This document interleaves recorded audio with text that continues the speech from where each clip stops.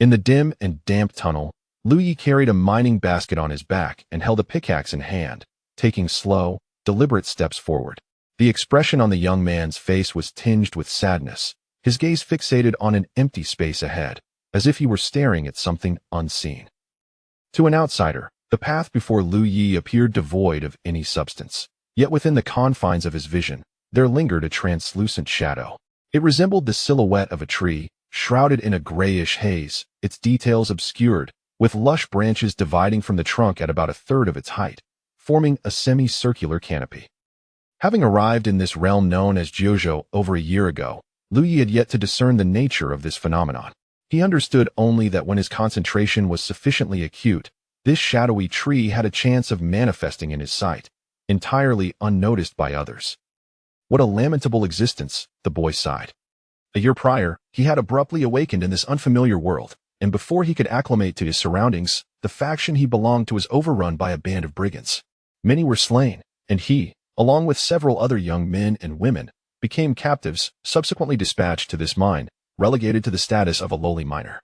It was only later, through fragmented conversations, that he learned his former faction was affiliated with the Haotian Alliance, specifically a minor sect called Xintian sect. Despite its grandiose name, it was merely a small, inconsequential sect. The assailants were from the Evil Moon Valley, a faction under the banner of the Wanmoling. The Haotian Alliance and Wanmoling represented the two major factions in this world, formed by an intricate web of numerous smaller powers, engaged in perpetual conflict, each seeking the total annihilation of the Apotheosis struggle that had persisted for centuries. To Lu Yi, this contention could be distilled into a simple narrative of order versus chaos, a confrontation in which he had inadvertently found himself ensnared.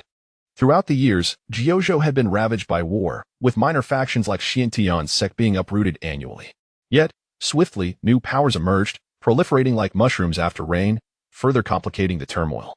Being a miner is just theta minor, Liu consoled himself, reminding himself that, in contrast to the slain, he was still alive.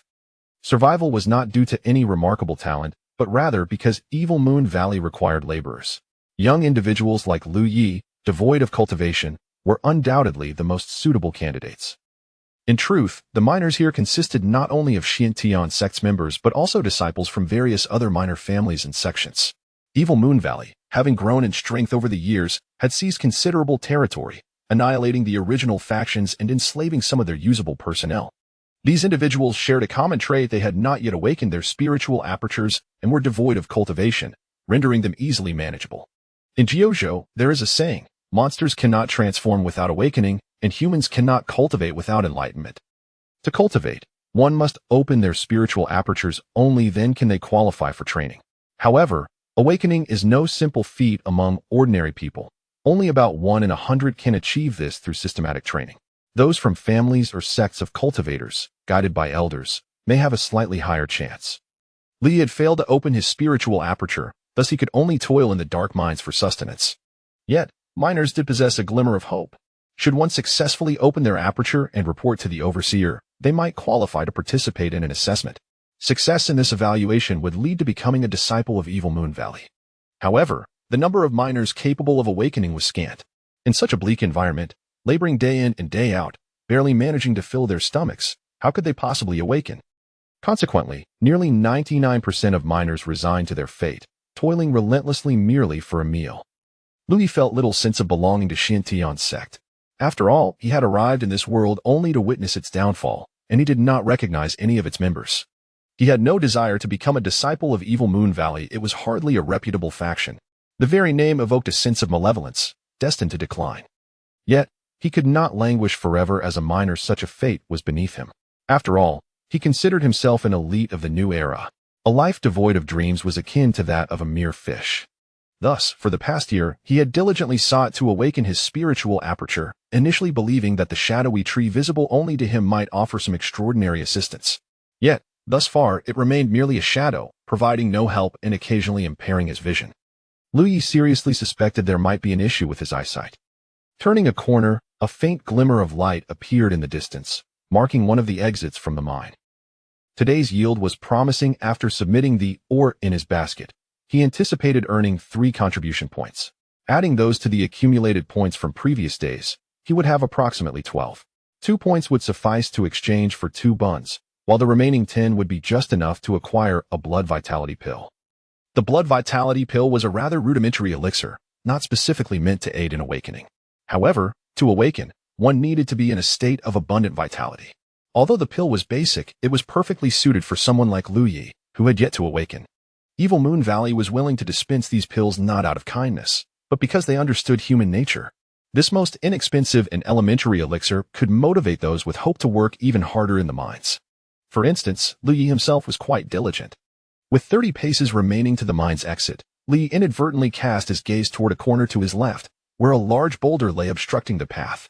He continued forward, undeterred, until he was about 10 paces away, at which point he set down the mining basket, tightened his grip on the pickaxe, and retrieved a moderately sized stone from the basket, weighing it in his hand.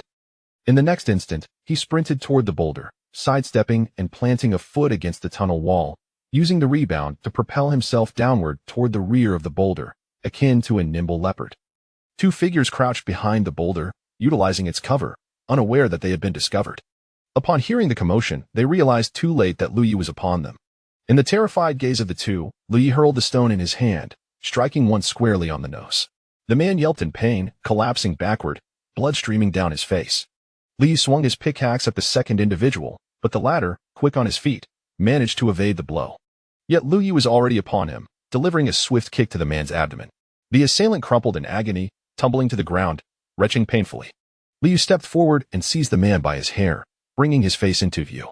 With a cold smile, he remarked, "I wondered who it was. Turns out it's you 2 brothers." He recognized these 2 as disciples of the Lu family, whose territory had been overtaken by Evil Moon Valley. Some young members of the Lu family had been sent here to serve as miners. Strictly speaking, Lu Yi and the Lu brothers were bound by shared fate. "Did I not warn you to keep your distance? If I see you again, I shall slay you," Lu Yi declared, casually picking up a stone from the ground and bringing it down hard. The blow was significant. Lu the younger emitted a grunt before falling unconscious.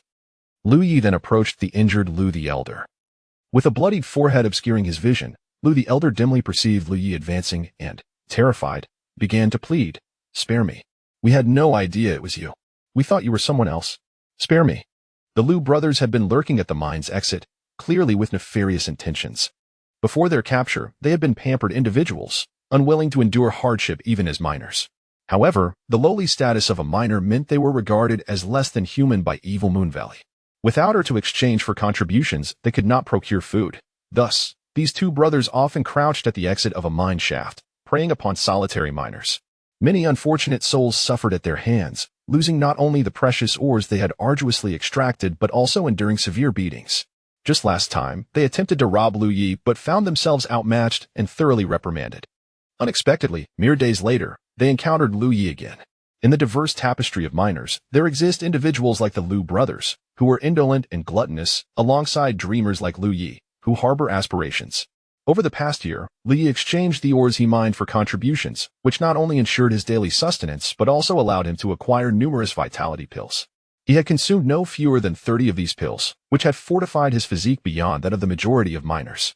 Though not particularly brawny, the latent strength within him surpassed that of an ordinary person. Dealing with 2 slothful miners posed little challenge for him. As Lu, the elder brother, pleaded for mercy, Li feigned ignorance, seizing his hair and raising a stone to strike him with great force. Throughout his year-long ordeal as a miner, Li had witnessed countless tragedies and had long since grasped a fundamental truth. In this brutal world, mercy and compassion held no value. The miners themselves were far from harmonious. Those hailing from different factions were doomed to remain divided, frequently engaging in violent clashes over a single prized ore. Many miners had perished from starvation after being robbed. Lu fell to the ground with a thud. Having taken only a few steps, a figure suddenly rushed in through the exit, flustered and agitated. "Get away," the person hissed, swiping at Lu Yi with an open palm. In that moment, an icy shiver ran down Lu Yi's spine as he discerned a faint blue glow emanating from the assailant's palm. It was the radiance of spiritual energy. In other words, he was being confronted by a cultivator. Only those who had opened their spiritual channels were deemed worthy of the title cultivator. The power wielded by cultivators was extraordinary. Lu Yi had witnessed one from the Evil Moon Valley shatter a stone with a mere flick of his wrist. It was that astonishing display that had ignited within Lu Yi an unwavering determination to open his own spiritual channels and become a cultivator. He had privately assessed that even the least skilled cultivator from Evil Moon Valley could easily overpower 10 of them. Thus, upon realizing that he was facing a cultivator, Lu Yi understood that he was in grave peril. In a moment of critical danger, he abruptly halted his retreat and leaped backward with all his might. A sharp pain shot through his chest, accompanied by the cracking of bones, as Lu Yi was sent sprawling to the ground. The excruciating pain jolted him into clarity upon realizing he was still alive. He quickly rose to his feet. The cultivator, surprised, had not expected his casual strike to leave Lu Yi standing. Recognizing the miner in the dim light, he exclaimed, "Lu Yi?" At that moment, Lu Yi had already assumed a posture to flee, only to be taken aback by the familiar voice. "Manager Yang?" This cultivator, surnamed Yang, held a minor supervisory position at the mine, and Lu Yi frequently interacted with him, as he was the one who facilitated the exchange for the vitality pills. They had developed a certain level of familiarity over time. Manager Yang held Lu Yi in high regard, recognizing the rarity of a miner so diligent and resilient. However, admiration did not translate into preferential treatment as long as Lu Yi remained unawakened. A significant chasm existed between him and cultivators. Upon recognizing Lu Yi, Manager Yang felt relieved that his strike had not proven fatal. Lu Yi had exchanged numerous vitality pills with him over the past year, endowing him with a physique superior to that of most miners. Moreover, Manager Yang had not aimed to kill thus. It was unsurprising that Lu Yi survived. Yet, as Lu Yi stood across from Manager Yang, anxiety began to mount within him. Cultivators from Evil Moon Valley typically disregarded the fates of miners, aware that conflicts frequently erupted among them in the mines. Unless they intervened, they usually remained indifferent. Just as Lu Yi had left the Lu brothers bloodied and unconscious on the ground, Manager Yang had struck him, leading Lu Yi to believe he was being reprimanded. However, his instincts soon told him otherwise, for Manager Yang had entered the scene with an expression of urgency that did not suggest he was defending the Lu brothers. As Lu Yi pondered this, Manager Yang's face lit up with excitement, as if encountering Lu Yi here was fortuitous. He stepped forward, gripping Lu Yi's shoulder firmly. "Come with me." Chapter 2.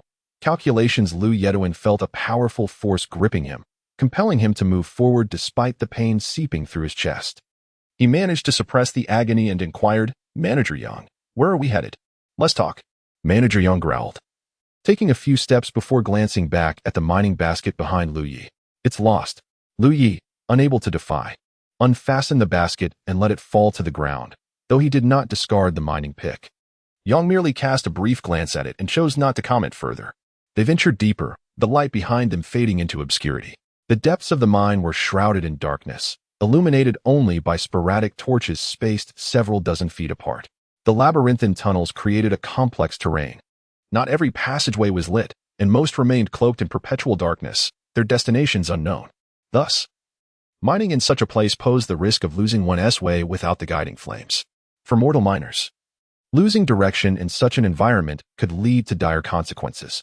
The miners referred to the well-lit paths as bright roads, while the obscured ones were deemed dark roads. It was not uncommon for torches to extinguish, transforming bright roads into dark ones, resulting in miners becoming disoriented and facing starvation, feeling a sense of impending danger. Liu mirrored Yang's tense demeanor. "Lu Yi, do you possess knowledge of any dark roads?" Manager Yang suddenly inquired. "Yes," Lu Yi affirmed with a nod, realizing it was futile to deny it in Yang's presence. In truth, he was not the only one aware of several dark roads. Many of the stronger miners in the mine were also privy to such paths. Although bright roads were safer, they had become scarce. While the perilous dark roads often yielded valuable resources, it was through these rich veins that Lu Yi managed to gather ample rewards daily. Without them, he would struggle to accumulate enough contributions to exchange for vital blood-replenishing pills. This was precisely why Yang had chosen to bring him along upon recognizing his potential. "Are we heading to those dark roads?" Li ventured, sensing Yang's sudden interest in the matter.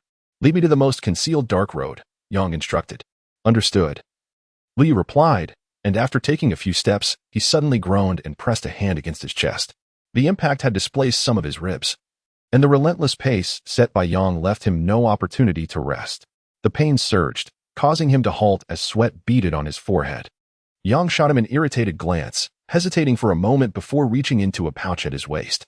He swiftly retrieved a round, bean-sized pill and handed it to Lu Yi. "Take this." Lu Yi accepted the pill, unable to identify its nature. Throughout the past year, he had only encountered blood-replenishing pills, and this one appeared distinctly different. However, given the current circumstances, Yang's intentions seemed beneficial, likely offering a remedy for his injuries. He placed the pill in his mouth and chewed, instantly regretting it as the bitterness overwhelmed him. What are you chewing for? Just swallow it. It's a healing pill. Yang snapped irritably. Indeed, it was a healing pill, and Lu Yi grimaced, expressing his gratitude. Thank you, Manager Yang. If you truly wish to thank me, then hurry up and move, Yang urged, giving him a push. Reluctantly, Lu Yi steeled himself and led the way. Despite the pill's dreadful taste, its effects were astonishingly rapid. Within moments, he felt a warm current surging in his abdomen, followed by a notable alleviation of the pain in his chest, replaced by a tingling sensation.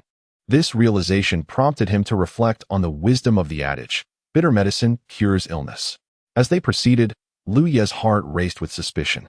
Approximately an hour later, they paused in front of a dark road.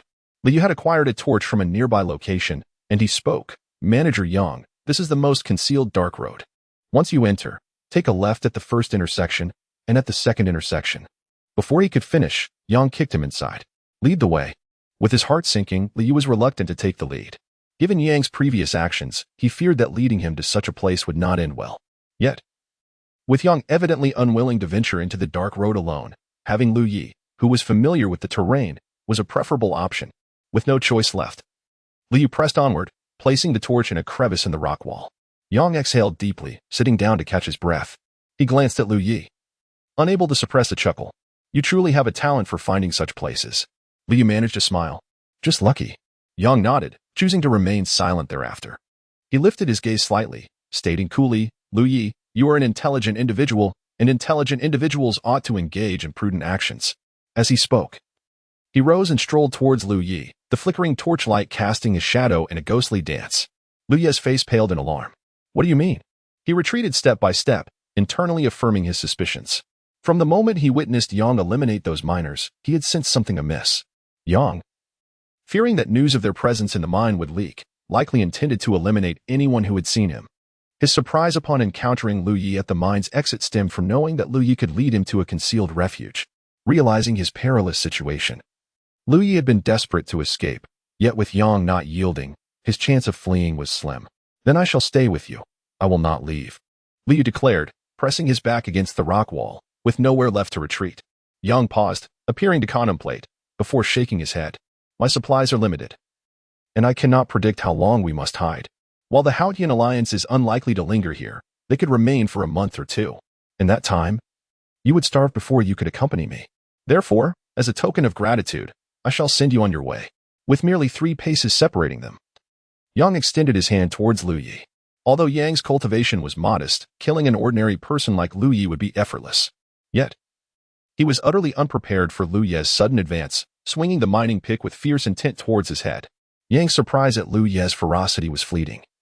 But what transpired next sent a chill down his spine. He suddenly realized that the spiritual energy within him felt constricted, as if an inexplicable force had shackled it, leaving him barely able to muster a fraction of his power.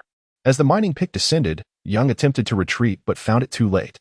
He could only lift his hand to shield himself. With a resounding crack, the pick struck Yang's arm, breaking it with a sickening crunch. He could not suppress a cry of agony as he staggered backward. With the first strike successful, Lu Yi felt a wave of relief wash over him. The rumors he had heard were indeed true, and there lay a path to survival. Pressing his advantage, he relentlessly pursued Yang, the mining pick swinging down with unyielding force, leaving Yang little room to retaliate. Although Yang was a practitioner of the evil Moon Valley, his cultivation was insufficient, relegating him to the role of a mere overseer of the mines. He had seldom engaged in physical confrontations, relying on his powers to dominate the miners. However, with his abilities severely hampered, he found himself nearly as vulnerable as an ordinary person when faced with Lu Yi's ruthlessness. As he evaded Lu Yi's relentless attacks, Yang's hand dove into the pouch at his waist, and in a swift motion, he revealed a glimmering weapon. Lu Yi recoiled in alarm, hastily raising his mining pick to block the impending strike. The cold light sliced through the front of the mining pick, which had been forged from fine iron, reducing it to half its original form. Lu Yi's gaze fixed on the sword that Manager Yang had inexplicably drawn from his waist pouch. With a fierce swing of the sword, Yang instilled a sense of intimidation that rendered Lu Yi hesitant to advance. The situation became a stalemate, with a mortal body and a cultivator facing each other deep within the mine. The former bore a stoic expression, while the latter appeared disheveled, agony twisting his features. Yuan magnetic field? Yang gritted his teeth and growled. In that brief moment, he comprehended the reason for his spiritual powers confinement. The area was rich in Yuan magnetic ore. This rare mineral held unparalleled value within this vein, proving immensely beneficial to certain cultivators. However, Yuan magnetic ore possessed a peculiar characteristic. It emitted an invisible force field that restricted the flow of spiritual energy within its vicinity. Once a cultivator found themselves within this field, their strength would undoubtedly diminish. Yang, limited in his cultivation, was enveloped by this Yuan magnetic field, rendering his spiritual energy nearly entirely suppressed, reducing him from an exalted cultivator to an ordinary mortal. Yet, it was evident that Lu Yi had long been aware of the extensive deposits of Yuan magnetic ore, choosing not to exploit them recklessly for contributions, instead extracting only a few pieces to avoid attracting covetous eyes. Truly a display of cunning. You conspired against me? Yang was on the brink of madness, finally realizing that Lu Yi had intentionally led him here. The mortal, who he had thought to be at his mercy, had revealed his fangs. Enraged beyond measure, Yang, with a broken arm and multiple injuries, found himself at a distinct disadvantage in this environment where he could not wield his power. Thus, he made a swift decision to flee. Upon witnessing this, Li felt an immediate sense of foreboding. His understanding of the Yuan magnetic field was superficial. He had only heard of its properties from the cultivators of Sheyue Valley when he first submitted Yuan magnetic Oregon, having witnessed Yang's brutal treatment of the mining slaves. He anticipated danger, which is why he had lured Yang to this location. Before he could confirm whether the Yuan magnetic field could restrain Yang's power, fortune favored him, as it indeed rendered Yang impotent. Yet, the range of the Yuan magnetic field was not infinite. Should Yang escape its confines, his life would be forfeit. Lu Ye's resolve hardened. He bent down to pick up a fist-sized stone and hurled it forcefully at Yang. In his frantic retreat, Yang did not foresee this treachery, and the stone struck him at the back of the head, causing him to stumble and fall. Before he could rise, the howling wind rushed into Yang's ears. As he hurriedly rolled over, he found Liu charging towards him, wielding the remaining half of the mining pick. There was no way to evade. In a moment between life and death, Yang shouted, "Let us die together." His sword lunged forward with fervor. The next instant, his skull was shattered by the mining pick. Lu Yi, still unconvinced, struck a few more blows, ensuring that the writhing figure before him was beyond salvation. A sharp pain radiated from his thigh, and he looked down to see his sword embedded in his leg. It was the very sword Yang had wielded. He had been stabbed without realizing it. Chapter 3. Enlightenment. Lu Yi did not rest for long. A sword was still embedded in his leg, the intense pain stimulating his nerves. The location of the injury was rather precarious. Had it struck a vital point, his fate would have been sealed. Thus, after a moment of catching his breath, he began to examine his wound, tearing away the fabric covering it to ascertain the extent of the damage. And his heart finally settled. Although the injury appeared severe, it was merely a flesh wound. He refrained from blindly extracting the sword, for doing so would inevitably lead to substantial blood loss, and if not handled properly, he could faint within moments. First, he tore his own clothing into long strips and tightly bound the upper part of his thigh. Then, he completely ripped the fabric at the injury site to expose the wound. His gaze then fell upon the waist of the deceased steward, where a palm-sized fabric pouch rested. Lu Yi recognized this object. Cultivators referred to it as a storage bag. Previously, the healing elixir the steward had administered to him, as well as the sword lodged in his leg, had been retrieved from this very pouch. Generally, a cultivator's storage bag contained all their possessions. Lu Yi dragged the steward's body closer and removed the storage bag from his waist, astounded by what he beheld. The small pouch seemed to possess a considerable interior space, capable of holding numerous items. Having spent over a year in the 9 provinces, Lu Yi, though not extensively versed in the ways of cultivation, had certainly heard much about its artifacts. Cultivators referred to such locks as prohibitions. The storage bag, appearing to be a mere cloth pouch, was actually crafted from an unknown beast's hide. Lu Yi silently prayed that this storage bag had not been sealed. He opened the pouch and extended his hand inside, his heart racing with anticipation. Soon, a smile spread across his face. The bag was indeed unlocked, and his hand brushed against several items within.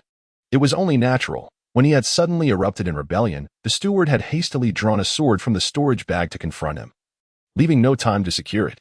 He had found salvation. With a heart now at ease, Liu eagerly began to extract the contents of the storage bag. He sought out chi blood pills and the healing elixirs previously given to him by the steward. Once he drew the sword, he would certainly lose blood. Having the chi blood pills to replenish his vitality would mitigate the danger, and the healing elixirs were undoubtedly beneficial for his current predicament.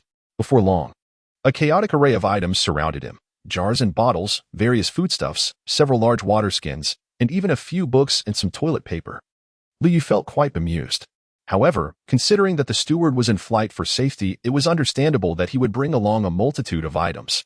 As he rummaged through the jars and bottles, he quickly located the chi blood pills and the healing elixir he needed. There were a substantial number of chi blood pills, totaling 10 bottles, each containing 20 to 30 pills, while the healing elixirs amounted to just 1 bottle, with 7 or 8 remaining. The steward had overseen the exchange of chi blood pills for the mine's laborers, so it was no surprise that he carried a significant supply. Liu was overjoyed. Previously, he had to accumulate 10 contribution points to exchange for a mere 30 pills over the course of a year. Now, having slain the steward, he had acquired 200 to 300 pills in one fell swoop. He felt as if he had struck gold. He extracted 1 chi blood pill, ready to swallow it. But upon further thought, he added 2 more and placed them in his mouth. It was not that he wished to consume more, but rather that taking too many at once would be ineffective. He then took a healing elixir and swallowed one. Next, he seized a large water skin, opened it, and took a few gulps before using the clear water to cleanse his wound. The cool sensation from the water coursed through his injury, providing a soothing relief even as it tugged at the pain, causing beads of sweat to form on Liu's forehead. Once the wound was cleaned, he set aside another healing elixir for later use. With everything done, he took a deep breath, grasped the sword's hilt, and yanked it out with a sudden motion.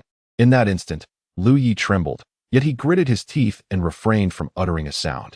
With no time to spare, he quickly grabbed the previously set-aside healing elixir, crushed it in his hand, and sprinkled the powder onto the wound. Although healing elixirs could be ingested, he was unsure of their effectiveness when applied externally. But he figured it was worth a try. He unwrapped the fabric bound around his thigh and bandaged the wound. After the flurry of activity, Liu was nearly drenched in sweat, collapsing onto the ground, too exhausted to move, and gradually drifting into unconsciousness. When he awoke again, time had elapsed beyond his reckoning. Struggling to rise, he leaned against the rocky wall and pressed his hand against the area surrounding his thigh wound. The pain was present, yet there was no sign of inflammation. This was a good sign. It appeared that the healing elixirs he had applied earlier were working. Having survived the most perilous moment, Liu finally felt a sense of relief. His stomach rumbled. He had gone nearly half a day without sustenance before encountering the steward.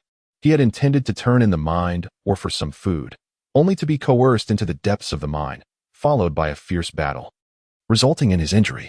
Fortunately, he had discovered plenty of food in the steward's storage bag, and he retrieved a piece of dried beast meat, consuming it alongside the clear water. As his hunger subsided, and with the area devoid of human presence and immediate danger, Liu's curiosity regarding the steward's belongings began to grow. As he ate, he started to inspect the various items he had extracted from the steward's storage bag. He recognized the chi blood pills and healing elixirs, but there were also several unfamiliar pills, the purpose of which he could not discern. Some of these pills emitted a pungent odor, clearly not of good quality. He set these aside and casually picked up a book. With the flickering firelight nearby, he opened it and was immediately captivated. It seemed the steward had a vibrant personality. The book was not only rich in content, but also adorned with illustrations. The artistry impeccable and vividly lifelike.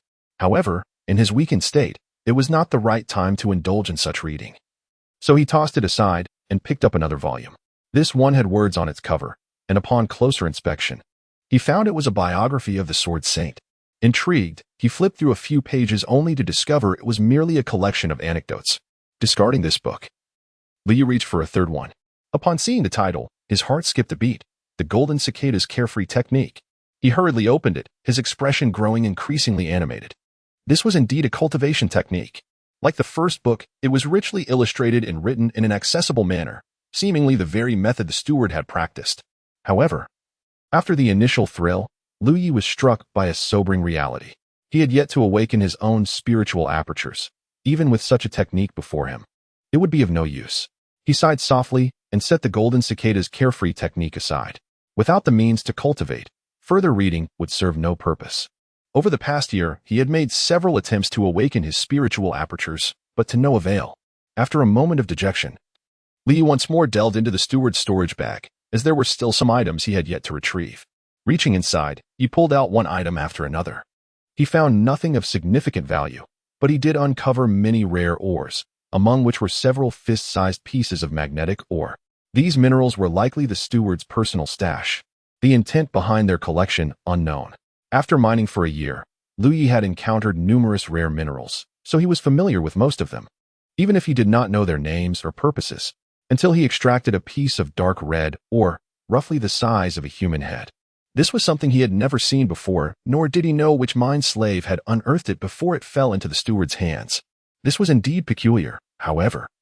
Rarity equated to value, and since Liu had never come across such an item, it was undoubtedly worth a fortune. As Liu was about to set down the mineral, his mind suddenly wandered, and before him appeared a vague shadow that transformed into the likeness of a tree. It was the shadow tree. Liu was astounded, for the emergence of the shadow tree required his utmost concentration, and it did not manifest every time. Sometimes it would appear, and at other times it would not. This time, however, the shadow tree had materialized on its own accord. Just as Liu was engulfed in confusion, numerous tendrils suddenly sprouted from the base of the shadow tree, burrowing into the dark red mineral in his hand. In the next instant, the mineral emitted a series of cracking sounds and fractured open. A burst of orange light flooded Liu's vision, startling him. For within the cracked stone, a flame had emerged. Instinctively, he attempted to fling the flame away, but it clung stubbornly to his hand, refusing to let go. Amidst the brief panic, Liu realized that the transformation of the dark red stone must be linked to the shadow tree. Even more peculiarly, he felt no sensation of burning. The orange flames rapidly diminished, as if being absorbed by an unseen force, and in mere moments, the flame vanished from Liu's sight.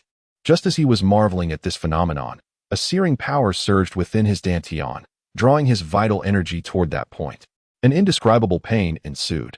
Liu felt as though a tremendous force was churning within his abdomen, threatening to tear him apart. He could not suppress a low groan, as his clothes became instantly drenched in sweat. Just when he thought he was on the brink of death, a faint sound emanated from his lower abdomen, and in that moment, he sensed something had shattered. The pain quickly dissipated, and to Liu's astonishment, the entire world around him underwent a wondrous transformation.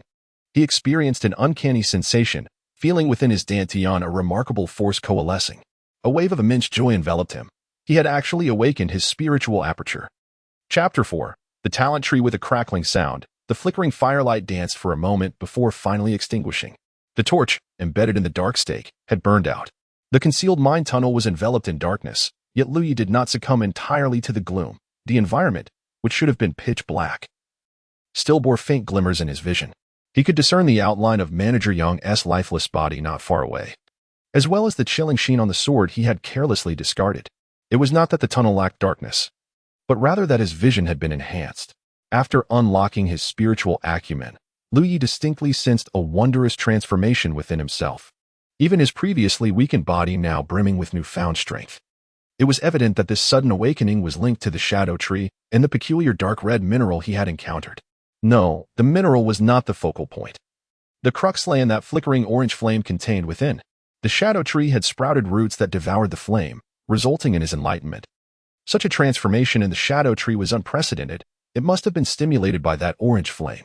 It appeared his earlier conjectures were indeed correct. The shadow tree could provide him with extraordinary assistance, only he had yet to discover the proper method.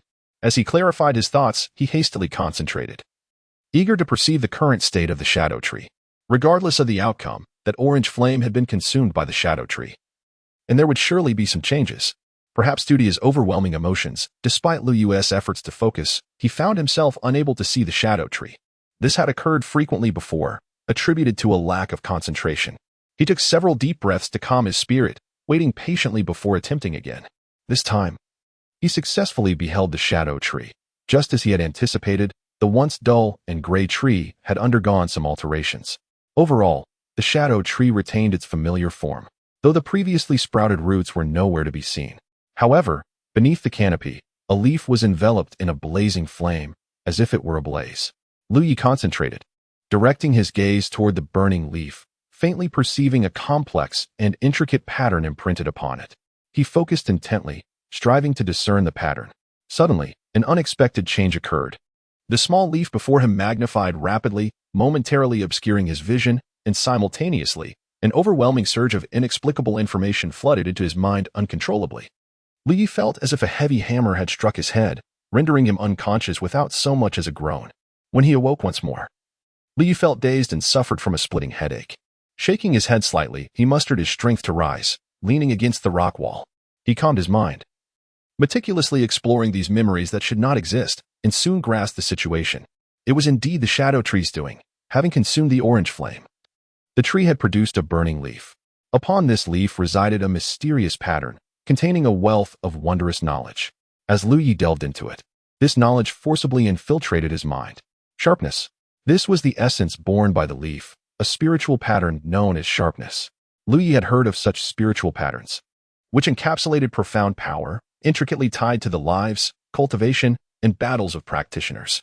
It seemed there were individuals who specialized in studying these patterns, referred to as spiritual pattern masters. However, such individuals were typically rare, as the study of spiritual patterns was no easy feat, having come to this understanding. Lu Yi sought to harness the spiritual energy within his acumen.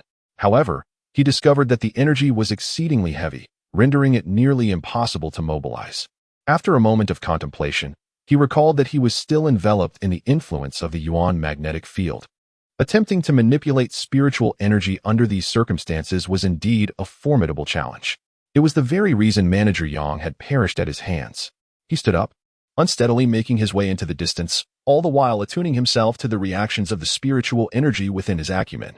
He continued until he could finally manipulate the energy, realizing he had stepped beyond the reach of the Yuan magnetic field. The previously heavy spiritual energy became extraordinarily animated, coursing through his body under Lu Ye's guidance, radiating warmth wherever it flowed. Never having experienced such a sensation before, he was greatly astonished.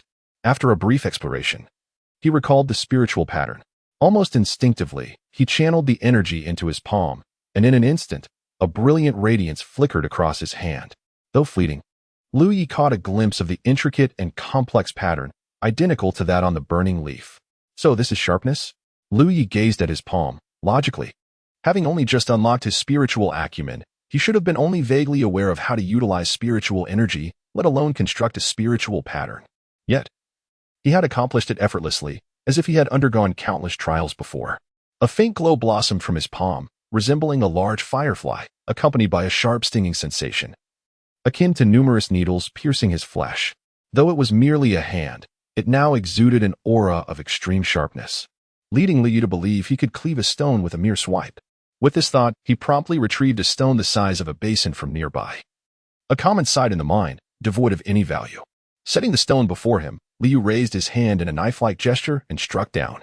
The stone cracked with a resounding noise, the cut remarkably clean.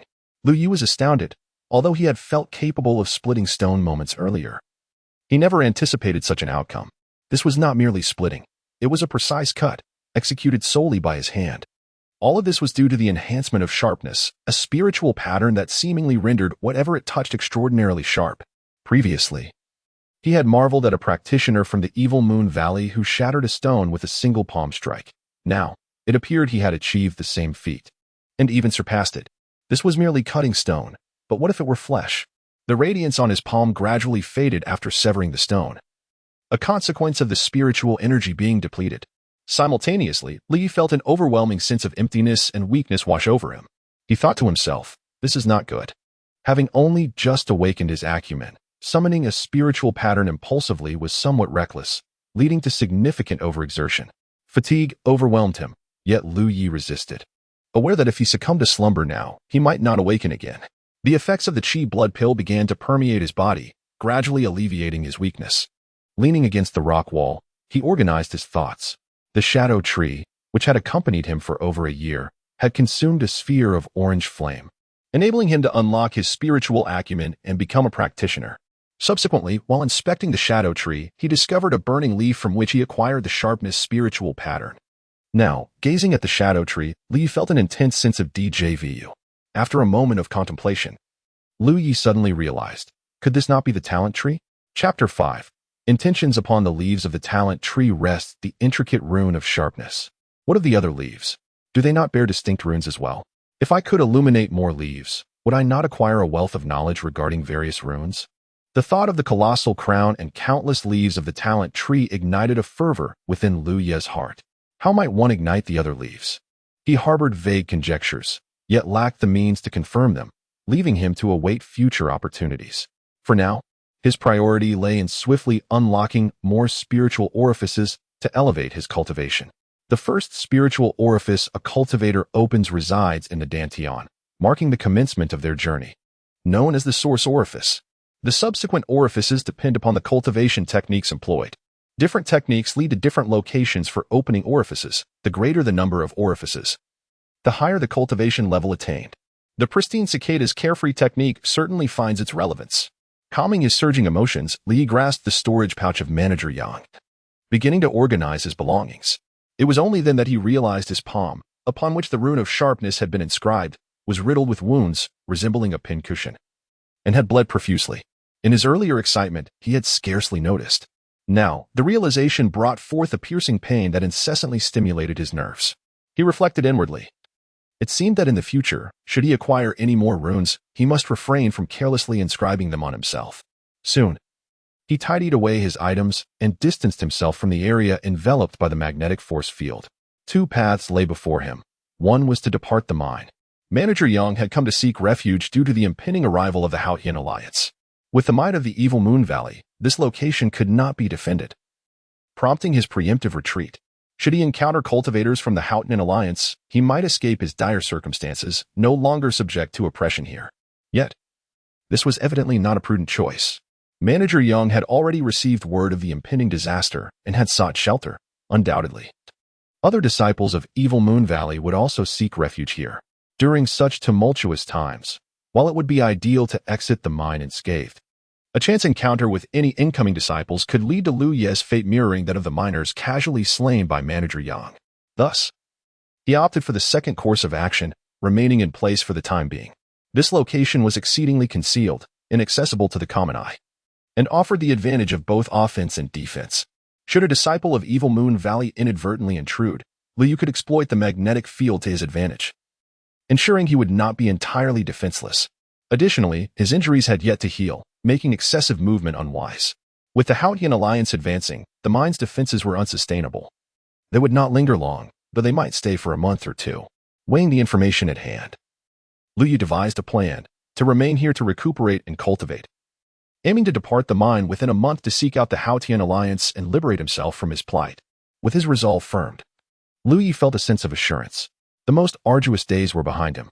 Now that he had successfully opened his spiritual orifice and possessed a talent tree by his side, brighter days awaited him. Thus, there was no need for haste. Finding a suitable spot, Liu retrieved a bedding from Manager Yang's storage pouch, spreading it out and sitting quietly upon it, taking out the pristine cicada's carefree technique to study meticulously. The mine was shrouded in darkness, yet with his newly opened orifice, Liu could perceive some semblance of clarity. He soon discovered an intriguing phenomenon. When he concentrated his spiritual energy in his eyes, his vision sharpened. Alas, having only opened the source orifice, his spiritual energy was limited, preventing him from maintaining this state for long. When hunger struck, he would eat. When fatigue overtook him, he would sleep. Aside from the poor surrounding conditions, he found little to complain about, particularly as he was immersed in the excitement of his initial breakthrough. In the darkness, he lost track of time, unaware of how many days had passed. After several days, his leg and hand injuries had nearly healed. After opening his spiritual orifice and becoming a cultivator, it seemed his physical constitution had significantly improved. In the past, a sword wound to his thigh would have required 10 or more days of recuperation before he could move.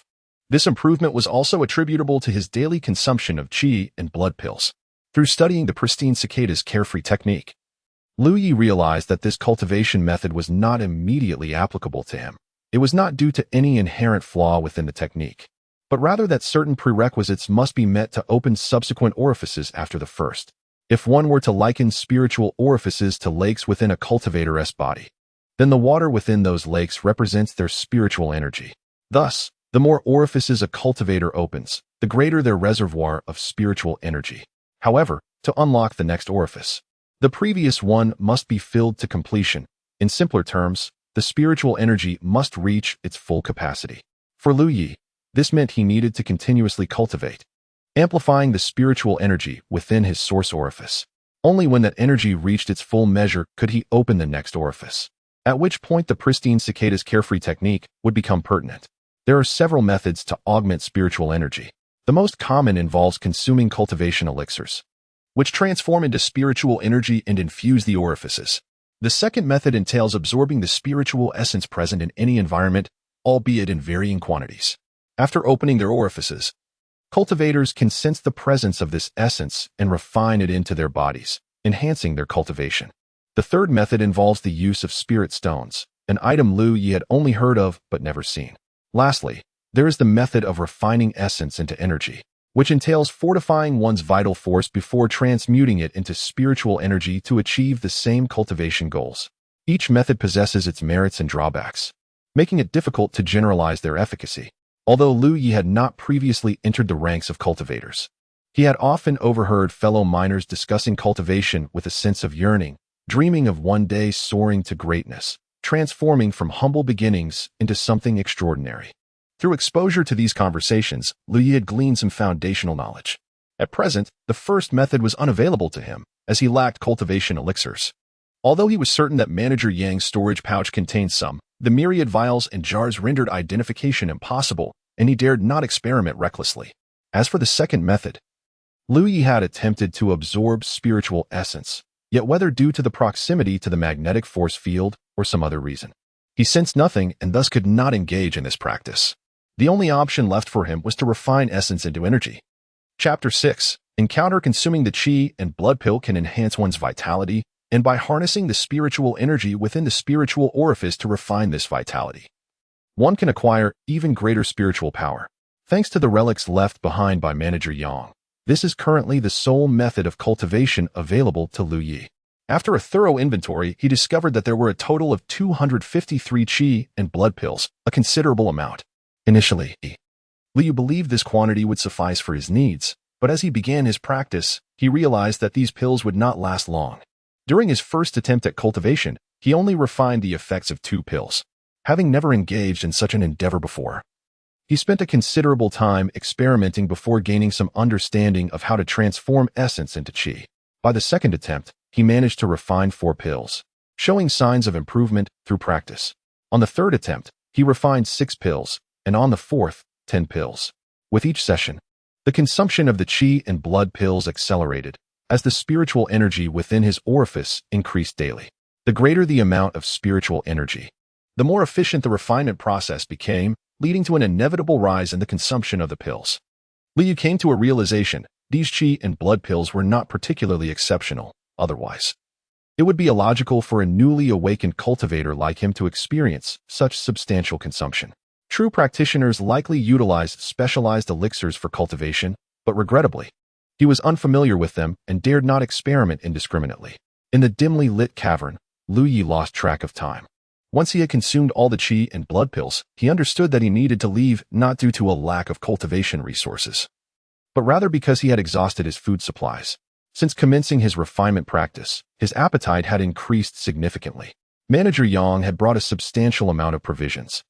If he rationed wisely, they would last him for 2 months. After all, he intended to remain in this place for an extended period and could not afford to be unprepared.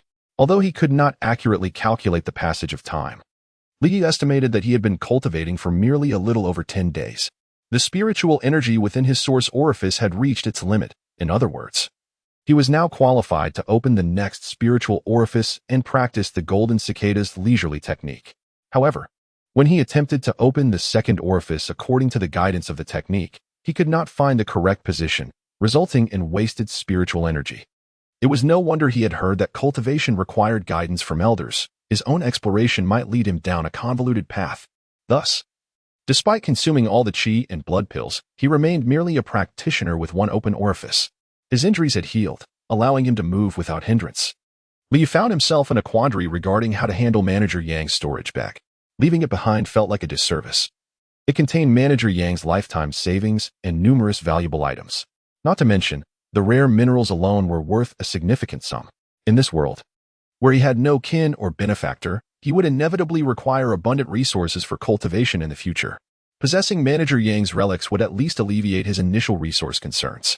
Yet, carrying it with him posed risks in a world rife with cultivation, where greed often led to violence. After much contemplation, Liu resolved to take the storage bag with him. Wealth often lies in perilous ventures. Should he miss this opportunity, he might never encounter such a windfall again. With the decision made, He could not overlook the precious source magnetic or in the cave. Grasping a pickaxe, Lu Yi toiled diligently. He had been mining for a year, mastering the craft, and with the aid of spiritual energy, his efficiency surpassed previous levels. Piece by piece, the source magnetic ore was extracted and deposited into the storage bag. Once he had cleared the mine of all the ore, he finally set the pickaxe down. If all went smoothly, he would no longer need such tools. He removed his clothing, securely stowed the storage bag close to his body, and bound it with a strip of cloth. This way, unless he was thoroughly searched, the existence of the storage bag would remain concealed. However, he took out Manager Yang's long sword in advance, knowing that the journey ahead might not be safe. Having a weapon would be prudent. With all preparations complete, Liu took a deep breath and followed his memory toward the exit. He tread cautiously, wary of any potential encounters with the practitioners from the Evil Moon Valley lurking in the shadows, and thus refrained from moving too quickly to avoid revealing his location. Yet, as fate would have it, just as he turned a corner and entered a mining tunnel, he suddenly froze. Not far ahead, a figure leaned against the tunnel's rocky wall. Breathing heavily, the faint scent of blood lingered in the air. Lu Ye's heart raced. The ability to discern the figure's features in such darkness indicated that this individual was indeed a practitioner, and without a doubt, a member of the Evil Moon Valley. It was no surprise that Manager Yang had thought to seek refuge in the mine. Other practitioners from the Evil Moon Valley would have had the same idea, and now, countless members of the Evil Moon Valley likely lay hidden within this vein.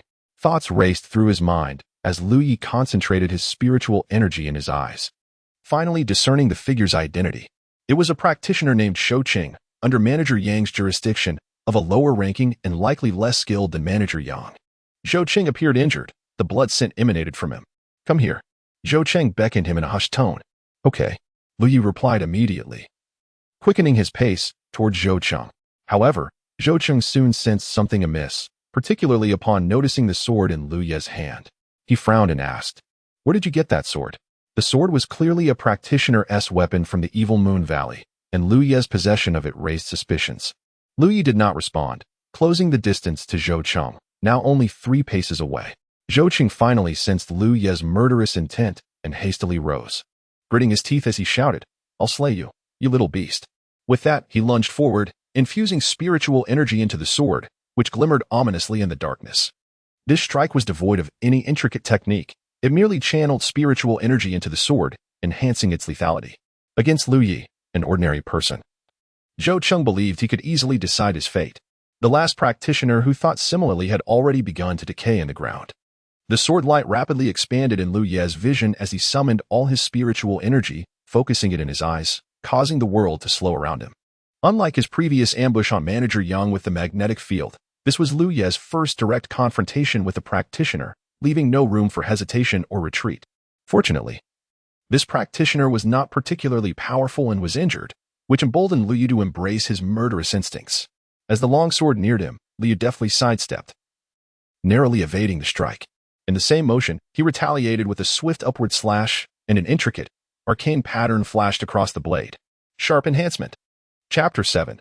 Liberation from suffering. Lu Yi was uncertain of Shou Qing's cultivation level, but it was evident that he far surpassed him. In moments of idleness, he had previously experimented. The sharp spirit pattern could not only be imbued into his palm, but also effectively applied to weapons. The brilliance that erupted in that instant left Shou Qing momentarily dazed, as he realized he was unaware of when Lu Yi had ascended to the realm of a cultivator. As their swords clashed, a crisp sound resonated, and Shou Qing was astonished to discover that his long sword had been severed in two. This shocking turn of events struck him with fear. Losing his weapon in battle was undoubtedly a tremendous blow. Just as Shou Qing was still in shock, Lu Yi delivered a second strike. After breaking Shou Qing's accompanying sword, he immediately swung his sword towards Shou Qing's neck. Lacking any sophisticated swordplay or intricate techniques, he could only rely on this most basic form of attack. Desperation engulfed Shou Qing. The distance between them was too close for retreat. He could only exert the remnants of his spiritual energy to shield himself. Logically, with his cultivation level, he should have been able to withstand an assault from a mere novice like Lu Yi, even with a weapon in hand. However, when the long sword descended, Shou Qing's protective aura failed to function as expected. The sword pierced through the barrier and struck his neck directly. The sickening sound of metal entering flesh echoed, and Lu Yi felt warm blood splatter across his face. "Damn it!" Shou Qing roared in fury, caught off guard by being injured by this miner. He raised his hand, and aimed a palm strike at Lu Yi. Sensing Zhou Cheng's pursuit behind him, Lu Yi quickened his pace. Gradually, he noticed the sounds of pursuit had faded, prompting him to halt. After waiting a moment longer, he turned back and, midway, spotted Zhou Cheng collapsed on the ground. Uncertain of his fate, Lu Yi picked up a few stones and hurled them at him, receiving no response. Summoning his courage, he approached Zhou Cheng's side and looked down to see a pool of blood soaking the ground, with the long sword embedded in his neck, lifeless. Although Lu Ye's second strike had not directly taken Zhou Cheng's life, it had rendered a grievous wound, severing much of his neck. Such a severe injury left no hope for Zhou Cheng's survival. The fierce battle culminated in Lu Ye's victory. He exhaled deeply, increasingly aware of the dangers lurking in this world. Advancing towards Zhou Cheng, he grasped the sword's hilt, preparing to extract it when he caught a glimpse of an anomaly from the corner of his eye. Raising his gaze, he felt a chill wash over him. Unbeknownst to him, another individual had appeared, and he had sensed nothing. The disparity in their cultivation was vast, for reasons unknown. Liu felt a foreboding thought. If this person wished to kill him, it would likely be a mere flick of a finger, rendering his sharp enhancement futile. Clenching his teeth to suppress the rising panic, he pulled the long sword free and positioned it defensively before him, his body trembling slightly from tension. The newcomer, sensing his hostility, couldn't help but chuckle. I felt the fluctuation of spiritual energy and came to investigate. There's no need to be so tense.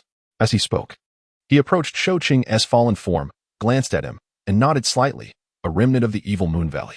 He then looked at Lu Yi. Which sect do you belong to? Standing merely 10 paces apart, Lu Yi could clearly see the newcomer's visage, a ruddy-faced, middle-aged man with a tall stature and a voice that was slightly deep and hoarse, yet imbued with an inexplicable warmth. The Xianyan sect? The middle-aged man asked incredulously. The one that was destroyed a year ago? Indeed, Lu Yi affirmed.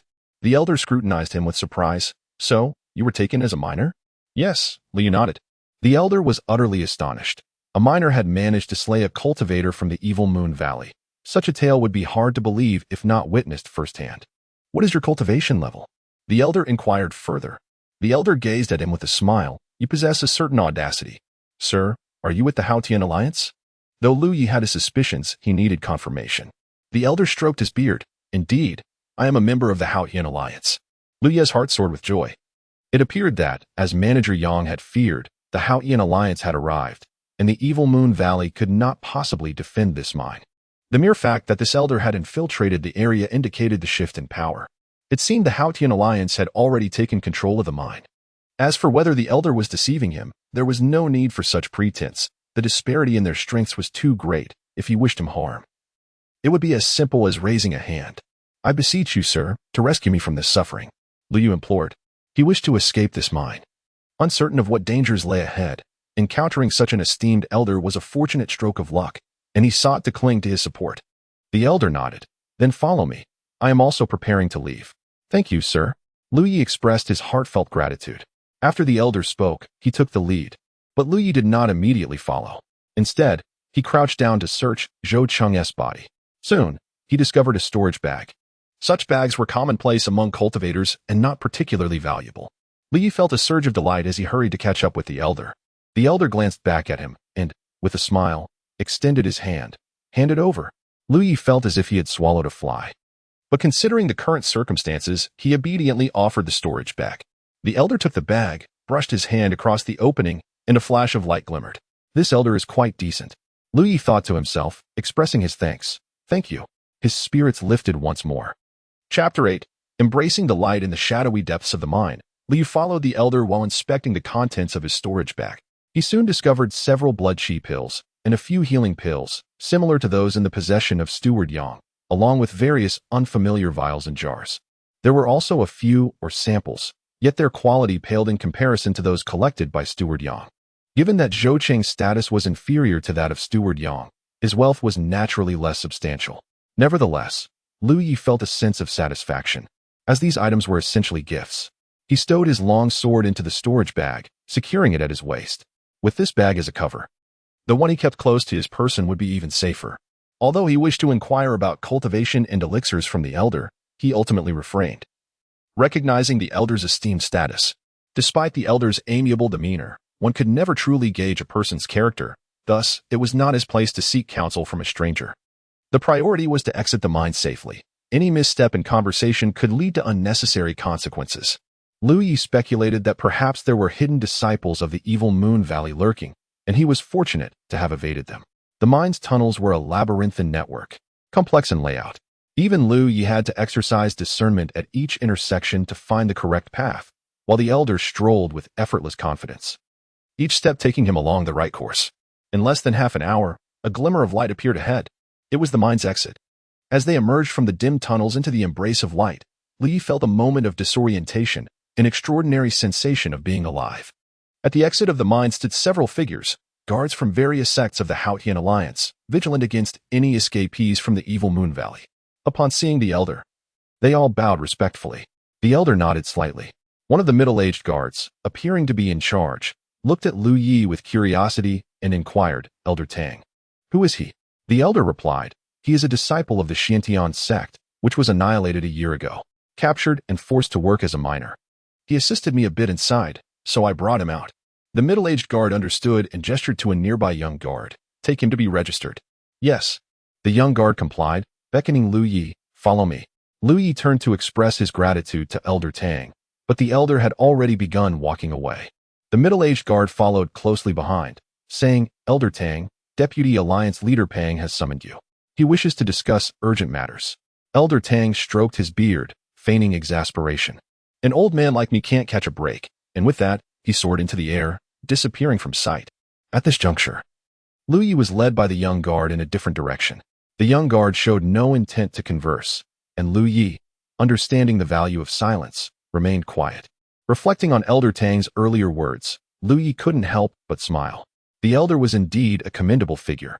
He had not truly aided the elder in the mine, but instead had benefited from his kindness. Yet, the elder had chosen to frame it otherwise, seemingly to alleviate Lu Ye's burdens. For someone of the elder's stature, a mere phrase could resolve many of Lu Ye's troubles, such as the storage bag at his waist. To Lu Yi, this bag was more of a liability. He had realized this when he retrieved it from Zhou Qing.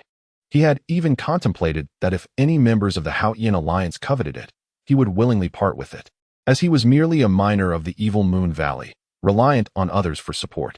One must give to gain.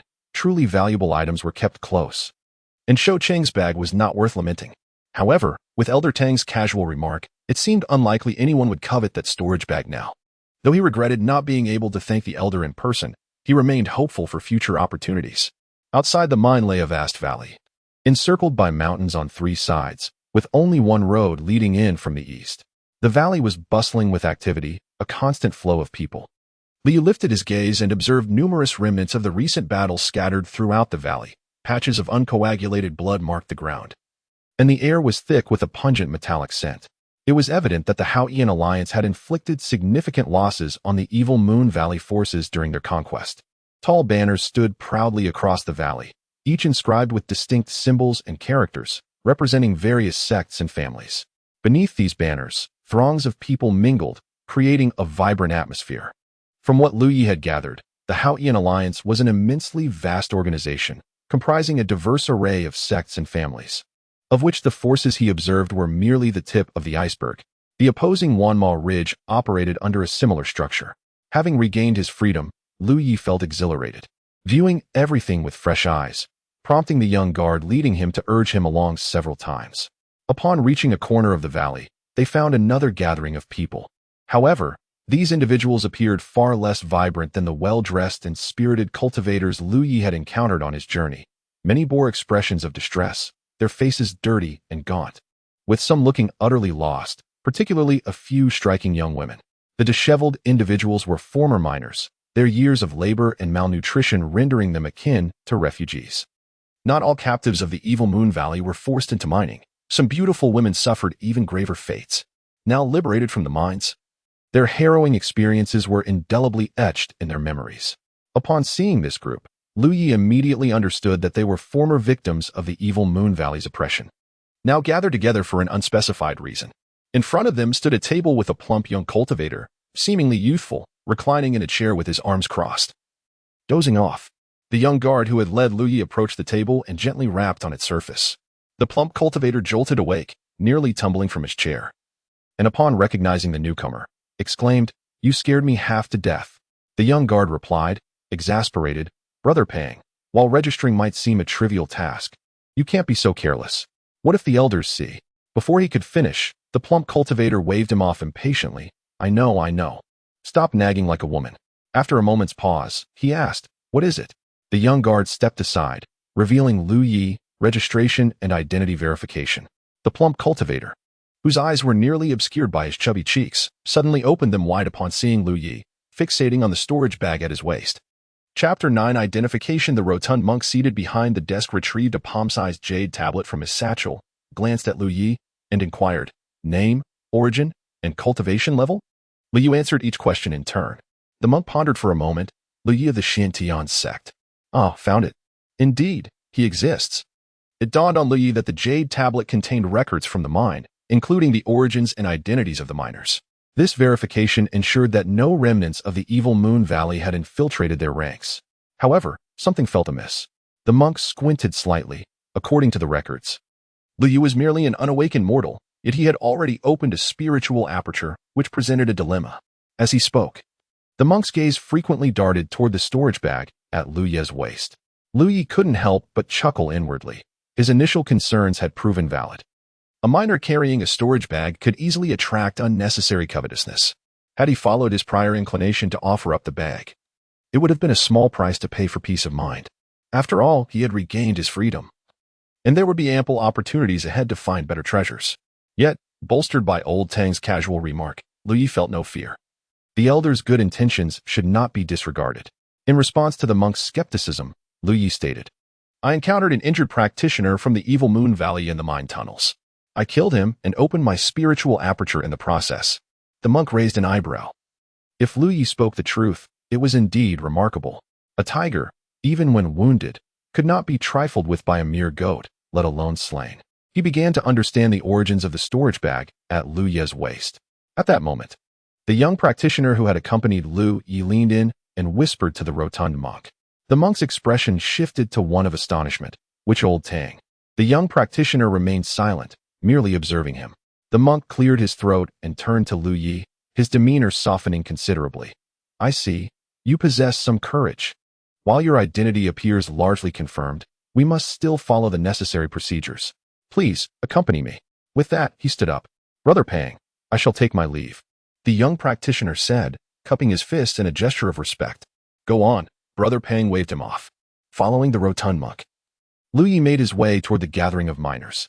Upon approaching, Brother Pang placed his hands on his hips, took a few deep breaths, and announced, Is there anyone from the Xiantian sect here? Step forward so I can see. No one responded. Lu Yi scanned the crowd but did not spot any familiar faces from the Xiantian sect. Given that the Xiantian sect was a small sect with few disciples, many had perished during the evil Moon Valley's assault a year prior, leaving only around 20 young survivors. Over the past year, more had likely fallen. Yet Lu Yi recalled that at least 3 or 5 should still be alive. The absence of their figures weighed heavily on his heart. Despite his lack of attachment to the Xiantian sect, being its sole survivor intensified his awareness of the world's cruelty. Brother Pang continued, Does anyone recognize him? Shared misfortune does not always breed solidarity. Rather, it often fosters division and exclusion. Amidst the crowd, Lu Yi spotted the Lu brothers, who, against all odds, had survived. However, they showed no inclination to vouch for Lu Yi's identity, merely watching him with a smirk. Brother Pang cast a doubtful glance at Lu Yi, questioning whether he truly was Lu Yi of the Xiantian sect. As a miner, surely someone could confirm his identity. Many had been verified in this manner, through mutual identification. I know him. He is Lu Yi of the Xiantian sect. Just as Brother Pang's doubts festered, a feeble voice emerged. The crowd parted, revealing the speaker. Lu Yi was taken aback upon recognizing the woman. They had crossed paths only once, and it had been quite some time since they last met. The woman, though not dressed in vibrant attire, appeared relatively clean compared to the surrounding dusty miners. Brother Pang scrutinized the woman and asked sternly, Are you certain he is Lu Yi of the Xiantian sect? Think carefully before you speak. Lying before me will lead to dire consequences. The woman shrank back slightly, but resolutely replied, I can confirm it. Brother Pang nodded and waved Lu Yi over. Very well, your identity is cleared. Go over there and wait. Do not wander off. He then winked at Lu Yi, adding, There is an opportunity awaiting you tomorrow. Once he departed, the oppressive atmosphere lifted, revealing the miners' lingering fear of Brother Pang. Liu contemplated for a moment before approaching the speaking woman, saying, "Miss, I appreciate your courageous defense." She shook her head. "No need. You saved me. I didn't have the chance to thank you back then." She referred to an incident from 6 months prior when Liu had encountered her in the depths of the mine, where she had been pursued by another miner. Unable to stand idly by, he had intervened. Since that encounter, he had not seen her again. Liu smiled. "So we are even now?" The woman also smiled, her previously sullen expression brightening. "We are even. Allow me to reintroduce myself, Liu of the Xiantian sect." The woman performed a graceful bow, exuding the elegance of a refined lady. "I am Yu Xiaodai." Curious, Liu inquired, "Do you know why we have gathered here? What is this opportunity that the monk mentioned?" Yu Xiaodai tucked a strand of hair behind her ear and explained, "We are all individuals with clear backgrounds and verified identities, most of whom have yet to awaken our spiritual apertures. Even those who have are at a low cultivation level. The evil Moon Valley does not regard us as worthy and will not nurture us. However, among us, there are certainly some with potential for cultivation. The Haotian Alliance has taken control of this area and intends to make some arrangements. Those of us with potential will be taken in by their sections." So that is the opportunity the monk spoke of? Liu realized with clarity. Chapter 10. Serendipity. Brother Liu, have you perhaps unlocked your spiritual? Yu Xiaodai inquired. "What makes you say that?" Liu countered, not answering directly. Yu Xiaodai gestured towards the storage pouch at Liu's waist. Understanding dawned on Liu, and he nodded. "Indeed." He then queried, "And you?" Yu Xiaodai raised a hand, a faint radiance emanating from her palm. She had evidently also unlocked her spiritual, though Liu was uncertain of the extent. It was impolite to inquire, as they were not intimately acquainted. As fellow cultivators who had unlocked their spiritual, they found themselves with much to discuss. Despite the presence of nearly 1,000 individuals, only a handful had unlocked there, and their cultivation levels were exceedingly low. Those with substantial cultivation had long been absorbed into the ranks of the evil Moon Valley, and their current plight was readily apparent. Yu Xiaodai lowered her voice. "Tomorrow's opportunity is of paramount importance. Do not, under any circumstances, miss it. Should you possess any exceptional talents, display them to the fullest extent, for it concerns your very future." She seemed privy to certain information. Liu responded, "Understood." Finding himself amidst a throng of women, Liu felt out of place. After exchanging a few more words with Yu Xiaodai, he took his leave. With a multitude of enslaved individuals congregated in a limited space, Liu scanned his surroundings and made his way towards a secluded corner. There, the Liu brothers cowered behind the crowd, trembling. Upon spotting Liu approaching, their faces turned ashen.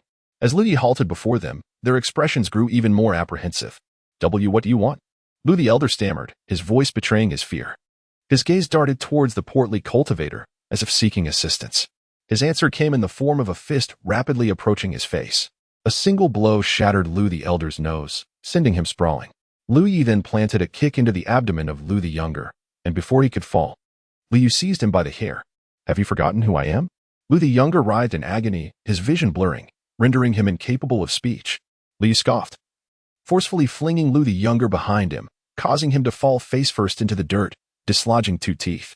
Occupying the Liu brothers' former spot, he sat cross-legged, closing his eyes to conserve his energy. His initial spiritual was brimming, yet he could not locate the position of his second, making further cultivation wasteful. As evening descended, members of the Righteous Alliance arrived to distribute sustenance and bedding. Each person received their allotment. Liu remained unsatisfied, but fortunately, Zhou Cheng's storage pouch contained provisions, which he retrieved and devoured. Nearby, others watched with envious eyes, yet none dared to approach. Since Liu had disciplined the Liu brothers, he had secured a sizable area for himself, sparing him much trouble. Having refined his essence and transformed it into qi, his appetite grew with each passing day. He savored the dried beast meat, relishing every bite. The night passed uneventfully. The following day, Liu, invigorated, awaited the so-called opportunity. After breakfast, a dozen or so cultivators in varied attire approached the assembly. The leader, a middle-aged man, stood before them, hands clasped behind his back. He surveyed the crowd and spoke with a gentle smile. "You young individuals hail from various sects and families, and have been abducted into servitude, enduring hardship. However, those days are over. The Righteous Alliance and its affiliated sects are seeking talented individuals. Those among you who have unlocked your spiritual or possess a talent for cultivation will have the opportunity to join our ranks. I urge you to seize this chance, for you may one day fight alongside us, vanquishing demons and eradicating evil." With a wave of his hand, the cultivators behind him stepped forward. The first extended his arm and declared, "Those of you here, follow me." A surge of spiritual power enveloped approximately 100 individuals. As they stepped forward, the cultivator led them aside. The second cultivator repeated the process. With nearly 1,000 enslaved individuals, the 10 cultivators were evenly occupied. Lu Yi, positioned at the rear, fell under the purview of the last cultivator. After a short distance, they arrived at a location where cultivators of similar garb maintained order, instructing them to form a line. Lu Yi, situated in the middle of the queue, observed similar scenarios among the groups that had been led away before him. He surmised that they were to undergo tests to identify those who had unlocked their spiritual and were suitable for cultivation. Based on the middle-aged cultivator's words, those who had unlocked their spiritual would likely have a significant advantage. As for those who had not unlocked their spiritual or lacked cultivation aptitude, they would likely be overlooked. Once the line was formed, the cultivator who had led them there retrieved a table from his storage pouch. He seated himself behind it and announced, "Let the testing begin." The first enslaved individual, at his direction, approached the table. The cultivator inquired, "Have you unlocked your spiritual?" The enslaved individual shook his head. "No, I have not." "Very well." The cultivator pushed forward a crystal ball he had retrieved earlier, instructing, "Place both hands upon it." The enslaved individual complied, but the crystal ball remained inert. The cultivator shook his head, "No aptitude for cultivation." Next, the enslaved individual appeared crestfallen and pleaded, "I was not prepared. Allow me to try again." Next, the cultivator waved his sleeve, and the protesting enslaved individual was swept aside, landing heavily on the ground. This scene caused unease among those still in line. As they realized that their fate hinged on the crystal ball, they braced themselves, determined to succeed. One by one, the enslaved individuals stepped forward. But none possessed any aptitude for cultivation. Finally, as the 13th individual placed his hands upon the crystal ball, it emitted a faint cyan glow. At last, one. The cultivator behind the table smiled, raising his eyes to the enslaved individual. "Name?" The enslaved individual, his face flushed with excitement, answered truthfully. The cultivator retrieved a jade tablet and infused it with his spiritual power. The individual's name appeared on one side of the tablet. Handing it to him, he instructed, "Keep this safe. It will be needed later. Now, proceed to the tent over there and have my third brother examine your innate talent." Yes, thank you, sir." Clutching the jade tablet as if it were the most precious treasure, the enslaved individual scurried towards a makeshift tent erected in the distance. Chapter 11. An introduction to recruitment in the cultivation realm. Upon witnessing the scene, Liu instantly comprehended that this assessment consisted of two stages. First, verifying one's qualifications for cultivation, and second, evaluating the level of one's innate talent. Qualifications and talent are distinct. The former determines whether an individual is eligible for cultivation, while the latter dictates the heights of achievement one may attain in the future. Theoretically, the greater the talent, the higher the potential achievements. However, the talent assessment conducted here is merely a rudimentary test due to certain constraints, thus not guaranteeing absolute accuracy. Yet it tends to be reasonably reliable. In terms of qualifications, Liu felt assured. He had already opened his spiritual aperture, confirming his eligibility for cultivation. As for his innate talent, that remained uncertain. He was yet to ascertain his level of talent until he underwent the subsequent evaluation in the tent ahead. The first individual with cultivation qualifications emerged, injecting a semblance of vitality into the previously silent queue, instilling a sense of accomplishment among the others. Yet, reality proved to be harsh. During the subsequent evaluations, over 10 individuals were eliminated before another qualified candidate appeared, replaying the earlier scene. The lengthy line gradually dwindled, with each individual transitioning from hope to despair. On the whole, among a group of over 10, there would invariably be one with cultivation qualifications. A ratio consistent with Liu Ye's understanding. "Have you opened your spiritual aperture?" asked the cultivator behind the desk uniformly. The candidate immediately raised his head, scrutinizing Li from top to bottom, and smiled broadly. "Excellent.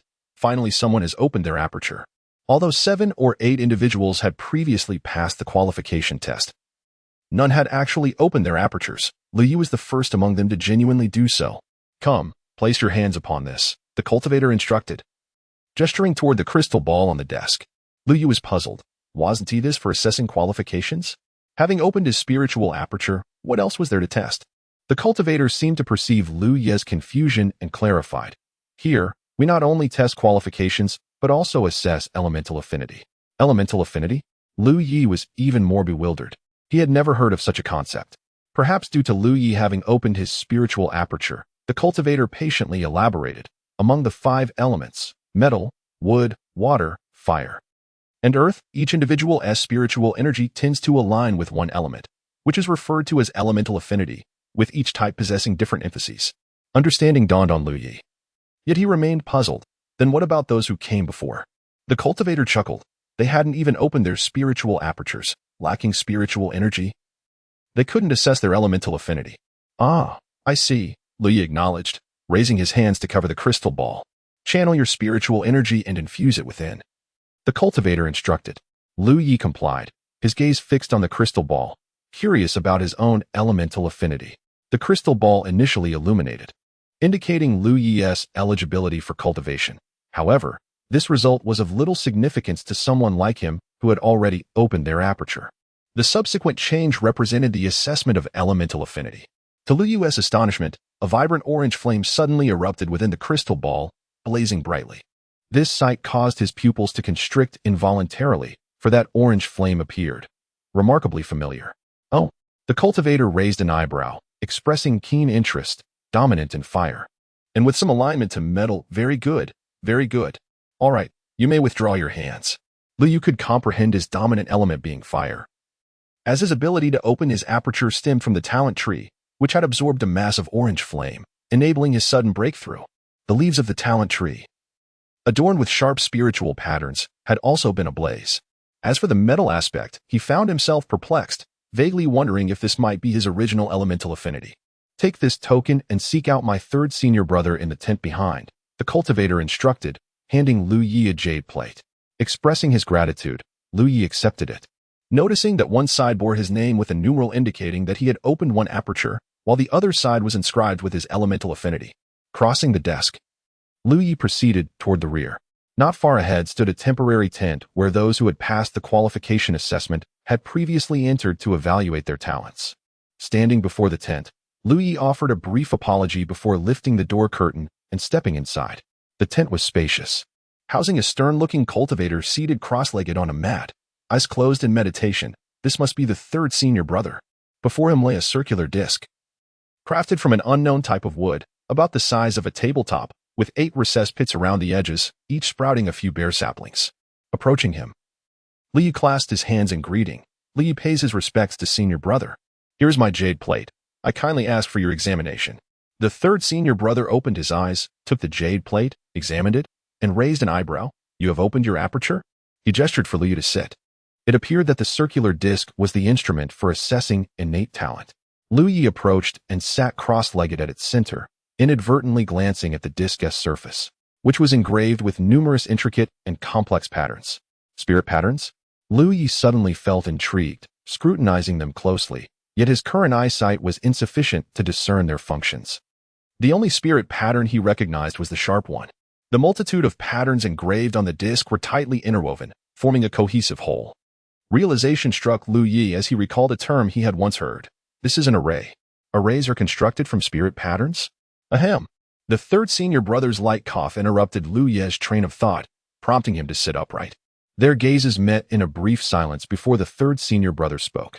Arching sect is located in the heart of the Bingzhou region, at the Zhangwan Mountain, comprising 300 spiritual peaks. In terms of overall strength, we rank among the top 5 in Bingzhou. The sect leader and the various vice leaders are all at the Divine Sea realm, and beneath the sect leader, there are over 100 cultivators at the True Lake realm.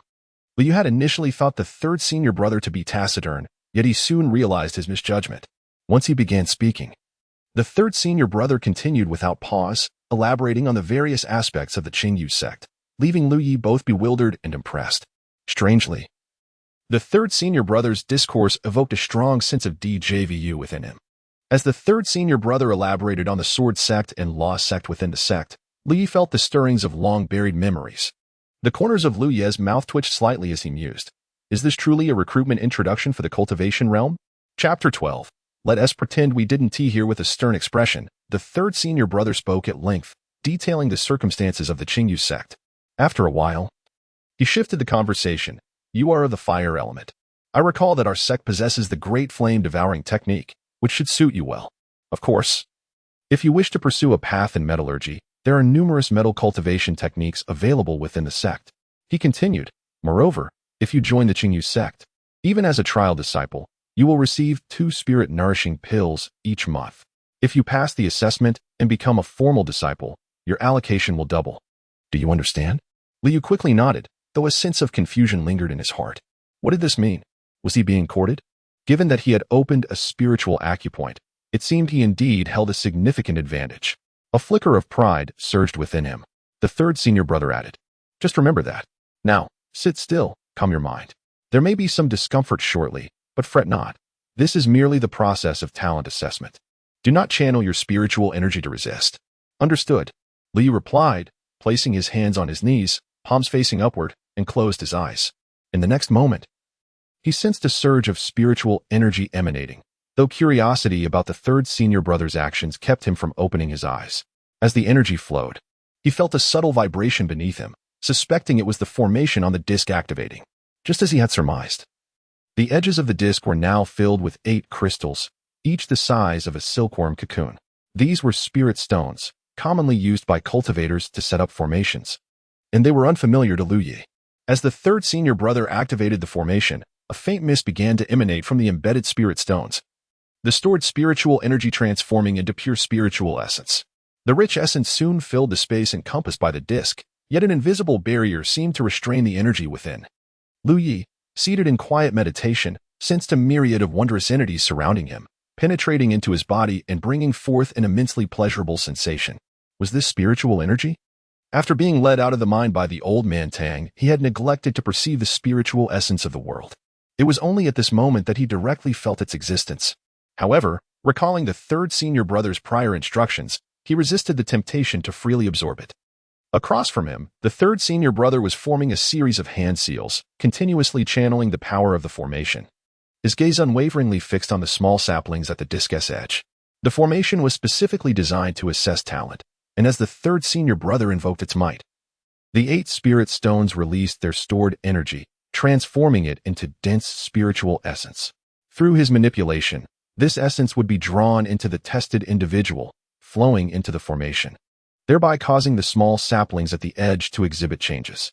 In essence, Liu Ye's body, seated on the disc, served as a conduit, allowing the spiritual essence to circulate through him and into the formation, prompting the saplings to manifest their inherent transformations.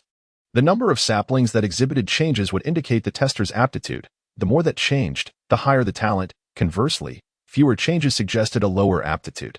Ultimately, this test sought to ascertain the smoothness of the spiritual essence's flow within the body. The smoother it flowed, the more suited one was for cultivation, indicating higher talent. After all, the very essence of cultivation lies in enhancing one's own spiritual energy. If the flow of that energy within oneself were not smooth, what was the point of cultivation? Beside the disc, the third senior brother continued his incantation, yet the 8 saplings remained still. A slight frown crossed his brow as he intensified the formation's power. Liu Yi immediately furrowed his brow, feeling a faint stinging sensation, as if countless foreign energies were forcefully penetrating his body, creating the sensation of being pricked by innumerable needles. As time passed, this pain intensified. Just as he felt he could no longer endure it, the pervasive stinging abruptly ceased, accompanied by the third senior brother's voice. It's done. Li swiftly opened his eyes and exhaled deeply, meeting the third senior brother's gaze, which bore an expression of complexity. An uneasy feeling surged within him. Dare I ask? Senior brother, how is my talent? Liu Yi inquired. The third senior brother remained silent, casting a glance at the disc before brushing his hand over Liu Ye's jade tablet and returning it to him. Upon receiving it, Li noticed that the back of the jade tablet, which bore his elemental symbol, now also featured the character 1. What does this mean? Liu pondered, eager to inquire further, but the third senior brother clearly preferred silence. He refrained from pursuing the matter, standing up from the disc and bowing respectfully. Thank you, senior brother. As he turned to leave, he noticed that one of the small saplings on the disc had sprouted a tender leaf. Did the character 1 signify a single sapling? He speculated quietly. Young friend, the third senior brother suddenly called out. As Liu reached the door, he turned around. What is your command, senior brother? The third senior brother replied, regarding what I just told you, consider it as if you did not hear it. Liu Yi, Stepping out of the tent, he took a few deep breaths, a profound sense of crisis flooding his mind. Although uncertain about the true extent of his talent, the third senior brother's words and demeanor suggested that something was amiss. It seemed his talent might be extraordinary. He needed to seek confirmation from someone. Lu Yi turned his gaze around and unexpectedly spotted a figure quietly standing in a corner, making his way over. As he approached, the figure noticed him and waved with a smile. Upon reaching her, Lu Yi greeted, "Miss you." Yu Xiaodai curtsied gracefully, "Big brother Lu." It was evident that her mood had improved significantly since yesterday. She had completed her assessment, and the results were favorable. As she accepted the jade tablet, she beamed. "Since Big brother Lu can open a spiritual acupoint, your talent must be commendable." However, as she spoke the last two words, she caught sight of the character one on the back of the jade tablet, her eyelids involuntarily twitching, her tone faltering. Seeing her reaction, Lu Yi immediately understood. It seemed his talent was truly somewhat wanting. "How did you fare, Miss Yu?" he asked. Yu Xiaodai replied, "It's similar to Big brother Lu's." Lu Yi waved his hand dismissively. "No need to comfort me. I have a general understanding. Is it true that the smaller the number, the lower the talent?" Yu Xiaodai bit her lip, wanting to console Lu Yi but unsure how to phrase it. Ultimately, she could only nod. "Yes." No wonder, Lu Yi mused. Recalling the third senior brother's final remark, cultivators were indeed quite pragmatic. Yu Xiaodai reassured him, "Big brother Lu, there is no need to be disheartened. The current test is not definitive, and the formation used is not advanced. Errors can occur." Lu Yi smiled, "Though I am unaware of the formation's intricacies. Having received the result means I must face it with equanimity." Yu Xiaodai gazed at him curiously. Does Big brother Lu truly believe it doesn't matter? Lu Yi's nonchalance appeared genuine. Most would feel disheartened by such results. He turned his gaze to a nearby group, smiling slightly, in comparison to those individuals. "I consider myself fortunate to have opened a spiritual acupoint." Following his gaze, she observed a large cluster of despondent individuals, all of whom lacked the aptitude for cultivation and had been eliminated. Among them were the Lu brothers. Chapter 13. What is the situation? By the way, how is your talent? Lu Yi turned to ask. Although he could tell from Yu Xiaodai's demeanor that her talent was likely commendable, he couldn't help but feel the urge to compare. He needed to ascertain just how inferior his own gift was to warrant such contrasting statements from the third senior brother. Yu Xiaodai instinctively shrank back at Lu Yu's question, not out of a desire to conceal anything, but rather to avoid discouraging him too much. Lu Yu teased, "You look down on me, don't you? Men tend to become more motivated when faced with setbacks." Yu Xiaodai sighed. "Are you truly interested in seeing it, brother Lu?" Lu Yu chuckled. "Well, the results are already out. It can't be that bad, right?" Yu Xiaodai pondered for a moment and replied, "You're right. Brother Lu is indeed a carefree individual." She looked at him with admiration.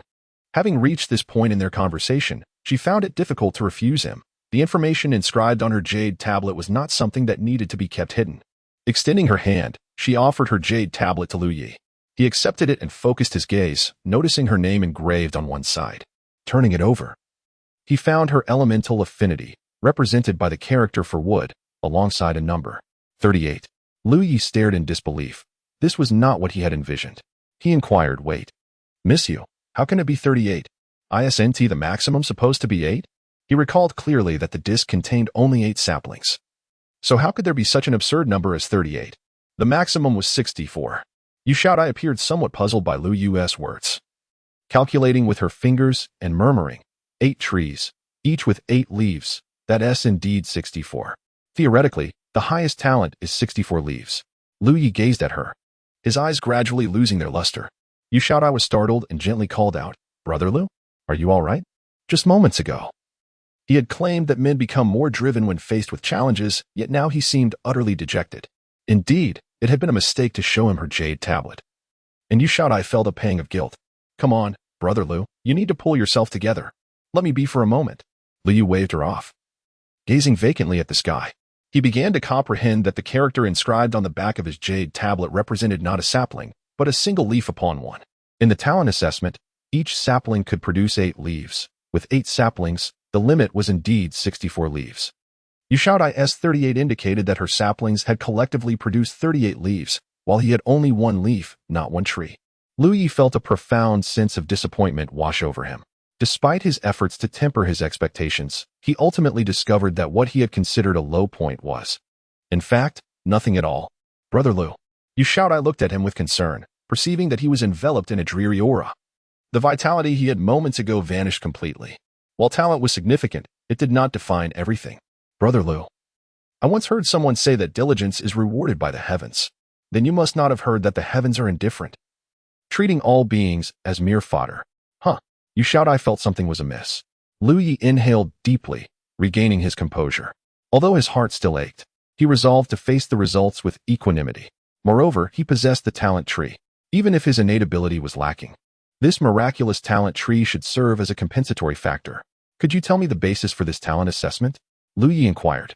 Though he had tested it briefly in the tent, he was unclear about the specifics, having kept his eyes shut throughout the process. Yu Xiaodai did not respond immediately, but regarded him with earnestness. Her eyes still reflected a hint of worry, to which Lu Yi replied with a reassuring smile. I truly am fine. Yu Xiaodai exhaled softly and began. Since you wish to know, I will share what I understand. She elaborated on the principles of the formation and the testing process in detail. Lu Yi grasped the concept. So, it is difficult for spiritual energy to be introduced into my body? Is that why my talent is low? He recalled the sensation during the test, where external spiritual energy attempted to penetrate his body but failed, causing him considerable pain. Precisely, Yu Xiaodai affirmed. Now I see. Lu Yi began to understand. But then doubt surfaced. But what does this signify? How can one's talent be determined solely from these superficial indicators? Miss Yu, do not misunderstand. I am not concerned about having low talent, merely curious about the reasoning. Seeing his earnest expression, Yu Xiaodai couldn't help but chuckle softly. Do you know what path cultivators take to become stronger, Brother Lu? Li replied, by consuming spiritual pills, absorbing spiritual energy, refining essence into qi, and utilizing spiritual stones.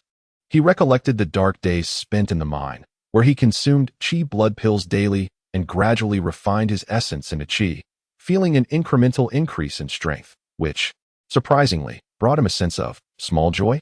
Sensing something was amiss, he asked, Miss Yu, how long did it take you to fill your first spiritual aperture after opening the first one?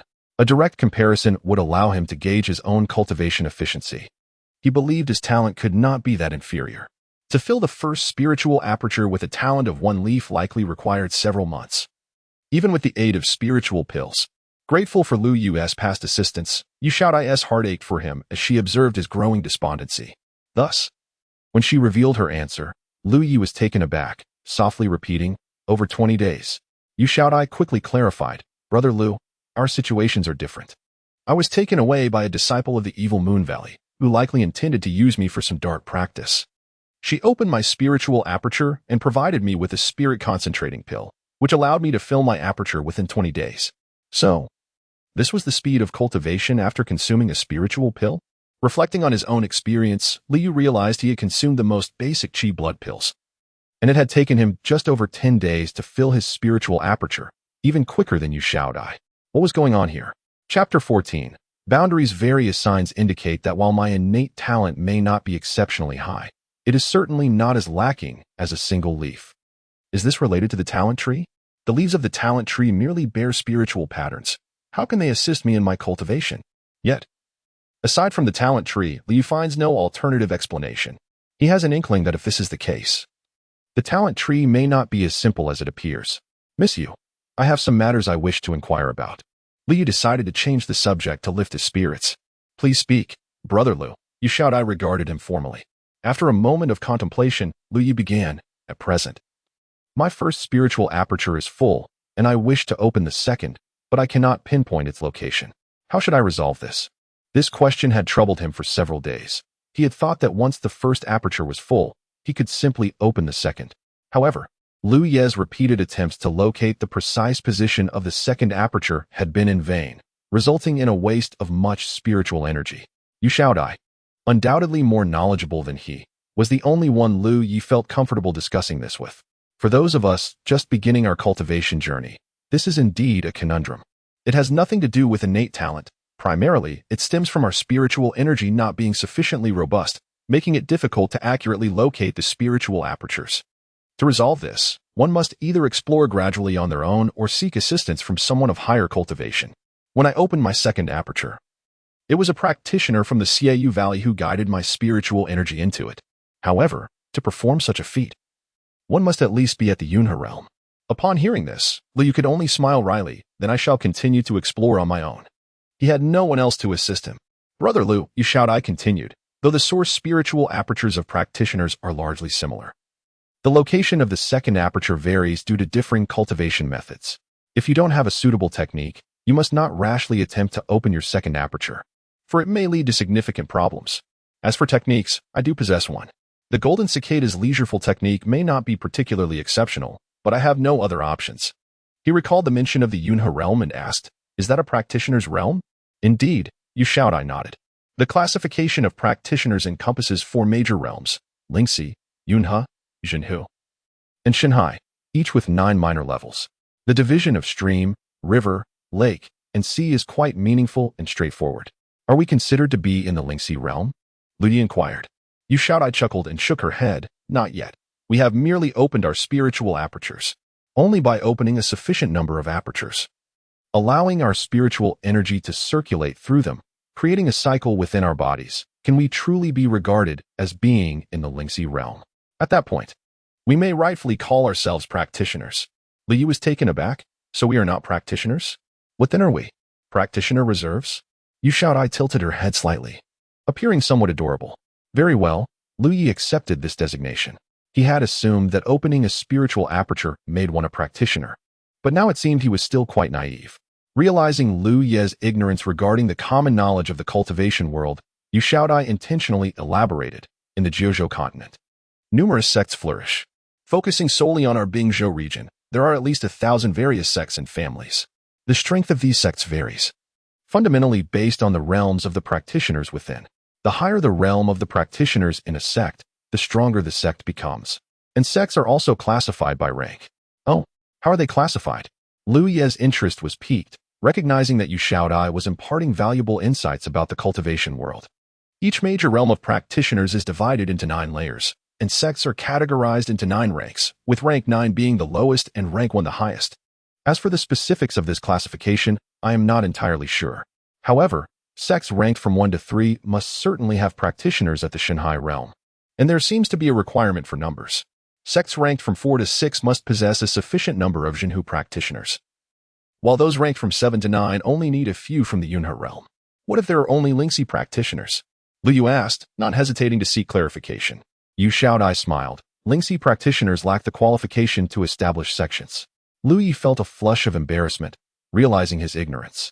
Yu Shaodai continued, in Bingzhou, there is a saying, 1 palace, 2 halls, 3 gates, for sects, referring to the 10 major rank 1 sects in Bingzhou. The palace refers to the Biyun Palace.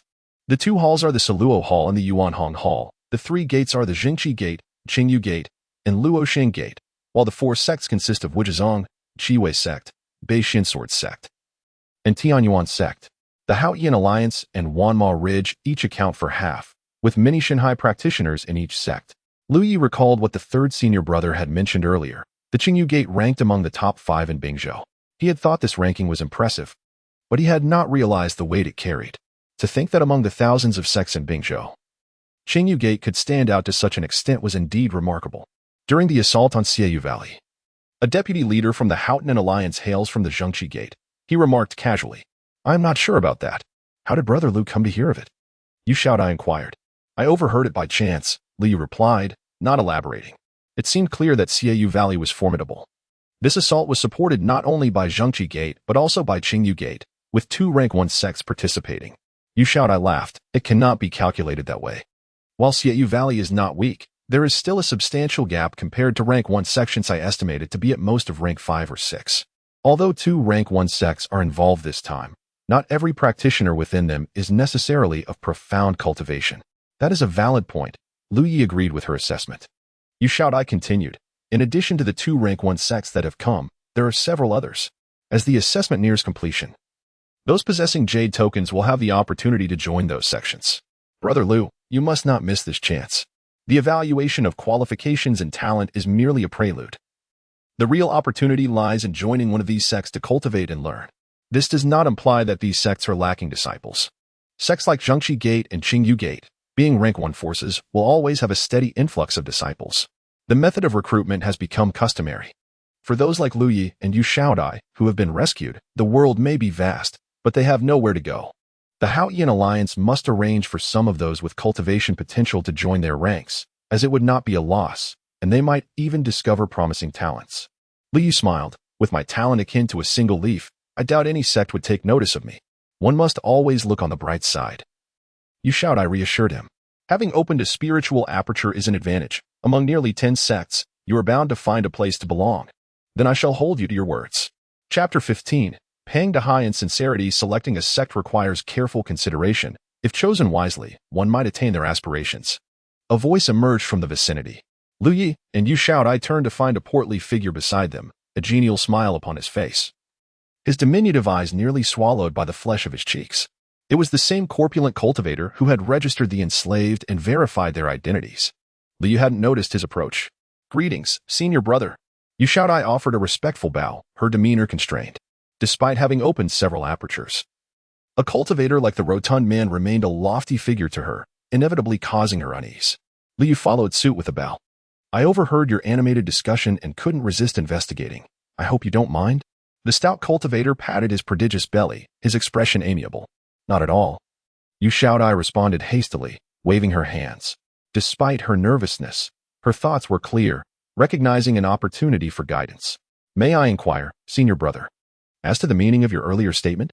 While her understanding of the cultivation world exceeded Liu Yi's, it was still limited compared to a proper Haotian League cultivator like the portly man. Liu Yi, sensing the fellow's gaze upon him and suspecting ulterior motives, maintained a courteous tone. I would be grateful for your instruction, senior brother, if you wish to know. The stout cultivator clapped Liu Yi on the shoulder in a familiar manner. It depends on whether you possess sufficient sincerity. Sincerity? Liu Yi arched a brow, recalling the man's earlier appraisal of the storage pouch at his waist. Could it be? Surely not. Could a high-ranking cultivator stoop to coveting the possessions of a mere nobody like himself? Yet, the man's implied meaning was unmistakable. After a moment's contemplation, Liu began to raise his hand towards his storage pouch, noticing the stout cultivator's eyes widening slightly and his grin broadening. He lowered his hand, and the man reverted to his previous state. Raising his hand again caused the man's eyes to open further.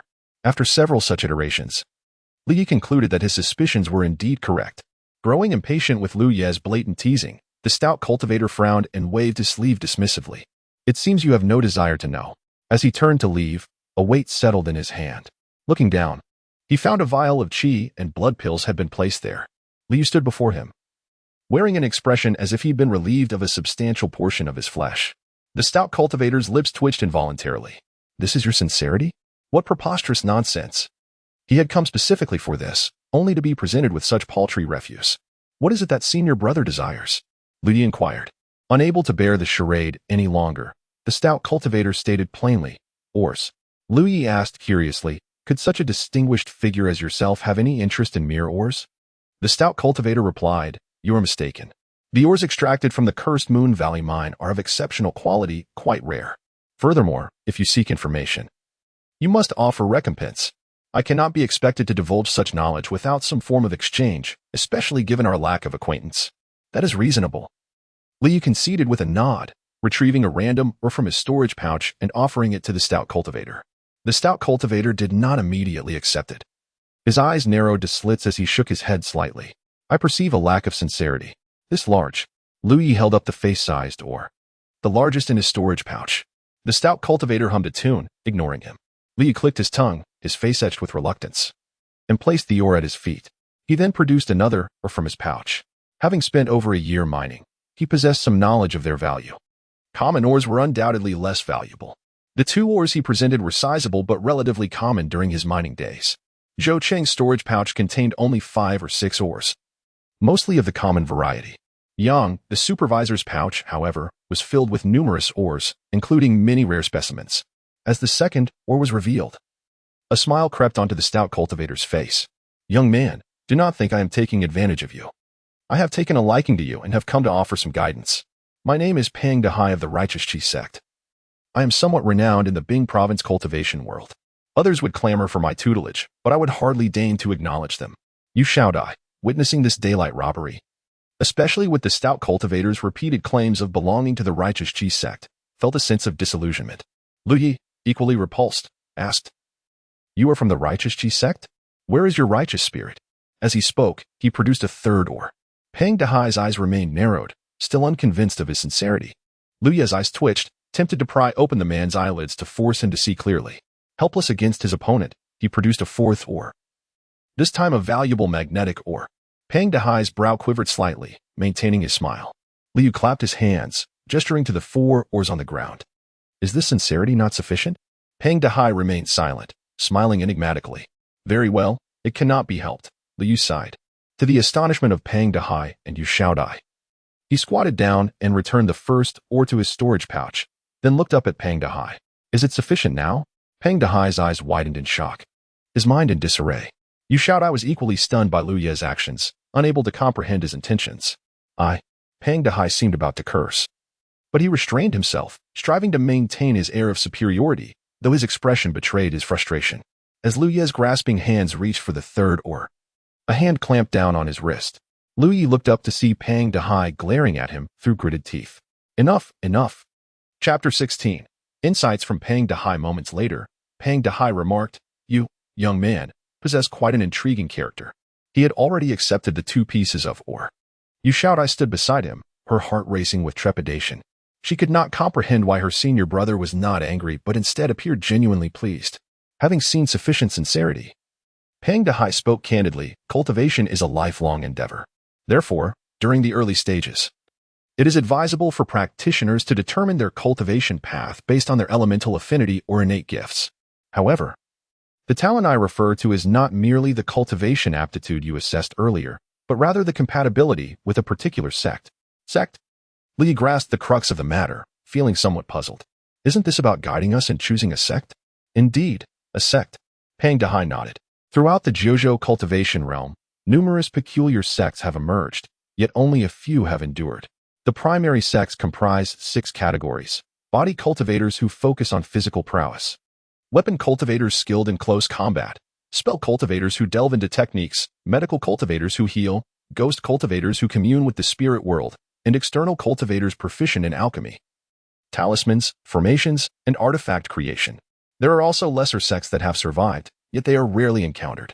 If you happen upon them in the future, you will naturally come to know them. It can be said that these 6 major sects encompass the vast majority of practitioners within the Jiuzhou cultivation realm and delineate their cultivation trajectories. Choosing the right path can lead to significant advancements in practice. For instance, someone endowed with innate strength and a robust physique would naturally gravitate towards body cultivation. Conversely, an individual with exceptional talent in spellcraft would pursue spell cultivation. Those averse to conflict might opt for alchemy and healing, each choice suited to their inclinations. Hence, determining one's sect is of paramount importance. Otherwise, someone aspiring to sword mastery who joins the 100 Flowers Valley would find themselves without guidance. Pang Dehai elaborated extensively, and both Lu Yi and Yu Xiaodai nodded in agreement, absorbing information that even Yu Xiaodai had never encountered before. From what you have said, different sects emphasize different affiliations. Lu Yi began to piece together his senior brother's intentions. Did I mention that? Pang Dehai inquired, somewhat surprised. You previously stated that the people of the 100 Flowers Valley do not teach swordsmanship. Pang Dehai paused before continuing. While each sect comprises multiple factions, there are always varying emphases. This is particularly evident in lower-tier sects, as they lack the resources and energy to nurture all factions equally. Take the Fan Moon Mountain, which primarily focuses on spell cultivation and alchemy, as an example. The elixirs produced by their alchemists are renowned throughout the Bingzhou region.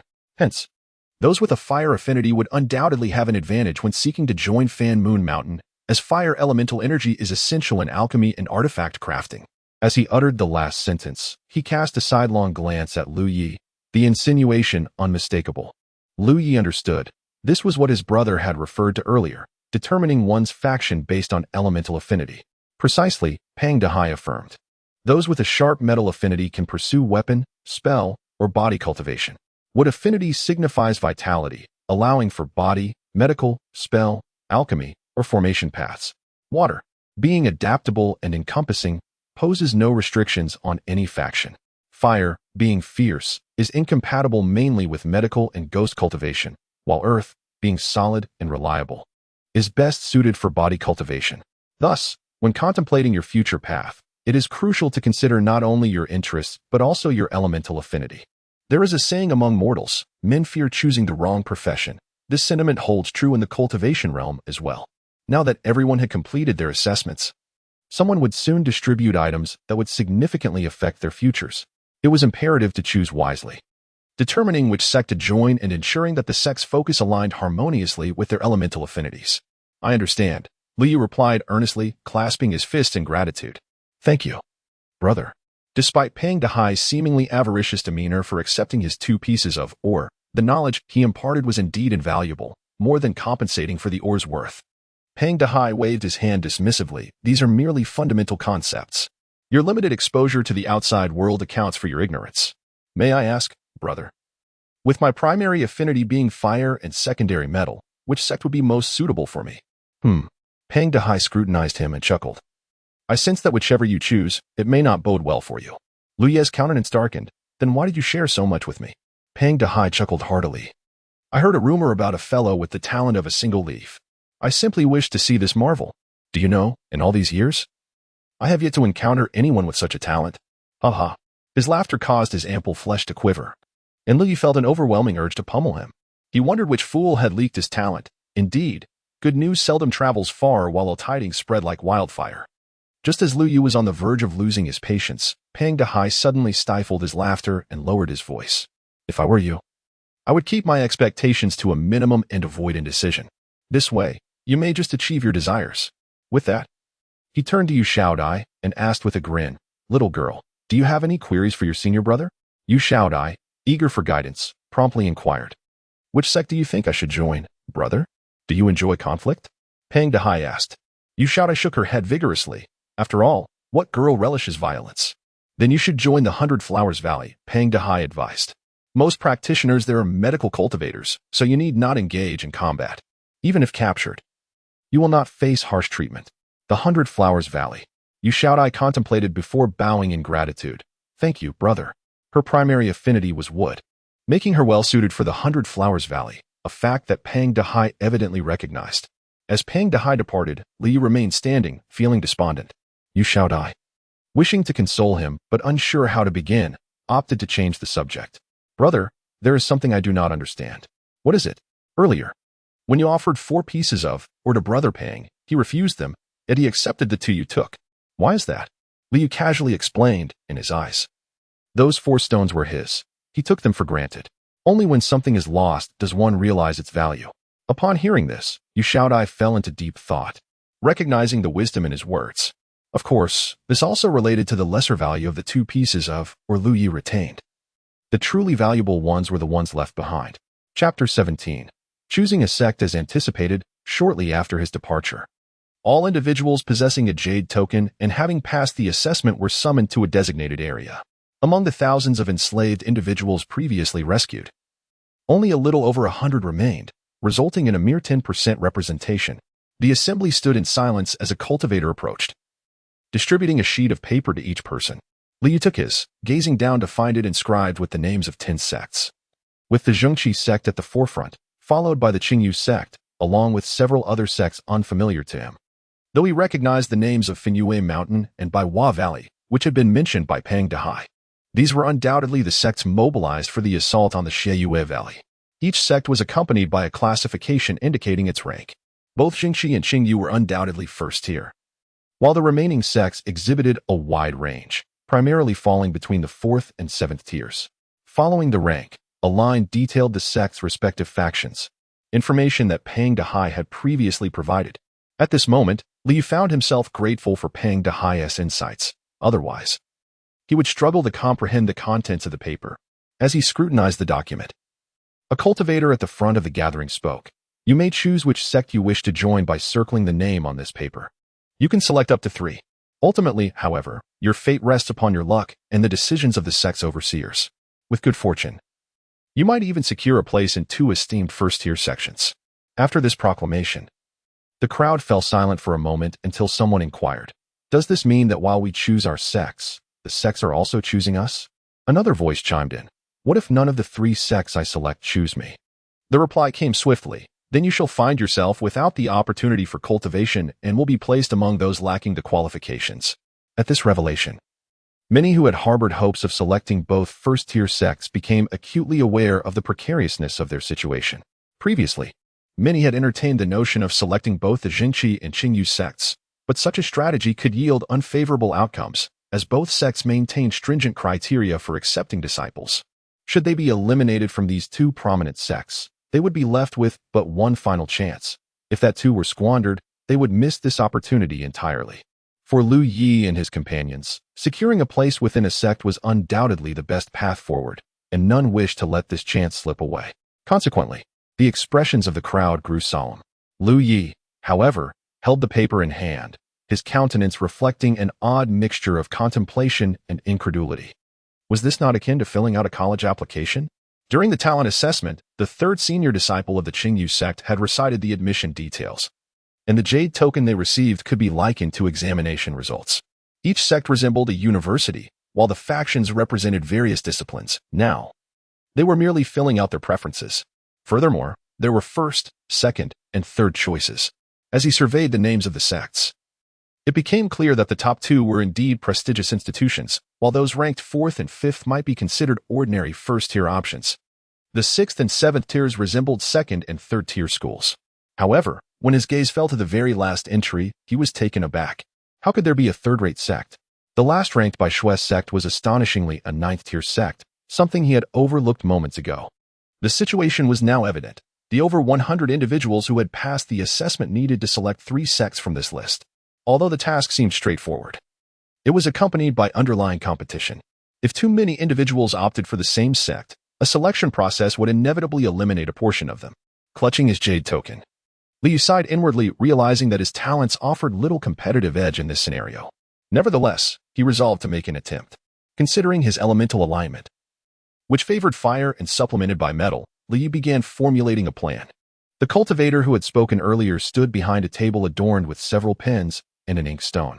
One by one, individuals approached, taking pens to mark their selections on the paper before presenting their jade tokens to the cultivator. Before long, only about half of the original group remained. "You shout," I approached. "Brother Liu, have you made a decision?" I have. Shall we go together?" "You go ahead. I need a moment to think." While Liu had indeed reached a decision, he still felt uncertain about his abilities. With 10 sects and over 100 individuals, the ideal scenario would allow each sect to accept around 10 disciples. However, that was merely an optimistic projection. He was certain that both Jingqi and Qingyu would only accept 2 or 3 disciples at most, leaving fewer openings for the remaining sections. Liu did not aspire to join both first-tier sects, but if competition proved too fierce, even choosing the 6th and 7th-tier sects could lead to rejection. Having spent over a year as a miner in the Xiyue Valley, although he had successfully opened his spiritual acupoint, he still struggled to locate his second acupoint, rendering cultivation a distant prospect. Gaining entry into a sect would change everything, as it would allow him to seek guidance from experienced masters. Thus, he was determined not to miss this opportunity, even if it meant starting from a lower tier. With these thoughts in mind, he stepped forward to the table, picked up a pen, and circled the Baishui sect. Given its status as the lowest-ranked sect, Lu Yi estimated that apart from himself, no one else would likely choose it, thus ensuring his acceptance. After selecting the Baishui sect, he raised his pen and pointed it towards Fenua Mountain. As the pen tip touched the paper, he recalled Pang Dehai's final words, to lower his expectations and remain resolute, for only then could he achieve his desires. Initially, Lu Yi had dismissed it as mere advice, but now it appeared to carry deeper implications. Moreover, Pang Dehai had not held out much hope for him. When Liu sought his counsel on which sect to choose, he had bluntly stated that none would accept him. As a cultivator of the Jingqi sect, although he was somewhat avaricious, there was no need for idle mockery. This implied that, regardless of his choices, the likelihood of acceptance was minimal. Liu closed his eyes, recognizing the significance of each decision at the crossroads of life, particularly this one. Suddenly, he raised his head and addressed the cultivator before him. "May I inquire, what would happen if I select only this one sect?" The cultivator, intrigued, regarded him with interest, for no one had chosen the Baishui sect prior, and it was unlikely anyone would follow suit. However, the cultivator was taken aback by Lu Yi's selection coupled with his inquiry. With a playful grin and a twirl of his mustache, he replied, "You shall find out once you make your choice." Chapter 18. The dilemma of Elder Tang. To lower expectations to the bare minimum signifies selecting the least prestigious sect, embodying a singular choice devoid of indecision. If Lu Ye's understanding holds true, the final words spoken by Pang Dehai conveyed precisely this sentiment. The crux of the matter now rests upon whether he should trust him. After a moment's contemplation, Lu Yi made a resolute decision, placing his brush down and handing over his jade token to the mustachioed cultivator across from him. Senior brother, I have made my choice. The mustachioed man raised an eyebrow. Haven't you considered it further? Lu Yi glanced down. No need. His lack of extraordinary talent was somewhat alarming. Even if he were to select another sect, it would likely prove futile. Rather than risk disappointment, it would be wiser to place his hopes in the last sect. The blooded sect. Pang Dehai had no reason to mock him, especially since he had already provided 2 pieces of ore. Very well. The mustachioed man nodded, collecting Lu Ye's choice and jade token. Glancing down, he remarked, So you are Lu Yi. I am Lu Yi, senior brother. Lu Ye's eye twitched slightly. I see. Lu Yi. The mustachioed man grinned, emphasizing the one in his name. Lu Yi felt an urge to curse, even before embarking on his journey through the realms. He had acquired a nickname. How would he manage going forward? Moreover, who had publicized his lackluster talent? Moments later, the mustachioed man gathered the choices of all. Soaring into the sky like a streak of light, veering towards the eastern mountainside, there lay a cluster of palaces. Once the residence of the practitioners of the Evil Moon Valley, now serving as a temporary office for the Haotian Alliance. Numerous cultivators entered and exited, with heaps of confiscated materials awaiting distribution. He pressed onward, arriving at the innermost palace, where a female cultivator stood guard at the entrance. Upon his arrival, she inquired, Is it all settled? Leave it to me. The esteemed ones are discussing the retreat. Once they conclude, I shall present it to them. We're retreating already? The mustachioed man appeared somewhat taken aback. The response from the 10,000 Demons Ridge has been swifter than anticipated. Several sects are already mustering their forces. So we must depart post-haste. The mustachioed man nodded in understanding. Although the Haotian Alliance had sent a considerable number of practitioners, this was, after all, the domain of the 10,000 Demons Ridge. Should another clash occur, the enemy could continuously reinforce their ranks, rendering the situation unfavorable for them. With the Evil Moon Valley already defeated and substantial gains in hand, it was wise to retreat while ahead. He handed a stack of papers to the woman before departing. The female cultivator waited outside for a while until she heard a robust voice from within. Send them in. Upon hearing this, she promptly pushed open the Grand Hall's doors. Inside were 10 individuals, representing the 10 major sects that had come to assault the Evil Moon Valley. At the forefront stood a formidable figure, exuding an aura of authority. It was Pangjin, the vice leader of the Haotian Alliance and a member of the Righteousness sect, the most accomplished among them, boasting the prowess of the Divine Sea Realm. The woman approached Pangjin, respectfully placing the stack of papers before him. Disciple takes her leave.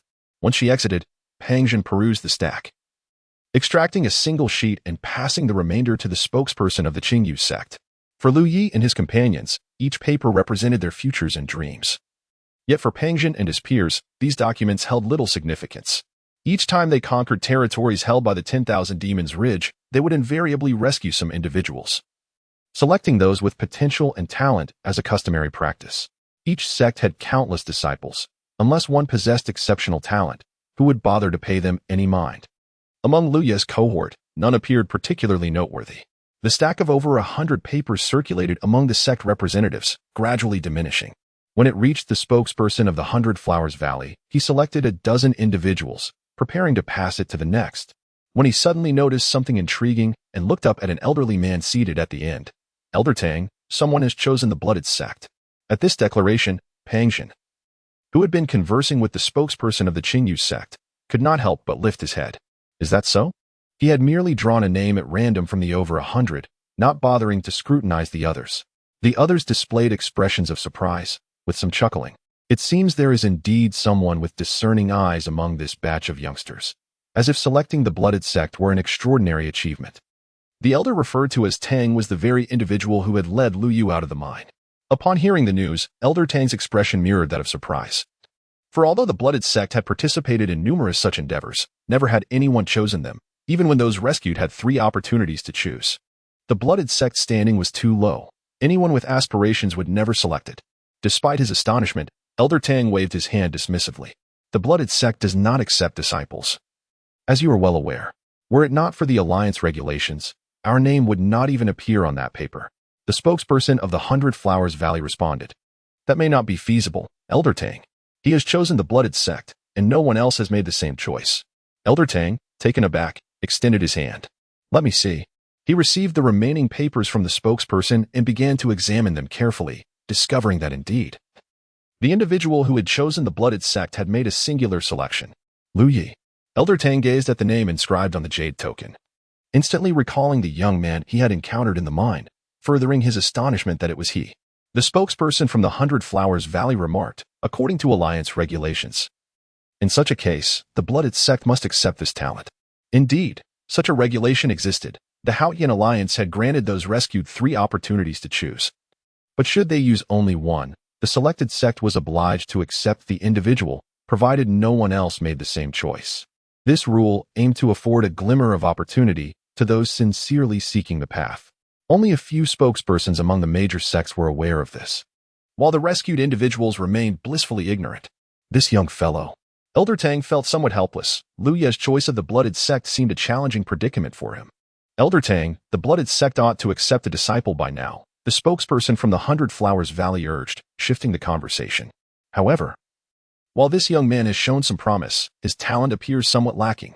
What significance does talent hold? Talent does not define everything. After years of cultivation, can you not discern this? Have you witnessed the talent of Iya? It is exceedingly poor. How did he even awaken? Yet, since he has made this choice, the blooded sect has no grounds for refusal. The concern lies with the Danshin sect. Upon mentioning the Danshin sect, a heavy silence ensued, as if an unspeakable topic had been broached. Rules are rules. If the Danshin sect has any objections, let them come to me. The previously silent Pangjin proclaimed decisively. Elder Tang, accept the individual. Even if Lu Ye's talent is not worthy of cultivation, securing the blooded sect's position is not without merit. Elder Tang clutched Lu Ye's jade token, pondering for a long moment before responding, I shall consider it. Chapter 19. The outcome having made his choice. Li felt a profound sense of relief wash over him. His disposition had always been one of openness. Even when he was captured by the evil Moon Valley and forced into servitude as a mine slave, he adapted to his new reality with remarkable speed. Given the current circumstances, things could hardly worsen. He merely missed the opportunity to join a sect for cultivation. With results imminent, the crowd that had submitted their applications lingered, gathered in quiet anticipation. Conversely, the cultivators within the valley suddenly became bustling with activity, figures darting through the air, continuously entering and exiting the nearby peaks. Liu was unaware of their endeavors, but it appeared that an urgent situation had arisen. Yet, at present, he was merely a small practitioner awaiting the judgment of fate, and such matters were beyond his concern. After a brief period, when the mustachioed man who had collected everyone's applications reappeared, Lu Yi instinctively knew that the results were in. The man strode to the forefront of the crowd, brandishing a list in his hand. Once he had garnered the attention of all, he proclaimed loudly, Zhengqi sect. Cui Yuan. Among the throng, a robust young boy, upon hearing his name, froze for a moment before leaping 3 feet into the air, exclaiming with uncontained joy. Those around him cast envious glances, while acquaintances showered him with congratulations. Without pausing to acknowledge the raucous atmosphere below, the mustachioed man continued, Qingyu sect, Lu Tian'e. Dongping, Chimu Mountain, Zhaowen Tang'an'ai, Gaorue, Fenyu Mountain. His voice, though not particularly loud, cut through the noise, resonating clearly in the ears of the crowd. As each name was called, those recognized were filled with elation. A signal that they had finally shed their identities as mine slaves, gaining the means to alter their fates, no longer subject to oppression. At the back of the crowd, Lu Yi listened quietly, his expression calm and untroubled, contrasting with the anxiety of those beside him and the discordant environment surrounding him. Just as he had anticipated, the 2 prestigious first-tier sects had accepted very few disciples. Zhengqi sect admitted only 1, while Qingyu sect took in 2, likely just for formality's sake. The real influx of recruits came from the lower-tier sects, with the less esteemed ones accepting the highest numbers, one even welcoming over 20 disciples. The name of Yu Shaodai was also announced, along with several others, into the 100 Flowers Valley. The young girl's face flushed with excitement. Yet she had no one to share her joy with. As more sects were called, those whose names had yet to be mentioned grew increasingly anxious. Finally, as the last name was read, the mustachioed man put away the list and spoke. Those accepted into the various sects, please remain where you are. Shortly, your senior brothers and sisters will come to escort you. I hope you will cultivate diligently within your sect and, one day, stand shoulder to shoulder with me in battle. Is there no one left? A trembling voice inquired from the crowd, undoubtedly from someone whose name had not been called. Among the 10 individuals who remained uncalled, expressions of despair clouded their faces, with one woman softly weeping. Lu Yi, however, found no disappointment among himself. He had made his own choice, opting for the lowest-tier sect. Bai Shui's sect. Being eliminated meant that no matter what decision he had made, there would be no fruitful outcome. He had heard that those without a sect could become free practitioners, albeit facing greater difficulties in their cultivation without sect protection. Yet, the freedom of being unbound was also appealing. Moreover, he possessed the unique advantage of a talent tree, a privilege not shared by others. As he contemplated these thoughts, the mustachioed man lifted his gaze beyond the crowd, focusing on a distant figure. In that direction, an elder had appeared, his gaze fixed on Lu Yi. It was Elder Tang.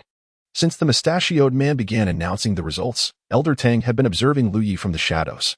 Due to exceptionally unique reasons, Bai Shui's sect had not taken in any disciples for 30 years.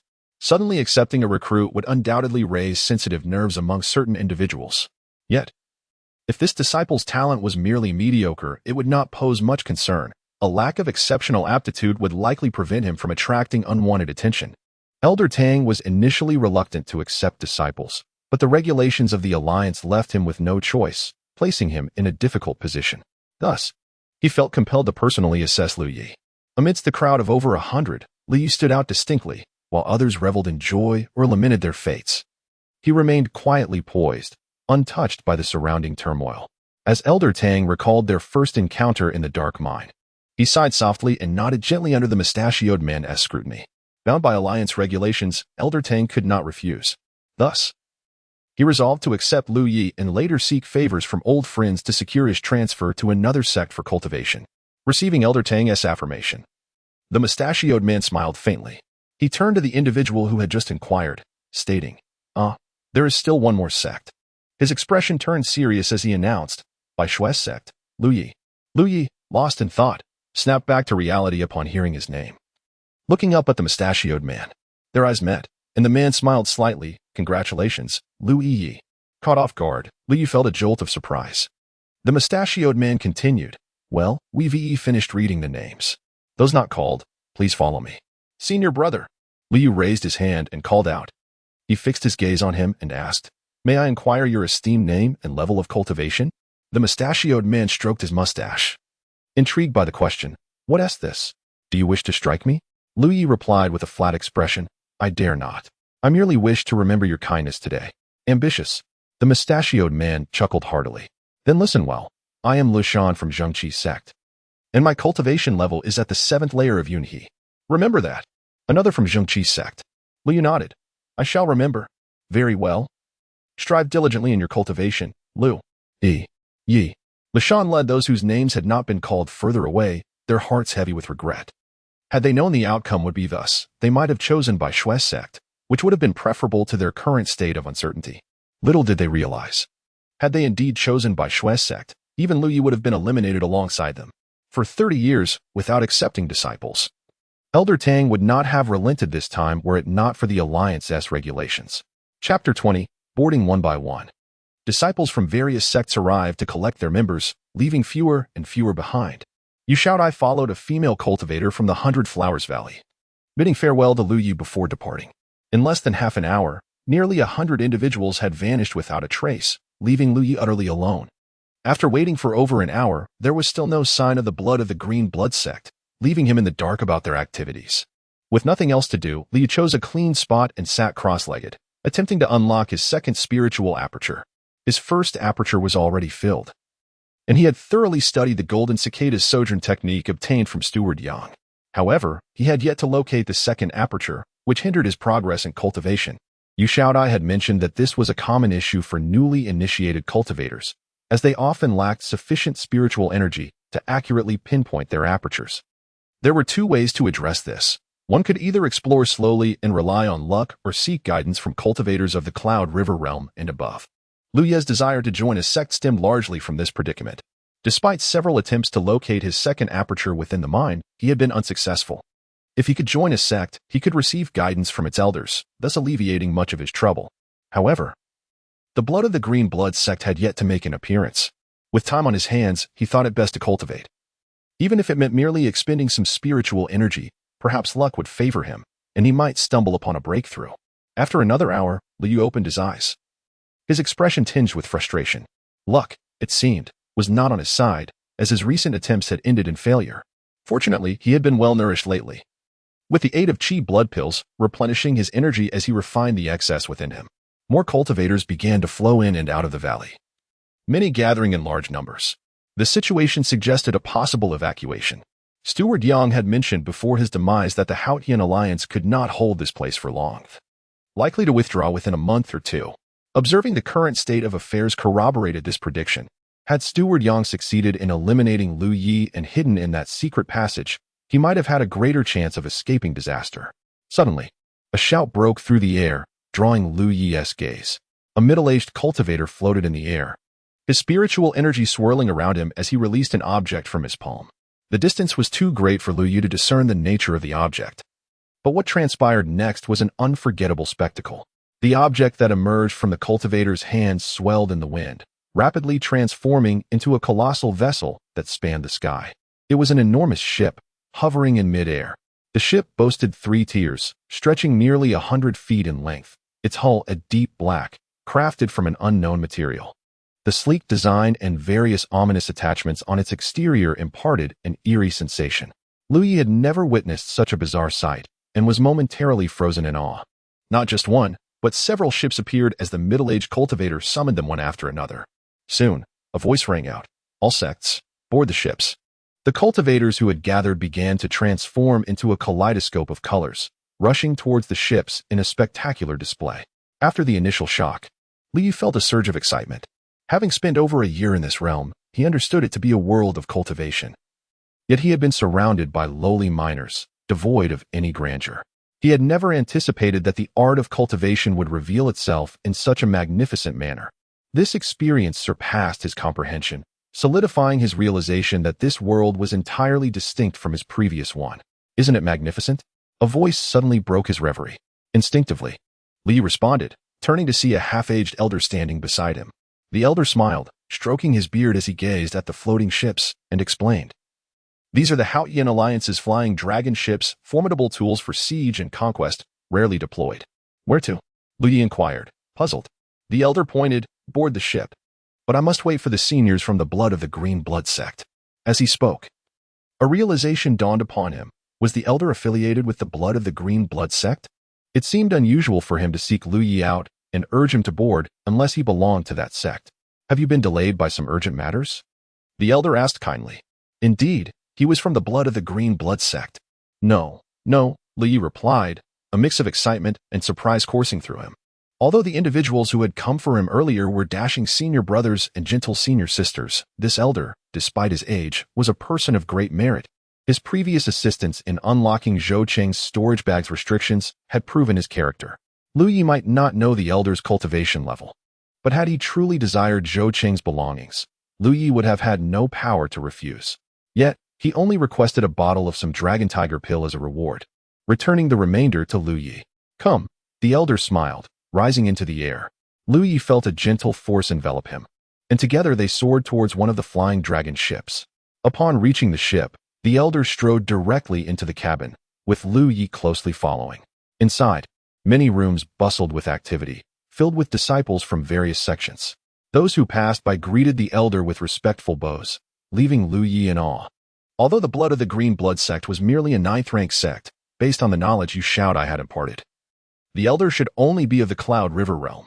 If he were at the True Lake realm, the sect would surely be ranked higher than 9th. Thus, while the elder's cultivation may not be particularly high, he commanded considerable respect, perhaps due to his age. They continued until they reached the innermost area, where the elder and Lu Yi stood before the door of a room. The elder waved his hand, and a beam of light flickered at the door before it swung open. Lu Yi followed him inside and closed the door behind him.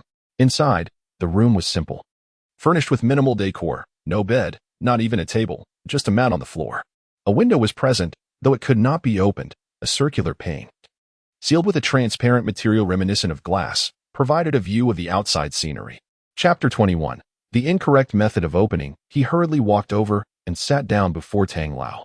Fate can be quite extraordinary at times, within the depths of the mind. Liu had never anticipated that he would become a disciple of the sect to which Elder Tang belonged. Nevertheless, from this moment onward, he had a place in this world, and this thought brought a gentle warmth to his heart. Choosing the blood of the green sect was a reluctant decision. Yet if it was the sect of Elder Tang, it was not entirely unacceptable. I am Tang Yifeng, the 10th generation sect master of the blood of the green sect, Elder Tang declared. Liu was momentarily taken aback, although his knowledge of the cultivation world was limited. He understood the significance of the title sect master, while he had previously surmised that Elder Tang held a considerable position within the blood of the green sect. He never imagined that the person before him was the sect master himself. He quickly bowed, saying, "Disciple pays respects to the sect master." Liu listened attentively and replied, "Disciple understands." The former miners who sought to join the Evil Moon Valley were also required to undergo assessments, so he was not surprised by Elder Tang's words. It was not only him. Those previously chosen by various sects were not considered official disciples either. Each sect had its own evaluation process, filtering disciples based on their character, virtue, and other aspects. Only those who passed these evaluations could truly be initiated. The blood of the green sect, located in the Bingzhou-Aoshang region, had been established for a millennium, nurturing a total of 662 disciples, among whom the number of divine sea realm cultivators was, as Elder Tang recounted. The historical tapestry of a sect unfurled before Liu Ye's eyes, granting him a fundamental understanding of the blood of the green sect.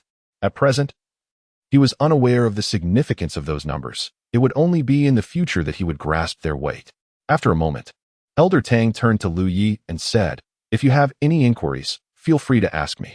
Liu Yi, curious, posed a question, "Sect Master, during the recent assault on the Evil Moon Valley, why did we not see any of our senior brothers or sisters from the blood of the green sect?"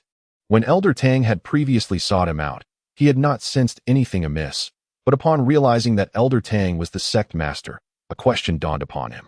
It seemed that only Elder Tang had come from the blood of the green sect. Otherwise, it would not have been necessary for the sect master to personally greet him. Cough. Elder Tang cleared his throat and explained, "The fact is, our blood of the green sect has very few members." Liu Yi understood. "So, we are experiencing a decline in talent, and the sect is weakening." It was reasonable to think so, as a 9th-tier sect. It was among the most modest in the cultivation world of the 9 states. Recruiting new disciples was likely a challenging endeavor. Take the recently rescued miners, for instance. Out of over 100 individuals, only Liu Yi had chosen the blood of the green sect, and that was with the guidance of Pang Dahai. "Your assessment is not incorrect," Elder Tang replied somewhat helplessly. "Then, Sect Master, how many members are currently in the sect?" Elder Tang responded, "Let us change the subject." "Ah?" Liu Yi was taken aback. "Do you not have any questions regarding your cultivation?" "I do." Liu Yi nodded eagerly. "At present, my first acupoint is full, but I cannot seem to find the position to open the second acupoint. I humbly request the Sect Master's guidance." Elder Tang nodded slightly. It is indeed common to encounter this issue at the beginning of one's cultivation journey. However, to open your second acupoint, you must possess an appropriate technique. "I have a manual," Liu Yi replied, and as he spoke, he began to loosen his clothing. Under Elder Tang's astonished gaze, he retrieved a second storage bag, which he had kept close to him. This was the storage bag of Manager Yang, and upon deciding to leave the secret passage, Liu Yi had hidden it securely, fearing it might attract unwanted attention. Now that he had joined the blood of the green sect and was before the sect master, there was no longer any need for concealment. "This lad has not only killed one person from the Evil Moon Valley in that mine," Elder Tang remarked, impressed. Liu Yi smiled sheepishly as he pulled out a book from Manager Yang's storage bag and presented it to Elder Tang.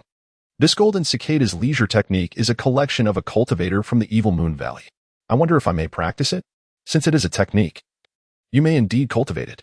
What are you worried about?" Elder Tang took the book and began to examine it. However, since this was a technique cultivated by disciples of the Evil Moon Valley, Liu Yi hesitated, voicing his concern that it might be a sinister technique. But he could not finish his sentence. Strange sounds suddenly emanated from Elder Tang's side, which in the silence of the cabin sounded exceedingly jarring. Liu could not help but twitch his eyes. Yet Elder Tang appeared to be in high spirits, his brows dancing with excitement. The sounds grew increasingly boisterous, filled with rising and falling pitches and peculiar dialogues. To an uninformed listener, it might have seemed as though something indecent was occurring within the cabin. Unable to contain his curiosity, Liu leaned forward to see what Elder Tang was holding. Elder Tang was channeling his spiritual power, and the figures depicted in the book sprang to life. The sounds Lu Yi had heard were emanating from the book. At that moment, he realized he had taken the wrong item. There were 3 books in Manager Yang's storage bag. One was the records of the Sword Saint, another was the Golden Cicada's leisure technique, and the third was the one Elder Tang currently held. In his haste, he had inadvertently selected the wrong book. Previously, he had admired the book's exquisite illustrations, but he had never anticipated it possessed such magical properties. Had he opened it incorrectly? Lu Yi was taken aback. Just as Lu Yi was in shock, Elder Tang closed the book, and instantly, the images and sounds vanished. Their eyes met, and Lu Yi said, "Elder Tang, this book." Elder Tang's expression turned serious. "This is a technique for dual cultivation.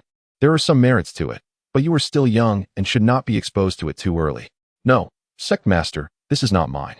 It is a spoils of war I obtained from a disciple of the evil Moon Valley," Lu Yi quickly clarified. Elder Tang nodded. "That is good. You are still young. And I shall keep this item for you. When you are older, I will return it to you." Lu Yi felt an uncanny familiarity in those words. Elder Tang had already tucked away the peculiar book, and Lu Yi could not discern where it had been stored, as he did not see a storage bag on Elder Tang's person. Chapter 22. The Nature of Law. What about the Golden Cicada's leisurely technique? Elder Tang broke the silence. Lu Yi promptly retrieved the technique from his storage bag and handed it to Elder Tang. After examining it, Elder Tang nodded slightly. Noting it was a rather commonplace yellow-grade skill, capable of unlocking 27 meridians when perfected. Lu Yi understood the reference to 27 meridians, as he had previously discovered this detail while studying the Golden Cicada's leisurely technique. However, he was somewhat perplexed by the mention of it being a yellow-grade skill and immediately inquired about his confusion. Elder Tang explained, "The human body possesses 360 spiritual meridians, corresponding to the concept of the Great Circular Heaven. In the realm of cultivation across the 9 provinces, there are innumerable cultivation techniques, and the number of meridians they can unlock varies, based on the number of meridians one can open. These techniques are categorized into 4 grades: Heaven, Earth, Mysterious, and Yellow. Only Heaven-grade techniques can unlock all 360 meridians, while Earth-grade techniques can open 180. And below that, there are Mysterious-grade techniques that can open 81. He gestured to the Golden Cicada's leisurely technique, indicating that the lowest grade was indeed this yellow-grade technique, which could only unlock 27 meridians, making it the most abundant type. After hearing Elder Tang's explanation, Lu Yi experienced a moment of clarity. It turned out that the Golden Cicada's leisurely technique was merely one of the most inferior techniques in the 9 provinces, which explained why it was carried around by Steward Yang. Fortunately, he had not regarded it as a treasure, otherwise, it would have been a source of ridicule. The disparity in the quality of cultivation techniques does not merely dictate the number of meridians a practitioner can unlock. It also creates significant differences in strength among practitioners of the same realm and shapes their future prospects. The higher the grade of the technique, the stronger the practitioner. And the broader their future prospects? Lu Yi inquired. Precisely, Elder Tang nodded. Do you understand why this is the case? Please enlighten me, Master. Lu Yi humbly sought clarification. Elder Tang took a moment to collect his thoughts, seemingly pondering how to articulate his explanation more clearly, as it had been many years since he discussed these matters with anyone. After a brief pause, he asked, "Are you aware of the divisions in cultivation realms? The 4 major realms are the Spiritual Stream, Cloud River, True Lake, and Divine Sea." Lu Yi replied that it was something Yu Shaodai had informed him about. What constitutes the Spiritual Stream? Elder Tang continued, stroking his beard. How many meridians are considered sufficient? Lu Yi found himself at a loss for an answer. Elder Tang smiled gently and pointed to the Golden Cicada's leisurely technique. If one practices this technique, opening 9 meridians constitutes the first layer of the Spiritual Stream realm, 18 meridians for the second layer, and 27 for the third layer. Lu Yi immediately sensed an inconsistency. Isn't the Spiritual Stream supposed to have 9 layers? Indeed. But the yellow grade technique can only reach the 3rd layer of the Spiritual Stream. Its grade is the lowest. If one practiced a mysterious grade technique, they could attain the 6th layer of the Spiritual Stream.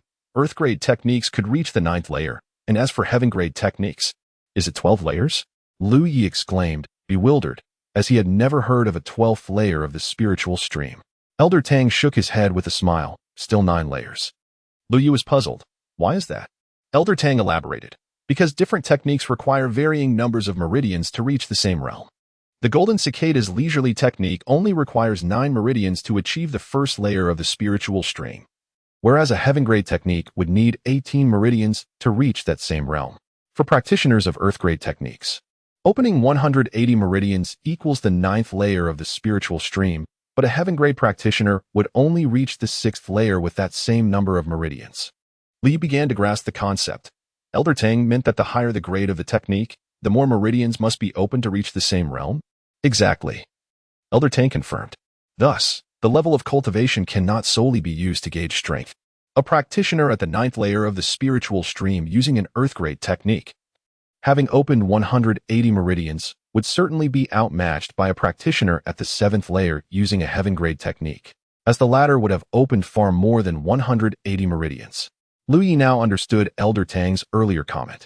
If that were the case, then the differences in the grade of cultivation techniques could indeed lead to significant disparities in strength and even affect future prospects.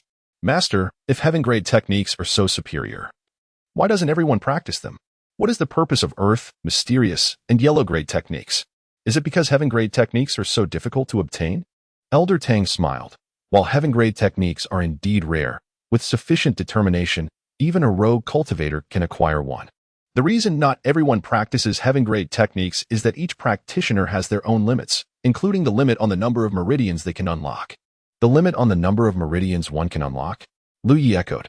At the beginning of one's cultivation journey, unlocking meridians is challenging. However, as one increases their number of meridians and cultivates their skills, unlocking them becomes relatively easier until they hit a limit. Once this limit is reached, it becomes exceedingly difficult for a practitioner to unlock more meridians, regardless of how superior the technique before them may be. For instance, a practitioner with a limit of 180 meridians would find no purpose in practicing a heaven-grade technique. Now I understand, Lu Yi replied, enlightened. Moreover, it is actually more beneficial to start with yellow-grade techniques at the beginning of one's cultivation journey. Is it because they are simpler? Indeed. A yellow-grade technique allows one to achieve the first layer of the spiritual stream by opening just 9 meridians, while a heaven-grade technique requires 18. Achieving a connection of spiritual energy through the meridians and attaining the spiritual stream realm sooner also enhances the efficiency of cultivation. Therefore, regardless of whether they are solitary cultivators or disciples from prestigious sects, most begin their training with yellow-grade techniques. Once they have perfected the yellow-grade technique, they may then transition to other techniques. In fact, Elder Tang had not fully explained the nuances of transitioning techniques. Only those without a solid foundation, such as rogue cultivators or disciples from lesser families, would start with a yellow-grade technique. Transitioning between techniques, while not excessively hazardous, can be somewhat troublesome. Those with any background would typically opt for mysterious or earth-grade techniques, as the requirement for reaching the first layer of the spiritual stream is the same, opening 9 meridians, regardless of whether it is a yellow-grade, mysterious grade, or earth-grade technique. Only after a practitioner has maximized their meridian capacity and finds it necessary would they consider switching to a heaven-grade technique. Those without such capability would have no choice but to strive for breakthroughs. Elder Tang, however, considered that Lu Yi, with his limited talent, would likely never unlock many meridians in this lifetime, so a yellow-grade technique would suffice for his use. Of course, Elder Tang did not articulate this, nor did he look down on Lu Yi. As the sect leader, he devoted himself to teaching Lu Yi, demonstrating no impatience whatsoever. As for your earlier concerns regarding the potential for this technique to be malevolent, Elder Tang raised an eyebrow and looked solemnly at Lu Yi. Remember this. The law itself is neither righteous nor wicked. It is the individual who defines good and evil. Regardless of the technique, it is merely a tool for cultivation. The true determinant of virtue and vice lies within a person's character. The Haotian Alliance is not devoid of individuals with malevolent intentions, just as there are many virtuous beings within the Demon Mountain. I shall remember this, Lu Yi replied respectfully. Chapter 23. The spiritual aperture barrier and residue. Hadn't the heavenly mystery sect imparted this knowledge previously? After some discourse, Elder Tang discerned that Lu Yi possessed a rudimentary understanding of cultivation common sense, which he found rather peculiar. Lu Yi demurred from revealing the truth, stating, in my youth, I was ignorant and recalcitrant. Though the elders of the sect instructed me, I failed to heed their teachings. Elder Tang chuckled. That is of no consequence. You are still young and may cultivate diligently in the future. Indeed. Elder Tang raised his hand, extending a finger toward Lu Ye's lower abdomen.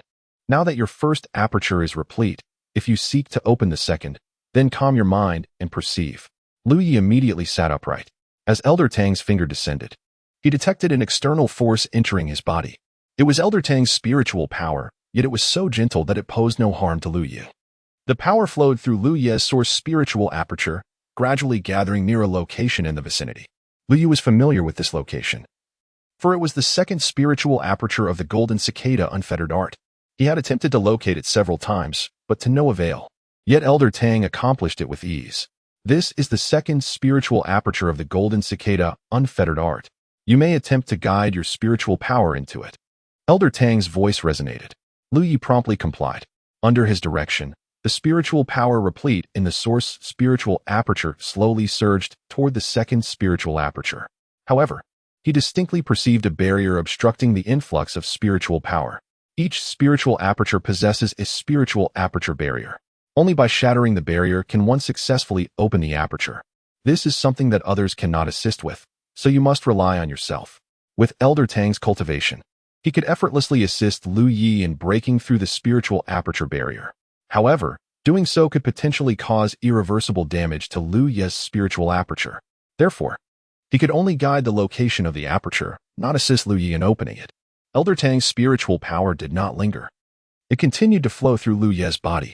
Breaking through the spiritual aperture barrier was not a matter of haste. He had already assisted Lu Yi in locating the second spiritual aperture. The rest depended on Lu Yi's own efforts. After a brief moment, Elder Tang withdrew his hand and stated, according to the circulation route of the golden cicada unfettered art, I have left some guiding spiritual power in the subsequent 8 spiritual apertures within your body.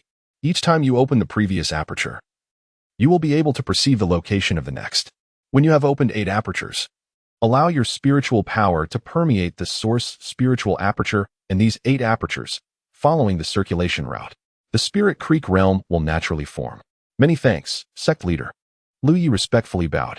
Indeed, Lu Yi responded and commenced cultivation directly, without changing his location.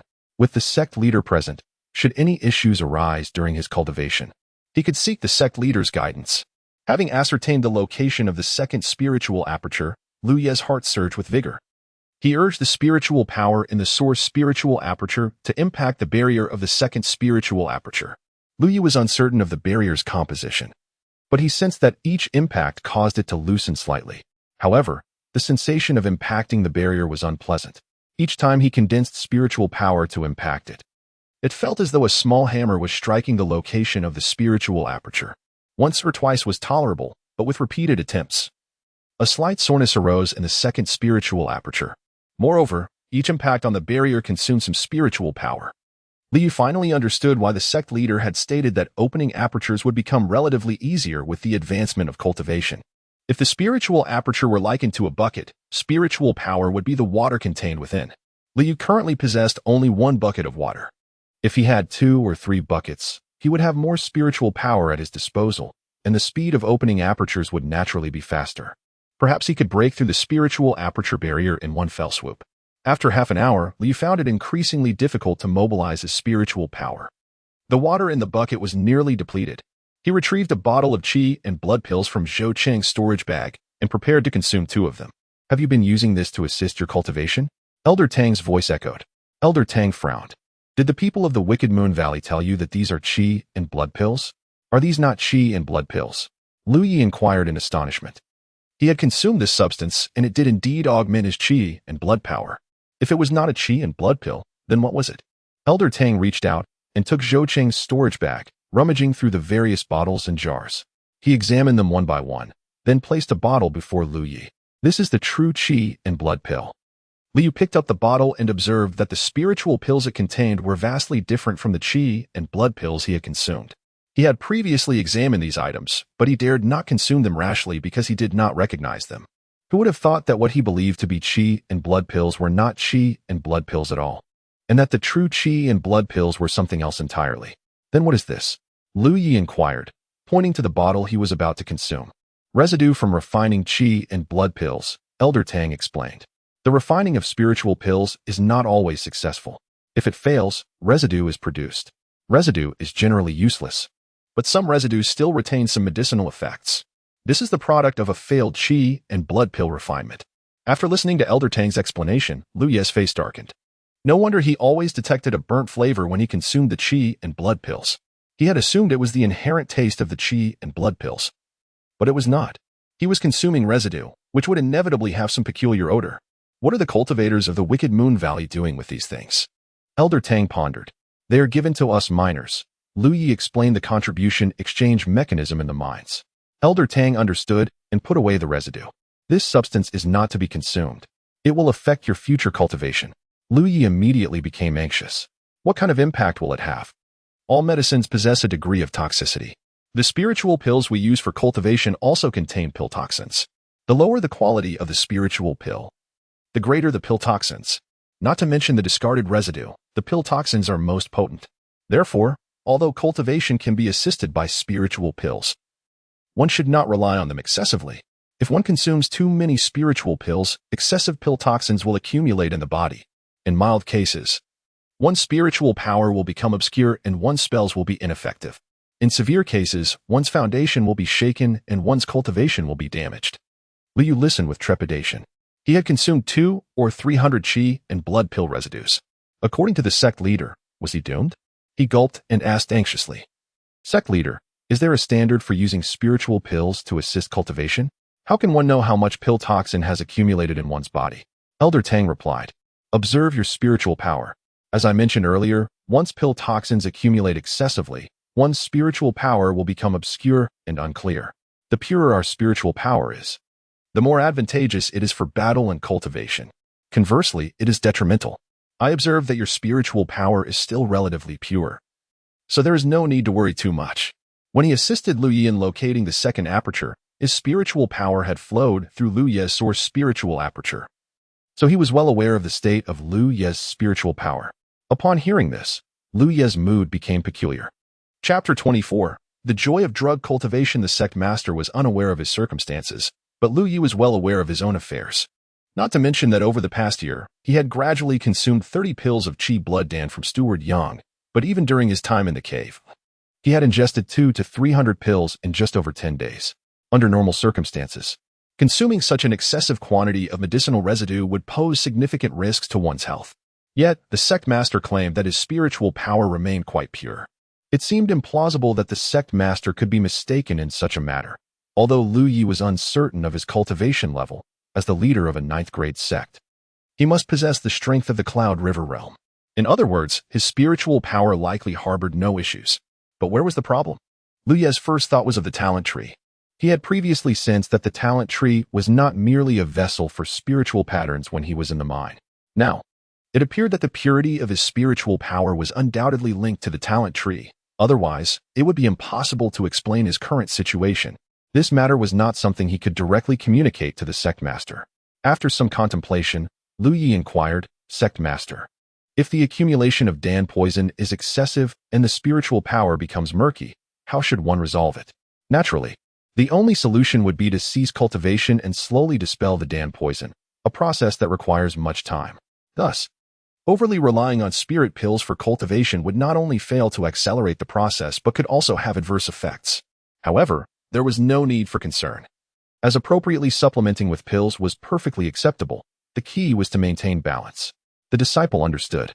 Yes, your current cultivation level is still shallow. It is not unreasonable to utilize spirit pills for cultivation. However, since you possess the spirit nurturing pill, why not use it instead of relying on qi blood dan for refining essence into qi? It is essential to recognize that although both types of spirit pills can assist in cultivation, the latter primarily replenishes qi and strengthens the foundation. Lu Yi was taken aback. Disciple is not familiar with the spirit nurturing pill. He had habitually taken the qi blood dan to hasten the recovery of his spiritual energy and break through the barriers, without giving it much thought. Elder Tang chuckled in surprise and pushed a vial toward him. What you see here is the spirit nurturing pill. Although it is the most basic type, its quality is decent and suitable for your use. Liu poured out a pill from the vial and, upon recognizing its appearance, realized that Steward Yang indeed had spirit-nurturing pills. He had seen such pills in Steward Yang's storage bag before but had not dared to consume them casually. Now, with the sect master's guidance, he felt reassured and swallowed the spirit-nurturing pill, focusing on its refinement. After consuming the spirit pill, one must guide its medicinal energy to prevent accumulation, which could lead to future complications. The sect master's voice echoed in his ears, explaining that the reason he had previously mentioned the basic spirit nurturing pill was suitable for Lu Yi was that, at his current level of cultivation, if he were to consume a higher quality spirit pill, the concentrated medicinal energy would be overwhelming, leading to detrimental effects if not properly guided. Following the sect master's advice, Lu Yi proceeded accordingly.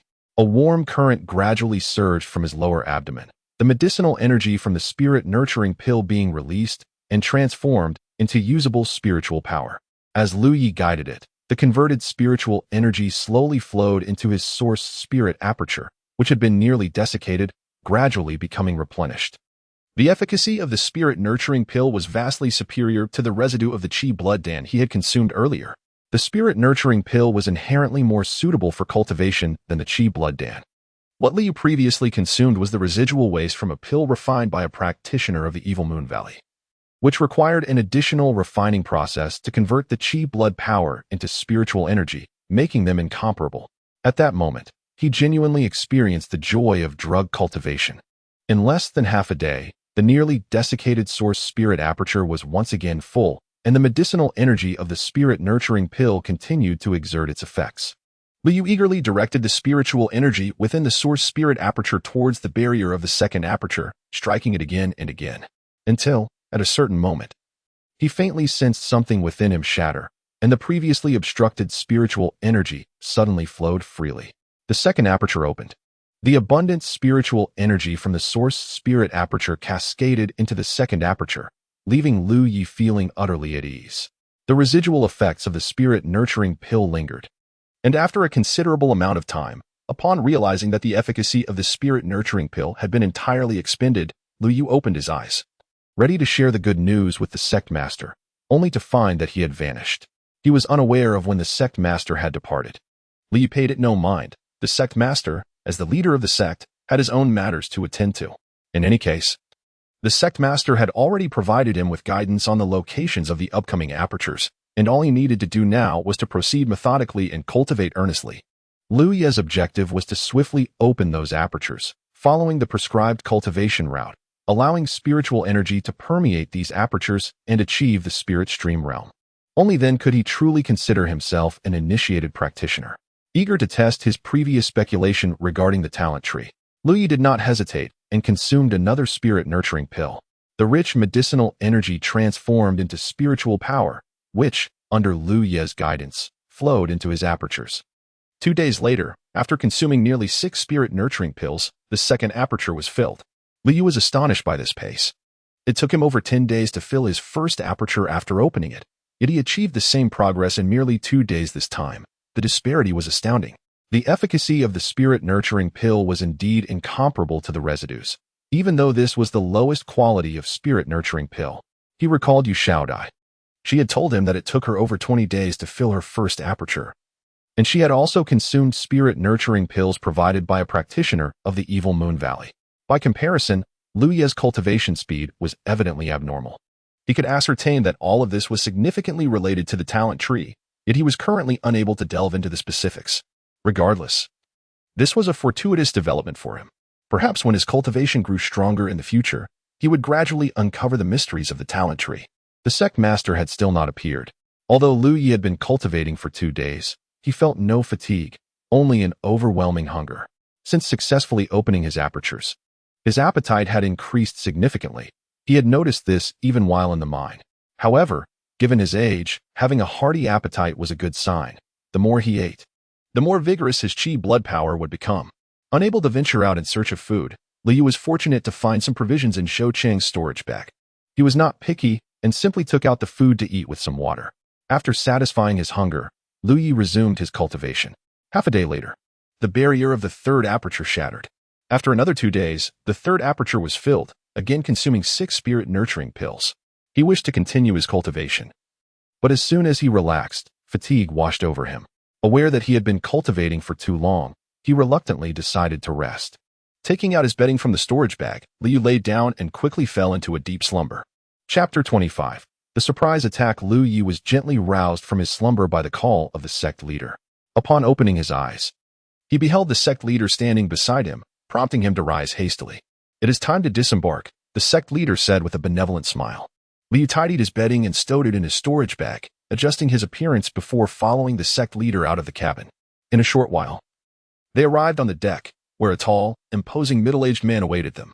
Liu did not recognize this man, but upon closer inspection, he sensed an aura of martial prowess emanating from him. The sect leader approached the man and exchanged a few words.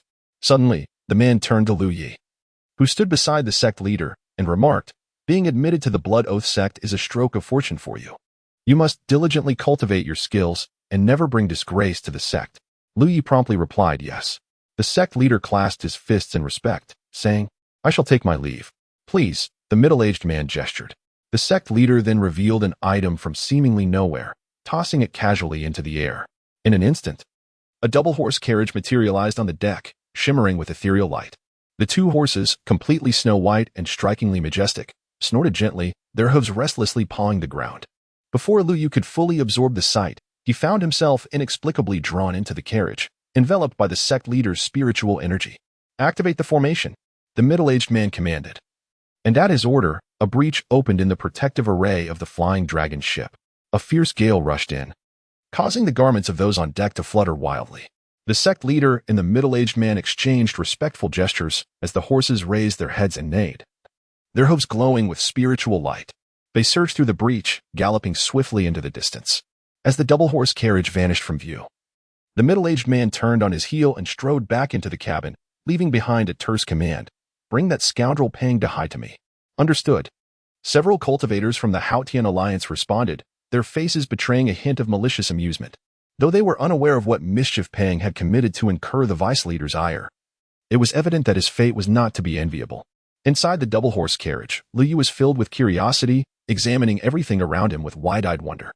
Having spent over a year in the 9 provinces, he had only recently come to realize that his understanding of this world was far from its true essence, revealing countless marvels beyond his imagination. For instance, the flying dragon ship. And now this double-horse carriage. Such a stark contrast to his previous experiences made him acutely aware of a singular truth. This was a world of cultivation.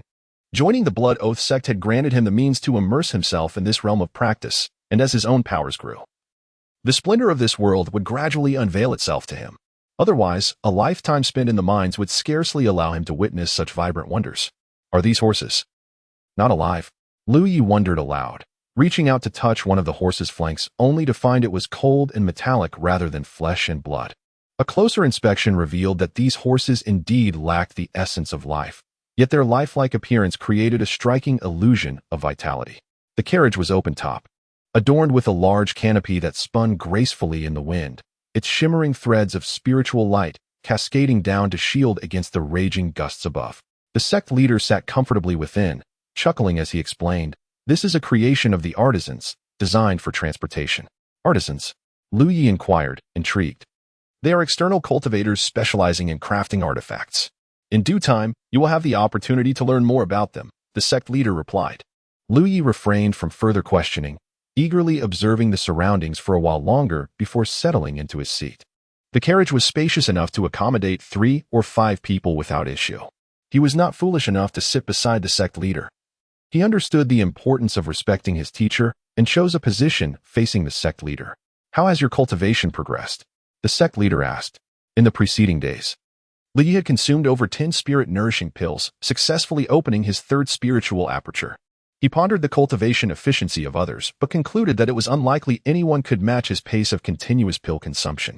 The sect leader's mention of spiritual toxicity and the resulting muddling of spiritual energy had not manifested in his case, possibly because it was simply not yet time to observe such effects. He contemplated whether to disclose his progress to the sect leader, but hesitated. Just then, the sect leader posed another question.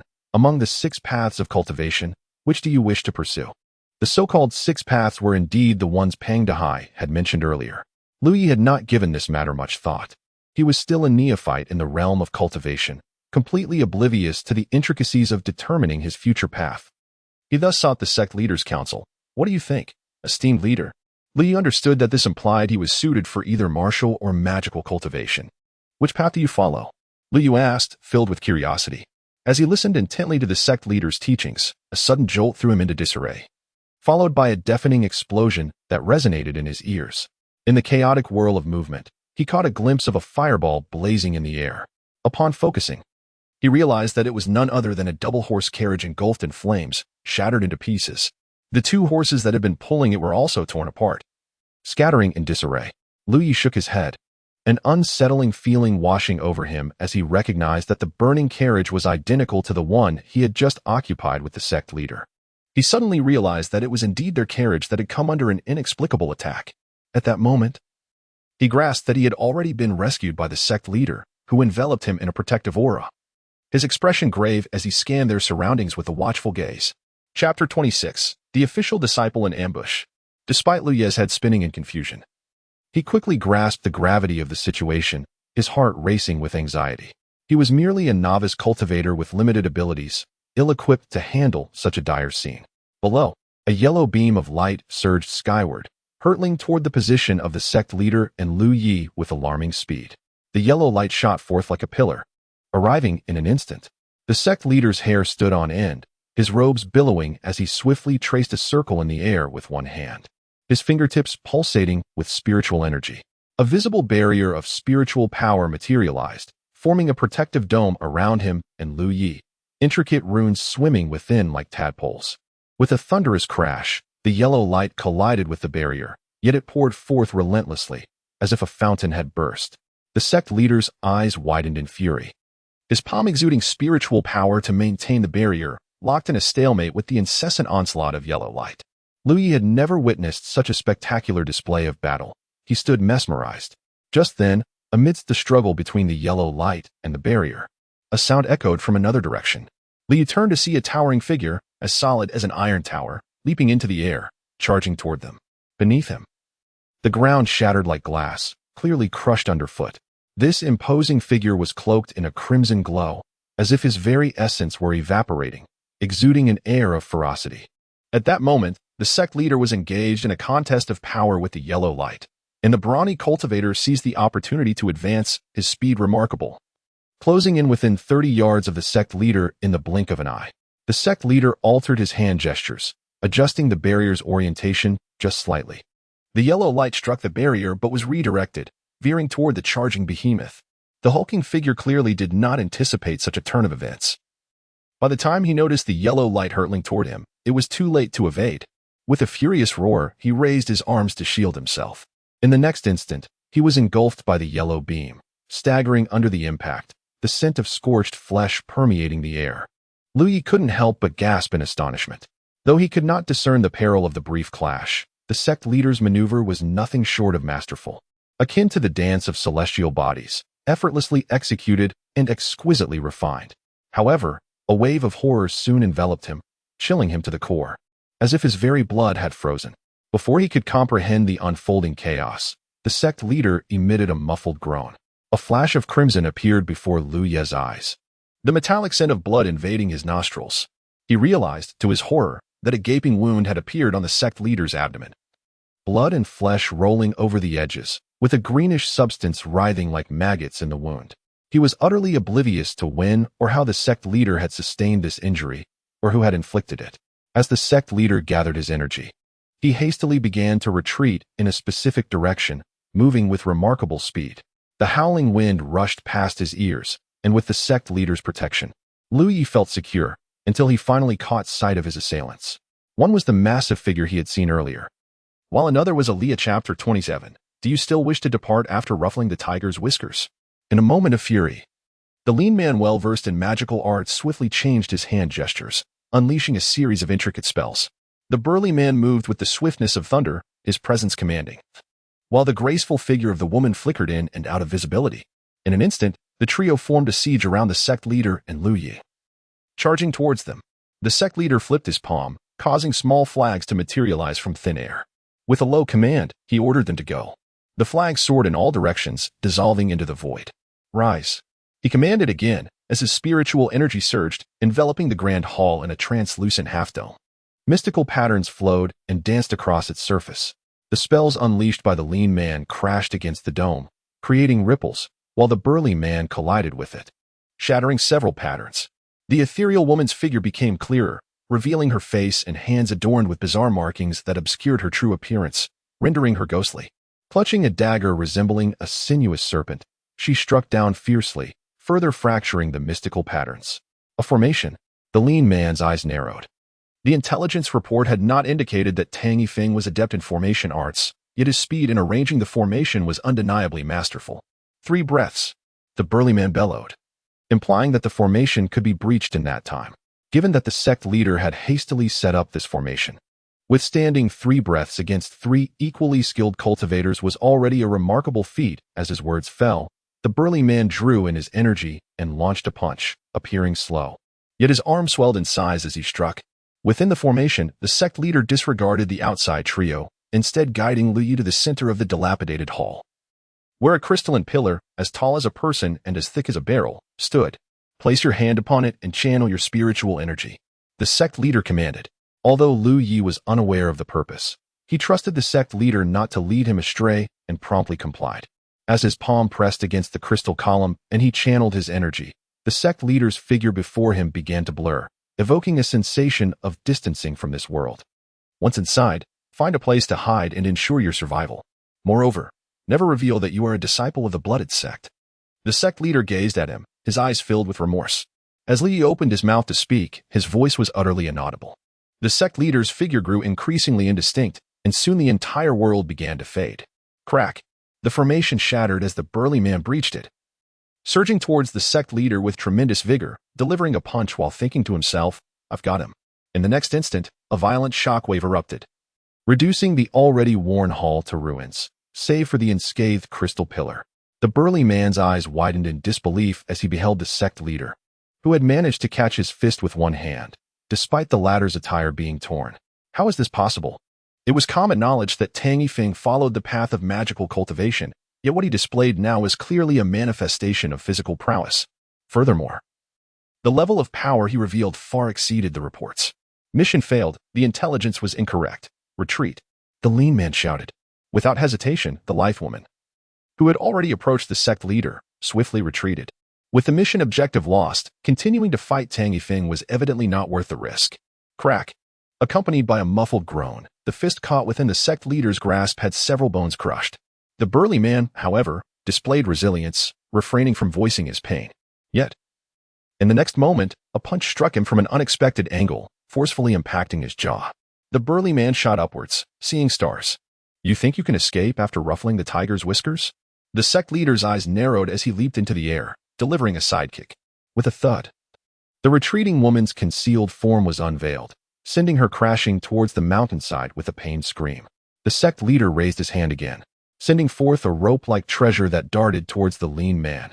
Moments earlier, aboard the flying dragon ship, in a cabin, Pang Jin sat sternly while a rotund figure knelt before him. Pang Dahai, who was clutching his ears with a pitiful expression. You fool. Do you have any idea what you've done?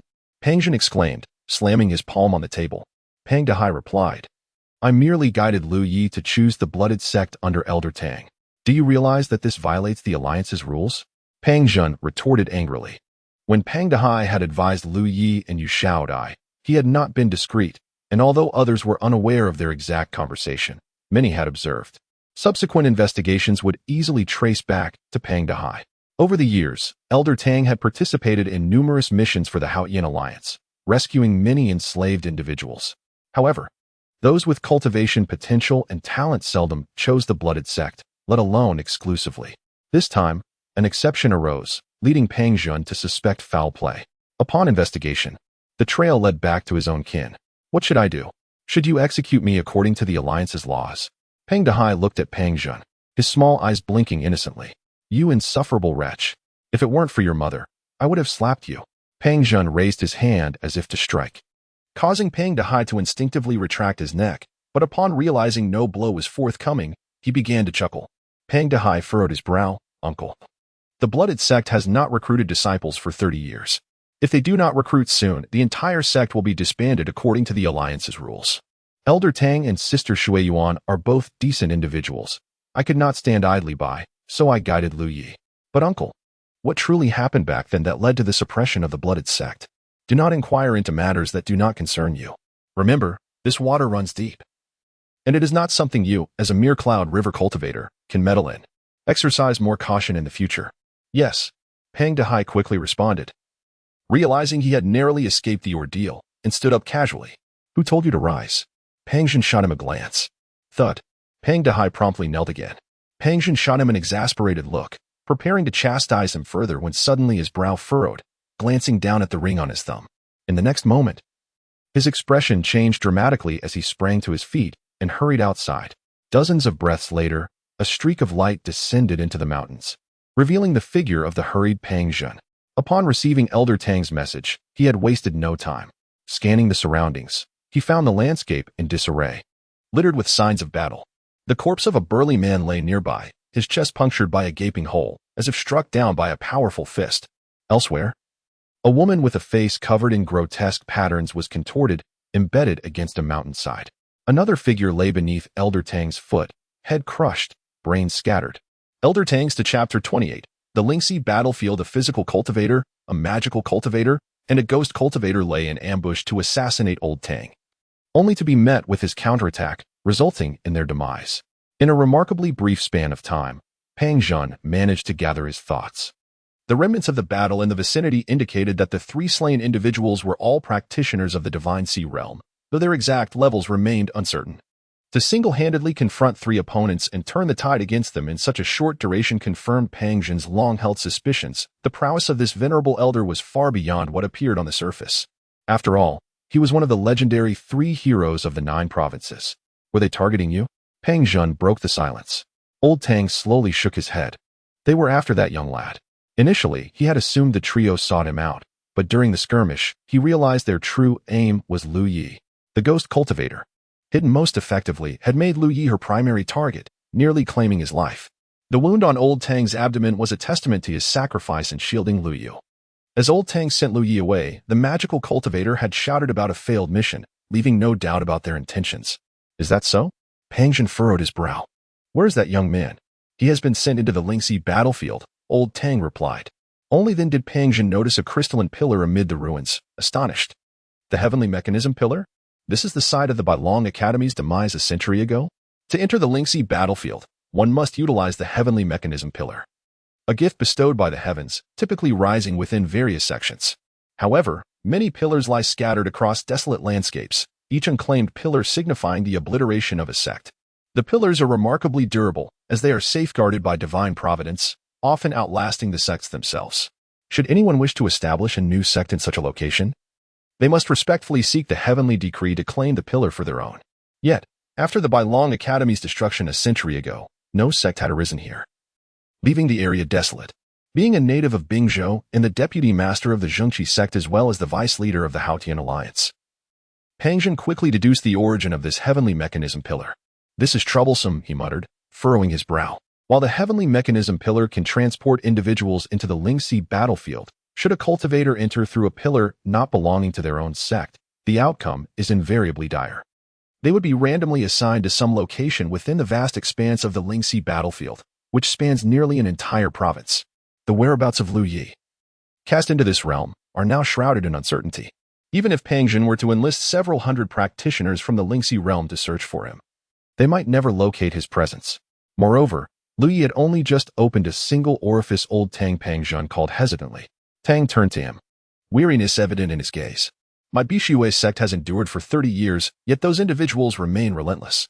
Their audacity knows no bounds. Pang Zhen sighed deeply, his frustration palpable. Today's events, seemingly an ambush on Old Tang during his return journey, held far-reaching implications, especially considering that 3 divine sea realm practitioners had perished. Their appearance could not be coincidental.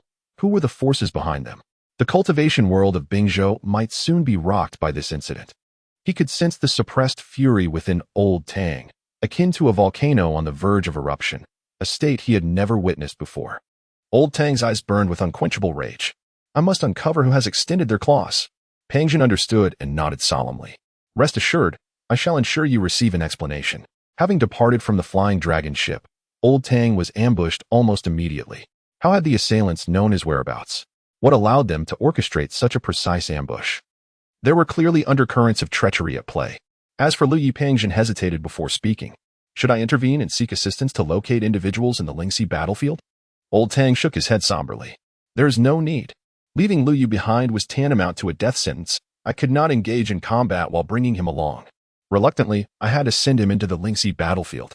What chance does a fledgling cultivator have in such a perilous realm? Especially since he did not enter through our sect's heavenly mechanism pillar, who knows where he might materialize. If he were to land within the territory of any sect in the Wanmoling, he could very well have been reduced to mere pulp by now. Even should he survive by some miracle, navigating the Lingxi battlefield would be an insurmountable challenge. Old Tang could only hope for Lu Ye's good fortune, wishing him to land in an uninhabited area, thus granting him a slender chance at survival. Naturally, a search would be imperative, but it would be prudent to avoid drawing attention to the matter.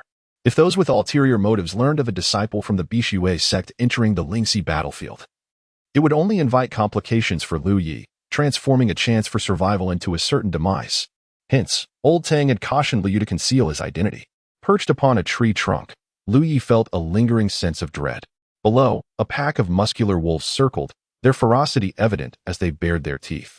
He could not fathom how he had found himself in such a predicament, nor the whereabouts of his master. Following the master's instructions, he had pressed his palm against the crystalline pillar, and the world around him had blurred. When clarity returned, he found himself amidst this dense forest. A wolf, fierce and imposing, locked eyes with him and lunged forward. In a flurry, Lu Yi drew his sword, struggling to fend it off, only to be besieged by more wolves. Forced to flee, he eventually clambered up the tree. Sitting atop the branch, he surveyed the surroundings, witnessing the towering trees, their canopies obscuring the sky, allowing only flickers of sunlight to penetrate through the leaves. Where am I? Where is my master? What became of those three who pursued him? How did I end up in this place? Lu Yi's mind swirled with questions. He glanced down at the encircling wolves, realizing they were unlikely to disperse soon. His immediate concern was to ascertain his situation. At the very least, he needed to identify this place. The Lingxi battlefield? His master had previously inquired if he had heard of it. Such a pressing moment would hardly warrant trivial questions from his master. Moments later, his master had produced a grand seal and invoked the heavens to witness, formally accepting him as a disciple of the Bishui sect, marking his hand with the seal. Recalling this, Lu Yi quickly examined his hand, discovering nothing. After a moment's contemplation, he channeled his spiritual energy into his palm. In an instant, a wondrous sight unfolded before him. A blue spiritual pattern emerged upon his hand, shifting and morphing before coalescing into several lines of text. Name: Lu Yi. Identity: disciple of Bishui sect. Cultivation level: 3 orifices open. Chapter 29. Circumstances reflecting upon past events. The markings on the back of his hand were undoubtedly linked to the moment when the sect leader pressed the grand seal upon it. He was oblivious to its exact nature, yet this world was replete with mysteries beyond his comprehension. The unknown was not a source of fear, but rather something to be faced with equanimity. The silver lining, however, was that he had ascertained his location indeed. He was within the Lingxi battlefield. The very name of this battlefield instilled within Lu Yi a sense of foreboding, if he was not mistaken. It was a domain accessible solely to those of Lingxi realm. As a novice cultivator with merely 3 acupoints opened, he found himself in this unfamiliar territory, fraught with peril. He had only just encountered a pack of wolves. What would he do if he stumbled upon a group of cultivators instead, given that it was a battlefield? The presence of cultivators was inevitable. The opposing forces engaged in this conflict could only be the Haotian Alliance and the Wanmoling. Lu Yu could comprehend the sect leader's intentions in sending him here. In that critical moment, the sect leader had been unable to engage in combat, and a forced confrontation would have meant certain demise for him, a mere fledgling cultivator. The sect leader's decision to place him here was a desperate attempt to carve out a path for survival amidst dire circumstances. It seemed the sect leader had also tucked something into his robes. With this thought, Lu Yi hastily examined his belongings. He soon discovered a storage pouch, which he opened to reveal several vials, a stack of talismans, and a few sets of garments, culminating in a jade slip. He inspected each item meticulously. The vials contained 2 varieties of spiritual pills. One was a blood vitality pill, while the other was a spirit-nourishing pill. The latter being more abundant with nearly 20 in 2 vials, while the blood vitality pills numbered less than 10 in a single vial. As for the talismans, he had never encountered such items before, but he could vaguely surmise their purpose. Upon further inspection, his suspicions were confirmed. These were spirit talismans. Among the outer sect, there were those skilled in drawing talismans, which could assist cultivators in battle or during their training.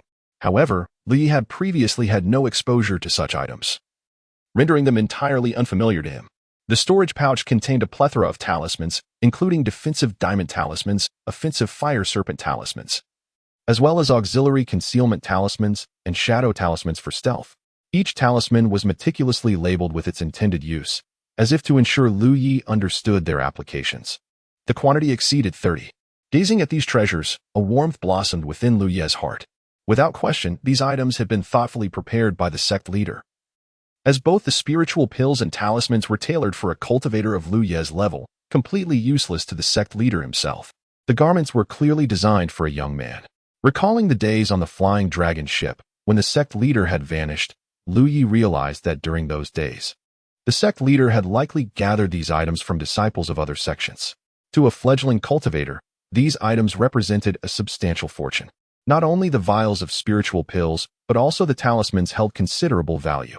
His previous encounters with the storage pouches belonging to Manager Yang and Zhou Cheng had yielded no talismans, suggesting their rarity and worth.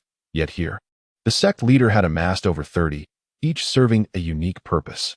Drawing a gentle breath, Lu Yi organized his belongings and picked up the jade slip. It might contain vital information that the sect leader wished to convey to him. In the heat of the moment, the sect leader had been unable to explain, resorting instead to this method of communication. Lu Yi channeled his spiritual energy into the jade slip, yet it yielded no immediate response, leaving him perplexed. After a moment's contemplation, he mimicked the sect leader's actions, pressing the slip to his forehead and activating his spiritual energy once more. This time, a torrent of information surged into his mind, momentarily disorienting him. After a brief interval, he set down the jade slip, his expression a tapestry of emotions. The slip indeed contained information left for him by the sect leader, specifically regarding the Lingxi battlefield. The Jiuzhou realm was a world composed of 9 major continents. Yet it was not limited to these land masses. Beyond them lay other realms. The Lingxi battlefield was one such location. Its precise position within the Jiuzhou realm remained a mystery. Many cultivators of the Divine Sea realm had sought to uncover this secret, yet for countless years, no one had gleaned any useful clues. And the pursuit had ultimately come to naught. The conflict between the Haoyan Alliance and the Wanmoling extended beyond the Jiuzhou realm. The fiercest battles occurred within these spatial battlegrounds. To enter the Lingxi battlefield, one must utilize a heavenly mechanism pillar, the crystalline column Lu Yi had previously observed. Each sect possessed one, and even if a sect were to be annihilated, the pillar would be preserved. Over the ages, countless sects had fallen, resulting in many such pillars scattered across the wilderness. Akin to stars in the night sky, cultivators would access the Lingxi battlefield through their sect's heavenly mechanism pillar, appearing in a designated territory, typically fortified by their sect as a stronghold, with powerful cultivators stationed there to prevent ambushes. However, if a cultivator did not enter the battlefield via their own sect's pillar, they would materialize randomly at an unknown location. Consequently, it was customary for cultivators to utilize their own sect's pillars, rarely resorting to those of others unless granted permission. Marked by a specific seal, the circumstances Lu Yi and the sect leader had encountered left little room for choice. Despite the grim prospects of sending Lu Yi into the Lingxi battlefield, the sect leader had no alternative but to take the gamble. After perusing the information within the jade slip, Lu Yi comprehended his predicament. He was situated somewhere within the Lingxi battlefield, yet the exact location remained unknown. For the battlefield spanned an expanse equivalent to an entire state.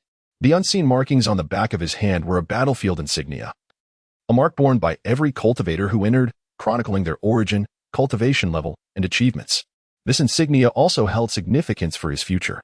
Chapter 30. The power of spirit talismans. After meticulously piecing together all the clues, Lu Yi gained a clearer understanding of his current predicament. Undeniably, his situation was precarious. The most pressing issue was his insufficient cultivation level, which allowed a pack of ferocious wolves to corner him atop a tree.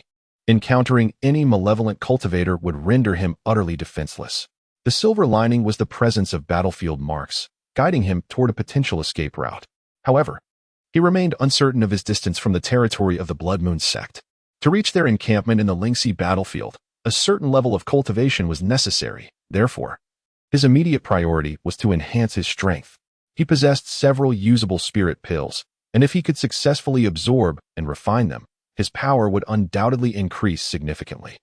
Although he could not claim he would ascend to the higher echelons of Lingxi, at the very least, he would gain a measure of self-preservation. With this plan in mind, Lu Yi cast his gaze downward at the encircling wolves. To cultivate, he first needed to extricate himself from this dire situation. This environment was ill-suited for practice. While the wolves posed no immediate threat, Their commotion could easily attract unwanted attention, making them a latent danger. After deliberation, Liu retrieved a spirit talisman from the storage pouch given to him by the sect leader. He sifted through the talismans and selected a golden wool talisman.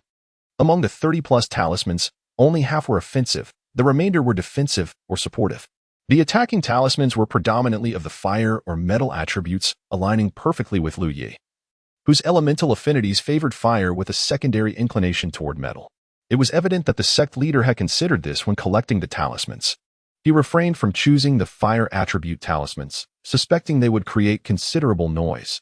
Names such as Explosive Talisman and Fire Serpent Talisman evoked a sense of volatility. However, the challenge lay in activating the talisman, as Liu Yi had never utilized one before. Nevertheless, he had no choice but to attempt it. He needed to escape promptly. Gripping the talisman, Liu Yi channeled his spiritual energy into it cautiously. Instantly, a layer of golden light emanated from the talisman, coalescing into a disc-shaped object before him. The disc shimmered, semi-transparent, roughly the size of a basin, with intricate spiritual patterns flowing within. Before Liu Yi could fully comprehend the situation, a golden blade shot forth from the disc, slicing through the air like a crescent moon, vanishing in an instant. A dull thud echoed as Liu Yi looked up to see a deep gash carved into the trunk of a nearby tree, large enough for several people to embrace. With a continuous stream of golden crescent blades emanating from the semi-transparent disc, the surrounding trees suffered devastation as branches and twigs rained down. Realization dawned on Liu Yi, prompting him to adjust the disc's orientation toward the wolf pack below. As the sharp golden crescents cleaved through the air, blood splattered, and the wolves were swiftly severed in two upon impact. The pack, visibly panicked, scattered in all directions as Liu Yi meticulously directed the blades toward the densest concentration of wolves. The air became thick with the scent of blood as wolves fell. One. Chapter 31. The 8 apertures for a fledgling practitioner who had only opened 3 apertures. These items were undoubtedly an immense treasure. The ores and talismans were temporarily of no use. What truly mattered for elevating one's cultivation were the spirit-nourishing pills and blood vitality pills. Liu Yi carefully stowed the ores and the majority of the spirit pills and talismans into the storage bag bestowed upon him by the sect leader, securing it closely to his person. He then divided the remaining items into 2 portions. One was tied at his waist for easy access, while the other was concealed within his chest for emergencies. Afterward, he changed into a clean set of garments, having previously worn tattered clothes stained with blood from his skirmish with Manager Yang. Had he possessed a spare outfit, he would have discarded the old one long ago. Clad anew, Liu Yi felt a refreshing surge of vitality.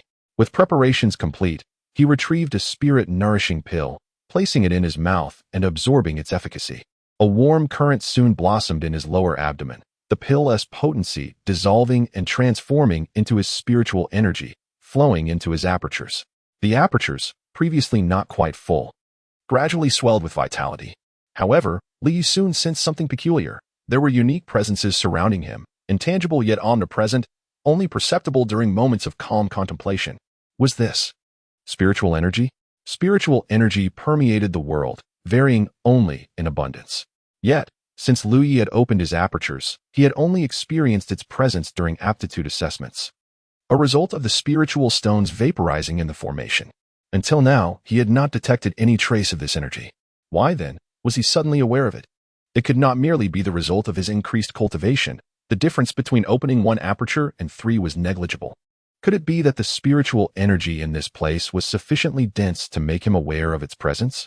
As he focused on his surroundings, he discovered that the concentration of spiritual energy was only slightly less than that of the environment during his earlier assessment. Yet it far surpassed the conditions in the Evil Moon Valley or the outside world. Was this the unique atmosphere of the Spirit Stream battlefield? If so, it was evident that cultivation within the battlefield was significantly more advantageous. Liu began to grasp the significance of the Spirit Stream battlefield for practitioners.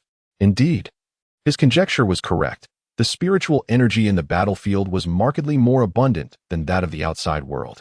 This was still the wilderness of the battlefield. Had he ventured into the strongholds of various sects, he would find the spiritual energy even denser. The higher the sect's rank, the greater the concentration of spiritual energy, resulting in swifter cultivation progress.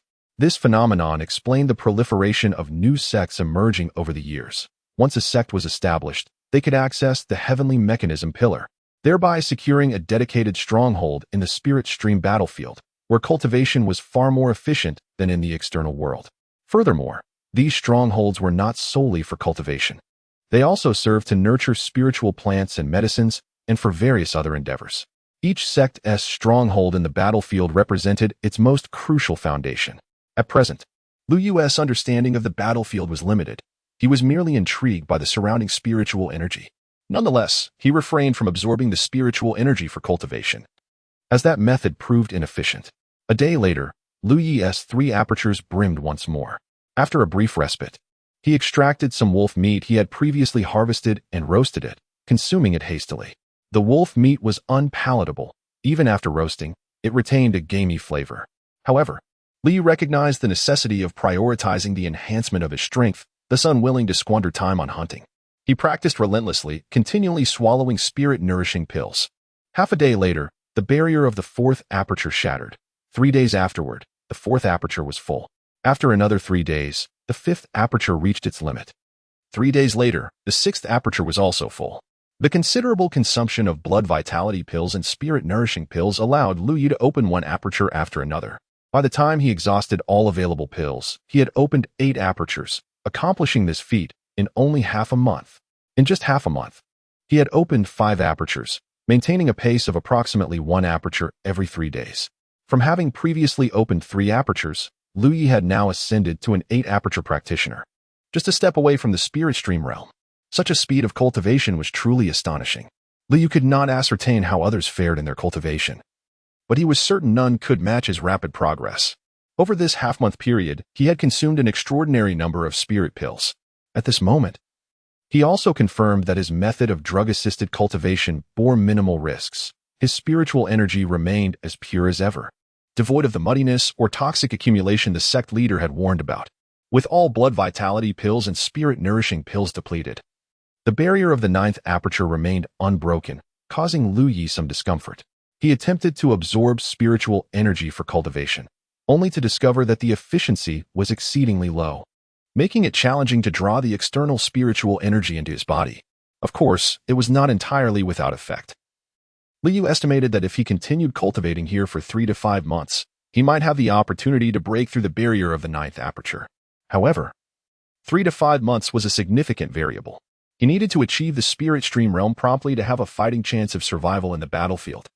He silently lamented that the sect leader had not prepared more spirit pills for him. This, however, was a misunderstanding, typically, for a novice practitioner like Lu Yu.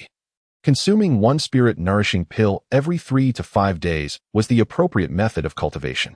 As one's cultivation advanced, the frequency of pill consumption could be gradually increased. The sect leader had provided him with 20 pills at once, which, combined with what Lu Yu had already possessed, was sufficient for an extended period of cultivation. Not to mention the additional blood vitality pills. Who could have anticipated that he would consume pills as if they were mere snacks, depleting them all within half a month? No one in the world practiced in such a manner. For practitioners, absorbing spiritual energy or utilizing spiritual stones was the orthodox and safe method of cultivation. Chapter 32. The Great Tiger. By the flickering light of a dying campfire, Lu Yu relished a sumptuous feast, savoring the flesh of a massive serpent, measuring a full yard in length and as thick as an arm. The meat was exquisitely tender, leaving a delightful aftertaste. This gratifying development arose from a significant realization. The efficiency of refining essence into energy surpassed that of merely absorbing spiritual energy. But from where does this essence originate? Lacking blood vitality pills, the only recourse was to consume it. Previously, while partaking of wolf meat, he had sensed this potential. After hunting various other beasts, he discovered that the meat sourced from the spirit stream battlefield was remarkably nourishing, with the benefits amplifying with the size of the predator. Although he struggled with channeling spiritual energy, perhaps due to his inherent limitations, anything consumed could enhance his vitality, which he could subsequently transform into spiritual power, thus fortifying his strength. Consequently, during the past fortnight, the local fauna had suffered greatly. Ever since unlocking his meridians, Lu Yu's appetite had surged, and now, with a focus on refining essence into energy, his consumption had escalated further. This led to a desolate landscape around the cave, devoid of any beasts. It was only after a prolonged search that Lu Yu finally encountered this formidable serpent. Halfway through his meal, the cave entrance darkened, and a foul wind rushed in. Li looked up to find a colossal figure standing at the mouth of the cave, emitting a low, menacing growl. He quickly rose, drawing a long sword from his storage bag with one hand while the other clutched a fire serpent talisman, channeling his spiritual power. After residing in this cave for a month without encountering other cultivators or formidable beasts, he had presumed this to be a tranquil haven, only to be disrupted by an unwelcome intruder today. Anticipating such a scenario, Lu Yi remained composed and prepared to respond appropriately. The confines of the cave were narrow. Should the creature charge, his fire serpent talisman would deliver a potent counterstrike. If that failed, he possessed other talismans, and if necessary, he could invoke a diamond talisman for protection. His sword was not merely for show. At that moment, he finally discerned the nature of the intruder. It was a great tiger. Its fur was as white as snow, immaculate and unblemished, adorned with a large royal emblem on its forehead, and its amber eyes were soul-stirring. When Lu Yi's gaze met those formidable eyes, a momentary daze overtook him, realizing he was confronting a truly fearsome creature. He was now a cultivator with 8 meridians activated, but this was no ordinary beast. It was likely a demonic creature with a degree of cultivation. Demonic beasts differ from mere wild animals. They possess the capacity for cultivation. Legends tell that certain demonic beasts, upon unlocking specific vital pathways, can take on human form. This gave rise to the saying in the 9 provinces: if a demon does not unlock its pathways, it cannot transform. If a human does not unlock its pathways, it cannot cultivate.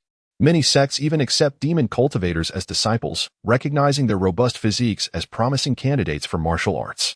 At present, Lu Yi's understanding of the 9 provinces' cultivation realm was limited, leaving him unaware of this information. He only grasped that his predicament was precarious, trapped within the cave with the great tiger blocking his exit. Unless he fought his way out, escape seemed impossible. However, he was uncertain of the tiger's strength.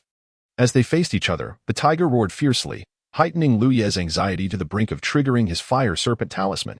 "You there, have you been slaughtering indiscriminately?" A thunderous voice echoed within the cave, causing stones to tumble from the walls. Lu Yi stared in astonishment at the great tiger, incredulous at the creature's ability to speak. "It is I, the king, who is addressing you. Don't be so surprised." Perceiving Lu Yi's bewilderment, the tiger continued. Lu Yi's heart sank, realizing he had underestimated the tiger's prowess. This creature could articulate human speech, and its strength likely surpassed his own. "I, the king, am asking you a question. Why do you remain silent?" The tiger's temper flared, accompanied by a low, threatening growl. "Whether it is fortune or misfortune, I cannot evade it." Lu Yi steeled himself, stammering. "It was not me." His scalp prickled, acutely aware that his life hung by a thread. Yet, he understood why the tiger had come. This territory belonged to it, and the beasts he had slain were its rightful prey. His excesses over the past month had drawn the tiger's attention, leading it to follow the trail of his deeds. "Speak. How do you propose to resolve this matter?" the tiger demanded. At this juncture, Lu Yi felt less frantic than before. Although negotiating with a demonic beast seemed bizarre, it was preferable to facing a silent assault. He furrowed his brow and replied, "Since I have already consumed them, how do you wish to resolve this?" Staring intently at him, the tiger declared, "Surrender your spirit pills, and this matter will be settled. Should you dare utter a single negative word, today shall mark your demise." "I have no spirit pills." Liu shook his head. "If I had them, would I need to kill beasts for meat? Spirit stones will suffice." "I have none of those either." The sect master had not provided him with spirit stones, perhaps deeming them unnecessary for his current needs. "None of this, none of that. It seems you wish for death." The tiger's impatience was palpable. Liu sighed. "I truly have nothing." "What then do you have in your storage bag?" The tiger pressed. "A few spiritual talismans and a vial of healing elixirs," Lu Yi replied candidly. "What a miser." The tiger scoffed. "Hand over the healing elixirs, and we shall consider this matter settled." "What do you need healing elixirs for?" Lu Yi's expression turned quizzical. "Mind your own business. Hurry and give them to me." "Fine." Reluctantly, Lu Yi acquiesced, retrieving the vial from his storage bag. After a moment's hesitation, he placed it on the ground. "Throw it over here," the tiger commanded. Lu Yi regarded it. "Why don't you come and take it yourself? I command you to toss it." The tiger's irritation was evident, erupting into another roar. "Very well." Lu Yi lifted his foot and kicked the vial across the ground. Simultaneously, he activated the fire serpent talisman in his hand, channeling his spiritual energy as the talisman transformed into a streak of red light, resembling a fiery serpent lunging toward the great tiger. That was not all. He propelled himself forward like a bolt of lightning, sword in hand, charging at the creature. Chapter 33, Insufficient Strength. Resorting to spirit talismans, Lu Yi initially believed he had encountered a formidable beast, yet upon closer interaction, he discerned that this great tiger might not be as powerful as he had imagined. It remained at the cave's entrance, seemingly hesitant to venture further. If its strength truly surpassed Lu Ye's by a significant margin, it would hardly engage in such trivial discourse. This was his first realization. Secondly, when the tiger sought elixirs from Lu Yi and failed, it resorted to demanding spirit stones and subsequently healing potions, exhibiting a rather desperate demeanor. Thus, Lu Yi concluded that although the tiger exuded a formidable presence, it was most likely a mere fade of strength. He placed the healing potion at his feet as a final test. As anticipated, the tiger refused to approach him, insisting instead that he toss the potion over. With the certainty that the tiger's prowess was not as formidable as he had initially believed, Li felt a wave of relief wash over him. His objective was now straightforward: to slay the tiger and feast upon its flesh. Undeniably, this was a beast of considerable cultivation, should he succeed in defeating it. The benefits would far surpass those of a typical wild animal. Perhaps this tiger would be the key to unlocking his own potential. Lu Yi had never been one to shy away from challenges. Otherwise, he would not have lured Steward Yang into that mine filled with magnetic forces. He was always prepared for potential dangers and keen to seize opportunities that arose. With a flicker of the fire serpent talisman, flames danced toward the great tiger as Lu Yi brandished his sword and charged forth. However, just as he made his move, he felt an unexpected weight on his shoulder, as if something had pressed down on him, causing him to stoop dangerously close to the ground. At that moment, a piercing shriek echoed in his ears, and he felt as though someone had struck him on the head with a hammer, leaving him momentarily dazed with stars swimming before his eyes. He steadied himself with one hand on his sword, summoning the spirit energy from his 8 spiritual apertures to envelop his body. In an instant, a layer of flame seemed to ignite around him, shimmering with hints of gold. His elemental affinity was fire, with metal as a secondary element, hence the manifestation of these 2 attributes in his spirit energy. A chilling scream erupted, and the oppressive weight on his shoulder vanished instantly. Though his head remained somewhat foggy, his clarity was returning. What astonished him, however, was the realization that he had been ambushed. The assailant was not the great tiger, but rather another party entirely. He had been positioned at the cave's base, while the tiger blocked the exit, leaving no room for any other presence. The notion of an ambush from behind had never crossed his mind. Fortunately, the assailant appeared to lack strength, with just the activation of his protective spirit energy. He had managed to repel the attacker. As the scream rang out, Li swiftly turned his head, catching a fleeting glimpse of an indistinct figure vanishing into the rock wall. There was no time to ponder the identity of the assailant, for a foul wind swept toward him as the tiger lunged. The fire serpent talisman had not slain the creature. It had merely singed its fur, confirming that this tiger indeed possessed cultivation. At this moment, summoning another talisman was no longer feasible. Li had missed the opportune moment for an attack and could only strike fiercely with his sword while channeling his spirit energy to enhance its blade with sharpness. The enhanced sword was exceedingly sharp. During his previous encounter with Zhou Cheng, he had effortlessly severed Zhou's equally crafted sword with a single strike. Yet, the tiger's bones seemed sturdier than Zhou's blade. Lu Ye's sword struck the creature's shoulder but failed to cleave through entirely, causing him to stagger from the force of the impact. Before he could regain his footing, a sharp pain coursed through his chest as a tiger claw grazed him, stripping away a layer of flesh. The pain did not deter Lu Yi. Rather, it sharpened his focus. In this confined space, the clash between man and beast was perilous, with death lurking at every turn. After this exchange, however, Li felt a sense of assurance. His initial assessment was correct. The tiger's cultivation was indeed not as deep as he had imagined. It was not an insurmountable foe. With proper strategy, the prospect of slaying the tiger and enjoying its meat was within reach. The tiger roared and lunged at Li once more, while a cacophony of wails and howls erupted within the cave, an attempt to disorient him. This was the tactic employed by the hidden adversary. Li disregarded the lurking enemy, fixating on the tiger's movements. As the beast leapt towards him, he crouched low, stepping aside as it barreled past. In the fleeting moment as their paths crossed, Li thrust his sword upward, aiming for the tiger's vulnerable abdomen. He had hoped to pierce through, but to his astonishment, a faint golden light emanated from the creature's belly, which even his sharpened blade could only breach superficially, failing to inflict significant harm. As the 2 combatants repositioned themselves, Lu Yi found himself at a disadvantage. He had initially occupied the depths of the cave, while the tiger had blocked the exit. Now, the roles had reversed. Although the tiger's strength was not particularly high, it was not trivial either, likely surpassing his own. Yet with his potent weapon and the enhancement of spirit inscriptions, he held a slight edge. However, should this confrontation continue, it would likely result in mutual destruction. With this thought in mind, Lu Yi reached into his storage pouch and retrieved a spirit talisman. But before he could activate it, a delicate voice rang out urgently, pleading for mercy. I surrender. Spare my life. Lu Yi furrowed his brow, finding such words at this critical juncture to be a significant blow to his fighting spirit. He tightened his grip on the talisman, channeling his spirit energy as he barked, Show yourself. From the depths of the cave, a figure gradually emerged from the rock wall beside the great tiger. This figure was not corporeal, but rather a manifestation of gathered spirit energy. Once it fully materialized, it bore a striking resemblance to an ordinary person. As the girl stepped forward, she stood beside the tiger, casting a timid glance at Lu Yi, her expression betraying a sense of wrongdoing. Lu Yi scowled. What are you? Chapter 34. The uninformed Lu Yi through Lu Ye's discerning gaze. He could not ascertain whether the peculiar girl before him was human or ghostly. However, judging by her recent actions, her humanity was highly questionable. She had managed to appear silently behind him for a surprise attack, her form oscillating between solidity and ethereality, seamlessly traversing the rock walls, an ability far beyond that of an ordinary person. This was Lu Ye's first encounter with such an enigmatic entity, heightening his vigilance, especially since she was evidently allied with the formidable tiger. At this moment, he held a positional advantage, yet any lapse in caution could lead to dire consequences.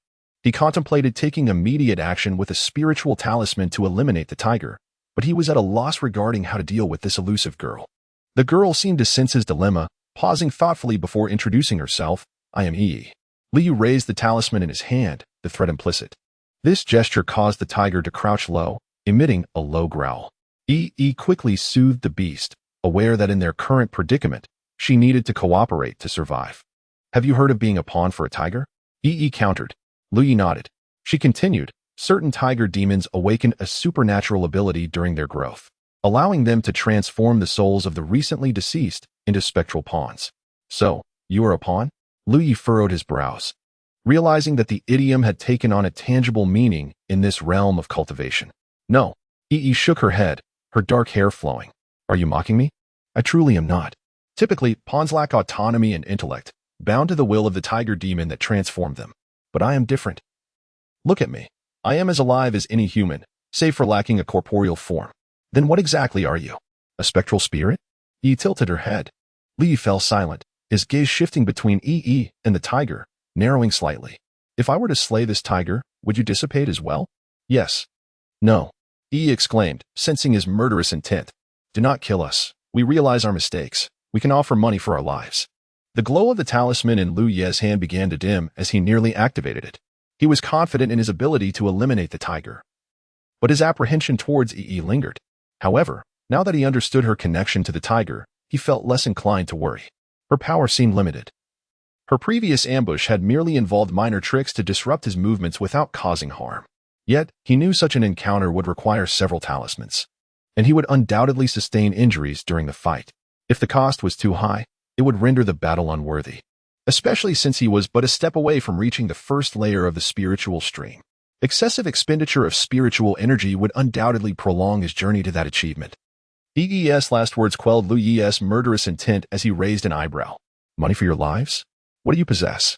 He doubted a tiger dwelling in the spiritual stream battlefield and its accompanying spectral spirit would have anything of value.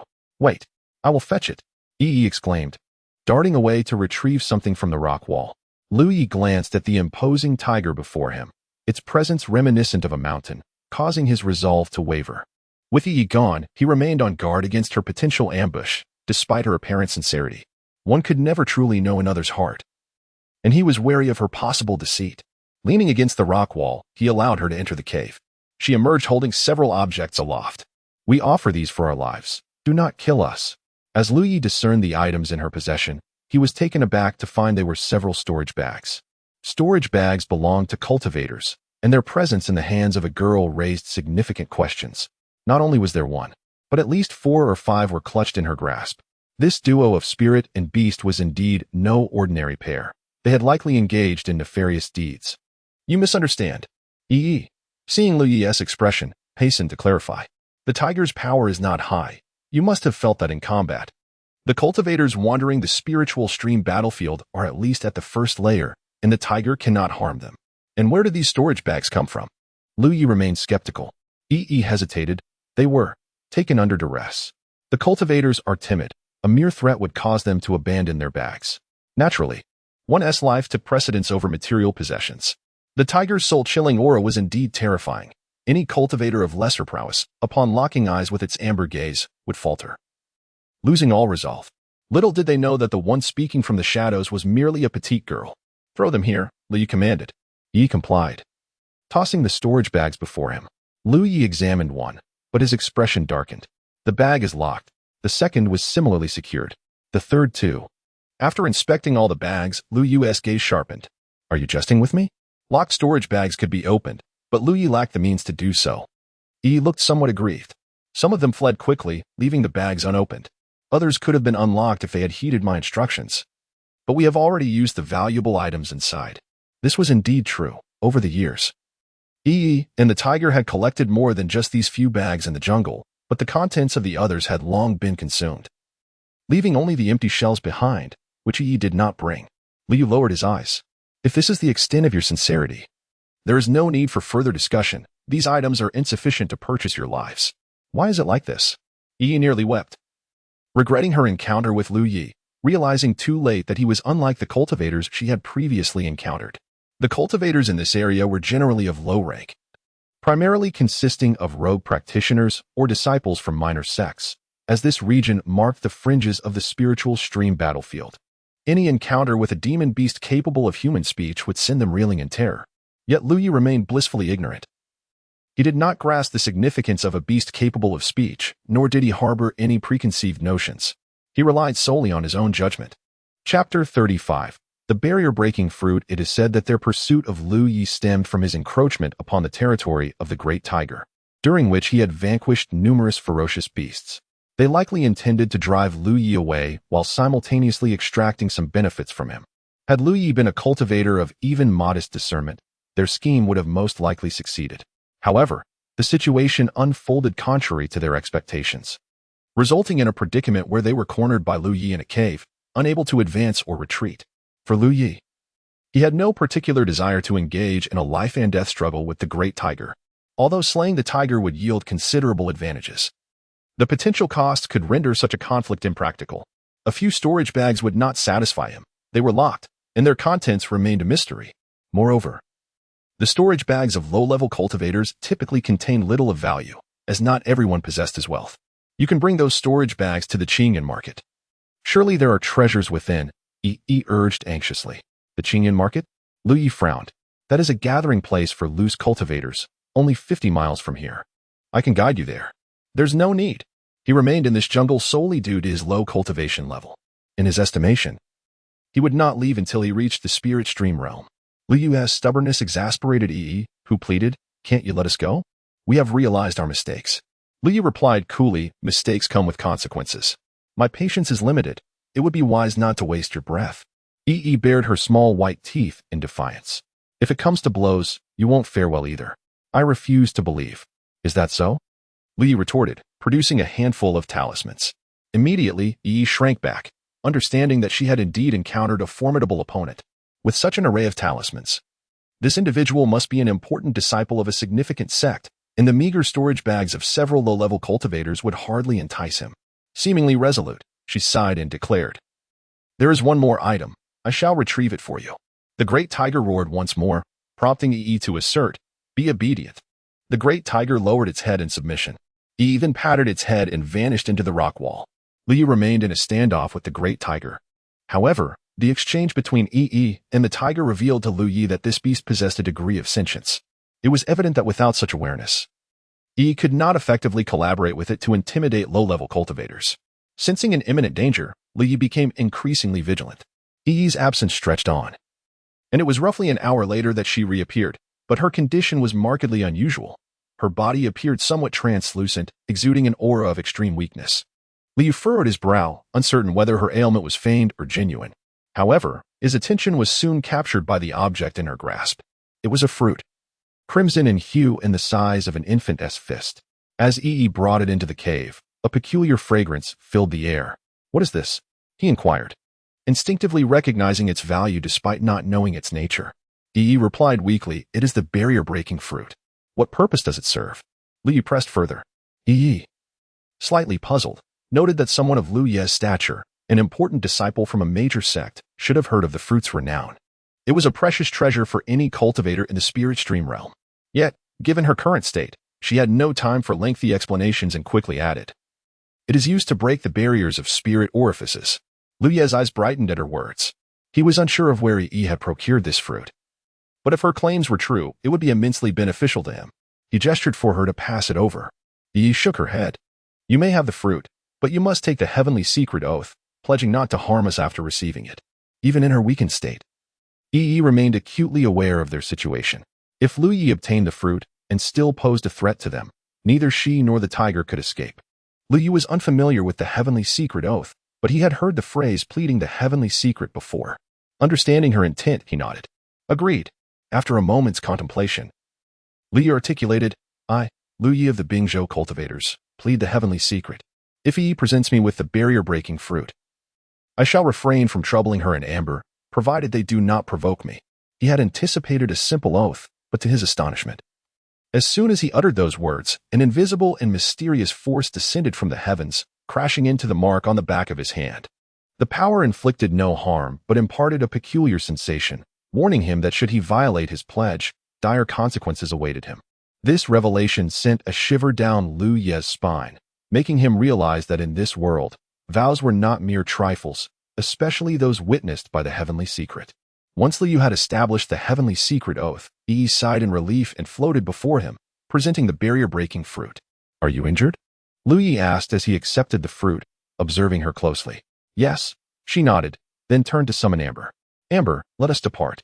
The robust Amber stepped forward, and Liu Yi, clutching the talismans, exited the cave. Moments later, Amber emerged, and Yi vanished into its form. The great tiger turned to roar at Liu Yi before leaping into the jungle, disappearing from sight. Watching the direction in which the great tiger had vanished, Liu Yi contemplated for a moment, slowly shaking his head. The events of the past half-day had been surreal, yet he was relieved by the favorable outcome. Gazing at the barrier-breaking fruit in his hand, his expression ignited with fervor. If this fruit indeed possessed the efficacy that Yi described, then his ascension to the spirit stream realm was within reach. Chapter 36. The cutest bunny. Liu Yi did not hasten to consume the barrier-breaking fruit, for he was uncertain of its authenticity and dared not take such a risk. Although his battle with the great tiger was brief, the encounter was perilous, leaving him wounded. Previously, he had been too preoccupied with confronting the beast to assess his injuries. Now, having shed his garments, he discovered a gruesome array of claw marks across his chest, the blood having thoroughly stained his clothing a deep crimson. Fortunately, he was no ordinary mortal. During his confrontation with the great tiger, he had consciously channeled his spiritual energy to staunch the bleeding, thus the flow was not excessively dire, but the wounds appeared rather ghastly. After stretching to ensure no bones were fractured, he exhaled in relief. Mere flesh wounds were indeed more manageable. He possessed 8 healing pills, renowned for their efficacy in treating injuries. He retrieved a vial containing the healing pills, consumed one, and then crushed another, applying the powder evenly to his chest wounds. A sharp pain coursed through him. Once he completed this task, he donned his clothes and seated himself in a meditative posture to refine the healing energy of the pills. By the following dawn, Liu Yi felt significantly improved. The wounds had begun to heal and scab over, and he surmised that within a few days, he would fully recover. In the meantime, he finished the remnants of the great serpent he had not consumed earlier, replenishing his strength. Shortly thereafter, Liu sat cross-legged in the cave, cradling the barrier-breaking fruit in his hands. He unsheathed his sword and delicately peeled away a layer of its flesh. Then, he pried open the bunny's mouth, placing the flesh inside before closing its mouth firmly and shaking it vigorously. Ensuring that the bunny had consumed every morsel, he released it. Perhaps due to the shock it had experienced, the bunny lay still upon the ground. The storage bag it carried was caked in dirt, as if it had been unearthed from the soil.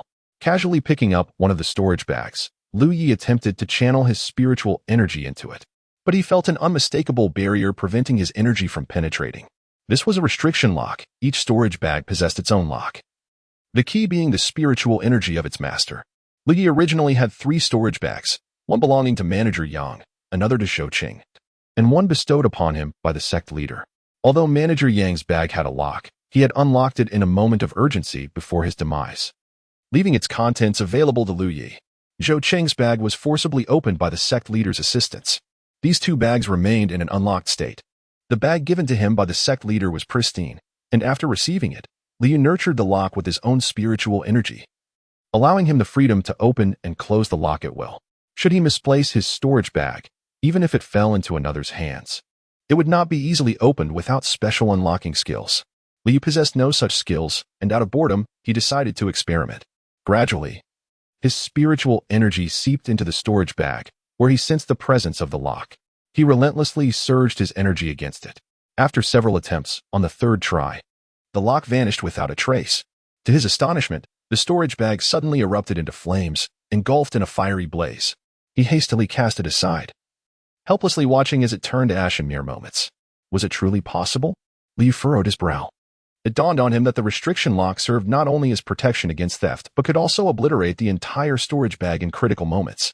This bore a striking resemblance to the notion of preferring a noble demise over a disgraceful survival. Clearly, without specialized unlocking techniques, one must tread carefully. The destruction of the storage bag was trivial compared to the potential danger hidden within the locks. Liu stowed away the remaining storage bags and returned to check on the bunny's condition. It was unharmed and as lively as ever, appearing quite adorable. Grasping the bunny by its head, he twisted sharply, producing a satisfying snap. Such a charming creature would surely be delectable. Confirming his suspicion that the barrier-breaking fruit was devoid of toxicity, Liu Yi felt a wave of relief wash over him. He returned to his meditative position, retrieved the fruit, and took a hearty bite. Juice burst forth, fragrant and unexpectedly sweet, causing his brow to arch in delight as he quickly finished the fruit. It bore no pit, resembling a small tomato. Initially, he felt no alteration, but soon a warm current surged in his abdomen, akin to the sensations experienced after consuming spiritual pills. However, unlike those pills which transformed into spiritual or life energy, the warmth from the barrier-breaking fruit was an entirely unfamiliar force. The warmth pooled in his abdomen, and Liu Yi endeavored to guide it into his source spirit aperture. This proved to be remarkably effortless. The warmth flowed seamlessly into the 2nd aperture, then the 3rd, and 4th. In no time, it surged past the 8th aperture, continuing its advance towards the 9th. In the next moment, Liu felt the barrier of his 9th aperture dissolving rapidly, as if melting under the blazing sun. This revelation astonished him. He had previously exerted immense effort to breach each aperture, laboriously guiding his spiritual energy against the barriers, which often resulted in discomfort akin to having a hammer striking at the location of the apertures, leaving him with a sense of soreness after repeated attempts. However, now, there was no pressure or discomfort. The medicinal effect of the barrier-breaking fruit was working wonders, causing the barriers to dissolve with remarkable swiftness. In comparison, the barrier-breaking fruit truly seemed a boon for cultivators seeking to open their apertures. No wonder when he had inquired about its purpose with E.E., she had regarded him with a peculiar expression. It was evident now that the barrier-breaking fruit was no trivial item. It was likely known to every cultivator in existence. Chapter 37. The 9 apertures unblocked, spiritual energy flowing like a stream in merely a few breaths. The barrier of the 9th spiritual aperture shattered, allowing the previously obstructed spiritual energy to flow in like a gentle stream. At this moment, Liu needed only to channel his own spiritual energy through the 9 apertures, creating a small circulatory flow within his body. Thus, he would achieve the realm of spiritual stream. This was the ultimate goal of his month-long endeavor. However, Liu discovered that although the efficacy of the barrier-breaking fruit had diminished significantly, a substantial amount still lingered. If he were to neglect it at this juncture, not only would he risk the potential repercussions on his future cultivation, but he would also squander the residual effects of this precious fruit, which was indeed a rare treasure not to be wasted. Thus, after a brief moment of hesitation, he began to summon his spiritual energy, attempting to locate the position of the 10th spiritual aperture. The master had only assisted him in identifying the 9th aperture, believing that, given Liu Ye's limited talent, even with ample supply of spiritual pills, it would take him 2 to 3 years to reach the first layer of the spiritual stream realm. This was not a reflection of the master's disdain for him, but rather a recognition of Lu Yi's low innate ability, which rendered his cultivation efficiency rather poor. Yet, the master had not anticipated that Lu Yi would open 9 apertures within a mere month, and that was under conditions of scarce resources. With sufficient spiritual pills, his progress would undoubtedly be accelerated. At this point, even without external assistance, Lu Yi's own reservoir of spiritual energy enabled him to locate the spiritual aperture, albeit with greater difficulty than the master. After approximately half an hour of diligent effort, Lu Yi finally pinpointed the location of the 10th aperture. He hastily guided the remaining efficacy of the barrier-breaking fruit towards the 10th aperture, and, just like before, the barrier swiftly dissolved. Moments later, the wall of the 10th spiritual aperture crumbled, though the remaining efficacy of the fruit was nearly exhausted. Lu Yi continued to seek the position of the 11th aperture. After more than half an hour, Lu Yi exhaled deeply and opened his eyes. At this moment, he could no longer perceive the effects of the barrier-breaking fruit. The warmth in his lower abdomen had entirely dissipated. The barrier of the 11th aperture had ultimately not been breached, but it had loosened significantly. Thus, when he resumed his cultivation in the future, breaking through that barrier would become considerably easier, rendering his efforts fruitful nonetheless. One barrier-breaking fruit had allowed him to open 2 apertures and considerably weaken the barrier of the 11th. This was indeed a significant gain. Lu Yi suppressed the immediate urge to attain the spiritual stream realm, as he harbored a subtle intuition that while there was a chance of succeeding in this endeavor now, achieving fullness in the newly opened 9th aperture would facilitate an even smoother transition into the spiritual stream realm. With this realization, he found himself in no rush. He stepped aside to skin and clean the dead rabbit, igniting a fire to roast it and savor the feast. Over the next few days, Lu Yi engaged in a relentless hunt of nearby beasts, consuming an astonishing amount of meat each day. Everything ingested transformed into his vitality, which he refined into spiritual energy, channeling it into the 9th spiritual aperture. Approximately 6 days later, within the cave, Lu Yi sat cross-legged, despite having consumed a considerable quantity of beast meat during this period. He had not gained weight. Rather, he appeared even leaner than 6 days prior, with his once-fitted garments now slightly baggy. This was the result of refining essence into energy. An excess of vitality had been transformed into spiritual energy, reflecting in his physique. Despite his lean appearance, Lu Yi felt no discomfort. Instead, he sensed a surge of strength coursing through him, with his muscles distinctly defined, aptly described as robust. He had finally cultivated the 9th aperture to its fullest capacity. Taking several deep breaths to calm his mind, Lu Yi followed the cultivation route of the golden cicada's free and easy technique, initiating the flow of energy from the source aperture into the 2nd aperture, prompting its energy to surge into the 3rd, and so forth, continuing this process until reaching the 9th aperture. If the spiritual energy previously stored in the apertures was akin to stagnant water, it now transformed into a lively stream, flowing continuously from the source aperture through the other 8, and back again. A unique sensation enveloped Lu Yi, but he did not cease his efforts. Rather, he persistently guided the energy, executing the small circulatory technique repeatedly.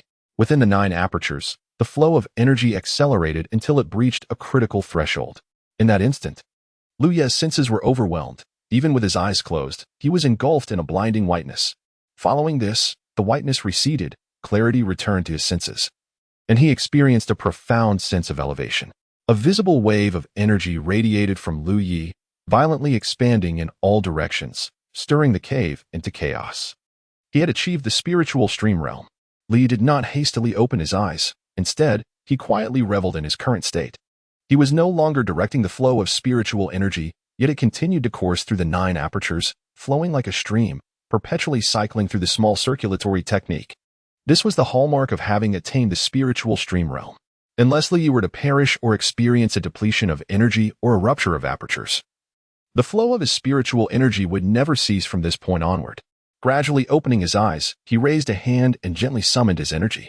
A faint glow surged forth from his palm, radiating the brilliance of spiritual energy.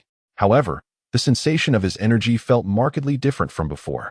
Although the total reservoir of his spiritual energy had not increased, the potency of his current energy was palpably more destructive. Lu Yi could distinctly sense that his strength had more than doubled. Should he confront the great tiger now, he was confident he could subdue it without resorting to talismans. After a moment of contemplation, Lu Yi grasped the underlying reason. Previously, although he had opened numerous apertures, he could only mobilize the energy from a single aperture at a time. Once that energy was depleted, he would have to draw from another, lacking the capacity to harness multiple apertures simultaneously. However, with the 9 apertures now interconnected and energy flowing in a small circulatory manner, the energy he summoned was no longer confined to a single aperture. Rather, it was the combined force of all 9. Of course, the destructive power would not be 9 times greater, but there was still a significant increase.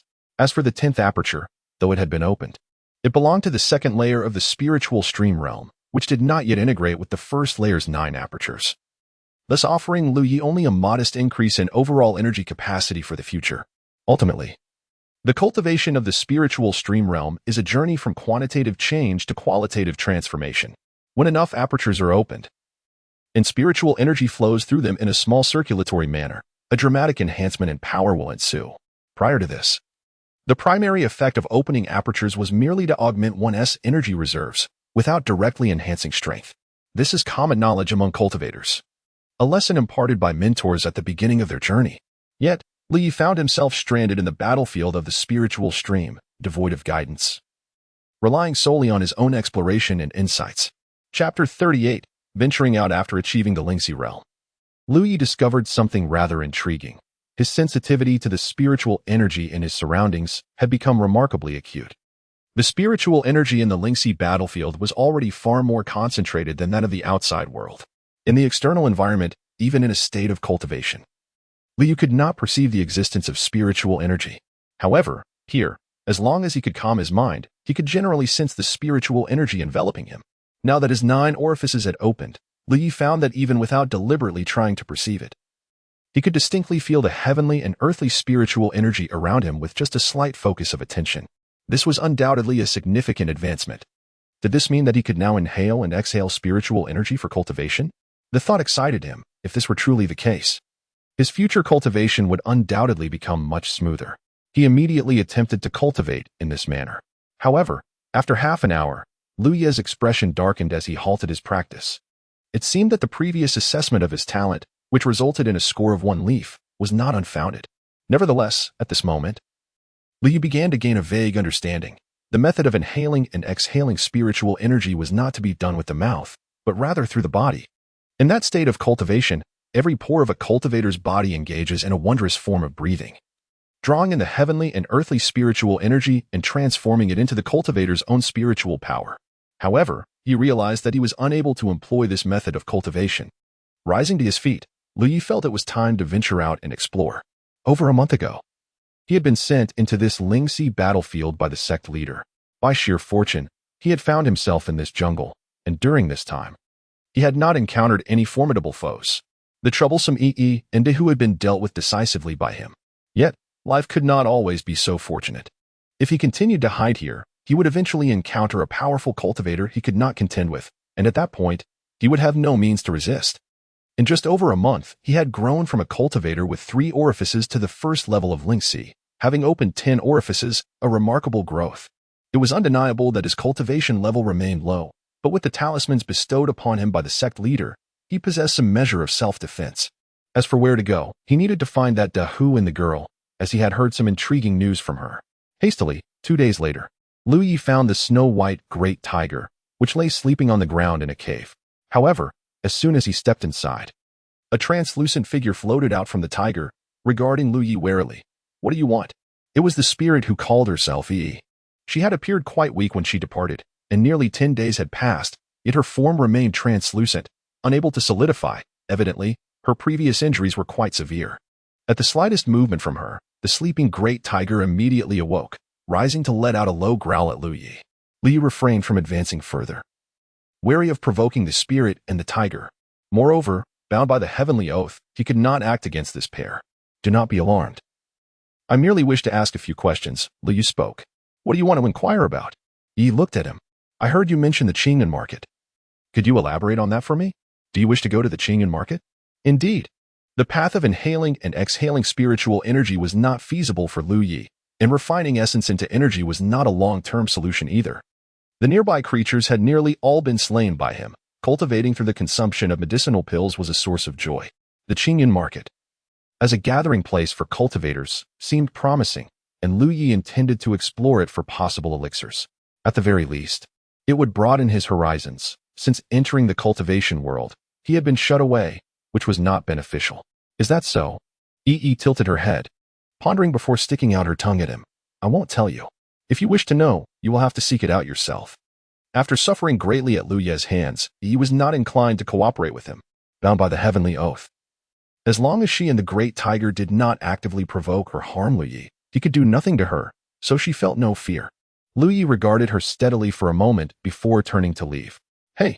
This took Yi by surprise. She had not anticipated Lu Ye's abrupt departure. After a brief hesitation, she floated to his side and said, But if you beg me, perhaps I might be in a good mood to tell you.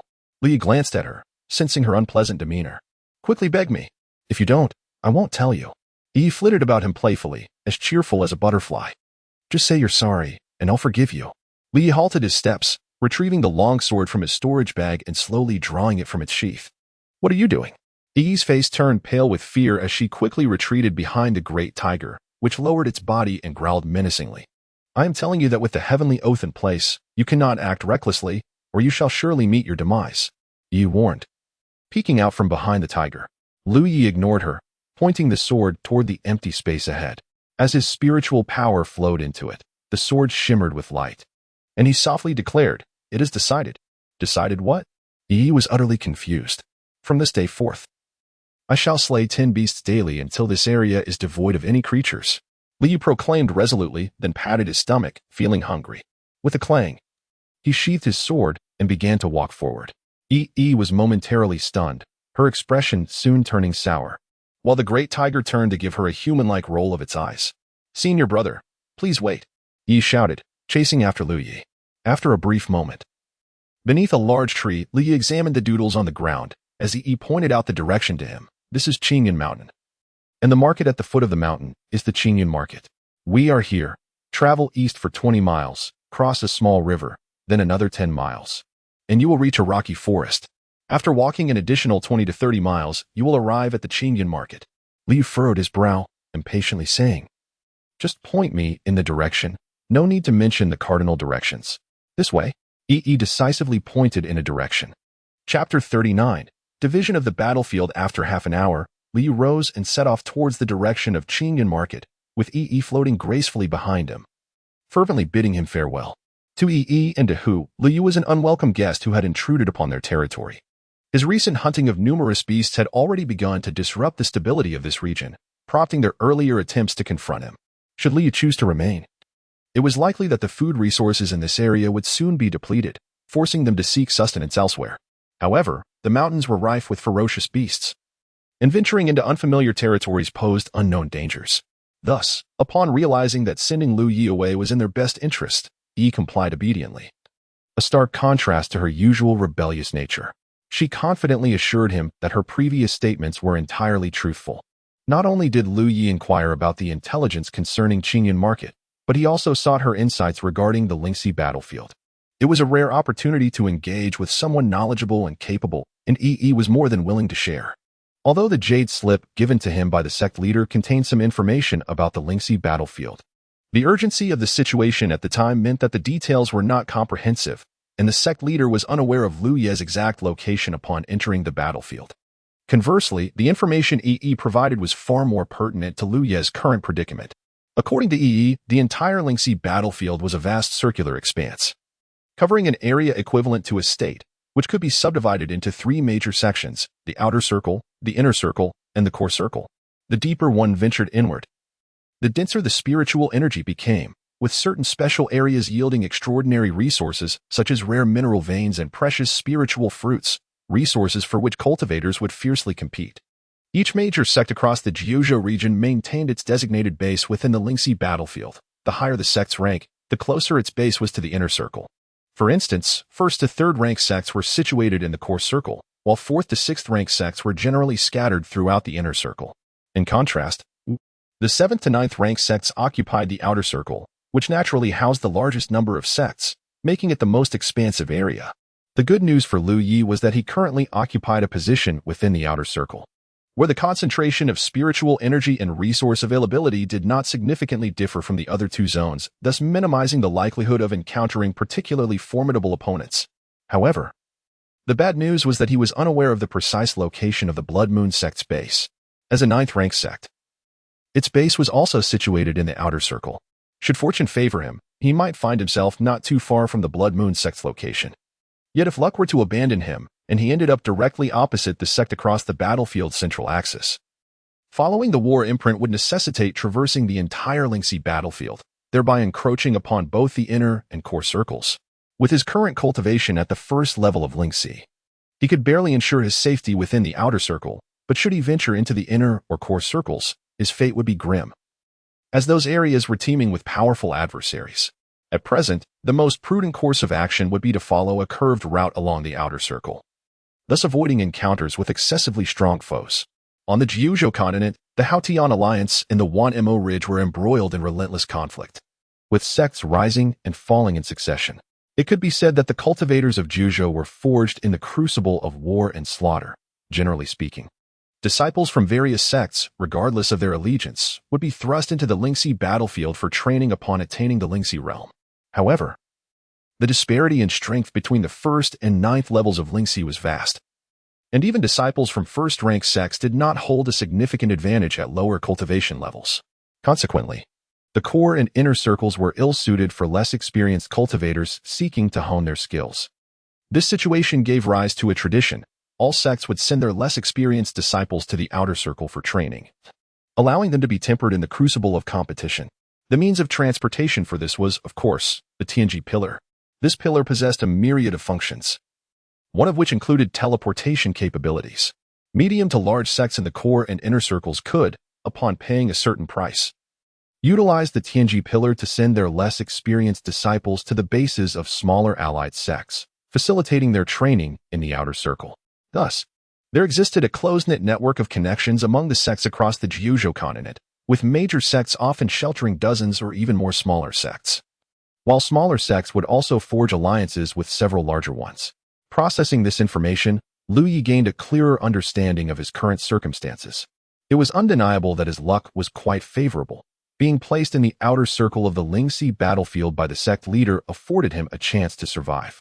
As for Qingyan Market, it was not a singular entity, but rather a collection of several markets at the foot of the expansive Qingyan Mountain. The market attracted cultivators from all over Jiuzhou, creating a vibrant and diverse atmosphere that included both the Haotian Alliance and the Wanmo Ridge. The market, being ungoverned, served as a spontaneous gathering place for cultivators, as well as a venue for trade and rest. Generally, the market was considered relatively safe. Any reckless violence could easily incite a massive brawl among the practitioners from both factions. There have been instances where personal grievances escalated into chaotic conflicts involving hundreds or even thousands, resulting in countless casualties. Since then, anyone daring to resort to violence in the market would swiftly find themselves besieged by nearby cultivators.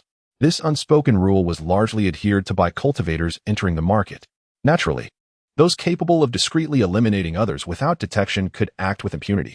However, given the lower cultivation levels of the outer circle's cultivators, few possess such abilities. This was undoubtedly good news for Lu Yi. As a first-level Linksea cultivator, he was perfectly suited for entry into the Linksea battlefield, making him one of the weakest practitioners present, unable to gain any advantage in combat. Following the clues provided by Yi, Lu Yi first crossed a small river, then navigated through a rocky forest, until he arrived at the foot of the mountain, where a sprawling area of diverse buildings emerged in his view, twinkling like stars. He had arrived at Qingyan Market. Chapter 40. Qingyan Square Market and the landlord. Qingyan Square Market lacks fixed entrances and exits. As Lu Yi descended from Qingyan Mountain, he seamlessly merged into the bustling flow of people entering and exiting the market. The lively atmosphere enveloped him, and on the intricate streets, cultivators jostled against one another. Lu Yi had not anticipated that such a small market could gather so many cultivators. After all, he had seen scarcely a soul on Qingyan Mountain. Well, perhaps half a person. It was no surprise, however, as the lower-tier cultivators are invariably the most numerous within any sect, and the fringes of the Linksea battlefield serve as a gathering point for these foundational cultivators. From their outward appearances, it was impossible to discern which faction they belonged to, for no one would openly display their lineage. Lu Yi found himself unable to gauge the cultivation levels of these practitioners. Initially puzzled, he recalled that the Haotian Alliance and the 10,000 Demon Ridge were two opposing factions embroiled in countless conflicts.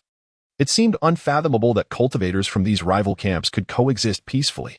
Yet, upon reaching the market, he realized that they were entirely unaware of each other's affiliations. Even when mingled together, they merely exchanged cautious glances, never daring to provoke one another. The diverse attire of the passing cultivators dazzled Lu Yi. Some female practitioners donned remarkably revealing garments that showcased ample fair skin, creating an enchanting sight. He was taken aback by the openness of the customs in Jiuzhou. It dawned on him that Jiuzhou was indeed a vast world, with each of its 9 regions possessing distinct cultural practices. In some locales, such customs did not necessarily equate to a liberal disposition. "Move aside, kid." A robust voice suddenly boomed from behind Lu Yi. He turned to find a muscular figure towering over him, his broad chest covered in a thick mane of hair. The sight of the man's impressive pectorals flexing under his gaze was astounding. When Lu Yi looked up, he was met with the imposing stature of a giant, whose horns curled menacingly from his forehead, leaving Liu momentarily dumbfounded. "Hey, you're in the way." The hulking figure exhaled a hot breath, glaring down at Lu Yi. Quickly, Liu leaped aside, instinctively reaching for his sword hilt. However, his apprehension dissipated as he noticed a petite girl standing beside the horned giant. Her head adorned with 2 furry ears resembling those of a cat, a likely companion of the imposing man. "Meow." The girl giggled, her playful demeanor catching Lu Yi off guard as she winked at him, exuding an irresistible charm. While he felt his heart flutter, as he reluctantly watched them vanish into the throng, he realized they were likely incomplete transformations of demon cultivators. Such beings are indeed captivating, a voice chimed beside him. Turning, Li encountered a plump figure standing nearby, beaming at him with narrowed eyes.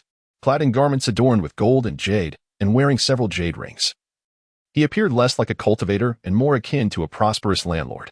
Demon cultivator? Li raised an eyebrow. He had heard of demon cultivators before. The sect leader had mentioned that many possessed innate physical advantages, making them well suited for body cultivation, prompting various sects to recruit them as disciples. Yet, he had never encountered one before, and the novelty piqued his interest. Yes, indeed, but as they ascend in cultivation, their beastly features gradually fade away. "You seem quite intrigued by those adorable demon cultivators?"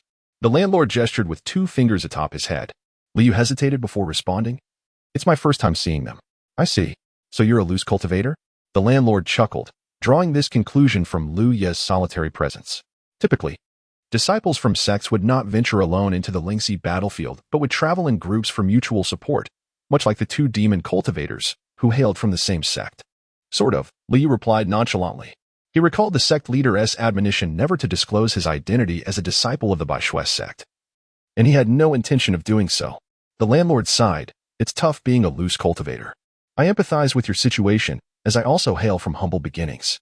He then grinned. "If you're interested in those charming creatures, feel free to visit my Tianji Merchant Alliance. As long as you can afford it, everything is negotiable." Li retorted earnestly, "You misunderstand. I am not that kind of person." Understood. The landlord nodded repeatedly. "However, if you seek to purchase pills, spiritual tools, talismans, intelligence, maps, or wish to sell something of value, my Tianji Merchant Alliance can certainly meet your needs." Lu Yi, puzzled, inquired, "What does your alliance trade in?" It seems to cover a broad spectrum, yet the name Tianji appears rather unusual.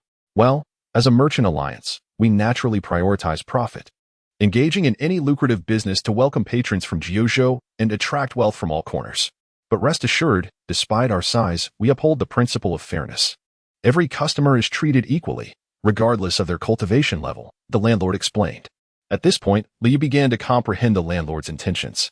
He likely approached him due to the latter's rural demeanor, seeking to establish a rapport and explore potential business opportunities. "I'm quite poor," Liu shook his head. The landlord chuckled. "Even a dragon may struggle in shallow waters, yet I perceive a remarkable character in you, destined for greatness.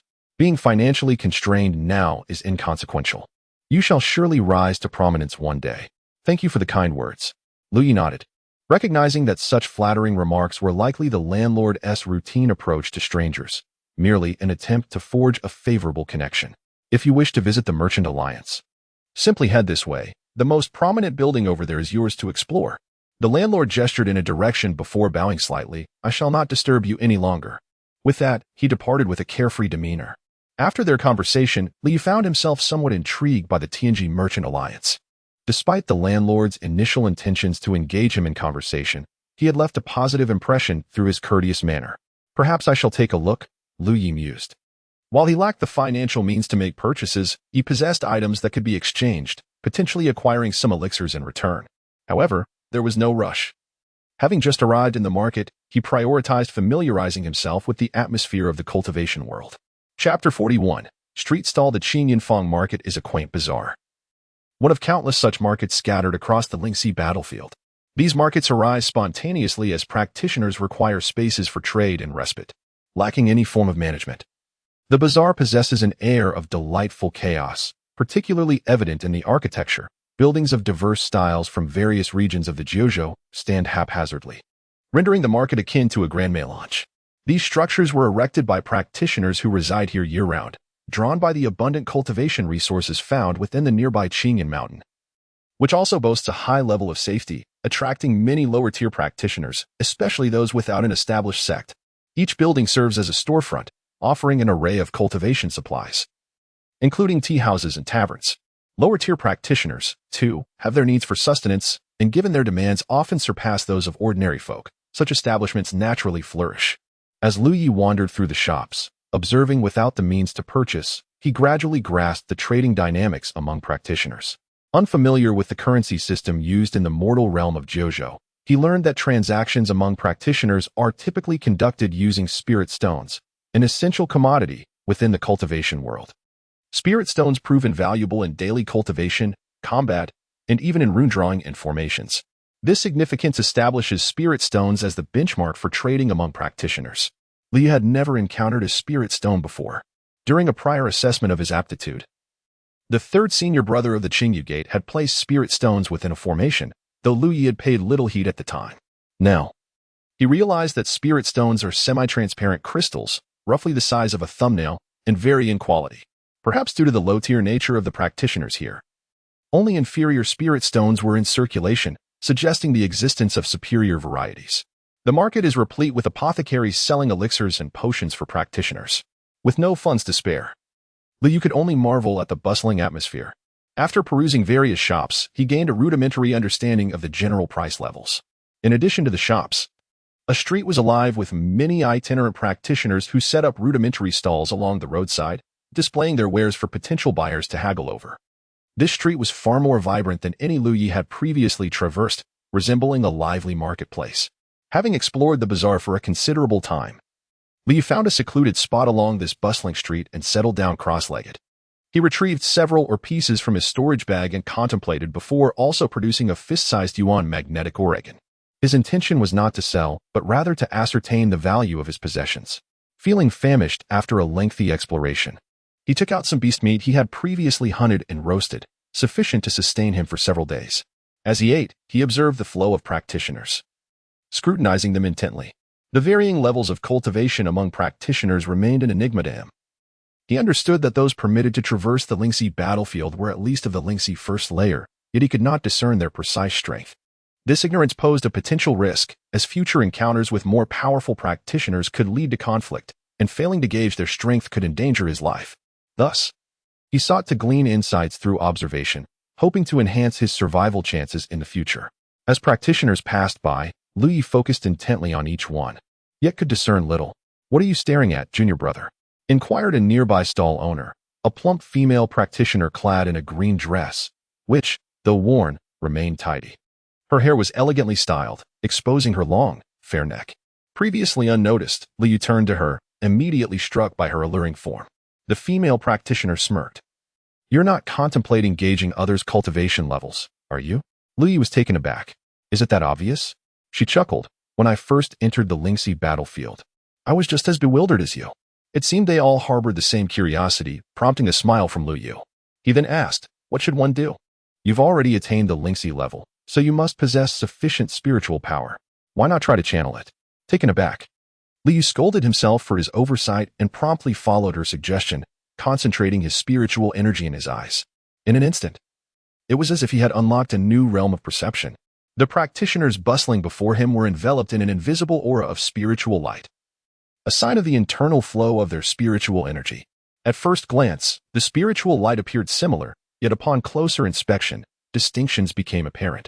Some practitioners exhibited a swifter flow of spiritual light, denser and more vibrant, while others appeared the opposite.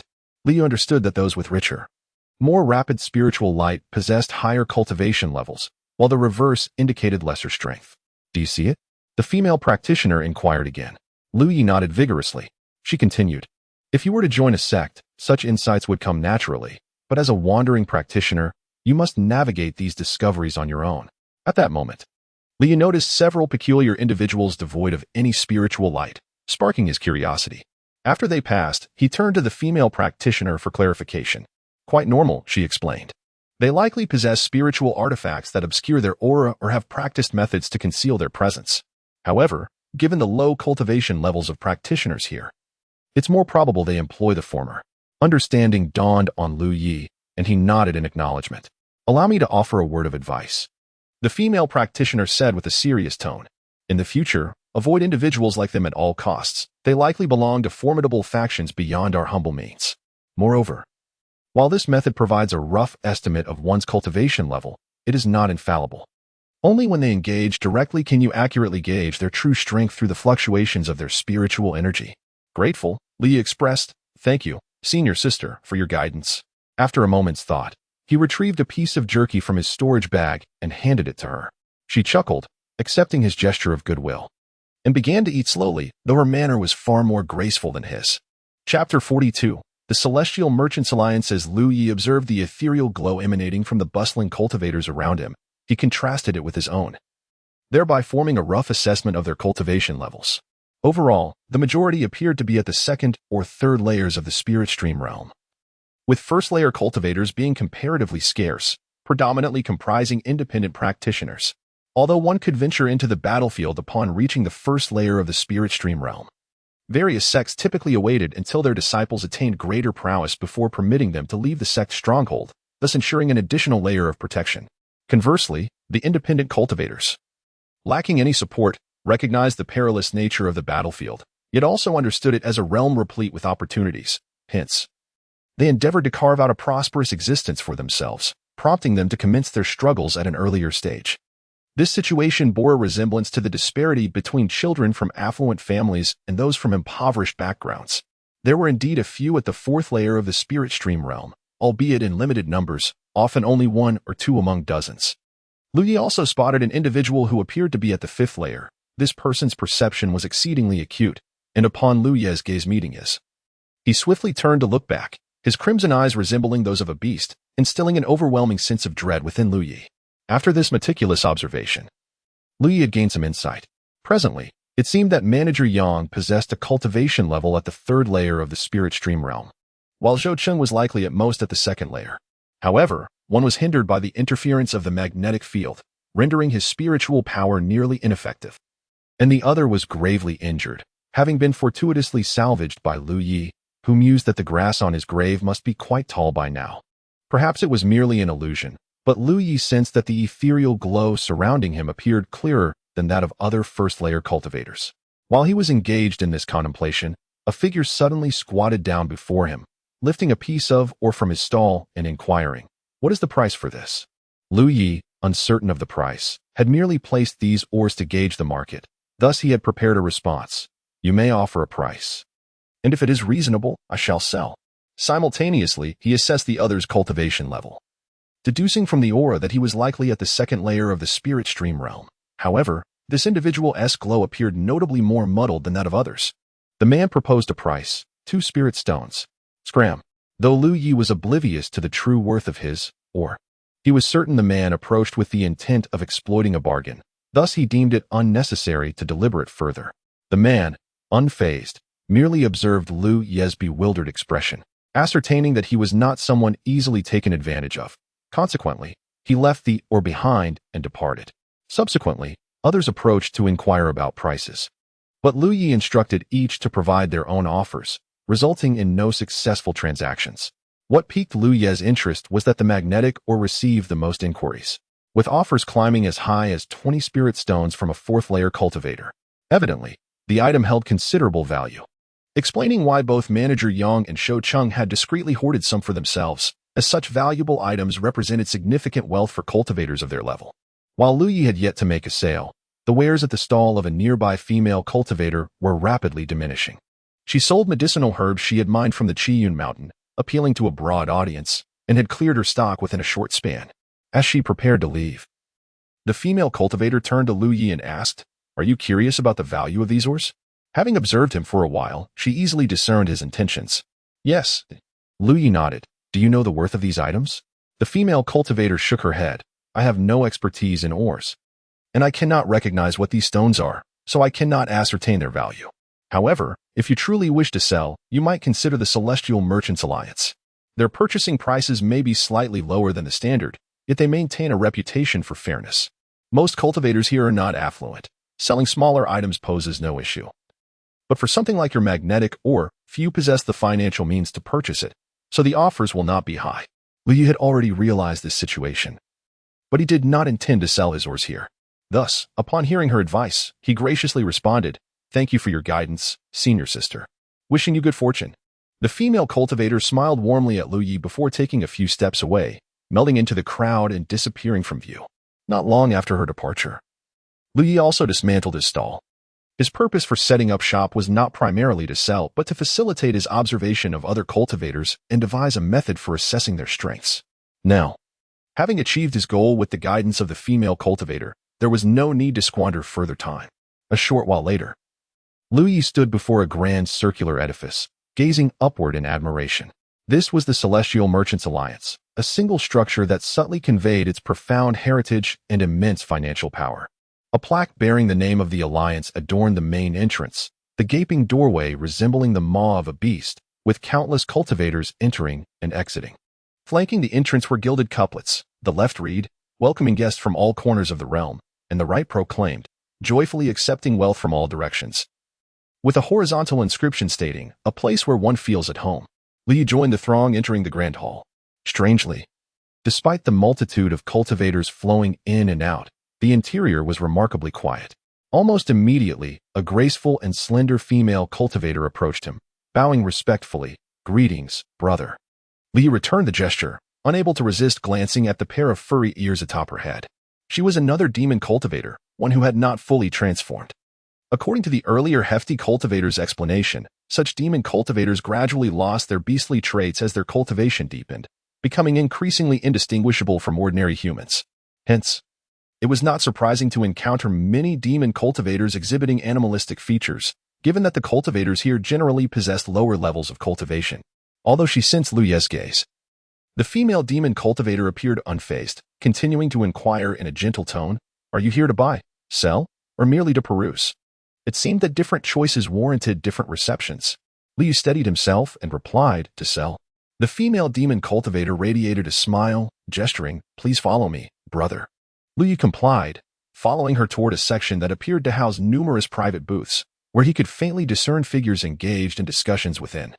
Chapter 43. The transaction. Moments later, Lu Yi found himself seated in a secluded cubicle, surrounded by screens that shielded him from prying eyes. The enchanting female demon had vanished. But prior to her departure, she instructed Lu Yi to wait here for an attendant who would soon arrive for a transaction. Should he require anything else, he could simply ring a bell beside him, and someone would promptly attend to him. On the table lay a pot of brewed tea, and Lu Yi poured himself a cup. After taking a sip, he was immediately struck with amazement. This tea was not ordinary. It contained a subtle infusion of spiritual energy. Though scant, it was indeed present. This revelation deepened Lu Yi's appreciation for the vast financial resources of the Heavenly Mechanism Trading Alliance. The mere tea served to guests must consume an astonishing amount daily. Without substantial backing, such extravagance would be unfeasible. He drank heartily, finishing the pot. Yet no one came to attend to him. Unperturbed, Lu Yi gently shook the bell. Almost instantly, a maid from the Trading Alliance entered, inquiring about his needs. Lu Yi pointed to the empty pot and said, "More tea, please." The maid hesitated for a moment but quickly grasped his request, smiling as she took the empty pot and exited. Shortly thereafter, she returned with another pot of spiritual tea, placing it down with a gentle, "Enjoy your tea, esteemed guest." After consuming 3 pots of tea and feeling quite full, a woman entered. "I apologize for the wait. I am Lu Ruyan," she greeted. Immediately, Lu Yi was enveloped by a faint, alluring fragrance. He looked up to see Lu Ruyan, dressed in a revealing manner. her fair skin prominent. And her soft voice imbued the small cubicle with an intimate atmosphere. Not at all, Lu Yi nodded. Lu Rian took a seat opposite him, poured tea for him personally. Leaning forward, her figure captivating, the neckline of her attire accentuating her allure, leaving Lu Yu momentarily dazed. He hastily sipped tea to regain composure. Upon her entrance, Lu Yi had sensed her spiritual aura, estimating her cultivation to be at the third level of the spiritual stream, albeit with a somewhat murky energy, suggesting she frequently consumed medicinal pills to enhance her abilities. After setting the teapot down, Lu Rian inquired, "What does the esteemed guest wish to sell?" Lu Yu retrieved some ore from his storage pouch, cautious not to display everything at once, as he was still unfamiliar with the Trading Alliance's character. He presented only the items he had previously showcased at the market. As she examined each piece, Lu Rian picked up a chunk of crimson essence iron, nodding slightly. "This is of good quality, though it could be larger for forging into a sword." She then held up another piece, her eyes brightening. "This starlight stone is also commendable, with minimal impurities." Continuing her appraisal, Lu Yi was impressed by her expertise. Her evaluations were precise, even if he did not fully comprehend the intricacies. Lastly, she handled the elemental magnetic ore with a smile. "This is rare in the outer battlefield and can fetch a handsome price." Setting it down, she looked at Lu Yi and stated, "The Alliance can offer 55 spirit stones for these items. If you find this valuation agreeable, we can proceed with the transaction." Having gleaned the purchasing power of 55 spirit stones from his earlier observations, Lu Yi recognized this price fell within his expectations. Although many at the market had attempted to undercut him, he had also gauged the general value of his ores. Thus, Lu Rian's offer was not far off the mark. He frowned slightly, saying, "It seems a bit low." Lu Rian chuckled. "Compared to selling each piece individually, this is indeed more economical for you. The alliance is vast. With many to support, a little margin for us is only fair." "Increase the offer," Lu Yi insisted, rubbing her forehead as if troubled. Lu Rian's charming demeanor only enhanced her appeal. "Very well, if you are earnest in selling, I shall add 4 spirit stones to the offer. Please, do not negotiate further, or I might end up covering the difference myself," she pleaded, feigning distress. Lu Yi was not deceived. Yet her display of emotion made it clear he could not press for a higher price. "Agreed," he replied. Lu Rian beamed. "How would you prefer to settle? With spirit stones or medicinal pills? What is your pricing for these pills?" Lu Yi asked, surprised that he could pay with pills. He had initially intended to buy them afterward with spirit stones. However, it dawned on him that many lower-tier cultivators would likely prefer this method, thus simplifying the transactional process for the Trading Alliance. "A vial of spirit-infused pills contains 9 pieces, priced at 10 spirit stones," she stated. Lu Yi frowned. "Do not deceive me. They sell for 1 spirit stone each outside. Why are yours priced higher?" Lu Rian explained, "Though they are all spirit-infused pills, the quality varies based on the alchemist's skill. The pills crafted within the Alliance are produced by highly skilled practitioners, far superior to those outside. If you doubt this, you may purchase some for comparison." Lu Yi nodded. "You make a valid point. I will take 5 vials, and the remainder in spirit stones, please." "Certainly," Lu Rian replied. Rising, "Please hold on a moment." After the exchange, each stored their items in their respective pouches. Before Lu Yu could rise, Lu Rian remarked, "The night is drawing close. Do you have a place to rest?" It was only then that Lu Yi recalled the lack of inns in this market. At least, he had not seen any. Understanding his expression, Lu Rian continued, "The Alliance has inns on the 3rd floor and above. A single spirit stone secures a night's stay, ensuring your rest and cultivation will remain undisturbed." Additionally, she leaned closer, her breath fragrant. "Should you have any other needs, simply call the attendant." "I am not that kind of person," Lu Yi declared earnestly, astonished by the Trading Alliance's expansive business dealings. Having encountered many like Lu Yi, Lu Rian feigned ignorance to his protests, her voice sultry. "I am merely fulfilling my duties. Should you desire my service, you may call for me at that time." Lu Yi felt overwhelmed. "I truly am not that kind of person." After a moment, Lu Rian watched Lu Ye's retreating figure, her smile fading, muttering in irritation. Such a stingy man. Typically, when a cultivator conducted significant transactions, it was customary to offer a tip, especially after Lu Rian had raised Lu Ye's price. This was an unspoken rule. However, as it was Lu Ye's first time trading here, he was unaware of this custom. Chapter 44. I have returned within the Commercial Alliance. There are many individuals like Lu Rian who are responsible for transactions with cultivators. Although they receive a monthly stipend, it is modest and insufficient to meet their cultivation needs. The members of the alliance predominantly hail from humble backgrounds, having endured poverty before joining. They are acutely aware of the harsh realities of the cultivation world, making it easier for them to serve customers out of necessity. Exiting the TNG Commercial Alliance, Liu sighed.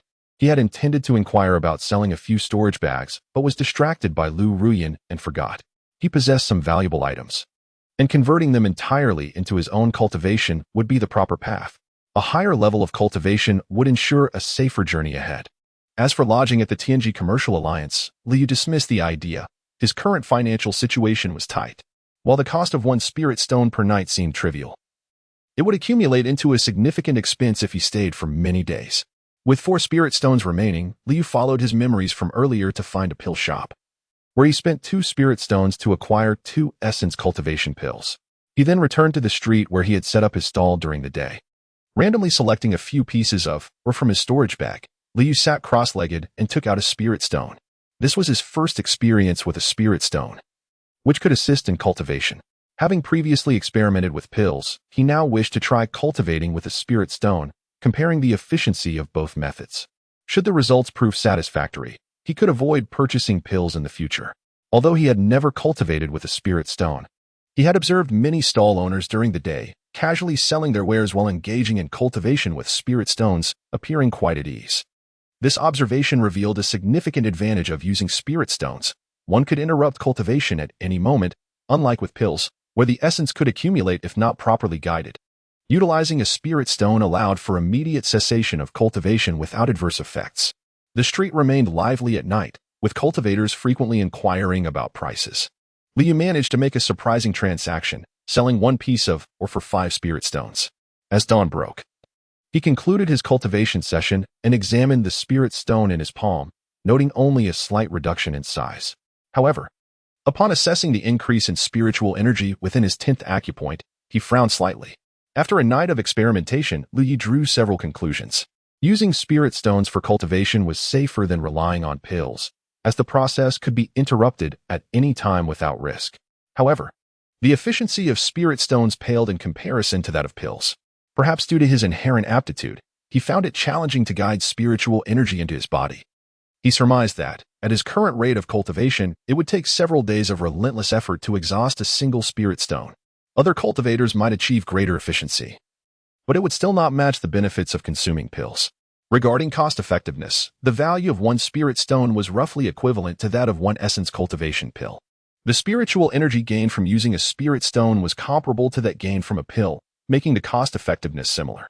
Through this testing, Liu understood why most cultivators preferred transforming spirit stones into pills for cultivation. In terms of efficiency, pills were indeed superior and thus more favored.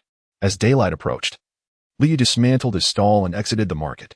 Unwilling to waste money on lodging at the TNG Commercial Alliance, he sought other options. He refrained from leaving at night, primarily due to safety concerns. Before departing, he spent 2 spirit stones on provisions, as hunting in the mountains was time-consuming, and the local fauna had dwindled. Upon reviewing his current assets, he found himself in possession of 47 essence cultivation pills, 5 low-grade spirit stones, nearly 30 talismans, 6 healing pills, close to 30 pieces of various ores, and 4 sets of spare clothing. Although his assets were similar to when he first entered the Lingxi battlefield, his cultivation had significantly advanced. Liu believed that if he could convert all these items into power, he might elevate his status within the Lingxi realm. However, such transformations could not be rushed. They required careful planning. The market bustled with cultivators coming and going, most accompanied by companions, while solitary figures like Liu Yi were akin to orphaned wolves, neglected by the world. As he exited the market just before dawn, Liu Yi remained vigilant, aware of the need for caution while alone. Successfully entering Qingyun Mountain, Liu Yi hurried onward, deliberately taking a few detours to ensure he was being followed before proceeding along the exit path. To his surprise, he detected movement within a cave. Cautiously, he approached, clutching a talisman and preparing for action.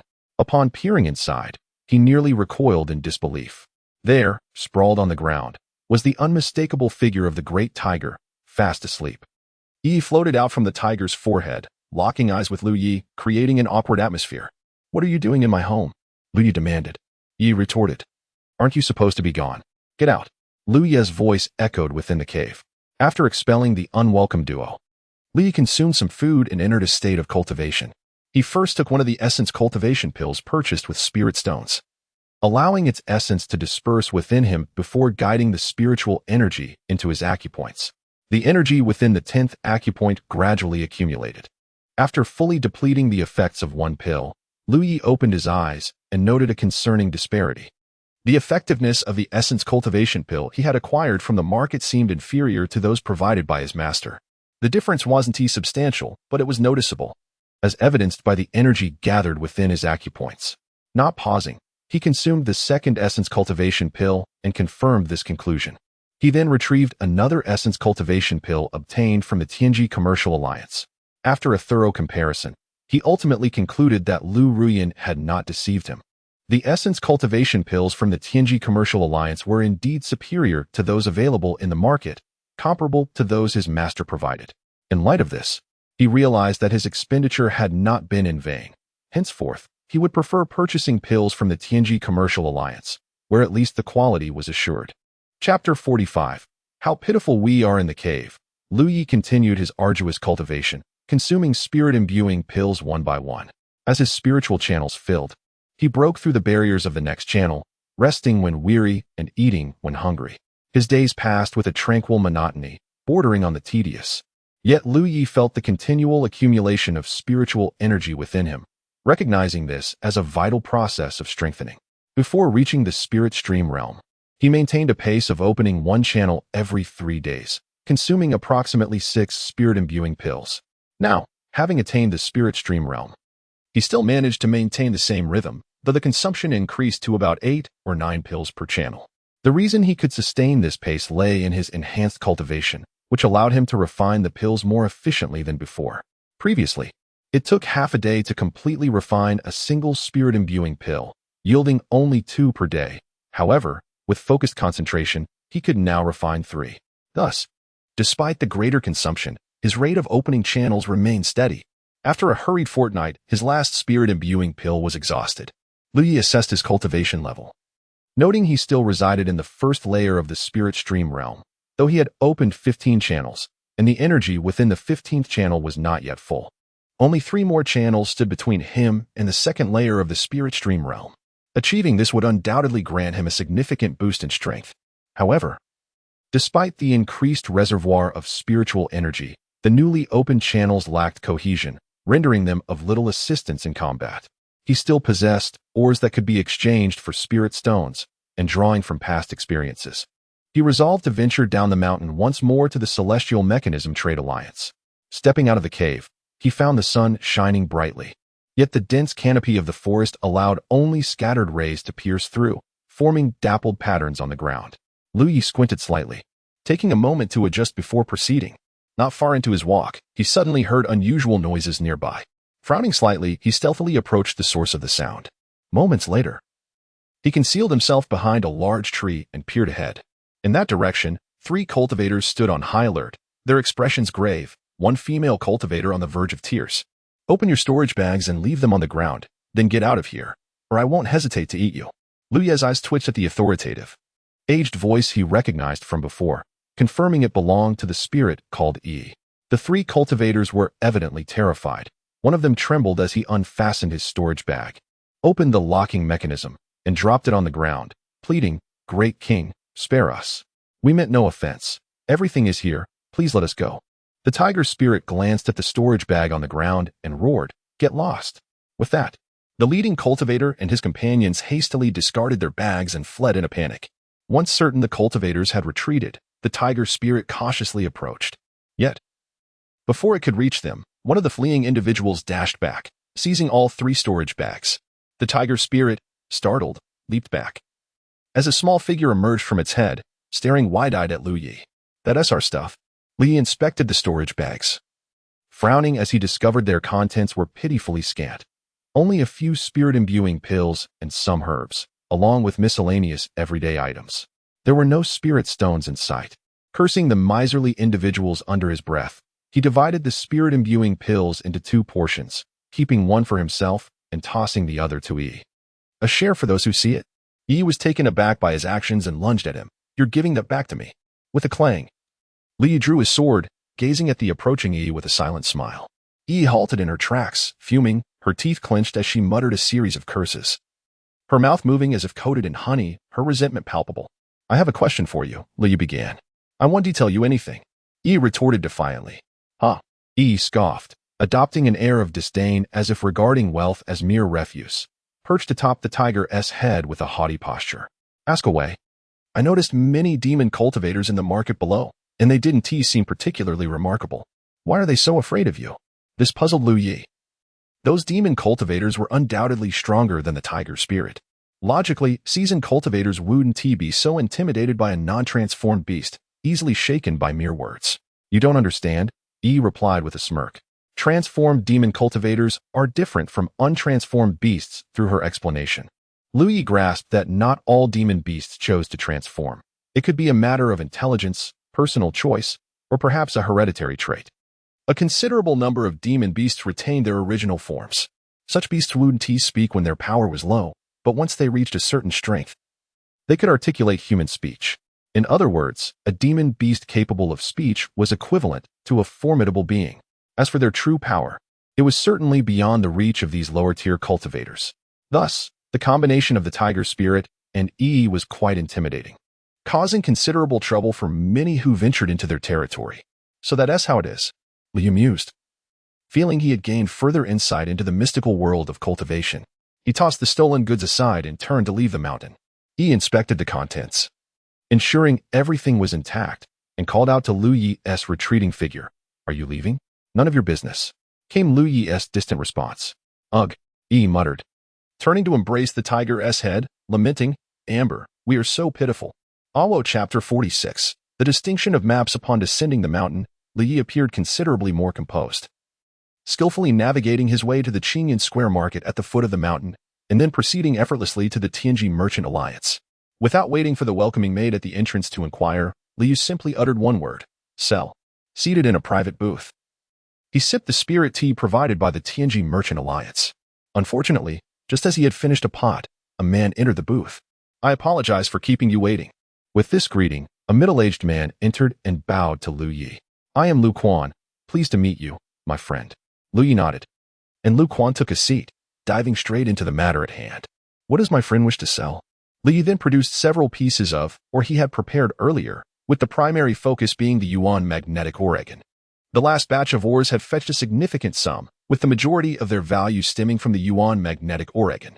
This time, the pieces he presented were slightly larger, suggesting a potentially higher price. Lu Quan examined each piece meticulously before providing a quote for every ore. Throughout the process, Li remained silent, merely enjoying his tea. Eventually, Lu Quan set down a piece of Yuan magnetic ore and stated, this item is quite rare in the outer circle and can be priced at 38 spirit stones. In total, that would amount to 51 spirit stones. If my friend finds this agreeable, we can proceed with the transaction. Is it not possible to offer a higher price? Lu Yi inquired, studying him intently. Lu Quan shook his head with a wry smile. It cannot be increased. These items must be processed by specialists before they can be transformed into anything useful. If we offer more, the Merchant Alliance will lack profit margins. Li Yu silently cursed inwardly, finding Lu Quan more difficult to negotiate with than Lu Ruyin. The last time he had bartered with her, she had readily increased her offer by 4 spirit stones. Although she was a woman, her approach was far more straightforward than Lu Quan's. Unbeknownst to him, Lu Ruyin's willingness to raise her price was based on an unspoken rule, as she sought to conduct another business deal with him, which made her negotiation more agreeable. Consequently, Lu Yi was unaware of this rule and had failed to express his gratitude, leaving Lu Ruyin somewhat displeased. Lu Quan, being a man, had no expectations of engaging in any other business with Lu Yi, thus maintaining a strictly professional demeanor. After a moment of contemplation, Lu Yi, disinclined to waste more words, produced 4 storage bags. You have the means to open these, correct? These were the bags that Yi had previously given him, who had mentioned that someone in Qingyan Square could unlock the restrictions on the storage bags. Regrettably, Li had forgotten about this until now. Lu Quan calmly accepted the storage bags, clearly accustomed to such matters. After a brief inspection, he said, if you wish for us to assist in unlocking these, we can certainly do so, but there will be a fee. What is the charge?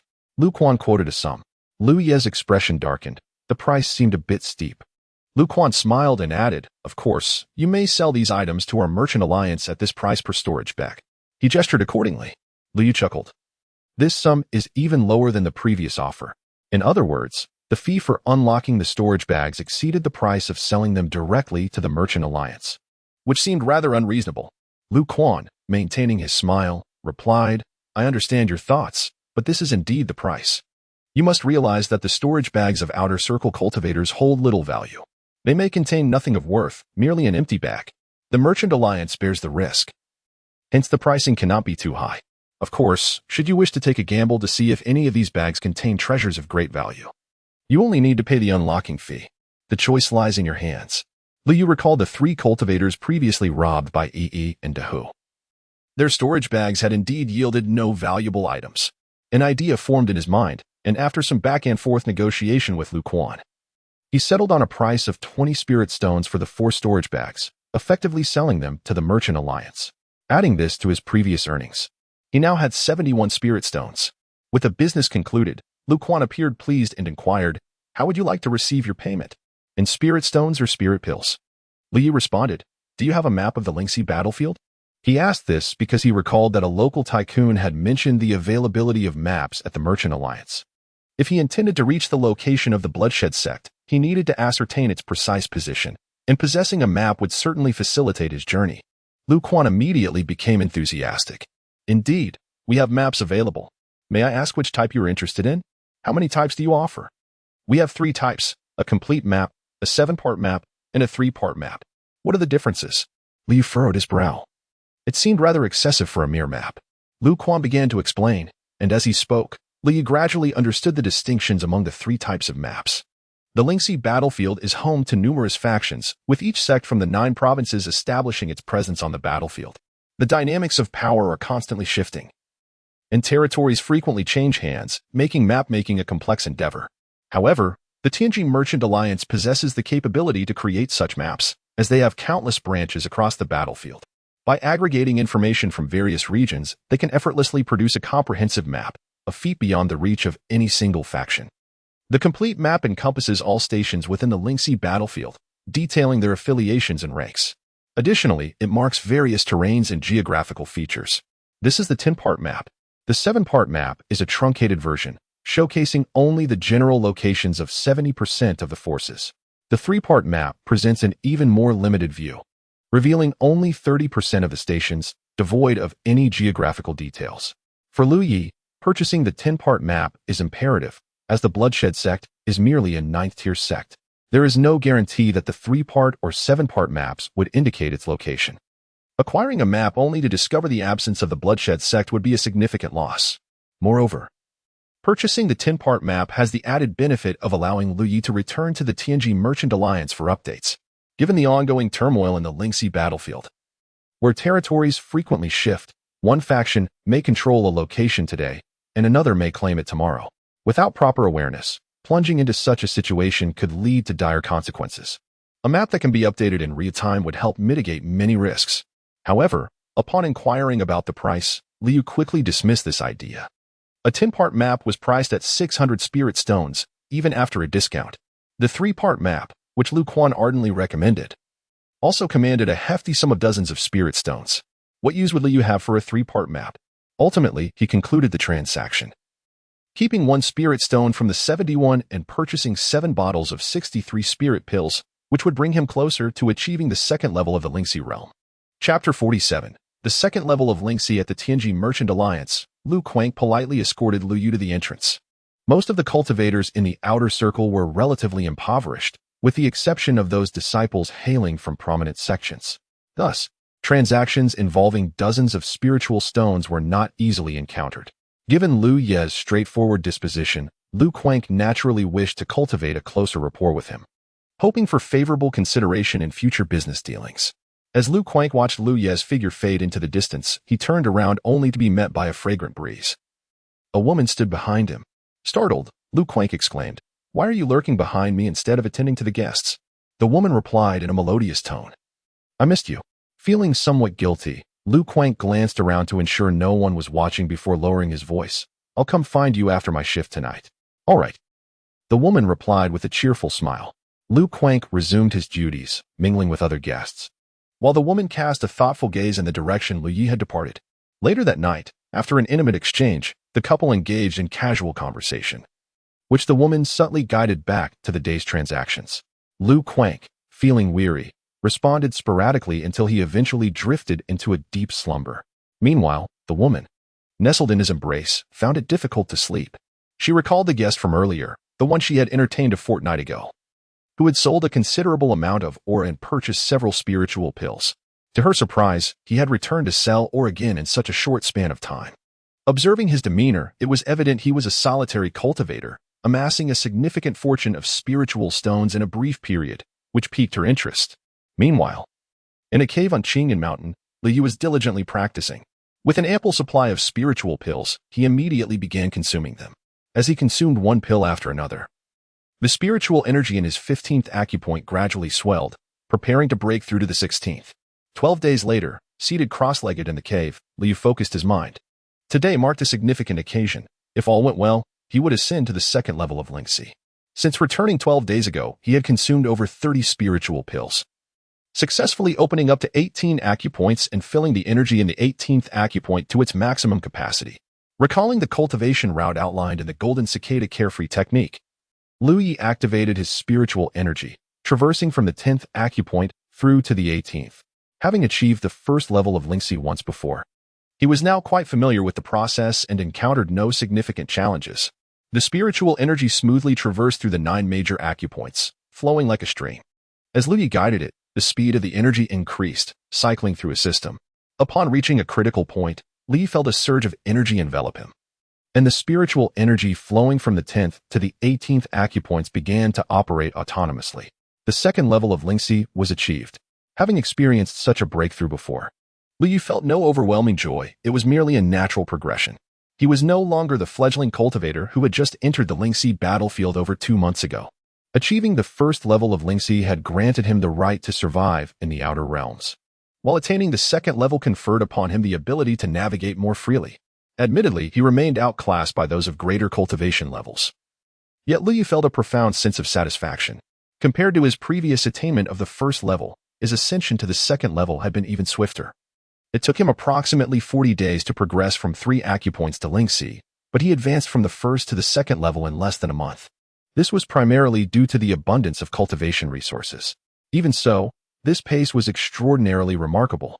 Such rapid advancement would only be slightly ameliorated upon reaching the 4th level of Lingxi. In other words, for average cultivators, progressing 1 level every 3 months was typical. Yet Lu Yi had managed an ascent of 1 level per month. This was the joy of intensive cultivation. During the first level, Lu Yi had only a single small cycle of energy through his acupoints up to the 9th. However, upon reaching the second level, he established an additional cycle spanning from the 10th to the 18th acupoints, resulting in 2 energy circulation systems within him.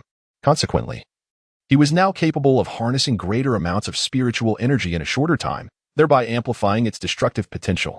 Upon reaching the 3rd level, he would possess 3 such cycles, and so forth, culminating in 9 cycles for those at the 9th level of Lingxi. With 30 spiritual pills remaining, Li yearned to continue his cultivation but understood the wisdom of moderation. After having a light meal, he stepped outside the cave, found a mountain spring to bathe, and changed into a clean set of clothes. In the soothing sound of the spring, he took out the Golden Cicada Carefree technique to study. His next goal was to advance to the 3rd level of Lingxi, and he needed to familiarize himself with the positions of the acupoints beyond the 18th to facilitate his upcoming training. The wilderness was tranquil, with the occasional chirping of birds and the fluttering of insects. Dappled sunlight filtered through the leaves, illuminating the young man's profile, creating a scene reminiscent of a painted canvas. "What are you sneaking around for?" Liu called out without lifting his head. A small head peeked out from behind a large tree. Its disheveled appearance would startle any unsuspecting observer. Yi glanced at Lu Ye's reading material, and upon realizing it was a rudimentary technique, she scoffed dismissively. "Is there something you need?" Liu suppressed the urge to punch her and tilted his head in inquiry. "When are you leaving?" Yi asked. Chapter 48. Pursuit. After a day of recuperation, Li felt rejuvenated, the fatigue from continuous practice dissipated, and it was time to advance to the 3rd layer of the spirit stream realm. He did not hastily consume any elixirs, but first focused his spiritual energy to locate the position of the 19th acupoint. Now at the second layer of the spirit stream. His spiritual energy was significantly more abundant than it had been 2 months prior, making the task of pinpointing the acupoint's location much easier. In less than the time it takes to burn a stick of incense, he found the location of the 19th acupoint. Only then did he take out a spirit-nourishing pill and swallow it, refining the pill's energy to guide his spiritual power to break through the barrier of the 19th acupoint. 3 days later, after consuming nearly 11 spirit-nourishing pills, the 19th acupoint was filled to capacity. This outcome was expected. Prior to achieving the spirit stream realm, his rate of opening acupoints was approximately 1 every 3 days, requiring about 6 pills. Upon reaching the first layer of the spirit stream, the frequency did not change significantly, but the number of pills consumed per acupoint increased to around 8 or 9. Now, at the second layer of the spirit stream, the consumption had further escalated to 11 pills, while the time taken remained fairly consistent. The primary reason for this increase was his enhanced cultivation level, which improved the efficiency of refining the pills. Thus, it appeared that as one's cultivation level rose, the number of pills required to open acupoints would also increase. Currently, he had 20 pills remaining, which should allow him to open 2 more acupoints.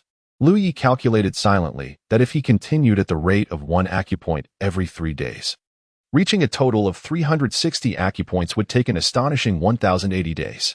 This realization left him astonished, while he was unsure how other practitioners cultivated. He felt that his pace was not slow.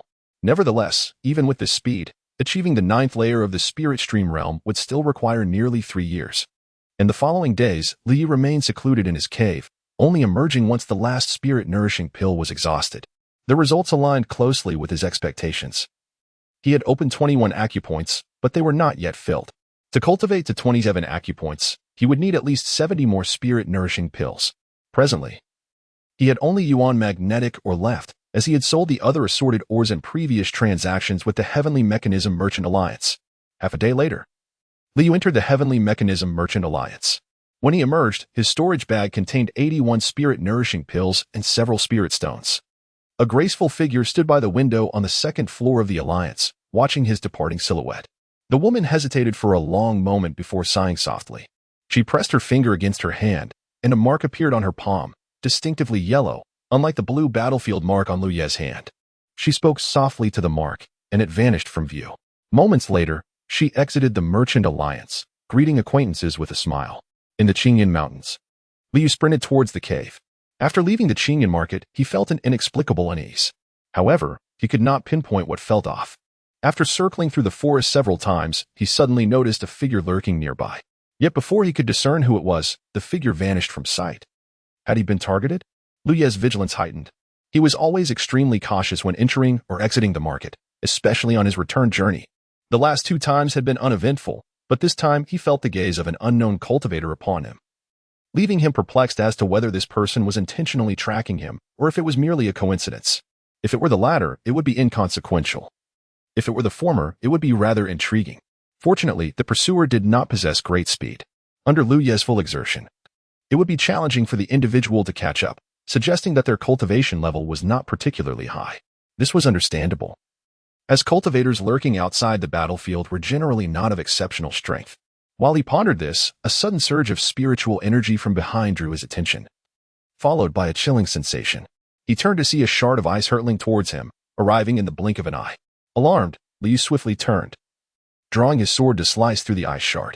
His spiritual energy surged, and the long sword shattered the icy projectile, scattering its cold fragments across his face. The impact of the ice shard disrupted Lu Ye's balance, causing him to stumble backward. He rolled to regain his footing, leaving him in a rather disheveled state.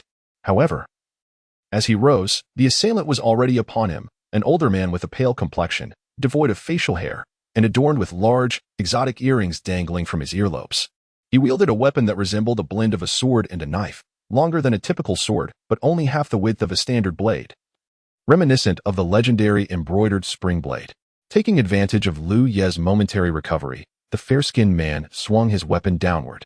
In a state of panic, Li had no time to channel his sharp spiritual patterns to enhance his sword, so he could only raise his weapon in defense. The clash produced a resounding clang, sparks flying, and Lu Yi felt a numbing sensation in his grip as his sword nearly flew from his hands. He was forced down by the weight of the blow, almost collapsing to the ground. Oh, the fair-skinned man seemed somewhat surprised, not expecting Lu Yi to block his powerful strike. Just as he registered his astonishment, Lu Yi's sword had already deflected his weapon, thrusting towards his chest. The man remained composed, lightly shaking his long knife. Before Lu Yi could react, a sharp pain shot through his arm, and the thrust of his long sword lost its momentum, easily evaded by the adversary. With this missed strike, Lu Yi leaned forward. A flash of blade light caught his eye, and an icy chill enveloped him, the aura of death approaching. Clang! The long knife struck Lu Yi's chest. Yet he felt no sensation of flesh being cut. Instead, he was propelled backward. Observing the scene, he noticed himself enveloped in a golden light, which had protected him from severe injury. Realizing he was outmatched, he had hastily summoned a defensive talisman and pressed it against his body. The golden body talisman? The fair-skinned man's eyes reddened, not out of envy for Lu Yi's possession of the talisman, but rather because it was supposed to be his trophy, now squandered by Lu Yi, causing him to feel a pang of regret. However, he confirmed that his intelligence had been accurate. This second-layer spirit stream rogue indeed possessed substantial wealth. Otherwise, how could he afford to use a talisman?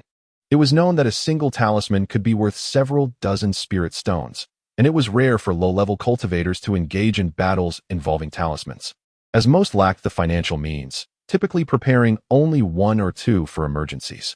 Gazing at the golden light surrounding Lu Yi, the fair-skinned man retreated several paces, one hand gripping his knife while the other formed a hand seal. A smirk curled at his lips as visible spiritual energy began to gather at his fingertips. Chapter 49. Spare me, King Tiger. In the blink of an eye, an ice shard materialized before the fair-skinned man, refracting a kaleidoscope of colors under the dappled sunlight. Li immediately sensed the peril of the situation. Just moments ago, he had concentrated his spiritual energy in his eyes, discerning the spiritual aura surrounding the assailant, which indicated that the opponent was a cultivator of the third level of Lingxi, but not yet reaching the fourth. The adversary possessed superior cultivation. And given that he had inexplicably been struck by the opponent's blade moments earlier, it was evident that the assailant's combat experience surpassed his own. Lu Yi, having only recently embarked on his cultivation journey, lacked rigorous training and had not received guidance from any masters. With his long sword in hand, his techniques were limited to the most basic slashes and thrusts. He had no sophisticated strategies or skills. Outmatched in cultivation and technique, and with the opponent wielding magical abilities, the situation had escalated to a dire level. As the ice shard took shape in the opponent's hand, Liu pushed off the ground with a swift kick, utilizing the recoil to propel himself forward. The reaction took the fair-skinned cultivator by surprise. He had anticipated that Lu Yi would flee immediately, yet this adversary dared to advance. The assailant retreated once more while launching the ice shard with incredible speed. The piercing shard struck Lu Yi, but was deflected by the golden light surrounding him. Although it did not injure him, the force of the impact left him breathless, diminishing his momentum and causing the golden aura to flicker. After the first ice shard was launched, the fair-skinned man gathered more spiritual energy, evidently preparing to condense a second shard. Lu Yi's heart raced as he observed the exchange. In battles among lower-tier cultivators, those who could wield magic held a significant advantage. How many more blows could he withstand? Maintaining a safe distance, the fair-skinned man taunted Lu Yi as the two danced a perilous chase, with Lu Yi enduring 3 more ice shards.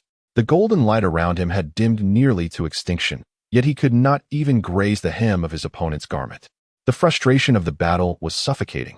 He longed to produce a fire serpent talisman to teach this opponent a lesson in humility. However, he quelled that impulse, uncertain if a single talisman could vanquish this cultivator. This was not the same as dispatching the wolves he had encountered upon his arrival on the battlefield, nor was there any advantageous terrain to exploit against the imposing foe. A vague plan began to form in his mind, contingent upon the whims of fortune. Moments later, when Liu was struck by yet another ice shard, the golden light enveloping him finally extinguished.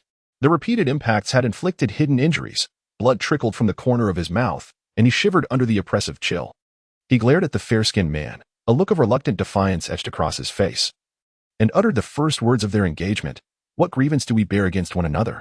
The fair-skinned man chuckled lightly. "No grievances, no grudges." Li remained silent, awaiting further elaboration. As anticipated, the man continued, "However, if you could reveal where you acquired such an abundance of ores, I might spare your life." A flash of realization sparked in Lu Yi's eyes. He understood the crux of the matter. This encounter was not a mere coincidence. The assailant had come specifically in search of him, driven by the ores he had sold. It was evident that someone had taken a keen interest in his business dealings, rendering his caution futile. Unless he ceased selling at the Tianji Merchant Alliance, there was no escaping this predicament. Yet, he needed elixirs for his cultivation. Where else could he turn if not to the Alliance? What was certain was that this matter did not originate from the Alliance itself. A merchant guild that prided itself on integrity and honesty had no reason to target a lowly cultivator like him. The 3 transactions he had conducted had been perfectly ordinary. With only the insinuation from a woman named Lu Rian during the first transaction hinting at something unusual, yet it did not conclusively indicate anything sinister. From the fair-skinned man's words, it was clear he suspected Lu Yi had discovered a rich vein of various ores and sought to uncover its location. The truth was, Lu Yi possessed no such vein. All his ores had been procured from the Sheyue Valley. Seeing Lu Yi's silence, the fair-skinned man's expression darkened, refusing a toast only to drink a forfeit. Determined to incapacitate Lu Yi and extort the location of the ore vein, he lunged forward with his blade, no longer relying on the ice shard technique, which consumed excessive energy. He felt confident in his ability to overpower Lu Yi now that the golden protective barrier had been shattered. Yet, to his astonishment, the previously defiant Lu Yi turned and fled at an astonishing speed. The fair-skinned man was momentarily taken aback, chuckling as he observed Lu Yi's retreating form. "Do you think you can escape?" he called out leisurely, pursuing at a steady pace while retrieving a spirit stone from his storage bag to replenish his energy. He recognized that Lu Yi had been thoroughly frightened. Such desperate flight would only hasten his own depletion of spiritual power. A low-tier cultivator, once bereft of spiritual energy, was little more than an ordinary person, much like the manager Yang, who had perished due to a similar miscalculation. Hence, as long as he kept Lu Yi within sight, victory was assured. The chase led them through a thicket of jagged stones and across a small river. Upon reaching a clearing, the fair-skinned man found Lu Yi standing still, gasping for breath, his face pale as a sheet, utterly motionless. "Have you exhausted your spiritual energy so soon?" The man scoffed, advancing slowly, twirling his blade in a flourish. "Why have you stopped running?" Positioned 10 paces in front of Lu Yi, he wore a mocking expression. However, he soon sensed something amiss. For Lu Yi's face was etched with sheer terror as he gazed in one direction, his sword hand trembling violently. A foul wind swept through the air, accompanied by a low growl. From behind a large tree, a massive, snow-white tiger emerged, striding leisurely into view. Its amber eyes locked onto the fair-skinned man, sending a jolt of fear through him as he recalled a rumor he had overheard in the marketplace just days prior. Could he be so unfortunate? Despair washed over him as the great tiger opened its mouth, uttering human words. "Do you dare disturb my peaceful slumber? I see you wish to court death." Beads of sweat instantly formed on the fair-skinned man's forehead, and he finally comprehended the source of Lu Yi's terror. It was not him, but the massive tiger. Just as he stood frozen in dread, Lu Yi's voice broke through. "King Tiger, spare us. We were unaware this was your territory. We shall leave at once."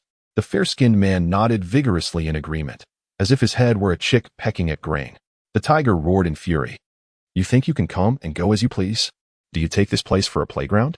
Chapter 50, Pursued in the Dense, Towering Mountains. The atmosphere was tense as 2 figures stood rigid before the imposing great tiger. Just as the fair-skinned man was at a loss, Lu Yi interjected, "Great King Tiger, please temper your wrath. I understand the rules. Let us proceed according to your customs, but spare my life." As he spoke, he theatrically unfastened his storage pouch from his waist, channeling his spiritual energy to toss it aside. Not stopping there, he also discarded his sword. The great tiger observed him, letting out a low huff. "If you comprehend the rules, I might spare your life."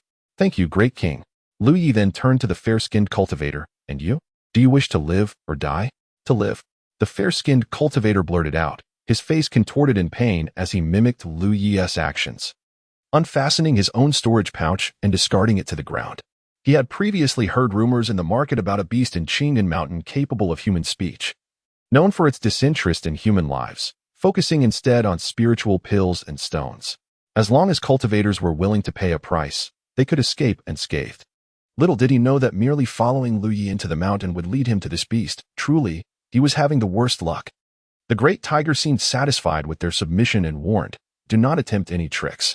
If I find out you have not released your seals, humph." The threat was unmistakable. "We have released them." Lu Yi and the fair-skinned cultivator replied in unison.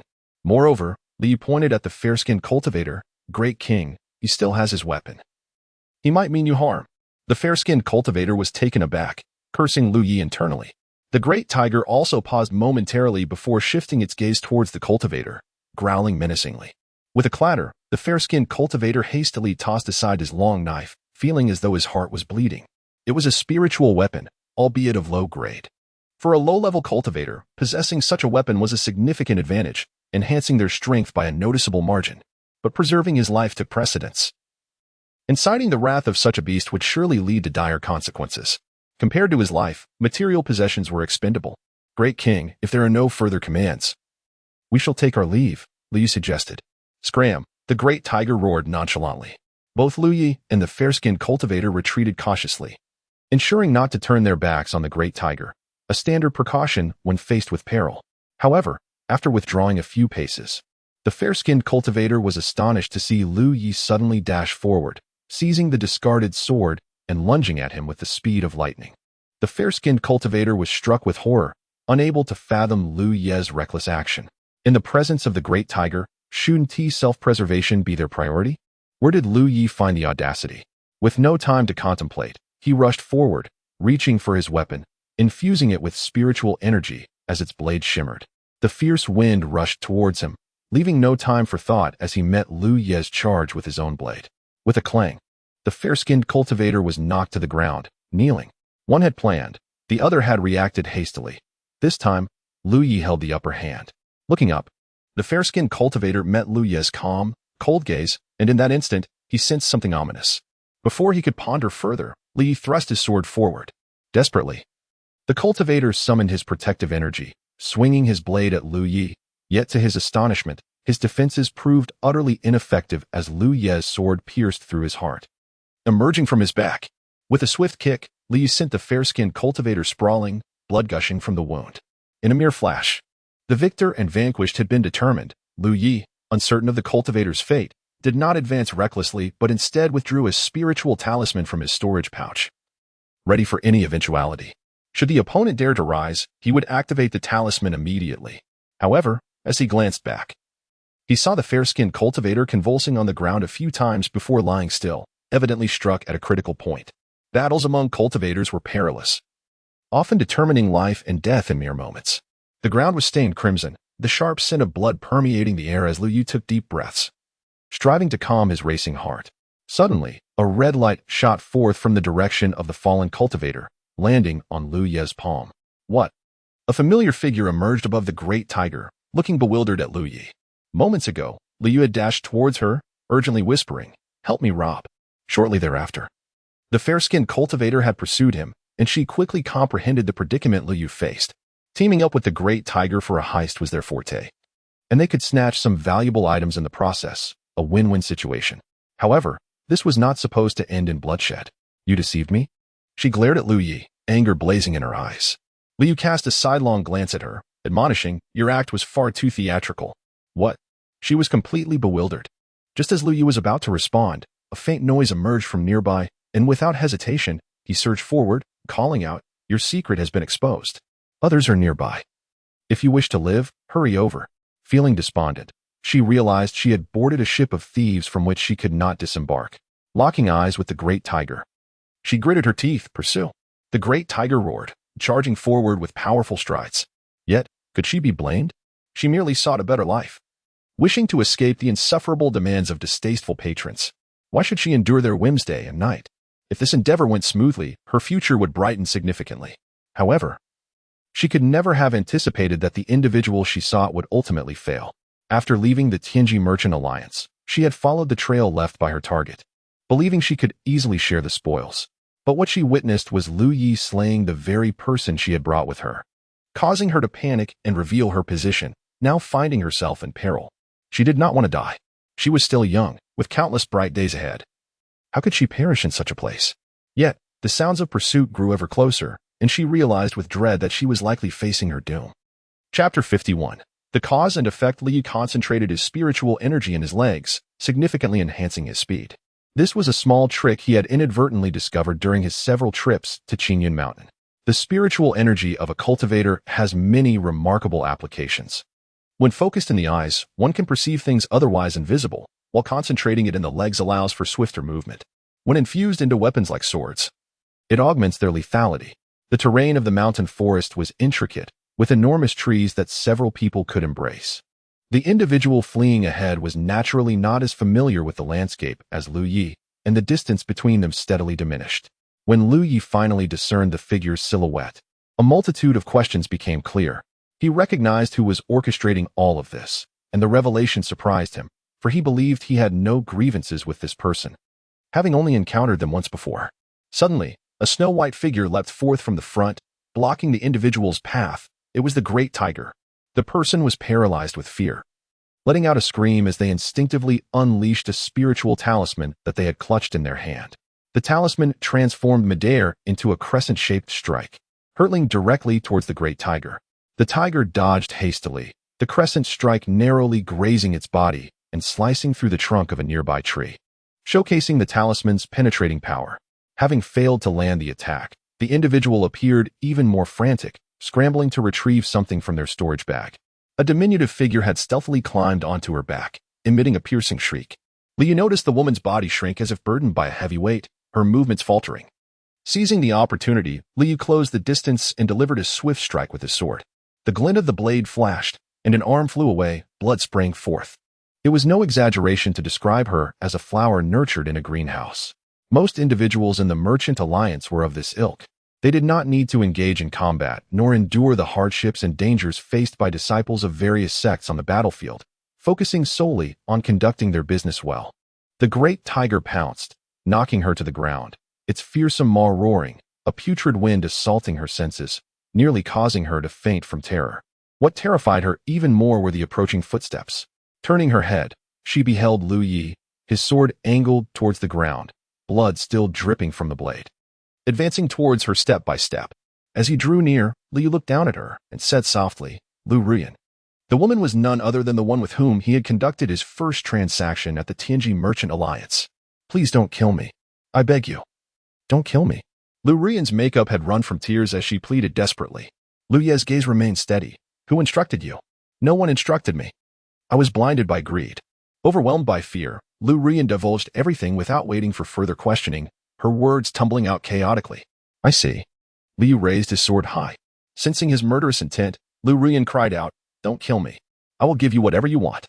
As the sword descended, the great tiger skillfully evaded, and the blade, enhanced by spiritual energy, grazed Lu Ruyan's delic. Chapter 52. The transformation of meritorious achievements. The blade was not the conventional saber.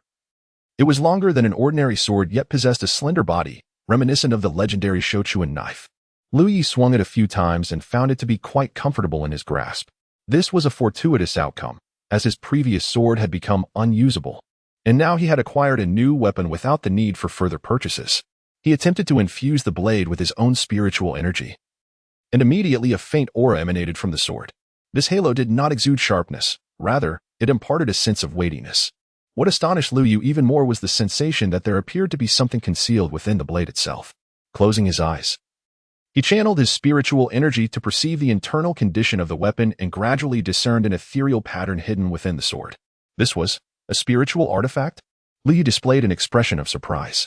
Having frequented the marketplace several times, his understanding was now vastly superior to when he first entered the Lingxi battlefield. He had heard of spiritual artifacts. They were weapons specifically designed for cultivators, and a high-quality artifact could provide immense benefits to its wielder. Lu Ye's previous sword was a mundane weapon. Aside from its sharpness, it held no remarkable qualities. However, a spiritual artifact was different. Depending on the type of spiritual pattern inscribed within, each artifact possessed its own unique power.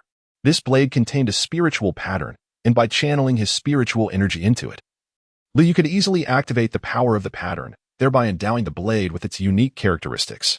After a brief trial, he confirmed that the spiritual pattern was intended to reinforce the blade, making it less susceptible to damage during combat. Lu Yu suddenly understood why. When he had previously enhanced his long sword with a sharpness pattern, he was unable to sever the opposing blade. This was indeed an unexpected delight. Although the notion of reinforcing the blade seemed trivial, it was, in fact, a highly practical spiritual pattern. Furthermore, Lu Yi had already mastered the sharpness pattern, allowing him to augment this weapon's cutting ability significantly. With such a spiritual artifact in his possession, Lu Ye's strength would increase by at least 10 to 20%, enabling him to engage his enemies with abandon without the fear of weapon degradation. However, a spiritual artifact with only a single pattern was likely of the lowest grade. Come in. Lu Yi sheathed the long knife and resumed his seated meditation. A small figure drifted into the cave, and upon reaching Lu Yi, she revealed a pleasing smile and sweetly stated, "The other person's corpse has also been dealt with." Lu Yi casually tossed her a storage bag, the very one belonging to Lu Ruyan. Yi took it, inspected its contents, and exclaimed in surprise, "So much?" Inside, there was over a vial of spiritual pills and several pieces of spirit stones. Together, this amounts to quite a fortune. Thank you all. Lu Yi nodded in acknowledgement. Although he possessed an ample supply of spiritual talismans and was confident he could have slain the fair-skinned man himself, doing so would have rendered the storage bag inaccessible. Not to mention the inherent risks involved. When he sought out Dehu and Yi, he intended to leverage their strengths, and fortunately, Yi was astute enough to understand his intentions with just a single remark. Their collaboration proved to be both efficient and pleasant. The storage bag of the fair-skinned man contained little of value. The only worthwhile item was his weapon. Lu Ruyan, while somewhat affluent, was not excessively so. At the critical moment, the spiritual talisman in Lu Ruyan's possession had been activated, and had it not been for Dehu's timely intervention, Liu would have had to confront the talisman's power himself, adding considerable danger to the encounter. Dividing the spoils, Liu kept the spiritual artifact for himself, which could be deemed a personal gain. Yi was taken aback by Lu Ye's generosity and regarded him with a complex expression before ultimately expressing her gratitude. "Wait," Liu called out to her. "You must have heard what the woman we killed said." Yes, although her actions were private and her demise was not mourned, she was nonetheless a member of the Tianji Merchant Alliance. Liu was uncertain how her death would affect the alliance's response, but it was prudent for them to change their location. This place is too close to Qingyan Market. Should the alliance investigate her death, it would be easy for them to trace it back to you. "And you?" Yi inquired. "I will be leaving here shortly." This incident had provided Lu Yi with a valuable lesson. He now relied on selling yuan magnetic or to acquire the spiritual pills necessary for his cultivation. And the only channel for sale was the Tianji Merchant Alliance. Having visited 3 times, he had already attracted the attention of Lu Ruyan. Who could say if there were more like her within? Thus, he had no intention of lingering any longer. If achieving the first layer of Lingxi allowed him to survive in the battlefield, then attaining the second layer would provide him with the means to traverse it. He could not control the decisions of Yi and Dehu. The Lingxi battlefield was vast, and future encounters were uncertain. However, out of a sense of duty, he offered a kind warning. After Yi departed, Lu Yi began to tally his resources. 93 spiritual pills, of which 81 were purchased from the Tianji Merchant Alliance, and 12 were acquired from the spoils shared with Yi. For spirit stones, also obtained from the spoils, he had used his own spirit stones to purchase food. 7 healing pills, for remaining from his own supply, and 3 extracted from the storage bag of the fair-skinned man. Notably, Lu Ruyan's storage bag contained no healing pills, indicating she had not anticipated needing such items. He possessed fewer than 30 various spiritual talismans and 26 pieces of yuan magnetic or of varying sizes. 1 lowest-grade spiritual artifact, the long knife. Lastly, a copy of the Jinshan Xiaoaoju. The existing spiritual pills were sufficient for him to advance to the 3rd layer of Lingxi. Upon reaching this level, his strength would surely increase, and while he could not claim to dominate the outer circles of the battlefield, his ability to protect himself would be enhanced. An inkling of something forgotten nagged at him, and after a prolonged moment of contemplation, he finally remembered. He promptly channeled spiritual energy into the back of his right hand, causing a ripple of energy to manifest as a blue spiritual pattern, which shifted and transformed, revealing several lines of text before Lu Ye's eyes. Name, Lu Yi. Identity, disciple of Bai Shui's Zone. Cultivation, 21 apertures. Location, Lingxi battlefield. Merit, 8. Compared to his initial observation of the battlefield mark, his name, identity, and location remained unchanged. Yet his cultivation had progressed from 3 apertures to 21, a testament to Lu Ye's diligence over the past 2 months. This was nothing to be concerned about. What captured his attention was the merit. When he first encountered this, he had found the concept perplexing. What was this merit, and how was it obtained? At this moment, he began to grasp its essence. This merit was likely something one could only acquire through the act of killing. He recalled that when the fair-skinned man perished, a crimson light had emanated from his hand, flowing into Lu Ye's own. Conversely, when Lu Ruyan died, a yellow light had emerged. Did the different colors signify different factions? If so, the slain fair-skinned cultivator must belong to the Wanmo Ridge, while the Tianji Merchant Alliance operated as a neutral faction, conducting business with both sides. Yet, the exact utility of this merit eluded Lu Yi for the time being, and he could only await further exploration in the future. Chapter 53. Orientation. Having resolved to depart from this location, the acquisition of an accurate map became imperative. Thus, prior to his departure, whether he wished to or not, he found himself compelled to visit Qingyun Fengshe. Early the next morning, Li Ye's figure made its appearance within the Tianji Merchant Alliance. According to Lu Ruyin's words before her demise, she had inadvertently encountered Lu Yi during his second visit to the Alliance, at which time she had become acquainted with a man named Lu Quan. Through him, she had gleaned snippets of information regarding Lu Ye's transactions. At that moment, Lu Ruyin speculated that Li Yu possessed knowledge of a lucrative vein of ore, which ignited her avarice. Ultimately, unable to suppress her greed, she contacted the fair-skinned man, urging him to remain vigilant. Following this, Lu Ruyin monitored Lu Ye's movements daily. It was only after Lu Ye's third visit to the Alliance, during which he conducted an even larger transaction, that she resolved to act, leading to the pursuit by the fair-skinned man. Fearing that the man might claim all the benefits for himself, Lu Ruyin took leave shortly after Lu Ye's departure, trailing him, only to witness the fateful moment when Lu Yi dispatched the fair-skinned man, resulting in her own untimely demise. The state in which Lu Ruyin found herself before death was one incapable of deception. Thus, it was unlikely that anyone would be aware of her fate in the immediate future. For the time being, he was safe, which was precisely why Li hurried to the market. Previously, he had been discreetly selling off the yuan magnetic ore, wary of attracting unwanted attention, with each sale yielding just enough to support his immediate cultivation needs. Now that he had made the decision to leave, he felt no need for such caution. His first priority was to acquire a map to ascertain the location of the Blooded Snow sect. Half an hour later, within a private room, Li indulged in tea to his heart's content. A middle-aged man politely presented him with a palm-sized white jade disc, accompanied by 2 vials containing 18 spirit-nourishing pills, 3 vials with 15 healing pills each, and over 10 spirit stones. This time, Li had sold 12 pieces of yuan magnetic ore in one go, resulting in an impressive yield of over 600 spirit stones. In the outer circle of the battlefield, this was undoubtedly a significant transaction, warranting the middle-aged man's exceptional treatment of Lu Yi. It was evident that, had it not been for certain fortuitous circumstances, conducting business at the Tianji Merchant Alliance was quite secure. Li had visited 4 times, trading with different individuals each time, unless one presented an excessive quantity of goods. It was difficult to attract attention. Of course, being targeted was also a reflection of Lu Ye's relatively low strength. Had he been a cultivator at the 4th or 5th level of the spirit stream, Lu Ruyin would have never entertained any ill intentions. Upon the completion of their transaction, the middle-aged man escorted Lu Yu to the door, offering him a business card, stating that should Lu Yi have any items to sell in the future, he could contact him in advance for a favorable price.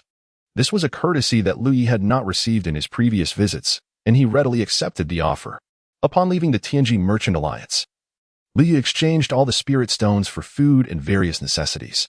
Spirit stones held little value for him. This journey would likely cover considerable distances, necessitating provisions for his travels. Fortunately, his storage bag was sufficiently spacious, alleviating any concerns about capacity. Following this transaction, Lu Ye's stock of spirit-nourishing pills rose to 111, while his healing pills amounted to 22. However, he was left with only 14 pieces of yuan magnetic ore. This was the tenfold map of the spirit stream battlefield. It encompassed the distribution of various faction strongholds throughout the battlefield, as well as the terrain and some perilous areas. The only comfort he found was that this map could be updated at any time at the Tianji Merchant Alliance's branch, ensuring its perpetual relevance. Cradling the white jade disc in his hands, Lu Yi infused it with spiritual energy, causing it to emanate a gentle glow that formed a halo on its surface. The halo twisted and morphed until, in the blink of an eye, it transformed into a map. To Lu Ye's surprise, this was not a flat map, but rather a 3-dimensional representation. He could see numerous undulating mountain ranges, each varying in height. At one point on the map, a light flashed incessantly.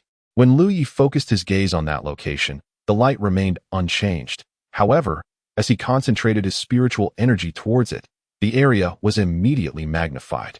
As the energy surged, the map continued to expand, but the disk's size remained constant, causing the encompassed area to gradually diminish. Ultimately, the map reached its maximum magnification. revealing the light point situated amidst a series of undulating mountains, marked as Qingyan Mountain. Nearby, he noticed the label for Qingyan Fangshu San. In that instant, Li comprehended that the light point denoted his current position. The label for Qingyan Fangshu San identified the market he frequented. Aside from this one, there were also Qingyun Fangshu E and Air, extending to the label for Lu. In other words, there were a total of 6 markets surrounding the periphery of Qingyun Mountain. The Blooded Snow sect, being a 9th grade sect, was naturally situated on the outskirts, simplifying the search process. Liu scrutinized the map, his gaze flitting across name after name. At one moment, he nearly believed he had found the characters for Blooded Snow sect. However, upon closer inspection, it was merely the Blooded Heart sect, which incensed him. After a full rotation, Lu Yi still had not located the Blooded Snow sect, yet the tension within him began to dissipate. For this indicated that the situation could not have deteriorated too severely. After a few more moments without success, Lu Yi's spirits actually lifted. For this suggested that he was not too far from the Blooded Snow sect. Finally, his gaze settled on a particular spot on the map, where 3 prominent characters boldly declared the very name he had been tirelessly seeking, Blooded Snow sect. He had found it. Taking a moment to compose himself, Li reduced the map's size, comparing his position with that of the Blooded Snow sect. His location was slightly southwest on the map, while the Blooded Snow sect lay to the northwest. In other words, if he wished to reach the sect's stronghold, he would need to head west. Traversing a quarter of the battlefield's arc, the circumstances were neither dire nor entirely favorable, but remained within an acceptable range. Chapter 54. A search for the Bloodstained sect's location. During his quest to locate the Bloodstained sect, Li observed an intriguing detail. The map employed 4 distinct font colors: red, yellow, blue, and white. The Qingyun square was marked in yellow, while the Bloodstained sect was denoted in blue. This suggested that locations highlighted in blue likely belonged to the Haotian alliance, with red representing the Wanmoling and yellow indicating neutral territories. As for the white markings, Li speculated they indicated unclaimed lands, with most mountains and rivers rendered in white. Upon examining the entire map, the interplay of red and blue markings appeared intricate and convoluted. If one were to liken the map to a chessboard, then the red and blue marked locations would represent the pieces of their respective factions, with years of conflict intertwining them into 2 colossal dragons, locked in a deadly embrace. Although Lu Yi had yet to fully immerse himself in this battlefield, he could sense the perilous nature of the factional struggle merely from the movements of the pieces on the map. However, the broader conflicts of the world were of little concern to him. He was merely an unremarkable cultivator at the 2nd level of the Lingxi realm, focused solely on hastily reaching the Bloodstained sect's stronghold. As he scrutinized the battlefield map, he meticulously plotted his route, gradually formulating a plan. The light at the cave's entrance dimmed, causing Lu Yu to glance up, whereupon he saw the great tiger stride in, followed by Yi, who emerged from the tiger's head with a cheerful demeanor. "You're still here?" she exclaimed. Earlier in the morning, she had come by but found him absent and assumed he had departed. "I want to discuss something with you." Yi floated closer, adopting a serious posture, her small face tense. "What is there to discuss?" Li frowned, bewildered by her sudden formality. "Where do you plan to go after leaving here?" Yi inquired. "That's of no concern to you," he replied curtly. "Well, I suppose you're right," Yi conceded, aware that her question was rather pointless. They were not close, and their previous encounters had not been particularly pleasant. Their only collaboration had involved eliminating that pale man in Lu Ruyan, which hardly gave her the standing to inquire about Lu Ye's intentions. Seeing her conflicted expression, Li urged, "What is it you truly want?" Her expression grew increasingly troubled. The great tiger nudged her back with its head, prompting Yi to grit her teeth and gaze at Lu Yi. "Could you take us with you?" "What?" Lu Yi questioned, unsure if he had misheard her. "Take us with you," Yi reiterated. "On what grounds?" "You mentioned before that after killing that woman, the Tianji merchants might pursue us. This place is no longer safe, so we need to leave. However, we do not know where to go. The battlefield is vast. You can go wherever you please." Liu was taken aback by Yi's proposition. He had not previously considered such a scenario, nor had he anticipated her approaching him with such a request. "But you were the one who killed her. We had no intention of taking a life." Yi protested, her expression one of grievance. From the outset, they had been oblivious to the true nature of events, caught in a situation where calamity had befallen them unexpectedly. "You've already divided the spoils, haven't you?" Lu Yi asked, perplexed. Having participated in the killing and the division of the loot, it was only natural that they should share the risks as well. Yi opened her mouth, momentarily speechless. Before managing to utter, "Why can't you just take us along? You are too young." "What?" Yi stared at Lu Yi, momentarily stunned. It took her a while to process his words before she crossed her arms defiantly, her face flushed. "You rogue. How a mere soul could blush was beyond comprehension." Lu Yi stood up and brushed off his clothes. "Is there anything else? If not, I must depart. This may be our last farewell. I wish you both well." He could not fathom how her age had any bearing on Lu Ye's refusal to take them along. But seeing him genuinely preparing to leave stirred a sense of urgency within her. She was no naive child. In life, she had been a cultivator. And though she had lost many memories after being transformed into a soul by the great tiger, she still recalled the harsh realities of the cultivation world. Her existence alongside the great tiger might seem carefree, yet they walked a perilous path. No one could predict when disaster might strike, and with their current strengths, they would be ill-equipped to defend themselves. She had considered seeking refuge with another cultivator, but those she encountered were far too weak to interest her. Perhaps if she approached them, they would simply betray the great tiger.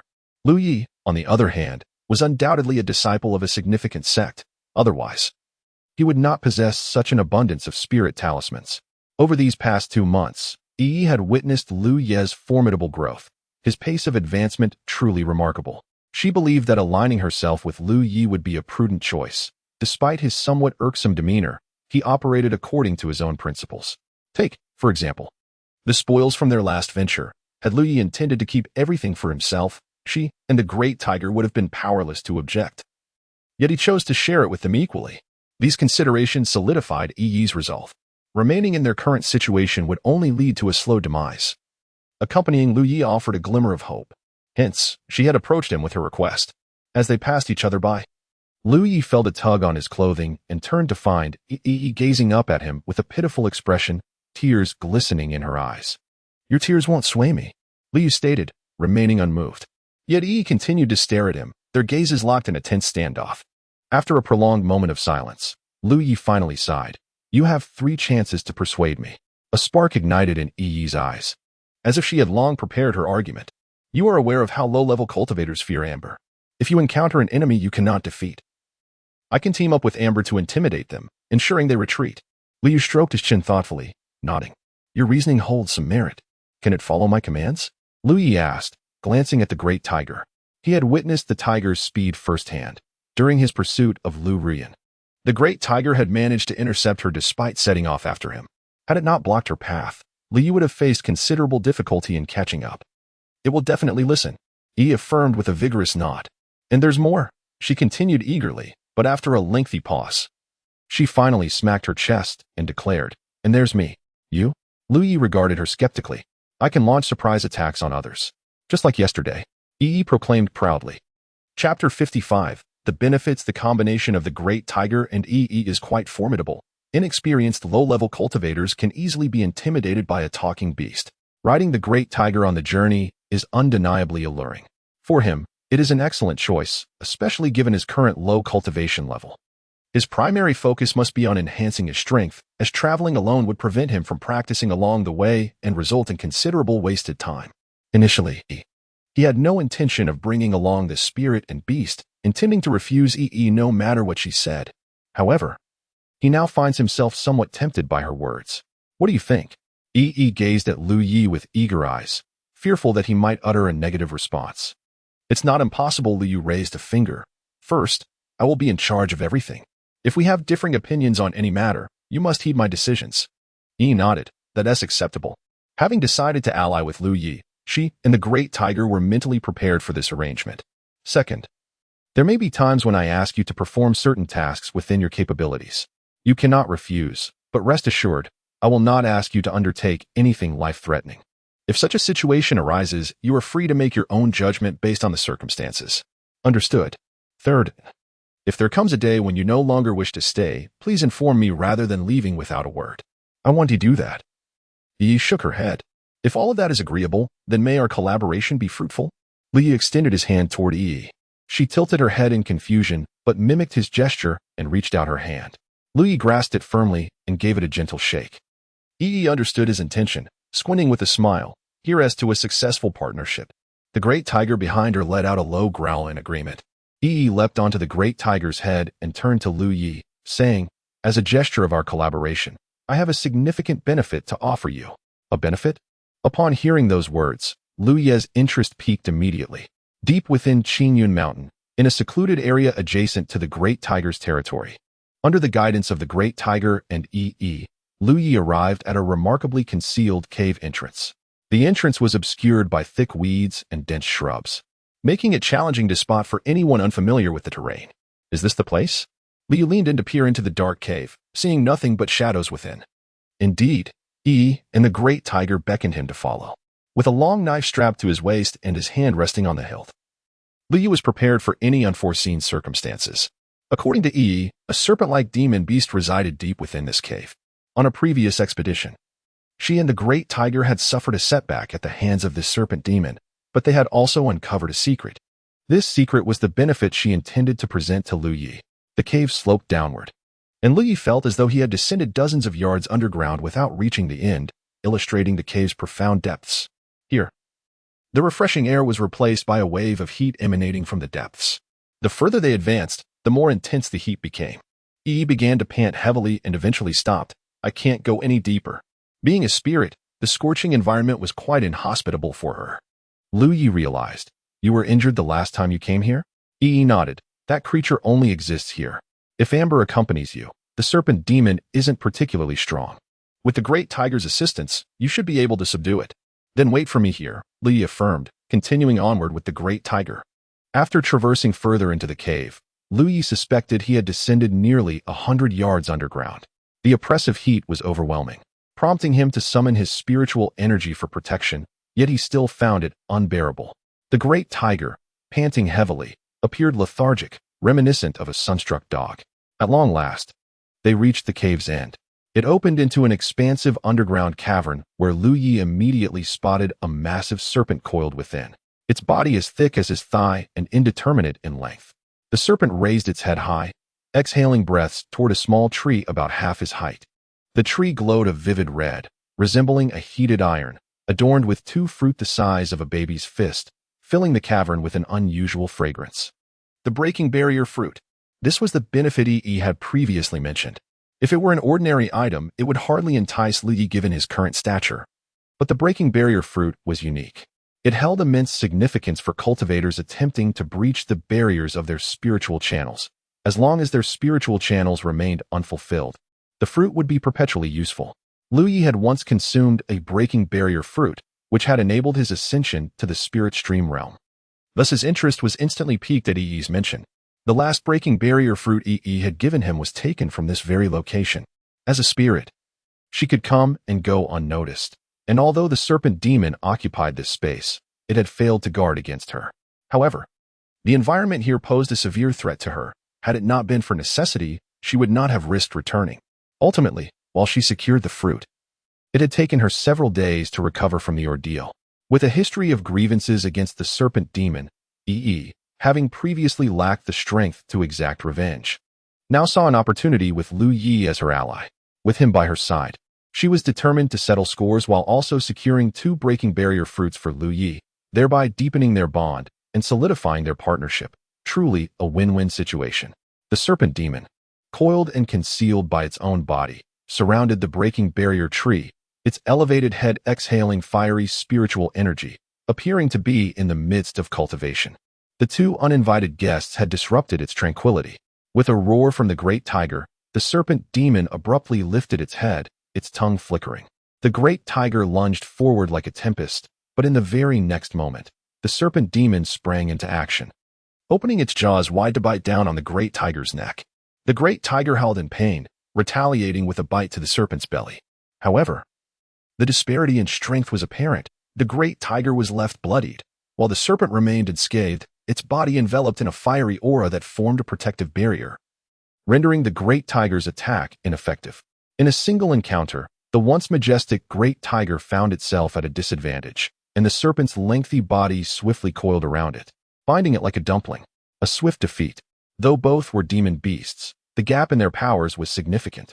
Fortunately, Lu Yi was present. As the Great Tiger charged, he seized the opportunity to advance under its cover. At that moment, with the 2 ferocious creatures engaged in combat, it was the perfect time to strike. Drawing his long knife, Lu Yi infused it with spiritual energy, enhancing its sharpness with intricate runes. In an instant, a brilliant flash of the blade illuminated the cave, and blood was sent flying. Chapter 56. Stirring restlessness as he passed by two entangled ferocious beasts.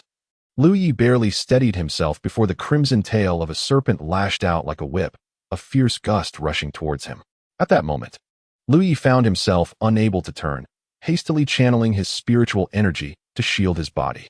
With a resounding crack, he was flung away, a sharp pain shooting through his shoulder as he tumbled across the scorching ground. Rising to his feet, Lu Yi looked up, somewhat astonished. Despite empowering his blade with cutting force, he was unable to sever the massive serpent in one strike. He had only managed to cleave a significant portion of its body, causing blood to spurt forth as the serpent writhed in agony on the ground. Seizing the opportunity, the great tiger broke free from its binds, courageously lunging at the wound to take a substantial bite, tearing away a chunk of flesh. The serpent's head reared high, its mouth agape as a red glow began to gather within, targeting the great tiger. The temperature within the cave surged dramatically. Instinctively, the tiger sensed the impending danger and, with a low growl, deftly darted aside. In the next moment, a torrent of flames erupted from the serpent's mouth, distorting the very air before it. Witnessing this, Lu Yi's eyelids twitched. He realized that the serpent was far superior in strength compared to the great tiger. Thankfully, the tiger had drawn its ire. Otherwise, should that fiery breath have been directed at him, he would have had no choice but to resort to his golden body talisman for protection. The tiger narrowly escaped the brunt of the flames, and Lu Yi seized the moment to dash behind the serpent, aiming a strike at the underside of its head. Once again, his blade only managed to slice through a portion of the serpent's body, halted by its bones. Having suffered two significant losses at Lu Yi's hands, the serpent swiftly turned its head towards him, red light coalescing in its maw once more. Unfazed, Lu Yi thrust his blade into the serpent's mouth, while simultaneously leaning backward. As flames erupted forth, his long knife pierced through the serpent's head, emerging from the back. A snow-white figure suddenly lunged from the side, crashing into the serpent's body and causing it to topple sideways, causing the flames that spewed forth to miss their mark and ignite the air above instead. Lu Yi, now on the ground, quickly scrambled to his feet and retrieved a spiritual talisman from his storage pouch, keeping a vigilant eye on his surroundings. However, he soon stowed away the talisman, standing still and waiting. The fatal strike he had delivered had penetrated the serpent's head, effectively inflicting a mortal wound. Though the serpent continued to writhe on the ground, it was evident that its life was ebbing away. Furthermore, Lu Yi's blade remained lodged within its mouth, inflicting further damage with every convulsion, while the ground became soaked in the serpent's blood, evaporating under the intense heat with a sizzling sound. The great tiger also regained its footing, shaking its body, its once pristine white fur now a disheveled mess, marred by large patches of singed fur, presenting a rather pitiful sight. From the moment the tiger had launched its attack until now, merely a few breaths had passed, and the outcome was already determined. Life and death adjudicated. Yet, within that brief span, their encounter had been fraught with danger. What surprised Lu Yi was Chapter 57, on the road within the cavern. Lu Yi once again closed his eyes, centering himself to feel deeply. The gifted tree indeed resided within his source spirit aperture, and when he concentrated, he could perceive this scene. This was different from before, in the past, when his focus was sufficiently intense. The gifted tree appeared in his field of vision as a phantasmal figure. Perhaps the gifted tree had always existed within the source spirit aperture, but he had been blind to it until now, only able to perceive its shadow in his sight. Now that he had awakened, he could experience it more directly. Since arriving at the Lingxi battlefield, he had been preoccupied with enhancing his cultivation, tirelessly honing his skills, and had not given much thought to the state of the gifted tree. It was only when the gifted tree absorbed external power again that he noticed the changes. This was indeed a positive development. He had long harbored a perplexing question regarding the apparent lack of risks while consuming medicinal herbs for cultivation. He surmised it must relate to the gifted tree, though the exact nature of this connection eluded him. Now that he could intuitively sense the gifted tree's presence, he might delve into it further when time permitted. The serpent demon's strength surpassed that of the great tiger significantly. It could breathe fire, and its flesh was undoubtedly infused with spiritual energy, making it a potent source of nourishment. Having completed these tasks, Lu Yi surveyed his surroundings to ensure nothing was left behind before exiting the cavern. After a considerable time, Lu Yi reunited with Yi and the great tiger. Noticing bloodstains on the tiger's shoulder, He promptly retrieved a healing pill and administered it to the great tiger, which had sustained the wound during their earlier battle with the serpent demon. Lu Yi had also incurred a minor injury, a bruise on his shoulder from a lash of the serpent's tail, but it was nothing serious. Riding on the back of the great tiger was indeed a delightful experience, inspiring a sense of grandeur in Lu Yi, a mere cultivator at the second tier of Lingxi. The great tiger, robust in stature and spacious in its back, made for a comfortable ride. Where to next? Yi inquired, seated atop the great tiger's head. Lu Yi, guided by the war marks on his hand, pointed in a direction, this way, along the foot of the mountain. Then let us set off, Yi exclaimed, her small hand waving joyfully. The great tiger let out a low growl, its snow-white form darting forth like an arrow. That day, numerous low-tier cultivators preparing to venture into Qingyan Mountain witnessed a young boy riding a magnificent white tiger gliding effortlessly past. As raindrops fall into the sea, they stir tiny ripples, yet those ripples shall inevitably give rise to towering waves. As night descended, beneath a protruding, slanted cliff, there was a natural depression, a sheltered harbor from the wind. Yi, having scouted ahead, beckoned from the other side. Lu Yi, over here, under the moonlight. Lu Yi strode forward with a commanding presence, each step resonating with confidence. Observing Lu Yi's peculiar gait, Yi could hardly contain her laughter, despite her attempts to suppress it. As Lu Yi passed her by, he shot her a fierce glare. He had initially believed that traveling atop the great tiger would be a pleasurable experience. However, just on the first day, he realized his naivety. The inner thighs had been chafed to an intolerable degree, and he was certain they were now streaked with blood. Even at this moment, he could still feel the jarring motion of riding on the tiger's back. To say the least, surviving this journey without being completely disoriented was a minor victory. You'll get used to it, Yi reassured him, following closely behind. Entering the natural nook, Lu Yi nodded, acknowledging that this location was quite suitable for rest. The hollow bore traces of extinguished campfires, remnants left by previous travelers. The great tiger was relishing the substantial serpent meat, devouring it with great delight. Flames flickered, and the aroma gradually wafted through the air as hot oil sizzled upon the tongues of the fire. While roasting the serpent meat, Lu Yi retrieved a broken barrier fruit from his storage pouch, gesturing towards Yi. She looked at him quizzically. 2 fruits make 5, Lu Yi elucidated. Yi shook her head. This is only beneficial for you. I have no use for it with amber, so you should keep it. Lu Yi pondered for a moment.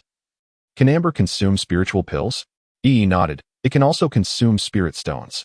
Lu Yi was astonished. Spirit stones can be eaten? Yi explained. Spirit stones are the crystallization of spiritual energy, and beasts can consume them, though humans cannot digest them. Lu Yi felt enlightened. It was no wonder that when Yi and the great tiger attempted to rob him earlier, they sought spiritual pills but ended up asking for spirit stones. Then your fruits can be counted as spiritual pills. Lu Yi hesitated, but I have no idea how much these fruits are worth. Yi smiled softly. Just give whatever you deem fit.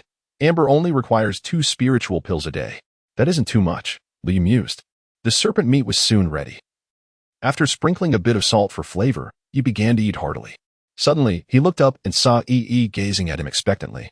Offering her a piece of meat. Would you like some? Yi declined. I cannot eat. Lu Yi continued to feast. The serpent meat was indeed highly nourishing. After consuming several pounds, he felt warmth enveloping him, invigorated beyond measure. Even the flow of his spiritual energy seemed to quicken. As he refined essence into qi, he took his treasured blade and moved to a nearby clearing, shedding his upper garment to reveal a well-built torso. He began to chop earnestly, one stroke after another. The previous encounter with the fair-skinned cultivator had made him acutely aware of his lack of combat skills, while he could enhance his cultivation through medicinal means. Such methods were futile for improving combat techniques. Furthermore, there was no one around to mentor him, so Lu Yi devised a rudimentary plan to continuously swing his blade. He was uncertain if this method would yield any results, but it was the only approach he could conceive. In the future, he would undoubtedly face increasingly formidable adversaries. And in close combat, both cultivation power and combat skills were indispensable. Under the moonlight, the young man diligently swung his blade, sweat pouring down his back. While not far away, the snow-white great tiger lay on the ground, soundly asleep, its form enveloped in a soft glow. A girl with flowing black hair sat with her arms wrapped around her knees, quietly observing. The full moon suspended in the sky, creating a picturesque backdrop, an ethereal scene. Chapter 58. The guardian charmed who was already deep in slumber, his snores resonating like thunder. Yi remained seated, seemingly awaiting his return. However, noticing Lu Ye's expression, she felt a tinge of confusion, for Lu Ye appeared to be wrestling with a weighty decision.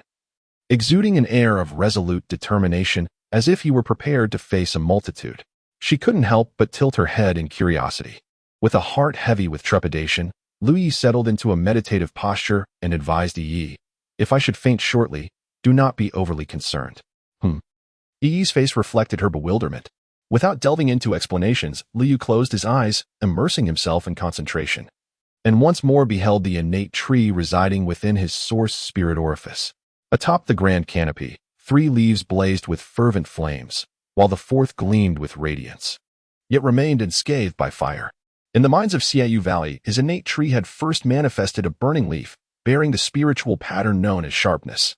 Without that pattern, he could not have so easily vanquished the severely injured Zhou Chong, nor pierced through the pale man's protective spiritual energy with a single thrust, let alone inflict grave harm upon the serpent demon, ultimately securing victory.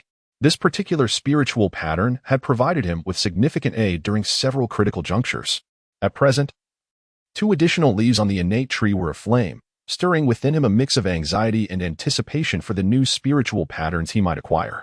Gradually focusing his attention, Lu Yi gazed at one of the burning leaves. Just as before, the diminutive leaf rapidly expanded, soon enveloping his entire field of vision and thoughts. Simultaneously, a torrent of information surged uncontrollably into his mind, and once more, Lu Yi felt as though someone had struck his head with a hammer. Last time, he had lost consciousness. This time, though the world spun and pain coursed through him, he managed to remain upright. He would have preferred to faint, for the entire experience was akin to a living nightmare, as if someone had pried open his skull and forced incomprehensible knowledge inside, stirring it violently. With a sudden jolt, he opened his eyes, emitting a suppressed roar from his throat, his gaze ablaze with crimson. Yi, who had been attentively observing him, was startled, and even the slumbering Hu awoke with a growl, scanning the surroundings with vigilance, mistakenly believing an ambush was at hand. After a considerable moment, Lu Yi gradually calmed. His vision still tinted red, his body drenched in sweat, while Yi and Hu stood anxiously beside him, at a loss for what to do. In truth, Lu Ye's current appearance was quite fearsome. His blood-red eyes were alarming enough, but the veins at his temples throbbed, as though he were enduring immense torment. After a few heavy breaths, Lu Yi regained a semblance of composure and reassured the anxious Hu and Yi, "It is nothing." He closed his eyes once more. The pain had subsided. It was time to reap the rewards of his victory. Yi exchanged a glance with Hu, both perplexed, yet recognizing that this matter pertained to Lu Ye's cultivation. Since he offered no explanation, Yi felt it inappropriate to inquire further, and thus remained by Hu's side. At this moment, Liu was probing the characteristics of the 2nd spiritual pattern. Guardian Charm. Such was the name of the 2nd spiritual pattern. From its designation alone, it appeared to be a protective pattern. Liu had previously speculated that the 1st pattern was offensive in nature. It seemed his intuition was correct. He opened his eyes, allowing a moment to gather his thoughts, when suddenly a visible aura of spiritual light flickered upon his palm, transforming into the shape of a triangular shield, intricately adorned with complex patterns. Is this a spiritual pattern? Yi, who had been silently observing Lu Yi, was taken aback. Despite her fragmented memories, she retained knowledge of certain practices in the cultivation realm, understanding far more than Lu Yi himself. Thus, witnessing Lu Yi manifest a spiritual pattern from his own spiritual energy was nothing short of astonishing. It is known that low-level cultivators like Lu Yi typically focus on enhancing their own cultivation, often lacking the time to delve into the study of techniques, let alone intricate spiritual patterns. Of course, some techniques can indeed be regarded as manifestations of spiritual patterns. In fact, the spiritual pattern Lu Yi was currently activating could very well be seen as a defensive technique. Techniques and spiritual patterns are closely intertwined, often sharing similarities yet remaining distinct. A succinct explanation is challenging. Nonetheless, the ability of a low-level cultivator to construct a spiritual pattern is indeed remarkable. Yi became increasingly convinced that Lu Yi was likely a disciple of a prestigious sect, perhaps even a high-ranking member or the illegitimate offspring of a sect leader, compelled for some reason to venture forth alone. In the brief span of moments, she had spun an elaborate tale of grievances and entanglements in her mind. Lu Yi, however, was oblivious to Yi's gaze, as he currently focused on assessing the durability of the guardian charm. From a defensive standpoint, the protection offered by the charm far surpassed that of his own protective spiritual energy, boasting at least several times the strength of defense. Yet, such remarkable protective capabilities came with considerable cost. This palm-sized guardian charm consumed the entirety of one of Lu Ye's spiritual energy reservoirs. Its expenditure was even greater than that of the sharpness pattern. In other words, if he were to activate such a spiritual pattern 20 times in succession, Lu Yi would deplete his spiritual energy entirely. Furthermore, if the protective range were to expand, the consumption would only increase. Currently, Lu Yi was only activating a palm-sized guardian charm, but it could be much larger if he so wished. In summary, this was a commendable spiritual pattern. While he possessed the golden body talisman, which had its limitations, the guardian charm was an intrinsic ability. Moreover, activating the guardian was a matter of mere thought, whereas unleashing a talisman was considerably more cumbersome, requiring retrieval from his storage pouch, infusion of spiritual energy, and often leaving no time for such preparations amidst fierce combat. Had he possessed this spiritual pattern before encountering the Pale Man, he could have faced the adversary's attack head-on without hesitation. One spiritual pattern, though it did not elevate Lu Ye's cultivation, significantly enhanced his combat prowess. And there was another. Reflecting on his previous sensations sent a chill down Lu Ye's spine. He resolved not to probe the other spiritual pattern, at least not for the next few days. His mind was currently a chaotic muddle, and further exploration might lead to dire consequences. Thus, he decided to rest for a few days, taking out a spirit-nourishing pill and consuming it. Lu Yi prepared to investigate a question that had long puzzled him, whether his practice of consuming medicinal substances bore any hidden risks, and if so, whether it was related to the innate tree. With a calm mind, he soon beheld the innate tree concealed within his source spirit orifice. Chapter 59. The mystery of the talent tree. When Lu Yi did not deliberately probe, he remained unaware of its presence. Yet, upon intentional exploration, he could distinctly perceive the existence of the talent tree. This extraordinary tree was deeply rooted within his source spirit aperture. The essence of the spirit-nourishing pill diffused in his abdomen, transforming into spiritual energy. As Lu Yi divided his focus to guide the medicinal energy into his spirit apertures, he remained attentive to the talent tree. The transformed spiritual energy did not directly flow into a specific aperture but first traversed through the source spirit aperture.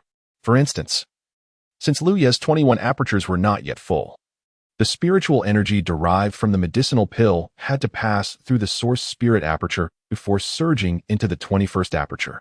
If an aperture was situated too far from the source spirit aperture, it might necessitate several intermediary apertures for the transfer. However, without exception, the source spirit aperture served as the origin for accepting spiritual energy. Hence, this initial aperture was aptly named the source spirit aperture, marking it as the most crucial aperture for cultivators. In Lu Ye's understanding, the source spirit aperture resembled the dantian of martial arts experts. Previously, he had not scrutinized it closely, but this time, with deliberate focus. He was astonished to discover that the spiritual energy derived from the spirit-nourishing pill seemed less pure than his own. Within that energy, he sensed the faint presence of something indeterminate, which appeared to be detrimental to him. Could this be the poison of the pill? A thought crossed Lu Ye's mind.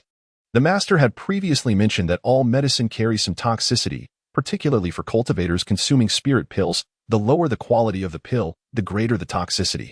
Thus, cultivators must find ways to resolve the pill poison after consuming the pills, lest they leave hidden dangers.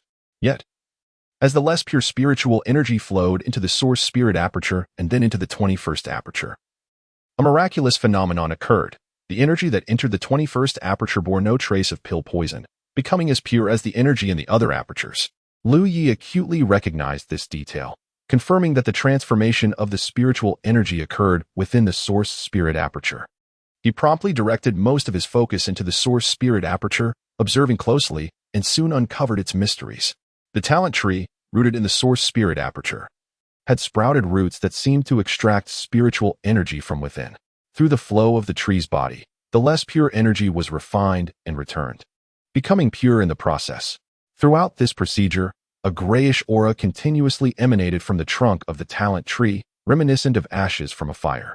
Indeed, the issue lay with the talent tree.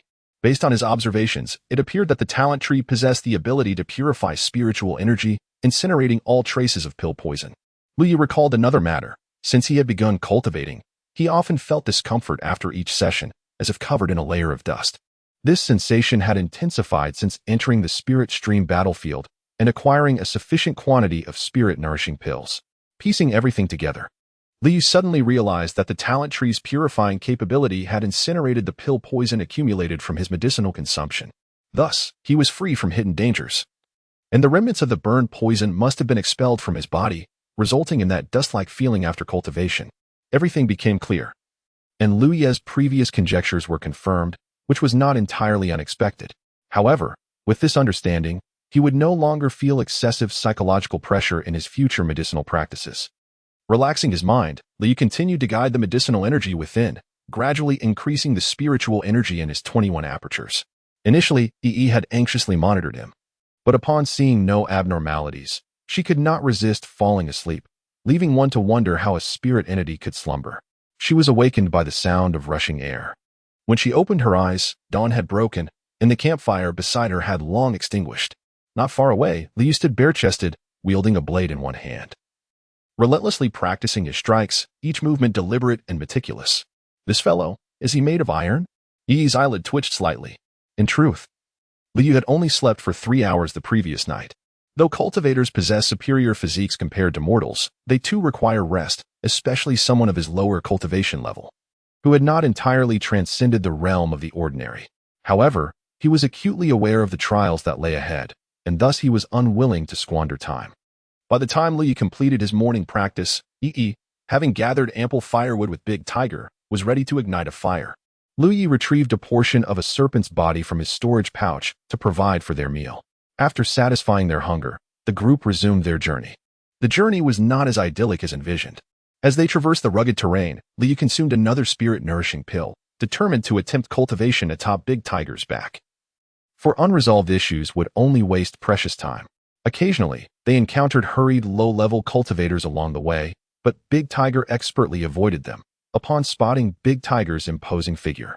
Any rational cultivator would think twice before instigating a confrontation, especially since they might not be able to keep pace. As night fell, they sought a suitable place to rest. They dined on serpent meat, practiced with their blades, and consumed pills to cultivate. Today's progress was commendable, although Liu still felt the jostling on Big Tiger's back. He could finally commence his cultivation, albeit at a somewhat reduced efficiency. At dawn, Liu took out a detailed map, comparing his current location with the starting point to ascertain the direction and nearest goal. After 2 days of riding Big Tiger, they had yet to exit the expanse of the Qingyan mountain range, illustrating the vastness of the mountains. Another day passed, and in the evening, Liu gazed upon a nearby market. Exhaling deeply, they had finally reached their next destination. On the map, it was marked as Qingyan Market 5. Entering the market on Big Tiger attracted considerable attention. Liu had previously observed cultivators accompanied by spirit beasts during his visit to Qingyan Market 3. But those beasts were wild and unruly, unlike the majestic Big Tiger. Liu had contemplated leaving Big Tiger outside, but given its relatively low strength and the unfamiliar surroundings, he feared it might inadvertently encroach upon the territory of a more formidable spirit beast, potentially leading to trouble. After much deliberation, he decided to bring Big Tiger along, as he intended to rest here for the night. It must be said that having Big Tiger by his side was quite imposing. Many timid cultivators instinctively steered clear of Liu. After a brief period, Liu arrived at the Tiangong Merchant Alliance within the market. Although he possessed no spirit stones, the alliance accepted spirit pills as a form of payment. Therefore, after offering a spirit-nourishing pill, he was escorted to a guest room on the 3rd floor. The room was modest but serene. Big Tiger lay resting on the floor, and Liu fed it a spirit-nourishing pill, allowing Yi, who had been pinned up for a while, to come out for some fresh air. Liu then sat cross-legged on the bed, directing the medicinal energy to break through the barrier of the 22nd aperture. Chapter 60. Gathering Spirit During the Day. Liu had filled 21 spirit apertures to their brim. As soon as he broke through the barrier of the 22nd aperture, he would be one step closer to the 3rd level of Lingxi. He had refrained from consuming the barrier-breaking fruit, despite its remarkable efficacy in dismantling the barriers of spirit apertures. Liu estimated that the fruit must be quite precious. He had previously consumed it in haste to ascend to the 1st layer of Lingxi. Now, with an ample supply of spirit-nourishing pills, he could achieve the same goal with just a bit more time, thus he deemed it unwise to waste such a valuable item. He intended to reserve these 2 spiritual fruits for the right moment to maximize their effectiveness. His internal spiritual power had grown tremendously compared to the beginning, making the effort to breach the barrier of the spirit aperture considerably easier. Within just an hour, he successfully dismantled the barrier of the 20-second aperture, allowing a gentle flow of spiritual energy to cascade within. After practicing for a while longer to fully assimilate the pill's energy, he finally paused.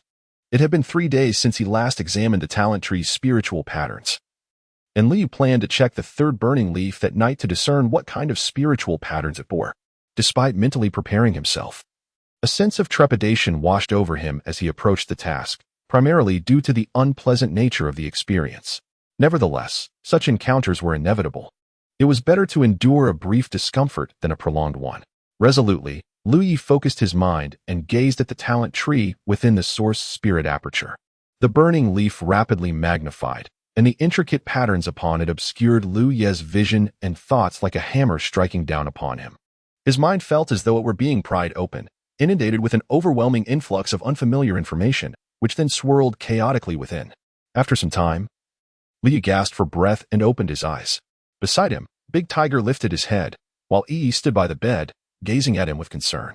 Fortunately, having witnessed a similar event 3 days prior, Yi remained relatively unfazed. Liu Yi immersed himself in the newfound information swirling in his mind. Gathering Spirit. This was the name of the spiritual pattern carried by the third leaf. The first pattern was offensive in nature, the second defensive, and now the third was supportive. The function of this pattern was immediately evident. It was designed to gather spiritual energy. Liu activated his spiritual power, constructing this pattern in the palm of his hand. As the intricate and complex design emerged, the ambient spiritual energy in the room began to converge toward his palm, subsequently drawing in the external spiritual energy as well. After a brief wait, Liu Yi noticed little change in the room's spiritual energy, likely due to the small scale and short duration of the pattern he had constructed.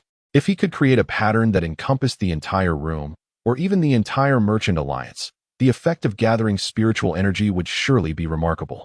However, not only did he doubt whether his spiritual power could sustain such a vast pattern, but he also realized that it would be utterly pointless. His body was not adept at absorbing and expelling spiritual energy. Thus, no matter how dense the external energy might be, it would be of little use to him. Utter rubbish, Liu thought bitterly, feeling a tinge of disappointment. Both the offensive and defensive patterns provided significant advantages during combat, and he had high hopes for this third pattern, only to find it seemingly ineffective. Nonetheless, compared to the offensive and defensive patterns, the Gathering Spirit pattern required minimal energy expenditure, only 10% of that consumed by the defensive pattern, and could potentially be sustained for extended periods. Whereas the offensive and defensive patterns had short durations, using them in combat required precise timing, with prolonged use resulting in increased energy consumption. In contrast, the Gathering Spirit pattern, while accumulating spiritual energy, also replenished itself. Thus, once established, it would persist unless Liu Yi actively dispelled it. With this realization, he acknowledged that it was not entirely without merit. If he could construct a sufficiently large Gathering Spirit pattern at a sect stronghold, the spiritual energy within that stronghold would become increasingly dense. Yi watched in astonishment. 3 nights earlier, she had witnessed Liu Yu effortlessly create an enigmatic spiritual pattern, and now she beheld yet another, distinctly different one. While she was unsure of the first pattern's utility, the purpose of this new one was evidently to gather spiritual energy. Who exactly was this person? Despite his modest cultivation, his understanding of spiritual patterns was remarkably profound, an endeavor that typically demanded considerable time and effort. It seemed clear he had connections to some significant sect. As her thoughts spiraled, Yi couldn't help but think of the implications. Though she wisely chose to disregard certain inquiries, this discretion brought Li some relief. Otherwise, he would have to reconsider the nature of their partnership. Meanwhile, Li had dispelled the Gathering Spirit pattern, removed his upper garments, and began wielding his long knife in earnest. Big Tiger had no choice but to retreat to a corner to avoid accidental harm. With each strike, Liu focused intently on his practice. As dawn broke, Liu descended from the 3rd floor to the main hall on the 1st floor, seeking out an overseer within the Merchant Alliance to conduct a transaction involving 2 blocks of primal magnetic ore. He still possessed 14 sizable blocks, the largest being roughly the size of a basin. He opted not to trade too many at once, wary of encountering someone like Lu Ruyan again. After all, as he traveled, he would encounter numerous branches of the Tianji Merchant Alliance, and dispersing his, or in smaller quantities, would mitigate risks.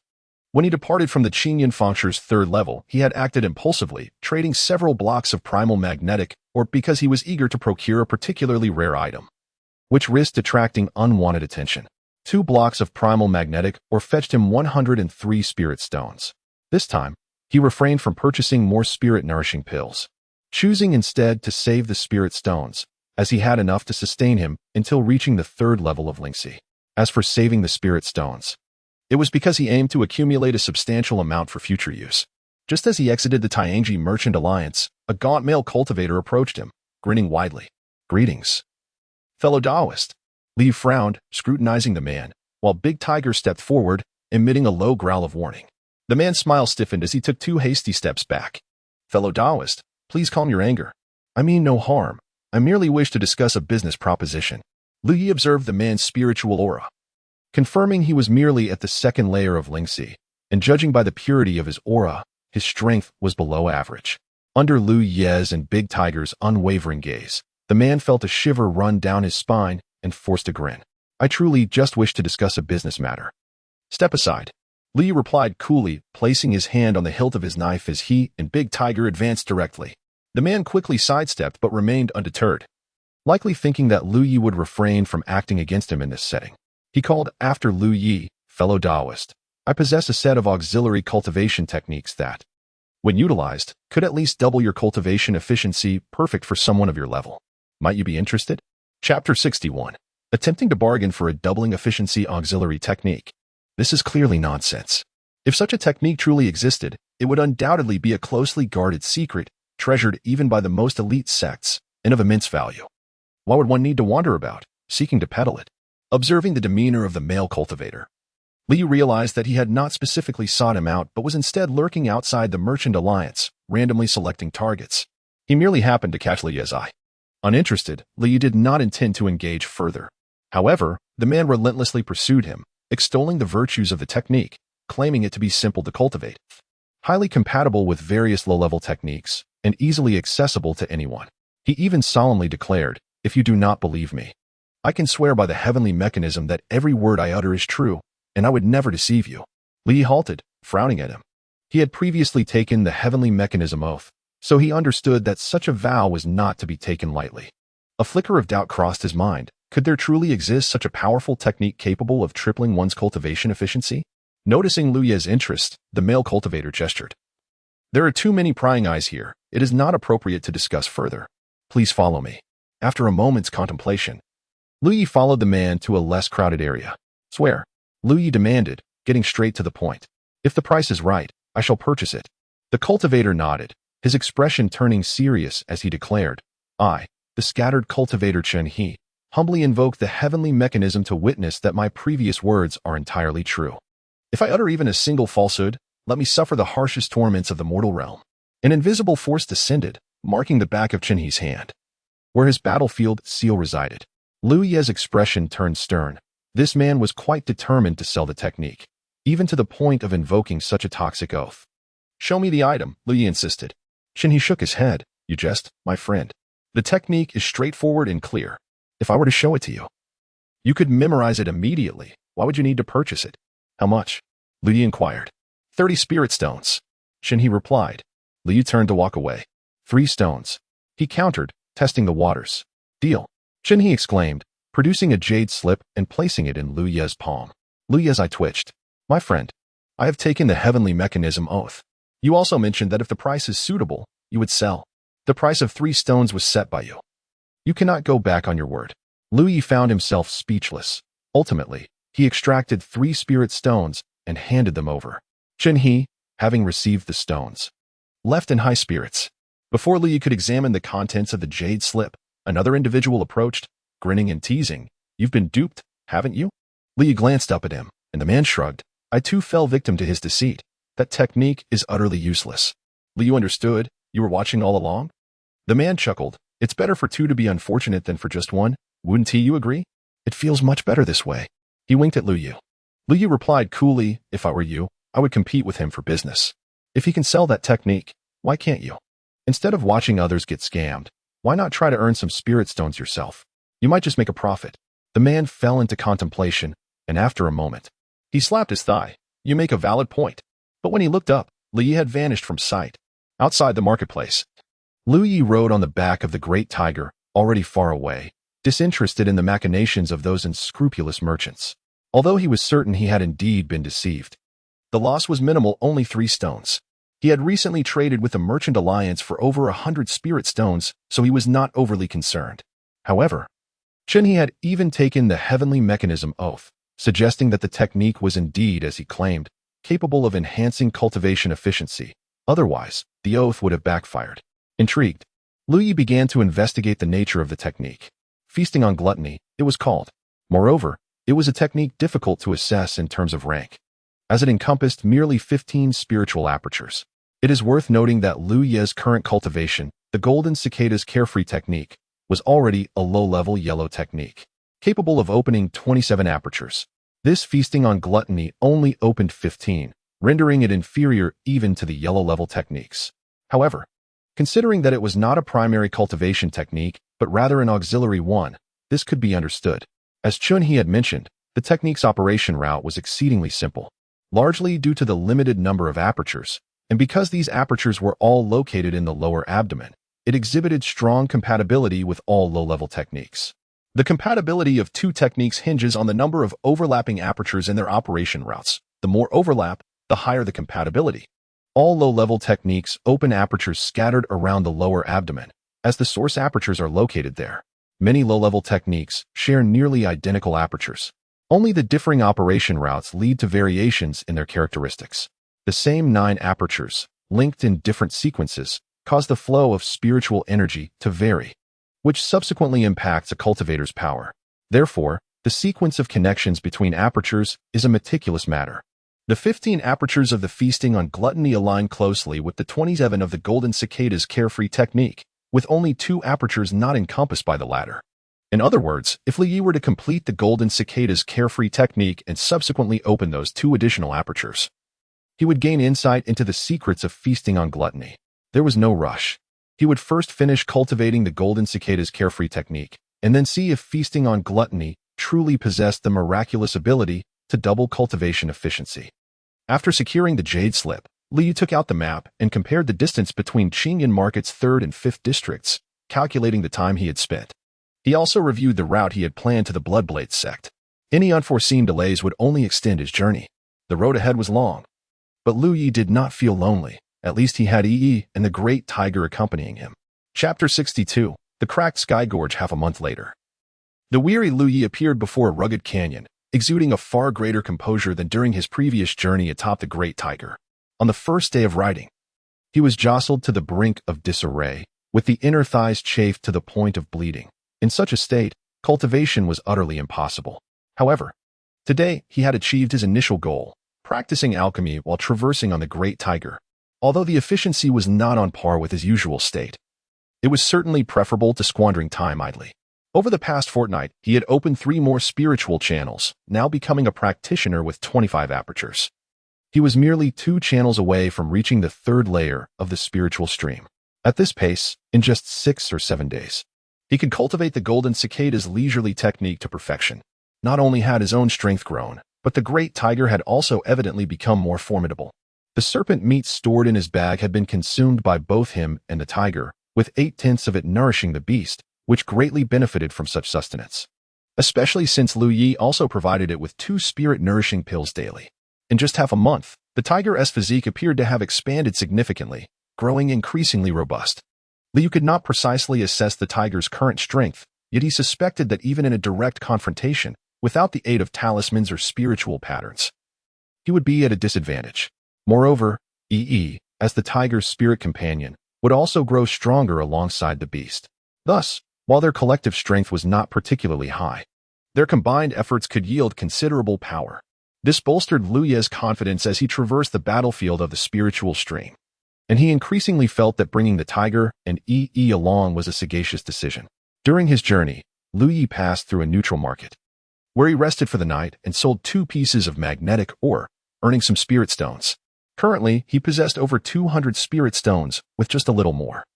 He would be ready for the next branch of the Celestial Mechanism Merchant Alliance. Leaping down from the tiger's back, Lu Yi surveyed the canyon ahead, consulting a map. This location, known as the Cracked Sky Gorge, was perilous, flanked by towering cliffs. According to the map, to the left lay the station of the Nine-Star Sect, affiliated with the Demonic Mountains, while to the right was the station of the Mysterious Gate, under the auspices of the Vast Sky Alliance. The Cracked Sky Gorge was situated in the middle of these two sects, leaning slightly towards the Nine-Star Sect.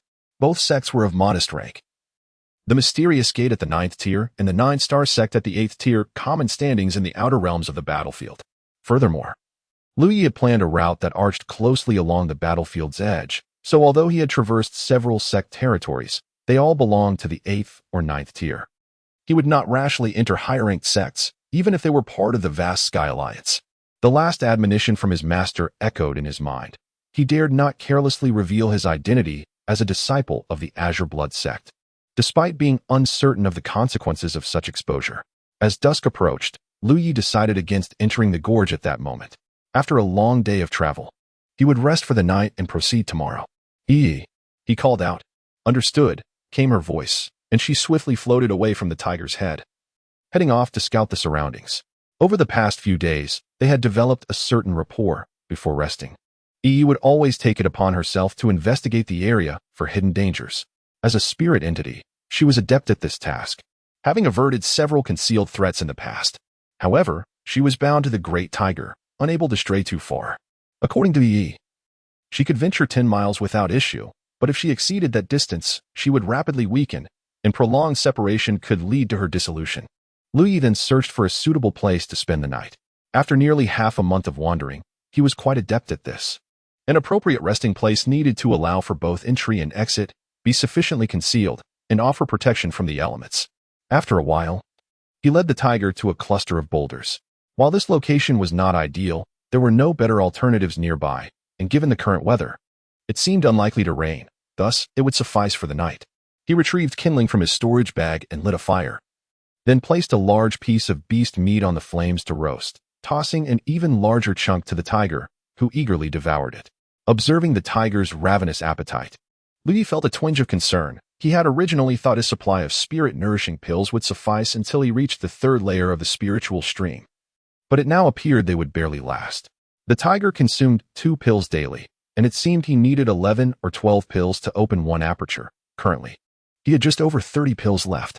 By the time he opened his 20th aperture, he suspected his supply would be exhausted. Moreover, he had a nagging feeling that as the tiger's strength increased, its demand for spirit-nourishing pills would also escalate. For a low-tier practitioner like him, the early stages of cultivation were precious. As the beast meat sizzled over the fire, the great tiger suddenly lifted its head and stared intently in one direction, letting out a low growl. It then bolted towards that spot. Lu Yi was momentarily stunned before realizing something must have happened to Yi, as the tiger's spirit companion. Their connection was profoundly intimate. Consequently, any disturbance on Yi's end would be sensed by the tiger. The tiger's speed was remarkable, and despite Li Yi infusing his legs with spiritual energy, he could only trail behind, kicking up dust in his wake. In desperation, he shouted, "Amber, don't be rash."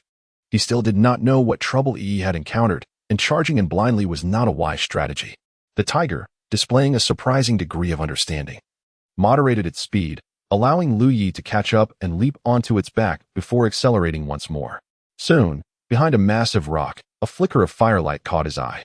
A group of practitioners had gathered, igniting a bonfire, seemingly preparing to camp for the night. Before them lay an overturned object resembling a large bell, from which spiritual light flowed, intricate patterns swirling around it. Within the bell, faint sounds of impact could be heard. Yi was trapped inside. Fortunately, the tiger had heeded Lu Yi's earlier warning and managed to restrain its primal instincts, refraining from pouncing immediately. Li focused his spiritual energy into his eyes, scrutinizing the spiritual auras of the practitioners. For individuals, 1 at the 2nd layer of the spiritual stream, 2 at the 3rd layer, and 1 at the 4th layer. Chapter 63. Silencing the throat before them stood a robust man clad in tightly fitting garments that accentuated his well-defined muscles, resembling a guardian as he shielded the intertwined couple. In contrast, a slender figure, akin to a bamboo pole, vigilantly scanned the surroundings. The arrival of Lu Yi and the great tiger did not startle them. The duo concealed themselves approximately 10 paces away, peering through the crevices of the scattered stones. The immediate priority was to rescue Yi. It must be noted that the presence of the man at the fourth tier exerted considerable pressure, compounded by the fact that there were 4 of them. "Young master, what is that?" A melodious voice inquired, the woman breaking the silence. Although the Xinyuan bell had been triggered, their group had barely grasped how it occurred. Only the bell's master could comprehend the situation. The handsome man embracing her gestured with one hand, sensing the aura and raising an eyebrow. "Interesting. Is it a spirit body?" The Xinyuan bell was indeed his spiritual weapon, a powerful and covert protective artifact. "A spirit body?" The woman shrank back, deliberately nestling closer to the man. "Young master, I am frightened." Zhang, the senior brother, nodded in affirmation. He stepped toward the overturned bell and suddenly unleashed a punch. A resounding crash echoed, followed by Yi's anguished scream from within the bell, indicating she had been harmed. The great tiger, provoked by this, despite having heeded Lu Ye's prior warning against impulsiveness, could no longer restrain its primal instincts upon witnessing Yi's suffering. The creature's already scant rationality was overwhelmed. This sudden turn startled not only the 4 cultivators, but also caught Lu Yi off guard. He had been contemplating how to extricate Yi when, in the next moment, his expression shifted. From behind the great tiger, another figure darted forth. It was Lu Yi, with the great tiger's reckless charge. He had no time to devise a strategy and followed the tiger into the fray, taking advantage of its bulk to buy himself a moment. He lunged toward the young master, who was clearly the leader among the 4. Capturing him would unravel the ensuing complications, rendering it the only feasible course of action. He reached into his storage pouch, producing 2 curved daggers, which he brandished as he advanced. Meanwhile, Li pressed one hand upon his dagger, channeling spiritual energy into his legs, charging like a tempest toward the stout man. The latter bellowed, unleashing his own spiritual power, causing his tightly fitted garments to burst apart, his already formidable physique seeming to swell further. He rifled through his storage pouch, retrieving a 2-foot-long hammer, positioning it defensively before him. Merely standing there, he exuded an aura of impenetrable fortitude, making it evident that breaching his defenses to seize the young master would be no trivial task. Especially considering the young master was not an ordinary individual. He was a 3rd-tier spirit stream cultivator, accompanied by a 2nd-tier spirit stream woman. As the distance between them rapidly diminished, Lu Yi gripped the hilt of his dagger, feigning a draw. Yet, instead of a blade's gleam, a fiery serpent erupted into existence, slithering towards the robust man. "Fire serpent talisman!" the stout man exclaimed, cursing under his breath at the enemy's cunning, while appearing to draw his weapon. He had stealthily unleashed a talisman, leaving him momentarily disoriented. At this juncture, the most prudent course of action would be to evade the talisman's assault. Although the fire serpent talisman wielded considerable power and had an extensive coverage area, he could still avoid it if he so desired. However, with the young master situated just behind him, retreat was not an option. Clenching his teeth, he hurriedly retrieved a golden body talisman, slapping it against himself while simultaneously activating his protective spiritual energy. A brilliant explosion of flames erupted as the fiery serpent engulfed the stout man's form. In the next instant, he emerged unscathed from the blaze, charging toward the oncoming Lu Yi, swinging the hammer with a furious shout. "Do you think a mere talisman can harm me?" Just as his boastful words left his lips, a flash of steel cut through the air, causing him to stagger backward, instinctively clutching his throat. Dropping his weapon to the ground, gasping for breath, blood gushed from his hands, unable to stem the flow. He was baffled. How could his meticulously honed spiritual power fail to withstand a mere strike? The golden body talisman he had activated was shattered by the fire serpent talisman. Yet he still possessed his protective spiritual energy. Moreover, having chosen the path of physical cultivation, he had stood before the young master for this very reason. In the cultivation world, physical cultivators were renowned for their resilience. Those of formidable strength could even withstand the techniques of magical cultivators with their bare bodies. Although he was a minor physical cultivator, unable to fully exploit the advantages of his path, it was inconceivable that he should fall to a single strike. Yet, the reality was that Lu Ye's blade had severed his throat. Had it not been for his formidable physique, that strike could have decapitated him entirely. The long dagger, enhanced by sharp spiritual inscriptions, possessed a destructive power beyond the stout man's comprehension. Lu Yi himself was taken aback. He had not anticipated the outcome of his strike. Instinctively swinging the blade, he merely sought to repel the adversary, yet the result was astonishingly potent. Chapter 64. Release him. Liu speculated that this was related to his recent enhancement in strength. The greater his power, the more formidable the spiritual patterns he could unleash. Ultimately, these patterns were fundamentally rooted in his spiritual energy. Moreover, the long blade in his hand had barely entered the realm of spiritual artifacts, unlike the previous mundane iron sword.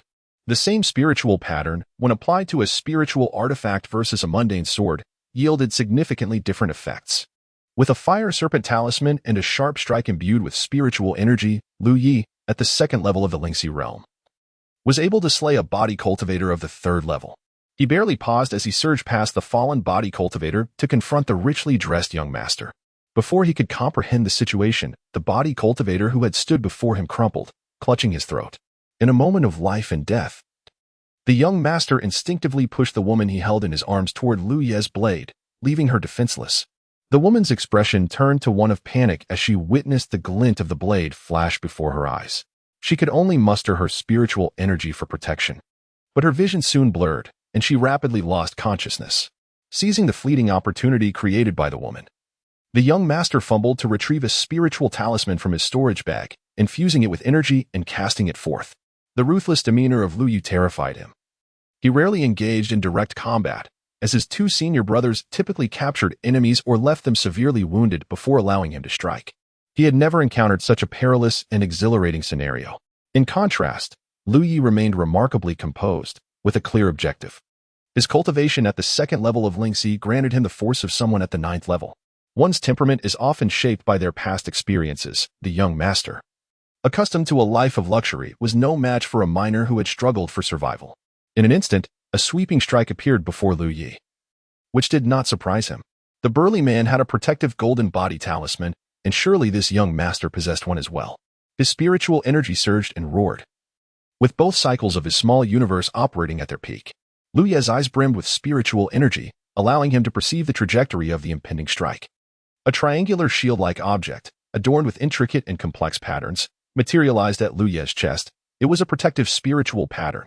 Almost as soon as the pattern formed, the talisman strike arrived, and Liu Yi felt a tremendous force crash into his chest, causing him to gasp for breath. He was unsure of the strike's impact on him. But there was no time to dwell on it. He lunged at the young master, who stood frozen in horror, and thrust his blade. The young master's hastily summoned protective energy crumbled like paper, and the blade pierced through his shoulder, blood splattering forth. A scream erupted as Liu Yi withdrew his blade, spun around, and positioned himself behind the young master, leveling the blade at his throat. The young master's scream abruptly ceased as he felt the chilling touch of the blade against his neck, leaving him paralyzed in place. From the moment the great tiger revealed its presence to this point, only a mere 5 breaths had passed. Liu had shattered the burly body. Cu Chapter 65, a symphony of strikes. The battle erupted with unforeseen swiftness. Liu was unaware of his adversary's identity. Yet from the moment he surged forth alongside Dahu, the duel's outcome was sealed, a matter of survival or demise. In the cultivation world, reason holds little sway. Cultivation level dictates all. A mere second-layer Spirit Creek realm cultivator attempting to reason with others would prove futile, likely leading to his own undoing. Having eliminated 2 opponents upon engaging, an irreconcilable conflict was forged. Bear in mind, Liu Yi had captured the scion of a prominent sect. Such an individual, having suffered such a profound humiliation, would hardly let it pass, even if Liu compelled him to swear an oath to the heavenly mystery. Behind him stood an entire sect, unconstrained by such vows. The most probable outcome would be Liu Ye's relentless pursuit by the sect. To avert such a fate, only one recourse remained: utter annihilation. Of the 4 cultivators, 2 lay dead and 1 grievously wounded. The young master, his throat lacerated by a long blade, gushed blood like a fountain. He raised a hand to staunch the flow, yet to little avail. "Save me!" the young master shrieked, flailing in midair. Yet, to catch the young master would mean leaving himself vulnerable to the opponent's assault. He ultimately dared not let the young master fall. His failure to protect him would undoubtedly incur punishment, yet preserving the young master's life would at least spare him death. Should the young master perish, his own demise would be assured. Zhang Wu, clutching his twin scimitars in reverse grip, advanced, catching the plummeting young master while channeling his protective spiritual energy. He perceived the opponent's cultivation level, merely the second layer of the Spirit Creek realm. His own 4th-layer cultivation far surpassed that of his adversary, granting him confidence that his spiritual energy could withstand the assault. Thwack! Zhang Wu's pupils constricted to pinpoints as he beheld a long blade pierce the young master's chest, hurtling towards him. He unleashed his protective spiritual energy with all his might. Had he witnessed Lu Ye's earlier breach of the body cultivator's defenses, he would not have been so blindly confident. Alas, he had been preoccupied with his duel against Da Hu and had missed the body cultivator's demise. The gleaming blade flashed, imbued with keen spirit patterns. Even the protective spiritual energy of a fourth-layer Spirit Creek Realm cultivator proved insufficient to withstand its sharpness, offering only momentary resistance before being breached. Zhang Wu felt a searing pain in his chest. In this moment of mortal peril, he arched his body, preventing the blade from penetrating further. Simultaneously, he released the young master and crossed his twin scimitars to parry the long blade. As he braced himself for a counterattack, a sudden weight bore down upon his shoulders, accompanied by a piercing shriek that momentarily disoriented him. Having landed his blow, Liu swiftly withdrew his blade, leaping backward. Daha, having delivered a strike to his back, also retreated nimbly. Zhang Wu stumbled backward, his body weakening. He steadied himself with his scimitars, averting a fall. Liu frowned at the wound on his chest. His strike had been aimed at the heart, yet the outcome fell short of his intent. The blade had missed its mark, failing to deliver a swift death. Zhang Wu, heedless of the young master's fate, knew only that he was likely to die here. A fourth-layer Spirit Creek Realm cultivator, overwhelmed by a second-layer cultivator and a tiger in a mere handful of breaths. Were it not his own experience, none would believe such a tale. What manner of spirit artifact did his opponent wield? It had pierced his protective spiritual energy with a single strike. He gasped for breath, placing one hand upon the back of the other, causing a faint crimson glow to emanate from the back of his hand. Upon seeing the crimson glow, his expression shifted to one of dread. Zhang Wu rose abruptly, unsteady on his feet, blood streaming from his chest. Yet, he grinned malevolently. The 9-star sect will not let you escape. You are doomed. Chapter 66. The 9-star sect and the mysterious gate in the realm of the fourth layer of the spirit stream. The combat experience of the opponent, Dozhan, far surpassed that of Lu Yi. With dual blades in hand, he executed a dazzling display of skill, while Lu Yi merely raised his long knife to deflect the incoming assault. The opponent's other hand wielded a curved blade, striking swiftly. With a sharp clang, the curved blade met the protective spirit rune, successfully countering the ferocious attack. Liu took advantage of the momentum, shifting his weight and sidestepping it, delivering a diagonal slash with his long knife. Despite facing 3 adversaries, he ultimately emerged victorious in this arduous battle. However, the price was steep. His spiritual energy was nearly depleted, and he bore 4 deep wounds visible to the bone, blood staining his garments a vivid red, saturating the air with a heavy scent of iron. The protective spirit rune had indeed shielded him from some of the onslaught. Yet there were numerous occasions where Liu could not activate it in time due to the swiftness of the attacks. This disparity stemmed from the difference in cultivation levels and battle experience. Fortunately, the wounds he sustained were not critical. Battling an opponent of the 4th layer while being at the 2nd layer, even after severely wounding the adversary and gaining a significant advantage, he still incurred such grave injuries, prompting Lu Yi to deeply reflect on his inadequacies. Not only was he injured, but both Da Hu and Yi were also in a state of disrepair. Da Hu was drenched in blood, and Yi's form had grown considerably dim. In haste, he began to clear the battlefield, collecting the storage bags of the fallen, not neglecting the young master's mysterious spirit bell. Climbing onto Da Hu's back, he commanded, "Let us depart swiftly." Da Hu leapt forward, charging towards the Rift Sky Gorge. As they traversed partway, Lu Ye's vision began to blur, his body on the brink of collapse. He sensed that he could not hold on much longer and hurriedly instructed Yi and Da Hu, "If you encounter a fork in the path, do not stray. Find a place to hide. We shall address everything else once I regain consciousness." Before Yi could respond, Liu swayed precariously, nearly toppling from Da Hu's back, prompting her to rush forward to steady him. Approximately half an hour after Da Hu had taken Lu Yi away, a figure suddenly materialized on the battlefield, surveying the remnants of the skirmish. The individual raised a voice, proclaiming, "I have found it." In an instant, 2 more figures appeared, rushing from a distance. Observing the chaotic battlefield, they recognized the severity of the situation. "What should we do?" One suggested, "We must inform senior brother Qiao Yi." Sighing, he activated his war imprint to send a message. After a brief wait, a robust figure descended, surrounded by a rich aura of spiritual energy, exuding a presence even more formidable than those Lu Yi had witnessed at the 5th layer of the spirit stream. "Senior brother Qiao." The 3 bowed respectfully. Qiao Yi approached, Inspecting the bodies of the four fallen comrades, his expression growing increasingly grim. Incompetence. He spat through clenched teeth. He was perplexed as to how the young master, protected by the mysterious spirit bell, could have met such a fate. Although the bell was merely a low-grade spiritual artifact, its defensive capabilities were robust. In the face of danger, activating the bell could withstand even attacks from those at the 7th layer for a brief period. Moreover, this location was within the jurisdiction of the 9-star sect. Yet, the young master had been slain within his own domain. The three cultivators exchanged solemn glances.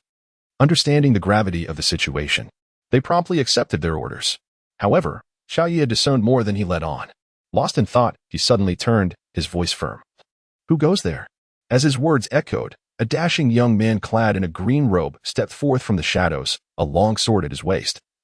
His demeanor calm as he walked, reminiscent of a sovereign surveying his realm. Upon seeing this man, Xiao Yi felt a surge of alarm, rapidly channeling his spiritual energy. Gritting his teeth as he exclaimed, "Wang Yang." His anxiety was not unfounded, despite being at the 6th layer of the spirit stream.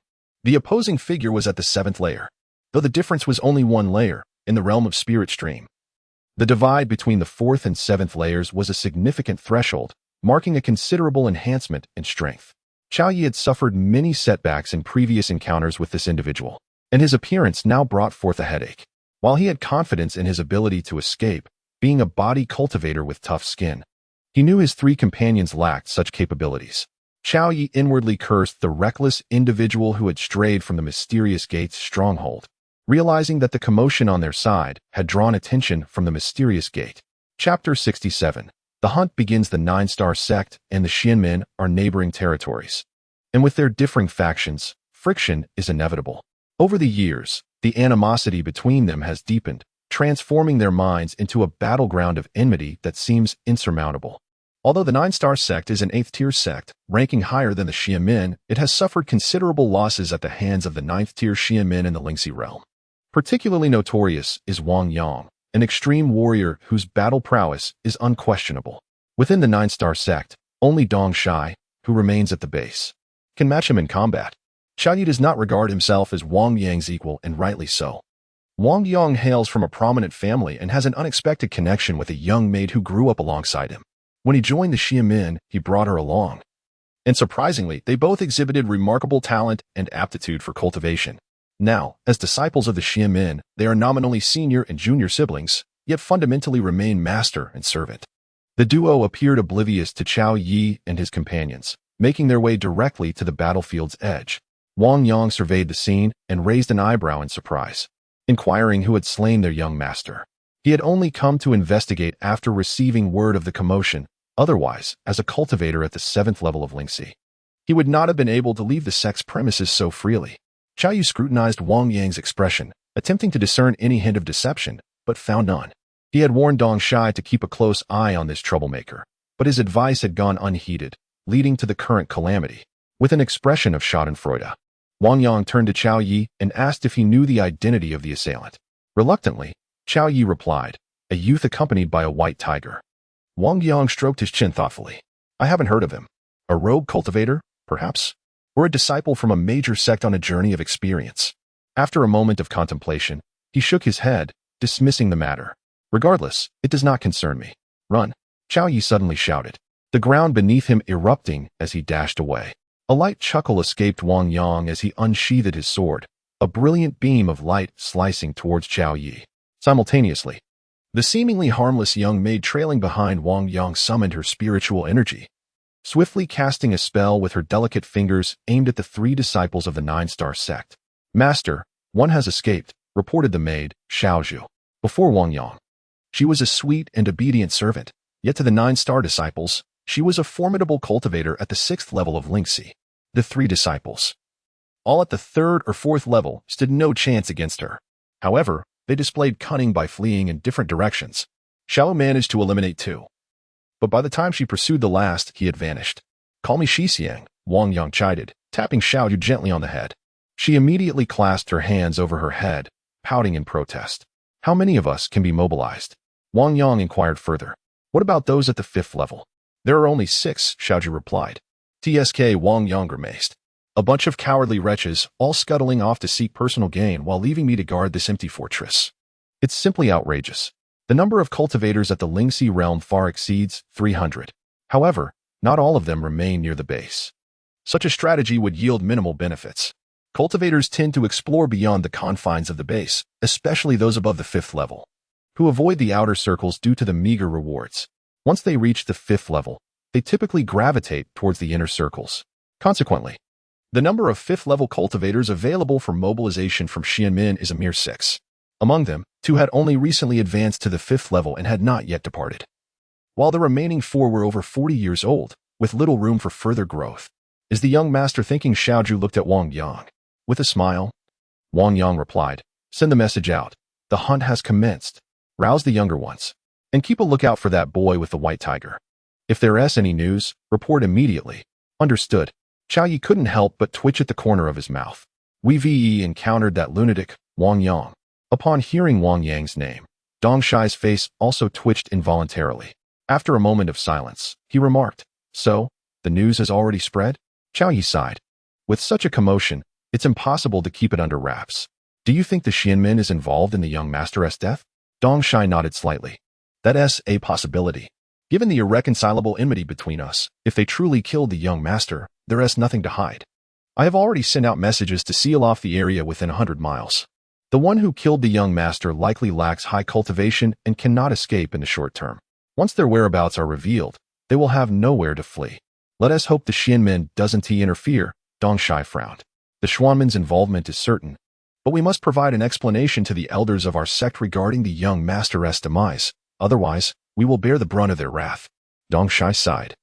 "I am bound to the base and cannot leave. The matters outside will be entrusted to you. Rest assured, Shi Xiang," Xiao Yi affirmed. Despite being injured by Wang Yang, it was merely superficial, and with his physical resilience, he would recuperate overnight. "Also, we must attend to the young master's remains." Dong Shai recalled another pressing issue. In the darkness, Liu slowly regained consciousness, immediately feeling pain at his wounds. Beside him, the sound of heavy breathing indicated the presence of Amber. Opening his eyes, he took stock of his surroundings. He found himself within a dim, deep corridor, where the sound of wind whispered in his ears. This corridor was not sealed, but open at both ends. Realizing this, Liu Yi deduced that he was likely still within the rift of heaven. He was uncertain how long he had been unconscious, but it couldn't have been too long, as Amber had not guided him through the rift, suggesting an unexpected turn of events. The map he possessed indicated that the rift of heaven was an exceedingly complex terrain. Upon entering the rift, it initially appeared as a normal canyon, with steep cliffs on either side. However, as one ventured deeper, the canyon was divided by solitary peaks, transforming one path into 2, which would further split into 4, then 8 eventually. There would be dozens of paths within the rift, and these routes were not entirely isolated. The bases of the peaks were interspersed with corridors connecting both ends, allowing movement between the various paths. This intricate web of diverging routes and connecting corridors created a vast natural labyrinth deep within the rift. This complexity was precisely why Liu Yi chose to traverse through the rift. Such a convoluted terrain would be challenging for anyone unfamiliar with it. With the valuable map in hand, he had no reason to fear becoming lost. As long as he followed the directions indicated on the map, he could successfully navigate through the rift. However, he had not anticipated encountering unforeseen complications outside the rift, placing him in a precarious situation. Currently, he found himself within one of the corridors of a mountain peak, meaning he was indeed trapped within the labyrinth of the rift of heaven. Sitting up, Liu Yi was slightly taken aback, for his outer garment had been removed and torn into strips, which were now used to bandage his wounds. Judging by the clumsy technique, it must have been done by Yi, clearly under the influence of Amber.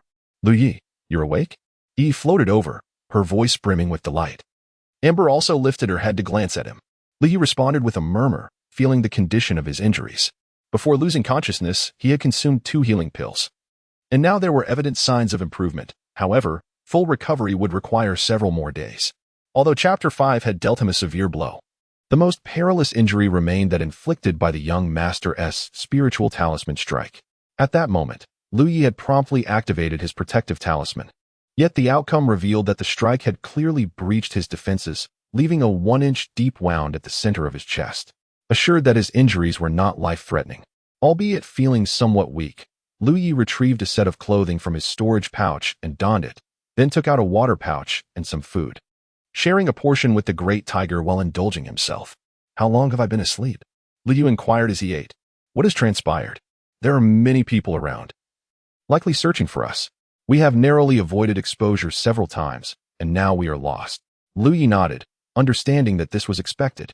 However, it appeared that the response from the Nine-Star sect was swifter than he had anticipated, as a multitude of cultivators had already surged into the Rift Sky Gorge, scouring for his whereabouts. After all, the young master had been slain, and the Nine-Star sect's vehement reaction was entirely reasonable. At present, he was relatively safe. Yet his situation was undeniably precarious.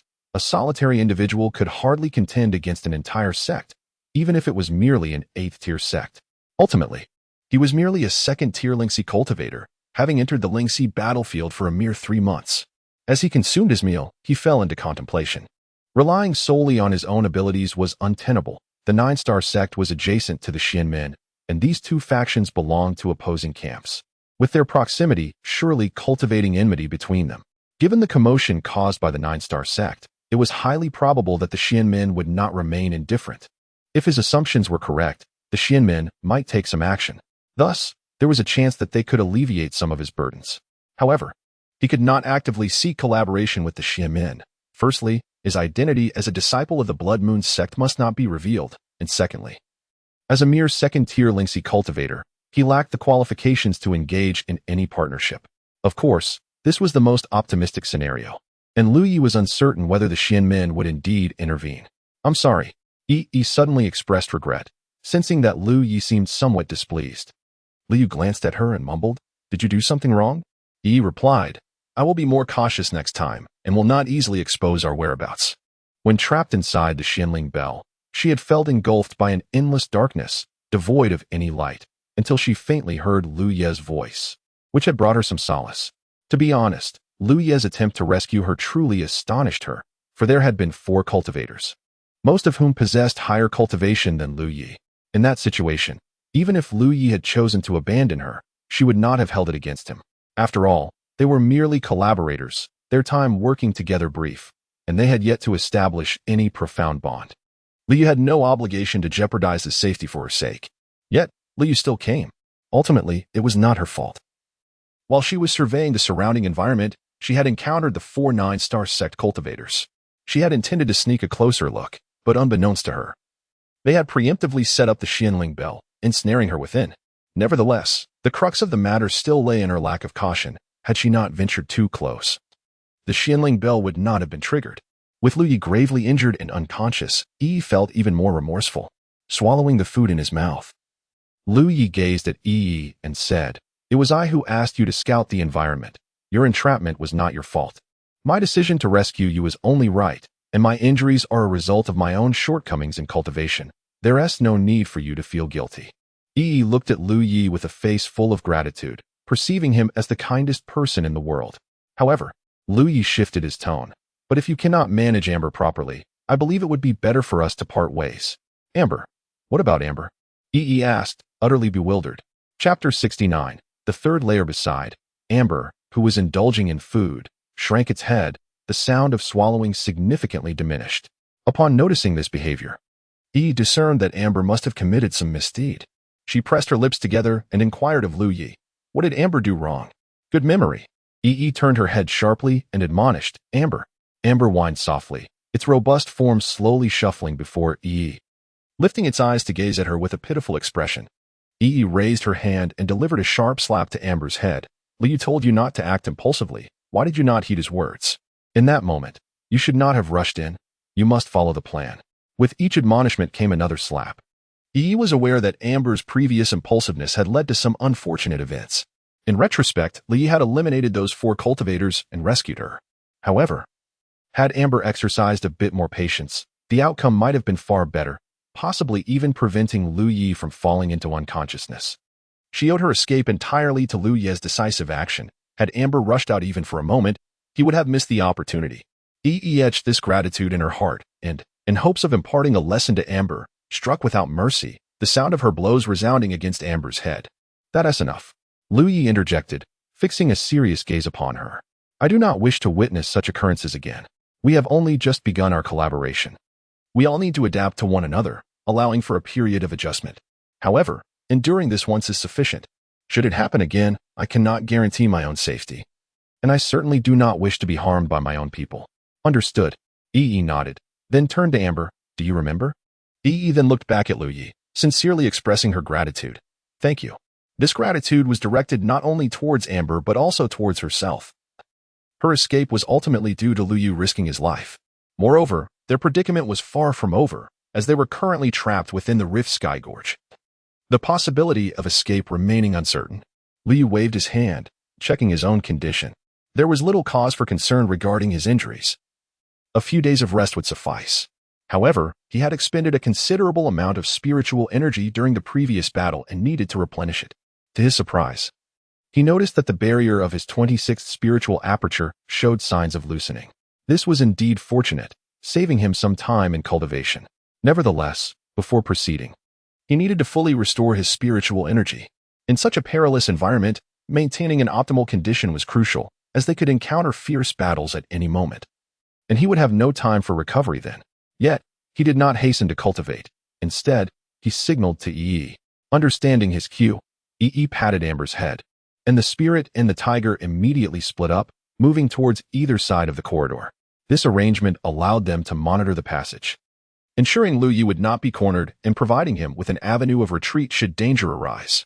Once Yi and Amber had moved away, Li lowered his gaze to his hand, channeling his spiritual energy, which enveloped the back of his hand in a blue glow, transforming into several lines of text.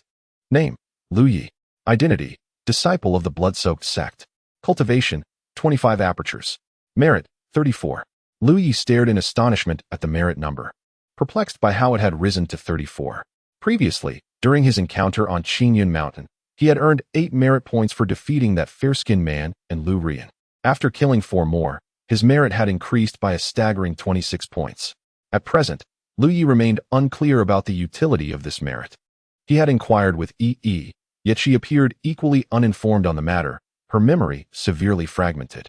While she knew some things, there were numerous gaps in her knowledge. This merit surely held significance, but how to harness it and where to apply it remained a mystery to be unraveled over time. Unable to fathom it, he decided to set aside the thought. Liu tossed a spirit-replenishing pill into his mouth, refining its energy to restore his depleted reserves. The flow of spiritual energy gradually returning to him. He had previously observed that the efficiency of recovery differed greatly from that of cultivation, with the speed of mere recovery being significantly faster and requiring less energy. If this were the case, then the cost incurred by cultivators after a battle would indeed be substantial. The consumption of spiritual pills during cultivation was considerable, and refining the spiritual apertures required great effort. The process of opening a spiritual aperture to its fullness was gradual. However, once a spiritual pill was cultivated to its fullness, restoration became significantly easier.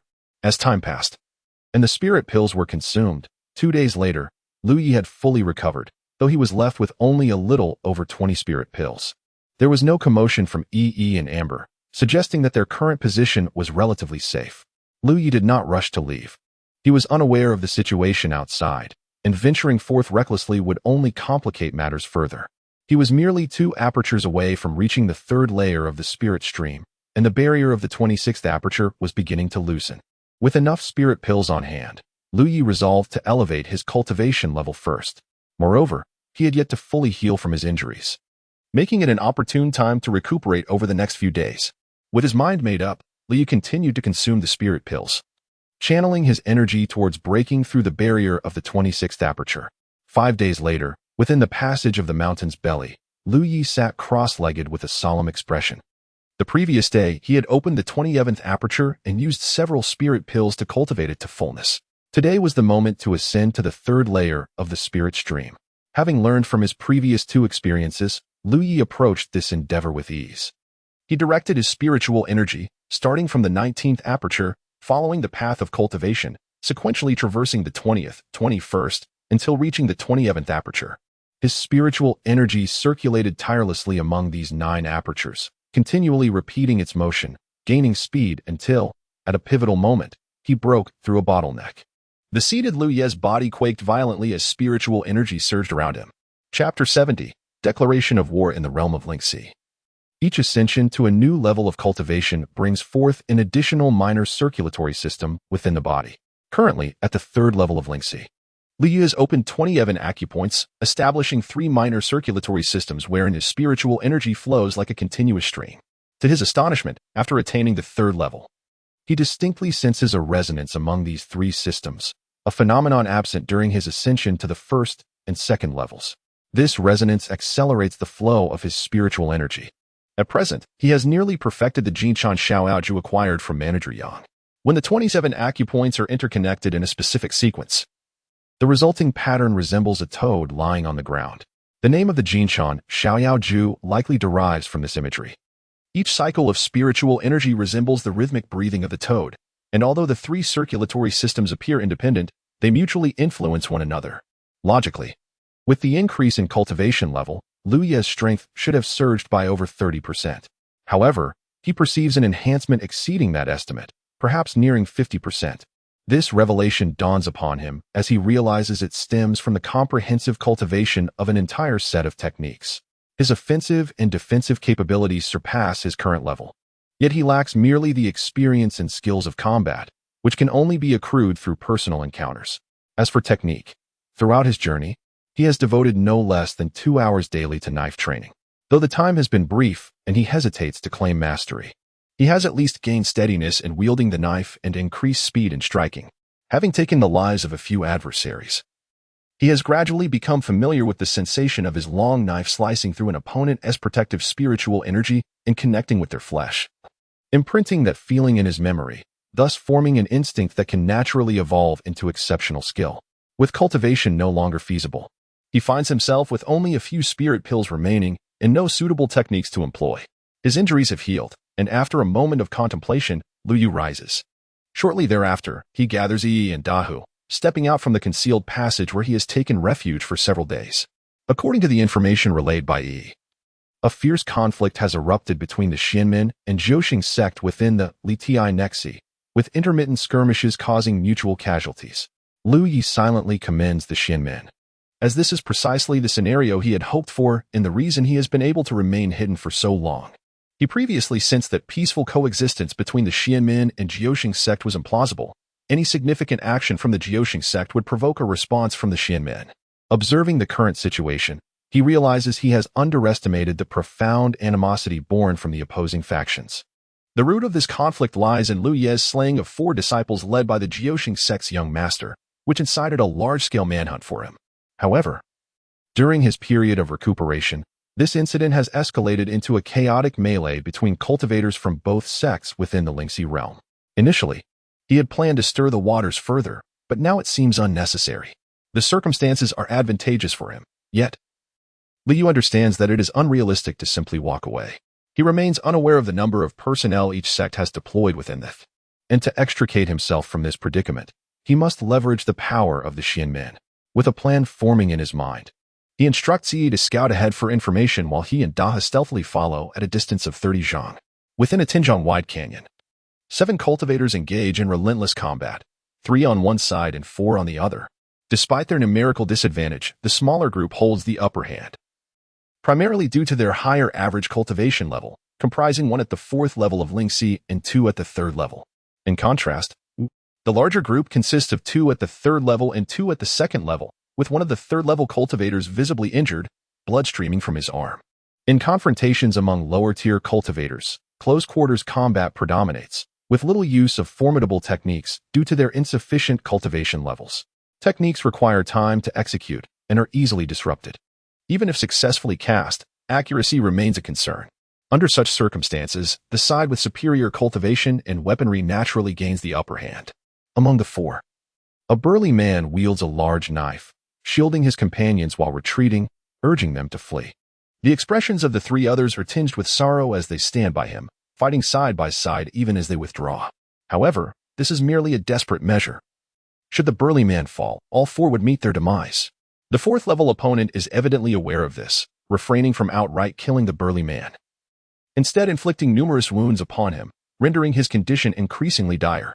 Not far behind this quartet, amidst a pile of rubble, Liu Yi and Dahu conceal themselves, observing the fray through the gaps in the stones.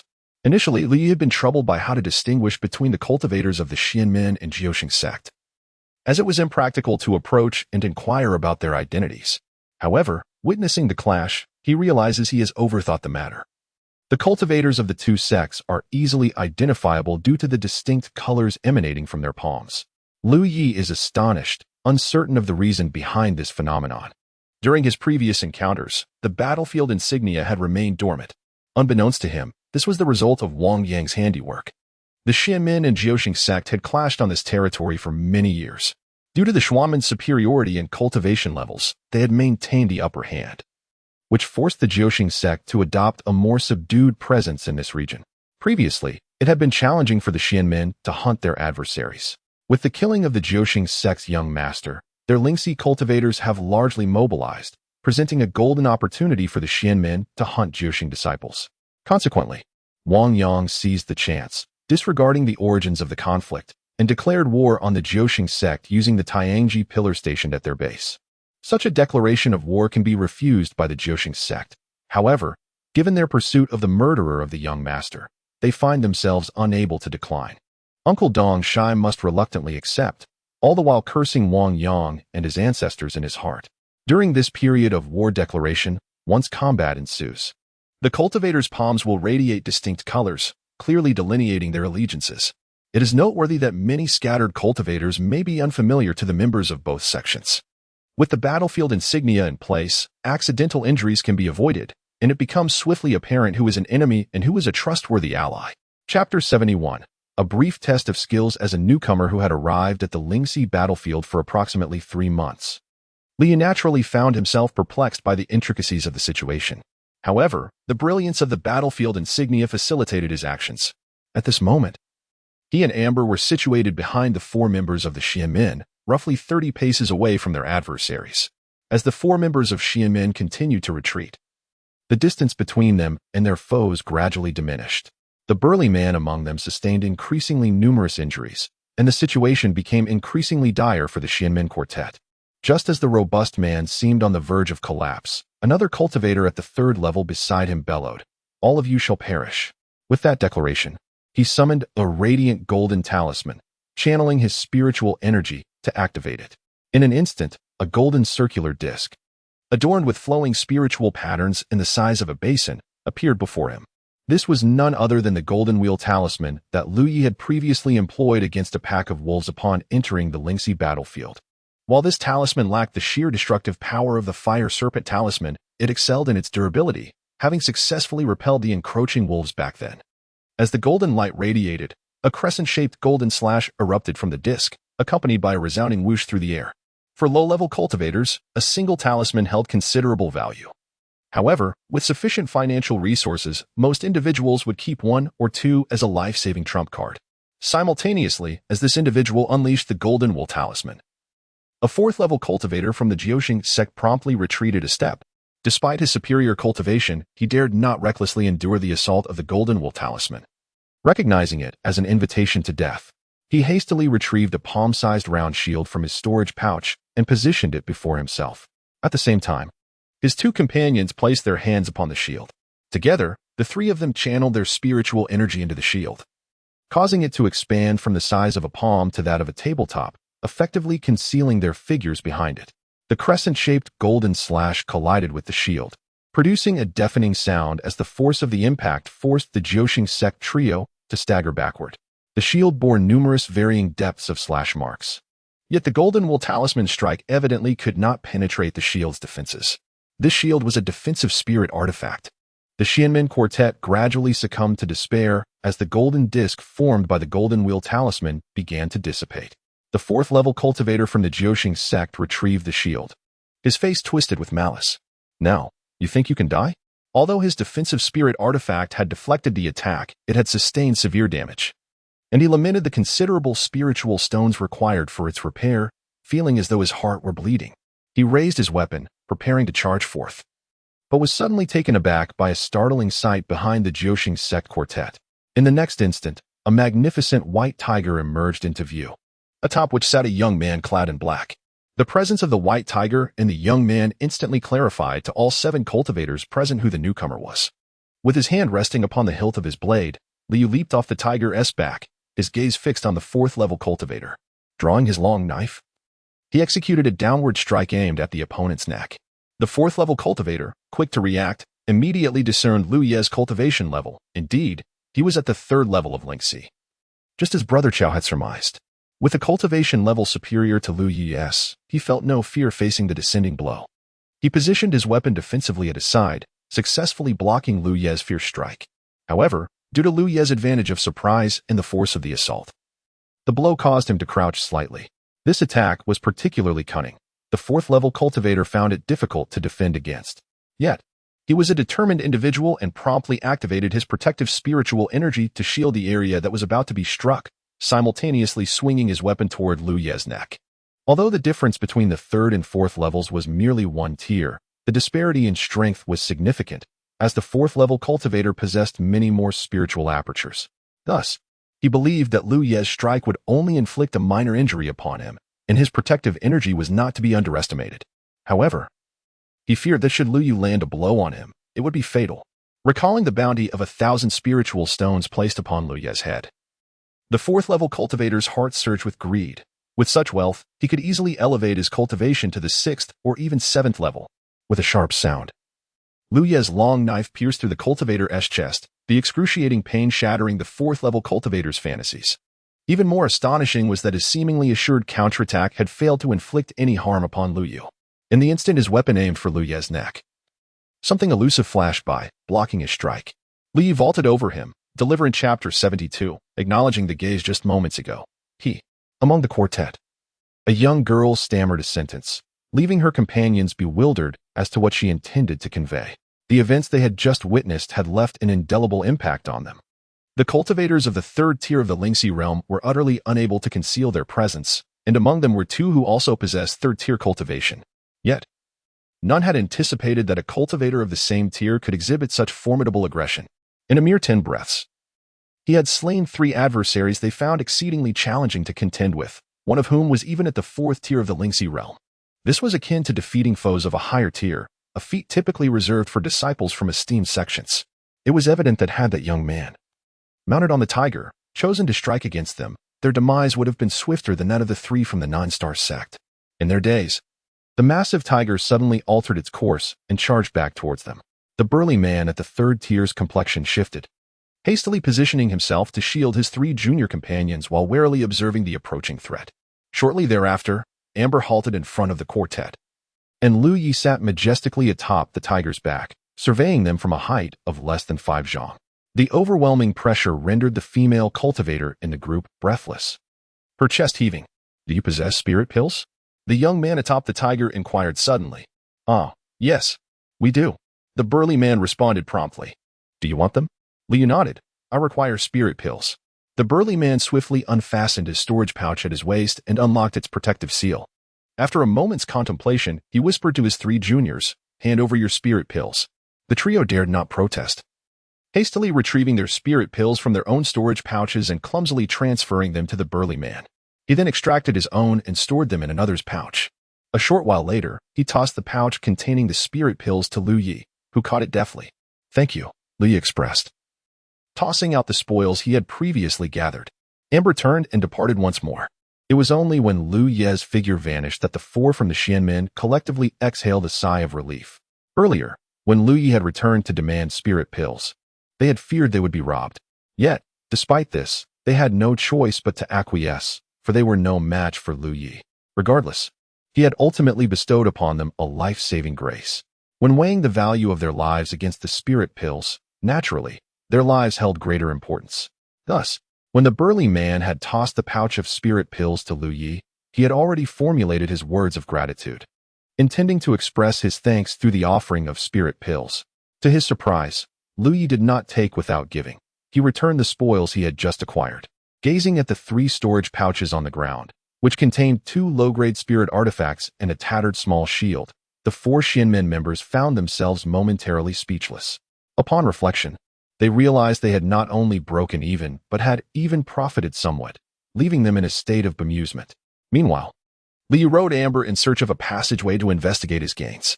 The idea of exchanging spirit pills with the Xianmen members had come to him spontaneously.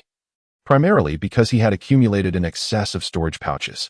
Before entering the Rift Sky Gorge, he had already possessed several. And after defeating the batch from the 9-star sect, he had acquired 4 more.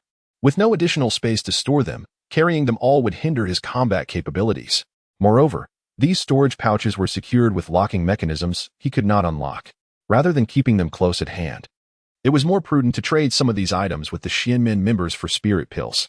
The quantity of spirit pills provided by the 4 was modest, as their cultivation levels were not particularly high, and they were not affluent in their daily lives. Thus, the spirit pills would soon be consumed. The 4 had pooled together a total of 16 spirit pills for Lu Yi, 5 of which were healing pills. When he had requested spirit pills, he had not specified the type, so they had presented both nourishing and healing pills. The haul was satisfactory. Lu Yi reflected on his impromptu strategy, concluding that it had been quite advantageous. This way, he might obtain a wealth of cultivation resources within the Rift Sky Gorge. The merit number in his battlefield record had changed from 34 to 56, an increase of 22 points. The reasoning behind this increment was perplexing previously. When he had defeated the 4 from the 9-star sect, he had gained 26 points, and now he had acquired 22. He remained uncertain of the criteria for these gains. Resolutely, he decided to pay close attention to the changes in numbers during his next encounter, perhaps uncovering some underlying logic. He had sustained only minor injuries in this battle, having been struck in the waist by a sword from a 3rd-tier opponent. After a brief bandaging and a moment's rest, he resumed his journey, his internal spiritual energy sufficiently abundant to continue fighting. Throughout the gorge, remnants of the fierce battles lingered. Many areas bore dried blood and the remains of fallen bodies, a testament to the intensity of the conflict between the Xianmen and the 9-star sect. Not long after, a scout named Yi reported that a duo was approaching from ahead. Liu promptly instructed Amber to conceal herself while he moved to intercept the 2 individuals. Moments later, Liu encountered the duo head-on. Each party remained vigilant, scrutinizing one another. Lu Ye's eyes sparkled with spiritual light as he assessed their cultivation levels. 2 at the 3rd tier of the Lingxi realm, this combination was not particularly weak. Moreover, given the wounds visible on them, it was evident they had survived a fierce skirmish. Perhaps they were not originally just 2. What puzzled Lu Yu was that the battlefield marks on the backs of their hands emitted no radiance, leaving him uncertain of their allegiance, thus rendering him momentarily at a loss for how to proceed. To his astonishment, after a brief appraisal, the pair relaxed their guard.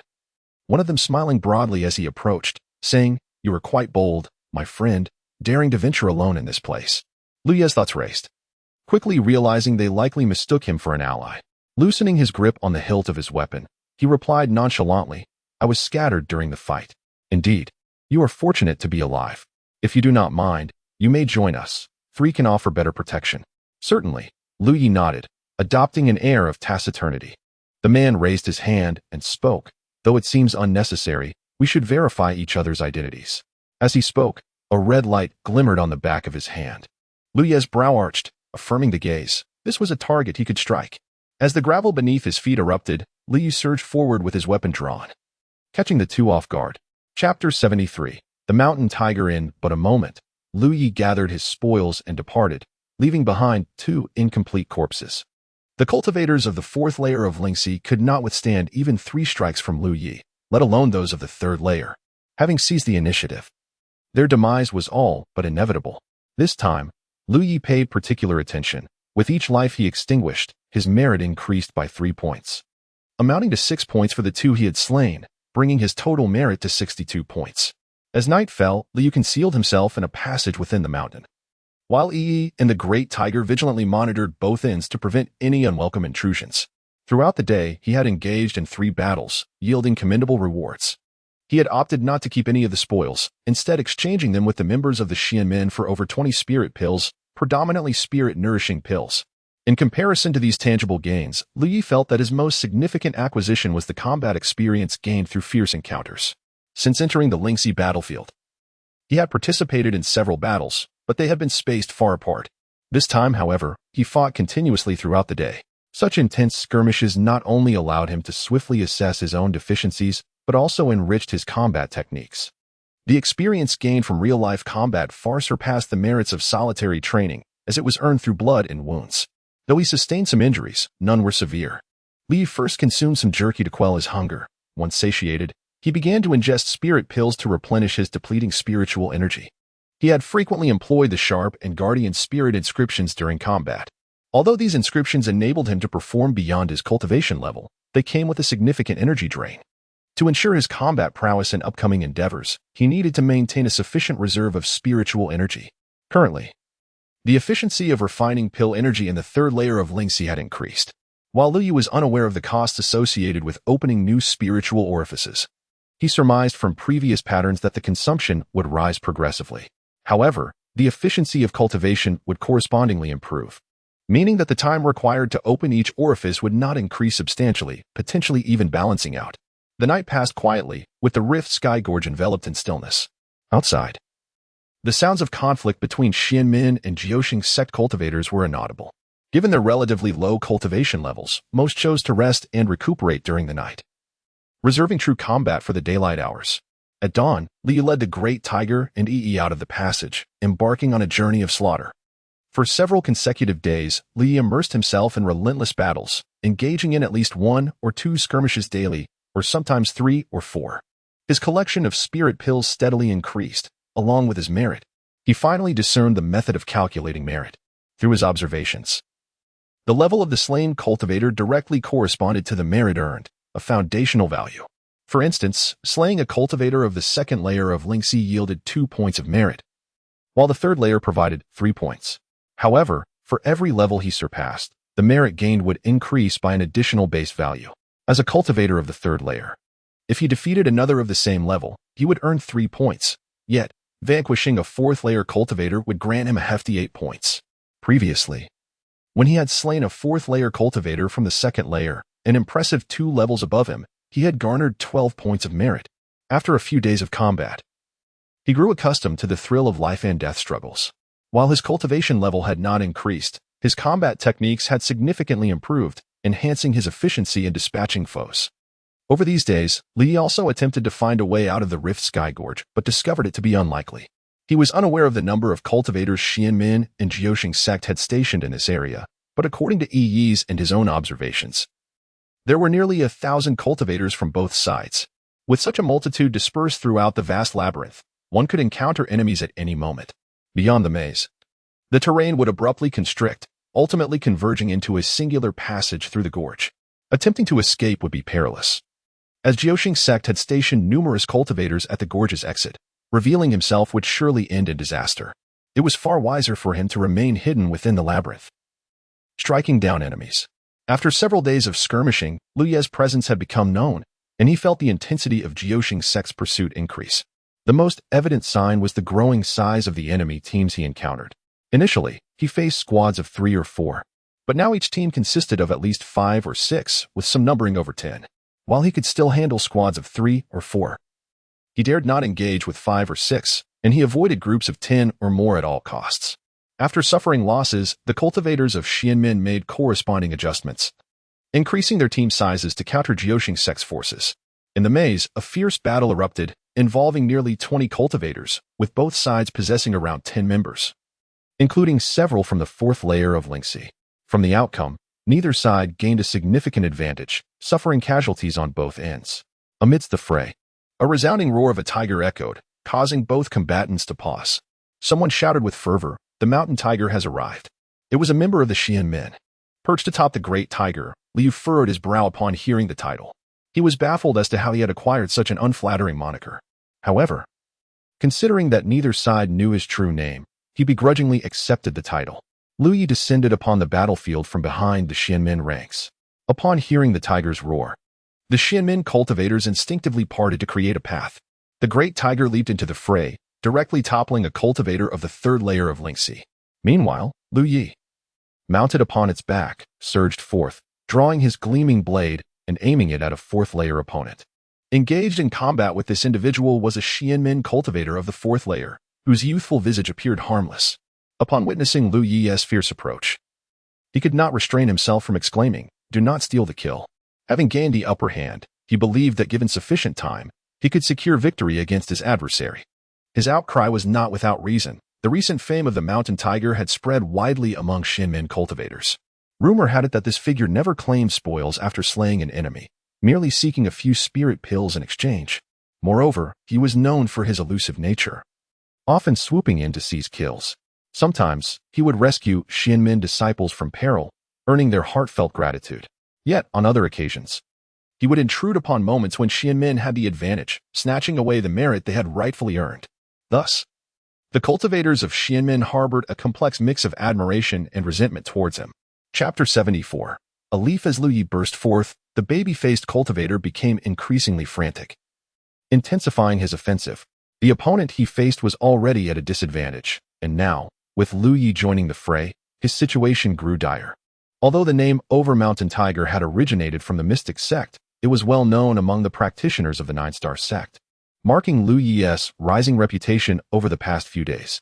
Reputation is a curious phenomenon. When confronting an ordinary third-tier cultivator, a fourth tier would feel little pressure. However, if that third tier had slain several fourth tiers and carved out a name for himself, the circumstances would shift dramatically. The fourth-tier practitioner from the Nine-Star sect now felt the weight of the world upon him, struggling to fend off two attackers, and within mere moments, Lu Yi and the baby-faced cultivator had nearly extinguished his ability to retaliate. As Lu Yi swung his blade, the opponent hastily produced a talisman, ready to activate it. Yet, the cunning baby-faced cultivator struck with precision, piercing his wrist, causing the talisman to clatter to the ground. Seizing the opportunity, Liu brought his blade down, incapacitating the adversary.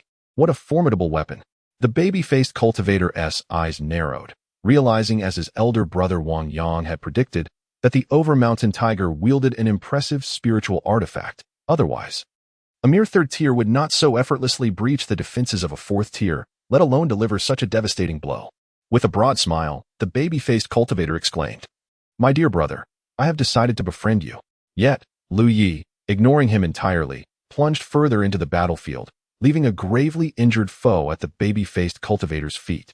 Spare me." The fourth tier, bloodied beneath him, stared in terror at the baby-faced cultivator. The cultivator's smile faded as he replied coolly, "At your fourth tier level. Such naive words are unwarranted." With that, his sword plunged into the opponent's chest, causing the latter's body to stiffen. A wisp of crimson light emanated from the lifeless fourth tier's hand, drifting towards the baby-faced cultivator's wrist. The cultivator's grin returned as he brandished his sword, charging towards Lu Yi, shouting, "My brother, I come to aid you." After a fragrant incense burned, the battle subsided. The Nine-Star sect's forces were annihilated. Not for lack of desire to flee, but because escape was virtually impossible in such a narrow battleground. Defeat meant certain death, and retreat would only hasten their demise. The mystic sect suffered losses too, with 3 dead and the others mostly injured. Yet overall, it was a resounding victory. And those who survived were filled with elation rather than sorrow. This was the norm on the Lingxi battlefield, where countless cultivators clashed, and death was an everyday occurrence. In this battle, only 2 fell to Lu Yu's blade, but at least 4 or 5 bore injuries inflicted by him. After the conflict, none from the mystic sect bothered to collect the spoils. They merely gazed at Lu Yi with a tacit understanding formed by his recent conduct. All spoils would belong to the mystic sect, and in return, they would offer Lu Yi some spiritual elixirs as compensation. The baby-faced cultivator, their leader, stepped forward and clasped his fists. "May I ask how to address you, junior brother?" 5 paces ahead, Lu Yi was applying healing powder to his wounds. This was his first experience in such a large-scale melee. Previous skirmishes involved no more than 10 practitioners. This time there were 20. And he realized that such a tumultuous battle posed great danger to any cultivator, regardless of their cultivation level. For one could not anticipate every attack due to the limitations of human stamina. He bore several wounds, all from the final retaliatory strikes of the Nine-Star sect's practitioners. When he heard the baby-faced cultivator's inquiry, Lu Yi contemplated briefly. The sect leader had instructed him to conceal his identity as a disciple of the Bloodshed sect, and the name Lu Yi was evidently not an option. As many sects were aware of his affiliation, he had no desire to be known as the Overmountain Tiger. A leaf. Lu Yi decisively chose a name. "Oh, so you are junior brother Yi." The baby-faced cultivator chuckled, bowing once more. "I am Chu Tian of the Mystic sect." Lu Yi returned the gesture, his demeanor cool and distant, a clear signal to maintain his space. Indeed, Chu Tian collected his thoughts and continued, "Recently, brother Wang Yang contacted me, expressing a desire to invite junior brother Yi to the Mystic sect as a guest, should the opportunity arise." "What say you, Wang Yang?" Liu furrowed his brow. Chu Tian responded cheerfully, "He is an esteemed elder stationed at our sect's base." The invitation to visit the Mystic sect did not surprise Lu Yi. He had rescued numerous mystic sect cultivators these past days, and his exchange of spiritual elixirs had proven beneficial for many, creating a sense of obligation on their part. An invitation was a gesture of goodwill. However, he could not reveal his true identity and was wary of forming close ties with unfamiliar sects, especially since he was merely passing through and would not have prolonged interactions with the mystic sect. No need. Lu Yi shook his head in refusal. While they waited, Chu Tian added, if it would not be too much trouble, could you provide a means of contact? This way, if any matters arise, we might communicate. The battlefield mark should not only record information but also facilitate communication. With this thought, Liu nodded, very well. Chu Tian then brushed his hand across his wrist, summoning a flicker of blue light like a flame swirling at his fingertips. He flicked his finger, sending the blue light towards Lu Yi, resembling a blue butterfly that landed on Lu Yi's wrist. Lu Yi felt a stir within, the blue light imprinting itself, vanishing from sight. Simultaneously, he sensed a new essence added to his battlefield mark, yet it was not the right moment to investigate further, so he maintained his aloof demeanor. The mystic sect's spiritual elixirs were swiftly gathered and, at Chu Tian's signal, handed to Lu Yi. He accepted them without inspection, summoning his amber companion and mounting the tiger's back. Junior brother, Yi. Chu Tian suddenly called out to him. Lu Yi turned to him, seated atop the tiger. Chu Tian spoke earnestly. It seems there is an individual from the 9-star sect who hails from Waido. Please exercise caution. Liu nodded slightly as the great tiger changed direction and sped away. Chu Tian watched his retreating figure, stroking his smooth chin. These disciples from powerful sects are indeed quite arrogant. They think little of Waido.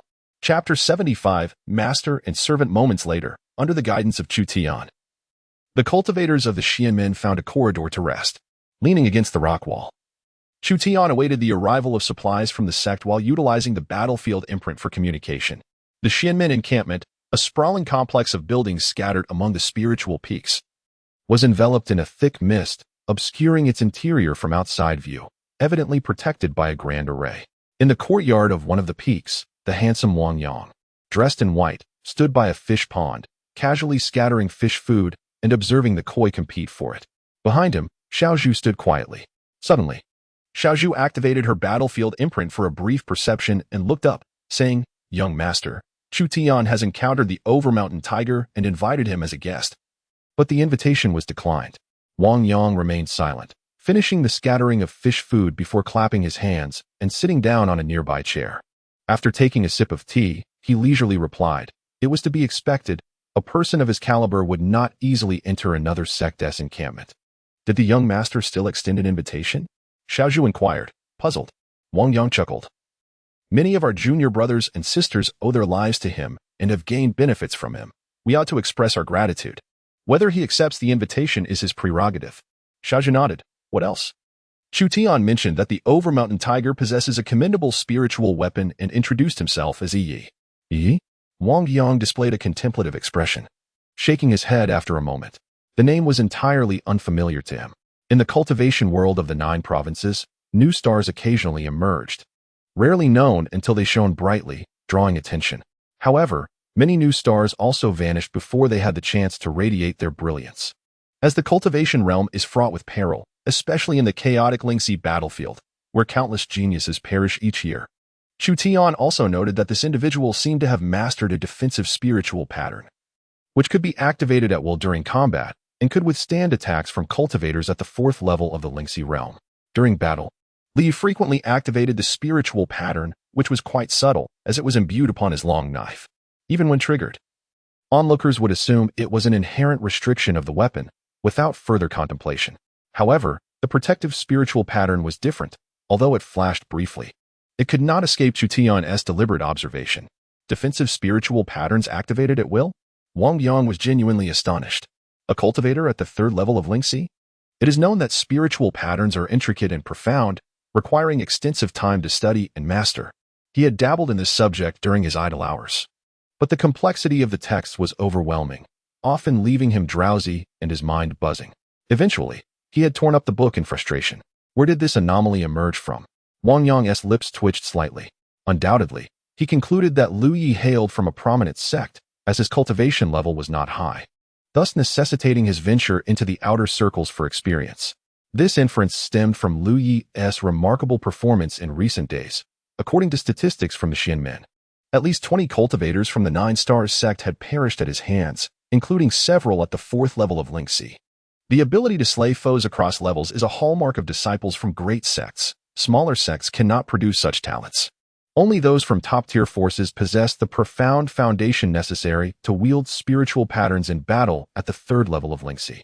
The moniker Overmountain Tiger had originated from Wang Yang's own lips, for he viewed Lu Yi as a ferocious tiger on the prowl. This approach to mentoring disciples mirrored that of a certain sect in Tianzhou, known for producing many top-notch spiritual pattern masters. Wang Yang pondered. Unaware of the sect Wang Yang referred to, Xiaozhu recognized that the Overmountain Tiger, known as Yi, must have an extraordinary background. She ventured, "Young master, should we assist him covertly?" Many major sects have a tradition of allowing their promising disciples to venture out, away from their sect's protection, to hone their skills. Though fraught with danger, this process, if successful, would yield individuals whose strength would far surpass their peers. Thus, an unspoken rule exists in the Lingxi battlefield. Even if these practicing disciples are killed, their sects refrain from retaliation. This is a cost of growth. As great sects are never short of talent, they do not mourn the fallen, unless they are kin of high-ranking members, but such revenge is a personal affair, unrelated to the sect. While Wang Yang could deduce that Lu Yi was a disciple of a major sect, the 9-star sect had also made similar conjectures. Nevertheless, they did not relinquish their pursuit of Lu Yi. It was not that they feared the major sects, rather, they understood that the major sects would not involve themselves in this matter. Moreover, the cause of this war was none other than Lu Yi himself. The Xianmen had already shouldered enough pressure on his behalf. If he were wise, he would come forth to express his gratitude. Wang Yang chuckled lightly. Xiaozhu rolled her eyes. As Wang Yang's personal maid, she was privy to much more than others. This declaration of war seemed opportunistic, yet it had been premeditated. Wang Yang had merely awaited the right moment, and Lu Yu's slaying of the 9-star sect's young master provided him just that opportunity. To Wang Yang, Lu Yu was a fortuitous arrival. Wang Yang intended to venture into the inner circle of the battlefield, where the 7th level of cultivation was not particularly formidable, and he might encounter life-threatening crises. Therefore, before departing, he needed to devise a plan to severely strike the 9-star sect, ensuring that even if he faced misfortune, the situation here could remain stable until someone could succeed him. What of the casualties? Wang Yang inquired further. Nodding in agreement, Wang Yang found the outcome satisfactory and commanded, "Increase the intensity and swiftly conclude this declaration of war. Only by hastening the end of this conflict could the plan truly commence." Chapter 76. The gluttonous feast. Regarding the issue of casualties, the 9-star sect was also conducting its own tally. Xiaoyi gazed at Master Dong Shai with a troubled expression. "Senior brother, our losses are quite severe. Nearly 60 of our brethren have perished since the onset of the conflict." Dong Shai was taken aback. How could there be so many? Even if the 9-star sect is not a match for us, such significant losses in just a few days are unfathomable. Xiaoyi replied, "It is all due to that Overmountain Tiger. He always ambushes us during confrontations, leading many disciples to their demise." That scoundrel. Dong Shai seethed, his countenance darkening momentarily. "What of the 5-tiered cultivators within our sect? They are all being closely monitored by the enemy," Xiaoyi lamented. With only a handful of 5-tiered cultivators available to either sect, it was easy for them to be targeted. "Senior brother, should I intervene?" Dong Shai shook his head resolutely. "No. If you act, Wang Yang will undoubtedly retaliate. Can you contend with that vile maid?" The vile maid he referred to was Xiaozhu. Xiaoyi sighed. "I cannot defeat her, but she cannot kill me either. Although her origins are humble, her strength is formidable. I cannot fathom how Wang Yang has such fortune, having a maid of such caliber." "What is the situation with Luoqi?" Dong Shai inquired. "Senior brother," Xiaoyi exclaimed, astonished by Dong Shai's inquiry. "Go." Dong Shai commanded sharply. "Yes," Xiaoyi replied, feeling a sense of frustration as he left the grand hall. As he exited, he glanced back at the purple-clad maiden squatting by a flower bed, inhaling the floral fragrance. The message was simple, consisting of only 2 characters. Chutian? Chutian's lips twitched. Why was there a message about nothing? He thought the Overmountain Tiger had something significant to discuss with him. After pondering, he sent a reply. "If junior brother Yi has matters to address, please do not hesitate to inform me.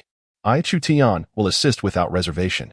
Meanwhile, Liu concealed himself in a corridor, sensing his battlefield imprint, his expression inscrutable, his mood peculiar.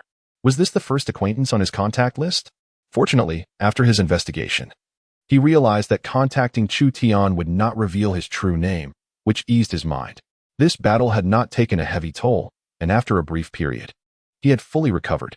However, he did not rest on his laurels. Instead, he continued to consume spiritual elixirs to break through certain barriers in his spiritual apertures. Currently, he was at the third layer of the spirit stream realm, having opened 28 apertures. The additional aperture was one recorded in the gluttonous feast technique. The golden cicada's carefree technique had been perfected in his practice. Lacking a more advanced technique, he decided to explore the gluttonous feast. He had acquired this technique for 3 spirit stones, which encompassed 15 apertures, most of which overlapped with the golden cicada's carefree technique, leaving only 2 that were unique to the former. With the mindset that idleness was unproductive, Liu began to ponder the gluttonous feast technique a few days prior. And he had successfully opened 1 aperture. With the opening of 1 more, he would glimpse the true essence of this technique. According to the wandering cultivator who sold him this technique, it could double one's cultivation efficiency, yet Liu was certain he had been deceived. Such a miraculous technique could not possibly exist, and if it did, it would not be casually sold. Regardless, the 2 additional apertures were tangible. By opening 2 more, he could save effort in future cultivation of higher-level techniques. Li approached the study of this technique with the conviction that he would not suffer any loss. With spiritual energy surging, he repeatedly impacted the barriers of the apertures. Compared to the initial stages of his practice, breaking through the barriers was significantly easier now, as he possessed ample spiritual energy within. During this process, the barriers began to yield, and a tingling sensation coursed through the apertures. After about an hour, Li felt the barrier shatter with a resounding impact. The 29th aperture was opened. The subsequent steps were straightforward. To operate a technique, one must allow their spiritual energy to flow according to the technique's pathway. However, since the 15 apertures of the gluttonous feast overlapped considerably with the golden cicada's carefree technique, he would first need to suspend the operation of the latter. The third small cycle could remain uninterrupted, as the 9 apertures therein did not fall within the gluttonous feast pathway. Liu had never attempted to halt his own spiritual energy flow before, but upon a brief trial, he found it to be a surprisingly simple task. He tried to let his spiritual energy flow again, and in a matter of moments, he returned to his original state. Now he felt more assured and emboldened, calming the flow of energy within the first 2 small cycles. Once all the energy converged into the apertures, he began to guide the energy through the 15 apertures according to the gluttonous feast's pathway. 1 cycle, 2 cycles. Gradually, the speed of energy flow accelerated until it began to operate autonomously without Liu's prompting. Suddenly, Liu experienced a peculiar sensation. It felt as though his abdomen began to writhe intensely. His heart raced, and he quickly retrieved a spiritual elixir to swallow.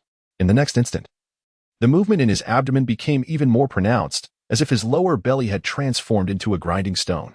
The elixir he ingested was rapidly releasing its potency, converting into spiritual energy under this grinding effect. Liu's eyes flew open in astonishment. He suddenly realized that the individual named Qinhe, who had sold him this technique, had not been lying.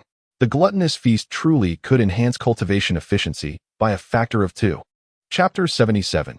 Ingenious ideas. The speed at which Donley was refined had greatly increased compared to before, thereby enhancing his efficiency in refining spiritual pills. Indeed, Qinhe had not lied. It was no wonder he dared to swear an oath of destiny in his presence. However, Liu soon realized why this technique was being sold everywhere. The Feast of Gluttony could double one's cultivation efficiency, which, at first glance, seemed preposterous. In reality, however, cultivators accumulate Dan poison when consuming spiritual pills. Once this poison builds up, their inner spiritual power becomes muddled, and the more pills they refine, the more pronounced the issue becomes. In other words, under normal circumstances, the speed of refining spiritual pills does not make much difference, and sometimes a slower approach even has its advantages. Yet, Liu was different. He possessed a talent tree capable of burning away Dan poison, meaning that any spiritual pill he consumed would transmute into pure spiritual power, even more refined than that of an ordinary cultivator after rigorous training. Thus, the Feast of Gluttony's enhancement of cultivation efficiency was genuinely beneficial for him. The combination of the talent tree and the Feast of Gluttony was truly a match made in heaven. However, this also indicated that he was destined to tread further down the path of drug-assisted cultivation. As the power of a spiritual pill quickly dissipated, Liu felt his inner spiritual power gradually swell. Perhaps due to his rigorous training, his stomach began to rumble. prompting him to take out some food from his storage bag and devour it with gusto. He then discovered something intriguing. His ability to digest food had also improved. The 15 spiritual apertures of the Feast of Gluttony were all situated near the stomach, and when the technique operated, his entire stomach churned vigorously, akin to a millstone. Under this immense grinding power, not only could he swiftly refine Dan power, but he could also digest food. Upon further investigation, Liu realized that the Feast of Gluttony's ability was not merely digestion, it was more about absorption. Simply digesting without absorption was futile. True enhancement of cultivation efficiency could only occur through absorption. In his perception, Liu noticed that if he connected those 15 spiritual apertures in a particular pattern, he would arrive at a design that seemed somewhat familiar. It was indeed the third spiritual pattern he had obtained, Gathering Spirit. As soon as the Gathering Spirit pattern appeared in his hand, an invisible force of attraction emerged, causing the surrounding spiritual energy to flow toward him. The Gathering Spirit pattern was an exceedingly intricate and profound design, constructed from spiritual power. The pattern he derived from the Feast of Gluttony was undoubtedly much simpler. Yet both must share a common origin. Was this mere coincidence? Or did the cultivator who created the Feast of Gluttony draw inspiration from the structure of the Gathering Spirit pattern? The primary function of the Gathering Spirit pattern was to gather the spiritual energy of heaven and earth. If Dan power could be likened to spiritual energy, then the Feast of Gluttony also gathered, but it transformed the accumulated Dan power into spiritual power for cultivators to absorb. Contemplating this, a vague notion suddenly sprang to Liu Ye's mind, but when he attempted to clarify it, he found it elusive. He fell into deep thought, letting the Feast of Gluttony operate. The spiritual energy from the surroundings, drawn by an inexplicable force, converged toward Liu Yi, merging into the Gathering Spirit pattern in his hand, only to disperse again, creating a perpetual cycle. However, Liu Yi soon discovered that a portion of the heavenly and earthly spiritual energy flowed into his abdomen, where it was transformed into his own spiritual power through the grinding of the Feast of Gluttony. This astonished him. For days, his cultivation had primarily relied on refining spiritual pills, supplemented by refining essence into qi, mainly due to the inefficiency of absorbing the spiritual energy of heaven and earth. His body struggled to accept spiritual energy, as though shrouded by an invisible barrier that kept it at bay. Even the efficiency of cultivating using spiritual stones was not high. Strictly speaking, spiritual stones were merely condensed spiritual energy, difficult to accept, and thus he could hardly harness their power. Yet now, without actively cultivating, the Feast of Gluttony was actually gathering and refining some spiritual energy. This indirectly validated Liu Ye's earlier conjecture that the creator of the Feast of Gluttony must have utilized the structure of the Gathering Spirit pattern. Otherwise, the two would not share similar properties. Of course, the spiritual energy gathered by the Feast of Gluttony was not substantial. The true purpose of this technique lay in refining what was consumed, with gathering spiritual energy being merely an ancillary effect. With this in mind, the vague notion in Liu Ye's heart suddenly became clear. The Feast of Gluttony could gather spiritual energy, and the Gathering Spirit pattern could do the same. Both originated from the same source. The efficacy of the Feast of Gluttony stemmed from the operation of the 15 interconnected spiritual apertures, thus placing emphasis on the apertures themselves. What if he were to apply the Gathering Spirit pattern to the apertures? What would transpire? Liu was taken aback by his audacious thought. Despite being a novice cultivator with only a few months of experience and lacking knowledge of many fundamentals in the cultivation world, he understood the importance of spiritual apertures to a cultivator's journey. A malfunction in the apertures could affect a cultivator's entire life. When he had acquired the Gathering Spirit pattern, he had explored its characteristics, ultimately deeming it ineffective due to his body's difficulty in accepting external spiritual energy. Even activating the Gathering Spirit pattern yielded little benefit. Yet, he seemed to have entered a mental blind spot. The Gathering Spirit pattern was not merely applicable to his hands, but could also be applied elsewhere. For instance, within the spiritual apertures, if his idea were to materialize, then Gathering Spirit would undoubtedly be far from ineffective. It could even become the most valuable spiritual pattern. The more he pondered, the more feasible this idea appeared. Liu ceased the operation of the Feast of Gluttony and switched to the Golden Cicada's leisurely technique. The primary reason other cultivators hesitated to apply spiritual patterns to their own apertures was the complexity of their construction. Even the most seasoned pattern masters could face failures. Should a spiritual pattern-esque construction fail, the spiritual power used in its creation would explode, potentially causing damage to the apertures. However, Liu Yi harbored no such concerns. He had now mastered 3 spiritual patterns, and with each new pattern acquired, a wealth of information regarding its construction flooded into his mind, leaving no precedent for failure in his experiences. Despite this, Lu Yi still refrained from attempting to apply it to his source aperture, choosing instead to focus on another aperture. The source aperture was the most crucial. Should it falter, the consequences would be dire, while issues with other apertures might be remedied. There was no room for error with the source. Sensing the location of that aperture, Liu concentrated his thoughts and channeled his spiritual power, applying the gathering spirit pattern upon it. Yet, in an instant, the gathering spirit pattern was dispersed by the flowing spiritual power within him. No, adjustments were needed. He could not apply the pattern internally within the aperture, as it would be unsustainable. Chapter 78, The Small Funnel Time, and again, Lu Yi endeavored. Facing failure with unwavering spirit, for each setback was a stepping stone to experience. The primary challenge of imbuing the spirit-gathering rune within the spiritual aperture lay in the tumultuous flow of his own spiritual energy, which threatened to disrupt the rune's formation.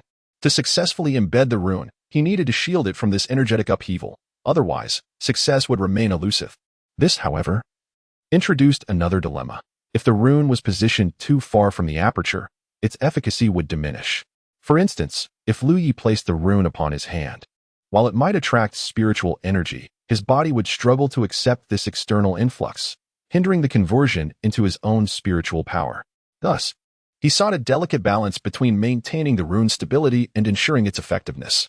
Fortunately, the energy expenditure to construct a spirit-gathering rune was modest, a fact Lu Yi had noted upon acquiring it. After 2 hours of relentless attempts, he still had not succeeded. He then endeavored to alter the shape of the rune. Typically, runes manifest in flat forms, and only those with profound mastery could modify them. Though Lu Yi had not formally studied runic arts upon receiving these runes, a wealth of information flooded his mind, revealing their intricate mysteries. With regard to the 3 runes he had mastered, Liu possessed the capability to alter their forms. What he lacked was practical experience. After numerous trials, a breakthrough occurred several hours later when a spirit-gathering rune took shape, remaining intact against the currents of his flowing spiritual energy. Success! A joyful expression illuminated Lu Yu's face as he sensed the surrounding spiritual energy coalescing and flowing into his aperture, transforming into his own spiritual power. The rune had now assumed a funnel-like shape, delicately piercing into the aperture, allowing external spiritual energy to stream directly through this diminutive channel without needing to traverse his body. Thus, irrespective of whether Lu Yu's innate talent was modest or exceptional, the rune's effectiveness remained unaffected. How clever I am! Liu couldn't help but commend himself inwardly. Despite successfully imbuing the spirit-gathering rune into his aperture and beginning to absorb the celestial energies, the rune's diminutive size limited its efficacy. After all, it was merely one aperture. Liu had opened 29 apertures. What would be the outcome if he imbued all 29 with the spirit-gathering rune? This thought ignited a fervent curiosity within him, compelling him to experiment further. With the initial success behind him, the subsequent attempts became considerably easier.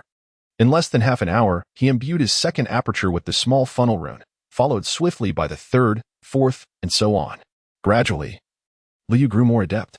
By the time he reached his 10th aperture, he could faintly perceive the effects. With 20 apertures, the results were more pronounced. And by the time he had imbued all 29 apertures, night had fallen.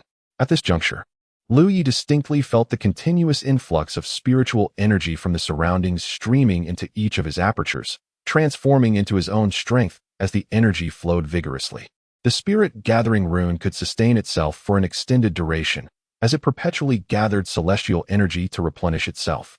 In principle, as long as Lu Yi did not actively disperse the runes, they would endure indefinitely. However, it was impractical to expect this permanence. While Lu Yi remained in a stable state, the runes could be maintained, but during combat, the turbulence of his spiritual energy would likely disrupt them.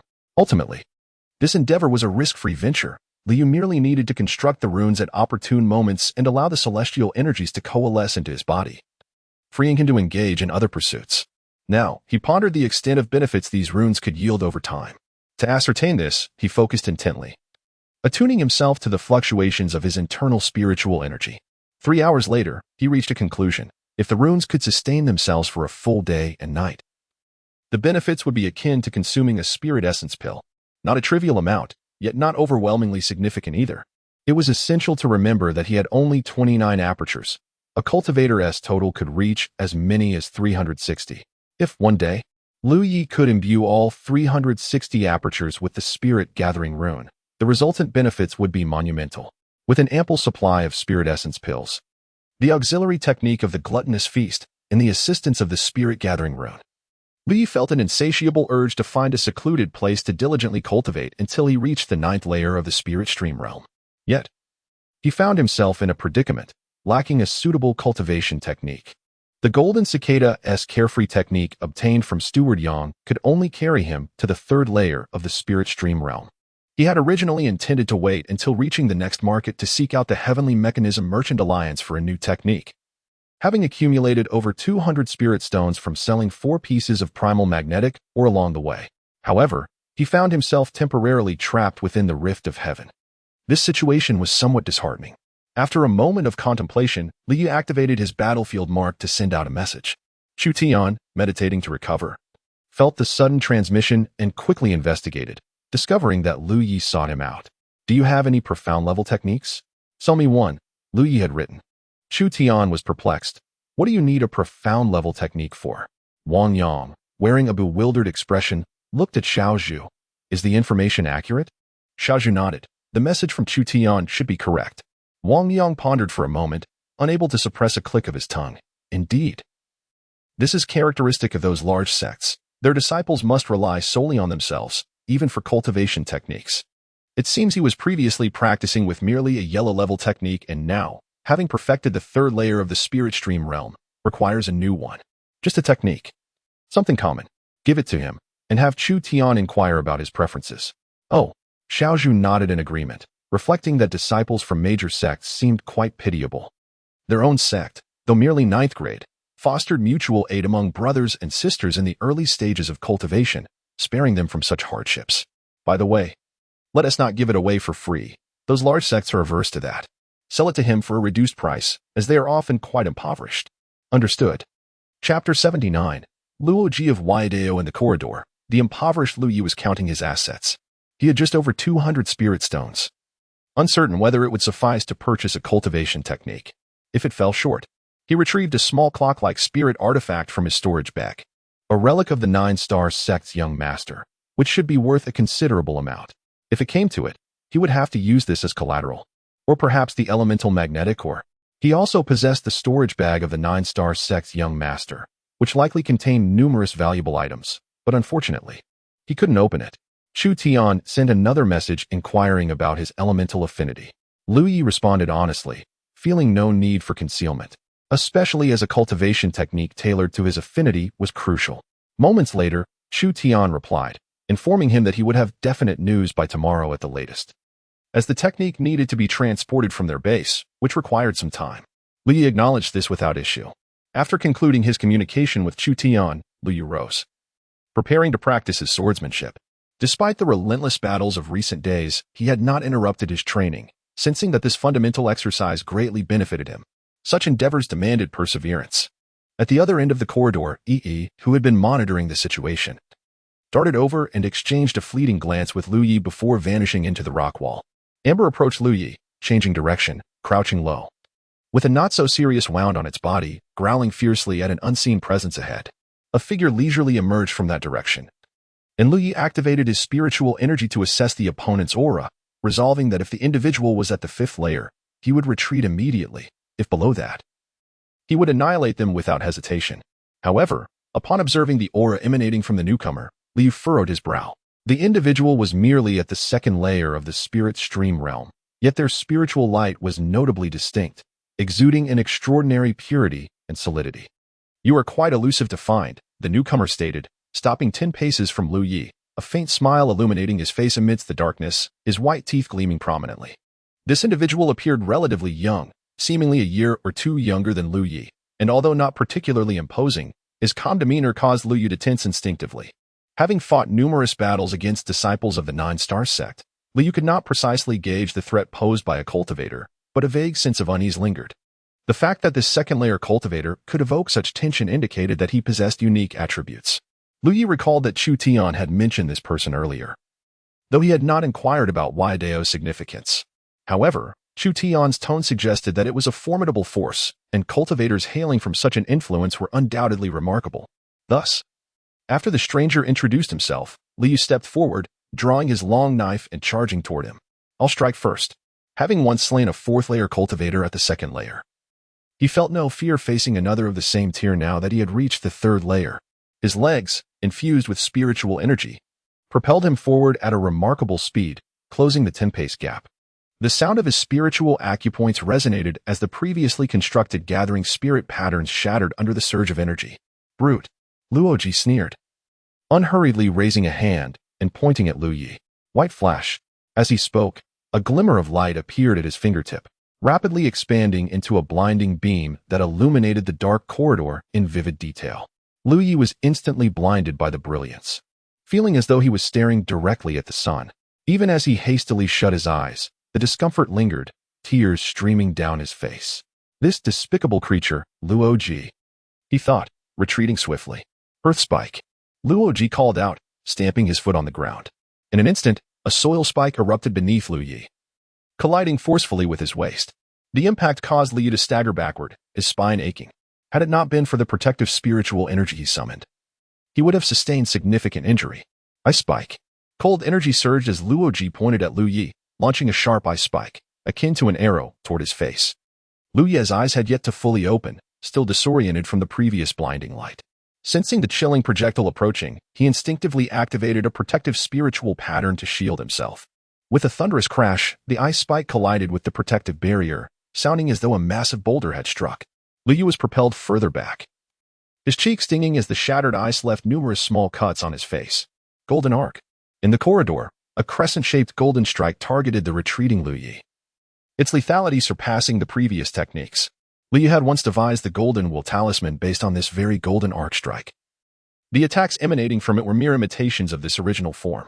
The golden arc slice approached Liu with astonishing speed, and Luoji's lips curled into a smirk. With a sharp clang, Liu cleaved through the golden arc with his long knife, his eyes squinting slightly, his expression grave. Though merely a second-layer cultivator, Liu had initially believed he could easily overcome Luoji, even if something unusual was afoot. Yet, after engaging in combat, he realized he had underestimated him. This second-layer cultivator was unlike any he had encountered before. In recent days, Li had dispatched numerous disciples of the Nine-Star sect and witnessed the combat styles of the Xianmin disciples. While occasional techniques were employed, they required preparation time. Never had he encountered a cultivator who could wield techniques with the ease exhibited by Luoji. The proficiency with which he executed his spells was remarkable, clearly aligned with a path of profound mastery. Even more astonishing to Lu Yi was the density of Luoji's spiritual energy, seemingly surpassing his own. Initially, the aura had been imperceptible, but now, as they clashed, the fluctuations of Luoji's energy were unmistakably potent, far beyond what a typical second-layer cultivator should possess, rivaling even those he had faced at the fourth layer. With all these observations coalescing in his mind, Lu Yi swiftly deduced a chilling possibility. This individual practiced a heavenly-grade cultivation technique. Chapter 80. All are different. The martial arts techniques are classified into 4 tiers: Earth, Heaven, Mysterious, and Yellow. Yellow-level techniques can only elevate one to the 3rd layer of the spiritual stream realm, while Mysterious-level techniques allow one to reach the 6th layer, and Earth-level techniques can attain the 9th layer. The spiritual stream realm consists of only 9 layers, so theoretically, Earth-level techniques should suffice to bring a practitioner to perfection. However, this is not the case. Earth-level techniques can only unlock 180 spiritual orifices, yet the human body contains 360. Upon reaching 180 orifices, to unlock more, one must transition to heaven-level techniques. A practitioner of Earth-level techniques who has opened 180 orifices in the 9th layer of the spiritual stream realm can unlock the 181st orifice upon switching to heaven-level techniques. But this transition will cause their original realm to drop by several layers. In the classification of heaven-level techniques, 180 orifices equate to merely the 6th layer of the spiritual stream realm. In summary, the number of open spiritual orifices does not determine one's cultivation level. Rather, the number of small circulatory systems within the body does. Practitioners with the same number of opened orifices may not necessarily possess the same cultivation level. During a singular moment of impartation, the sect leader had once explained the distinctions of martial arts to Lu Yi, which is why he remembered these details. This Luoji, seemingly only a practitioner of the second layer of the spiritual stream realm, has actually opened at least 50 orifices. This is evident from the intensity of his spiritual energy fluctuations compared to Lu Yi. In heaven-level techniques, 18 orifices correspond to one layer, while 45 correspond to the second layer. Upon realizing this, Lu Yi immediately understood that Luo Ji was the most formidable opponent he had encountered thus far. It is worth noting that below Earth-level techniques, having opened 45 orifices sets the standard for the fourth layer of the spiritual stream realm. In other words, Luo Ji, possessing only the cultivation of the second layer while practicing heaven-level techniques, truly embodies the strength of a practitioner between the fourth and fifth layers of an ordinary cultivator. Coupled with his expertise in spellcasting, he would not falter even against an ordinary fifth-layer practitioner. This exemplifies the profound foundation of a disciple from a top-tier sect. They begin determining their future paths at a young age, delving into relentless research and exploration, honing their bodies, and when the time is right, they commence their cultivation. Not hurrying to elevate their levels, as each advancement requires the unlocking of 2 to 3 times the number of spiritual orifices compared to ordinary practitioners. Such individuals, even when their cultivation is not high, can often leap across 2 or 3 minor levels in combat, and once their cultivation rises, surpassing opponents becomes second nature. When such individuals mature, they inevitably become dominating powerhouses. Lu Yi is fortunate to encounter a future overlord. As a practitioner of martial arts, engaging in close combat against a spellcaster is the essence, yet Luo Ji does not appear to be easily approached. Which sect do you belong to, you brute? Luo Ji refrains from pursuing his advantage, secure in his victory, not out of underestimating Lu Yi, but because the environment here is not conducive for a martial artist like Lu Yi to demonstrate his strengths. Rather, it amplifies the threat of Luo Ji spells.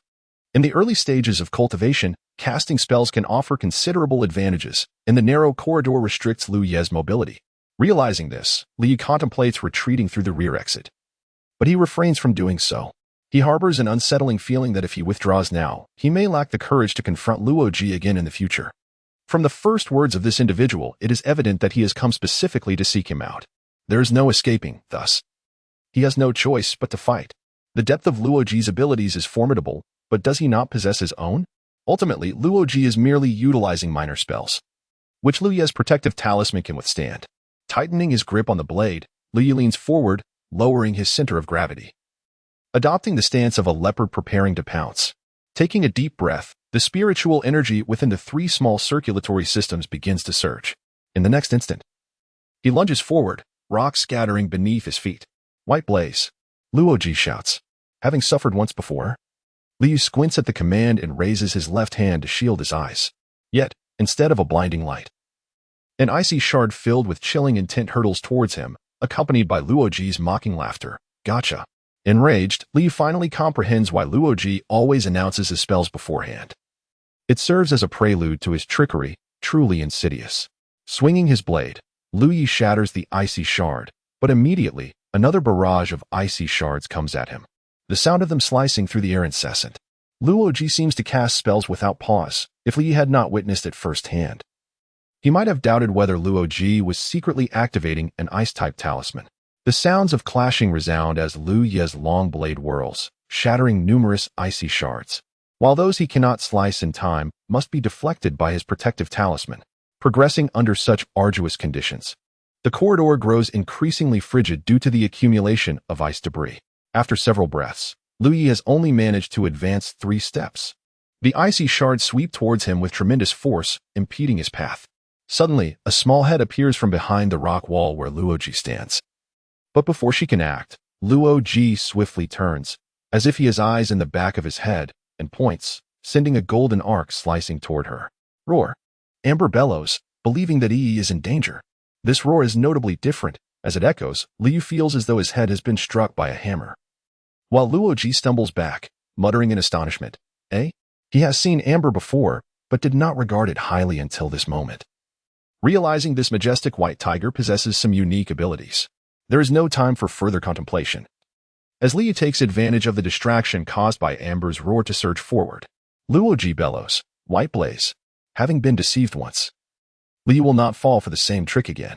He squints slightly, disregarding everything, and charges ahead. Crack. The shattering ice shards suddenly encase Lu Yi, rapidly forming a solid block, seemingly intent on freezing him within. Watching Liu become ensnared by the ice, Luo Ji exhales in relief. The intensity of this battle exceeds his expectations. Initially, he thought it would be a simple task to deal with Lu Yi on behalf of the Nine-Star sect, believing that even if the opponent hailed from a top-tier force, his prowess as a practitioner of ordinary techniques at the third layer of the spiritual stream realm would not pose much of a threat. It was only after engaging in actual combat that he realized this third-layer practitioner is rather unlike any he has encountered before. Chapter 81. Counterattack with the current strength of Luo Ji. Eliminating those ordinary third-tier cultivators would merely require a few spells. However, after his encounter with Lu Yi, he had lost count of the number of spells he had cast. What astonished him even more was that this mountain tiger could actually wield spirit patterns in battle. The study of spirit patterns is several times more challenging than that of spells, for constructing a spirit pattern is an intricate task. Even the slightest mistake could lead to failure, let alone activating them amidst combat. Typically, only seasoned spirit pattern masters possess such capability. Yet, how old could Lu Yu be? Through careful observation, Luo Ji discerned that Lu Yu had mastered a defensive spirit pattern capable of withstanding his ice spear attack, and it could be summoned effortlessly. Rather than retreating in fear, Luo Ji's fighting spirit ignited. During his recent training in the outer circle, he had encountered opponents who failed to inspire his combat enthusiasm. Such a formidable rival was a rare find. He could not let this opportunity slip by. While he was lost in thought, a brilliant flash of light suddenly appeared ahead, accompanied by a sharp crack. A massive chunk of ice shattered, and from the gap, a figure surged forth like a tempest. Had the ice prison spell been so easily broken? Luo Ji's expression reflected his astonishment. This was no ordinary ice, but a spell he had formed based on the ice spike technique. Although it had not managed to trap Lu Yi, it certainly should not have been so effortlessly destroyed. This realization struck him. The spirit weapon wielded by Lu Yi was extraordinary. He would not be able to endure such a strike. As spiritual energy surged, spells were unleashed, raining down upon Lu Yu. Yet, Lu Yi charged forth relentlessly. This time, he did not slice through the incoming spells with his blade nor attempt to evade them. Instead, he bravely advanced, blocking every assault with the protective spirit pattern. In the dark corridor, brilliance erupted, and the distance between them rapidly diminished. Luo Ji's eyelids twitched, inwardly cursing Lu Yi for being the reckless brute he was. Nevertheless, he could not deny that this brute's approach had unsettled him. In the clash between martial and magical cultivators, distance favored the latter, however, once closed in. The magical cultivator was often left with dire consequences. In just 3 breaths, Liu had closed the gap to within 2 yards of Luo Ji. With a flash of his blade, he struck down as he approached. Luo Ji retreated hastily, but at that moment, Yi reappeared from behind him, her form solidifying as she raised her hand and struck Luo Ji's shoulder. Luo Ji was momentarily terrified, but soon realized that the impact lacked significant force and was easily deflected by his protective spiritual energy. Suddenly, an intense brilliance erupted behind him, sharp as a spear. As if numerous spikes pierced his back, Yi cried out in pain as she retreated swiftly. However, her interference left Luo Ji with no means of escape. If it had been an attack from another third-tier cultivator, Luo Ji would have had confidence in withstanding it with his protective energy. However, having witnessed Lu Ye's ferocity in shattering the ice prison spell, he dared not be careless. "Fog shield," he exclaimed, his spiritual energy swirling around him, enveloping him in a mist-like barrier. As Lu Yi struck down with his blade, even the enhanced cut was unable to penetrate the fog shield. It felt as though he was striking rubber. His blade sank in but became lodged. Retreating, Luo Ji pointed a finger at Lu Yi, gritting his teeth. Golden arc. This time, it was Lu Ye's turn to find himself without means of evasion, as the golden crescent strike struck Lu Ye's chest. Yet, prior to that, he had activated a protective spirit pattern in front of him. Lu Yi slashed down again with great force. Ice spike, windblade, thunder halberd. Though he appeared full of momentum, he was, in fact, retreating step by step as Lu Ye's relentless strikes pressed upon him. The fog shield surrounding him began to show signs of dissipating. "I refuse to believe you can maintain such spirit patterns indefinitely," Luo Ji roared, clashing with Lu Yu. Though he was astonished by Lu Ye's ability to wield spirit patterns, he knew that the consumption of spiritual energy in activating them was substantial. As long as Lu Yi exhausted his energy, victory would be his. The brute before him remained silent, his strikes growing increasingly ferocious. Moments later, Luo Ji's eyelid twitched uncontrollably, sensing that the situation was turning dire. While Lu Ye's use of spirit patterns consumed energy, so too did Luo Ji's spells. His spiritual reserves were indeed greater than Lu Ye's, but the number of spells he had cast was significant, and coupled with the need to guard against EE. His fog shield was straining under the burden. In this exchange, it was uncertain who would falter first. With a sudden shift in thought, Luoji bellowed, "White Scorch." As he raised his hand, a spirit talisman appeared at his fingertip, spiritual energy flowing into it. Lu Yi felt on the verge of collapse. His clash with Luoji had lasted but a short time, perhaps half a tease brewing. Yet in that brief span, he had exhausted nearly all his spiritual energy. This was the most intense battle he had ever faced, and his opponent was merely a second-tier cultivator. Thus, when Luoji proclaimed White Scorch, Lu Yi sensed treachery. He leapt backward swiftly, reaching for a talisman within his storage pouch, his fingers clutching it tightly. Their gazes locked, both momentarily stunned as their spiritual energy surged, causing two talismans to ignite simultaneously. Water spears emerged, 3 in a triangular formation, rushing toward Lu Yi, while fire serpents coiled and slithered toward Luoji. With a tremendous explosion, the corridor trembled violently, debris raining down. The clash of water and fire generated a surge of superheated gas within the passage, sending both Lu Yi and Luoji tumbling away from the powerful shockwave. Each inwardly cursed their opponent, rising from the dust with disheveled appearances. Lu Yi recoiled, the talisman exploding in a dazzling display of golden light, leaving the ground around him pockmarked. Upon looking up, he noticed that Luoji had retreated far away. Lu Yi pursued, with Amber following closely behind. He leapt onto the back of the tiger, his speed increasing dramatically.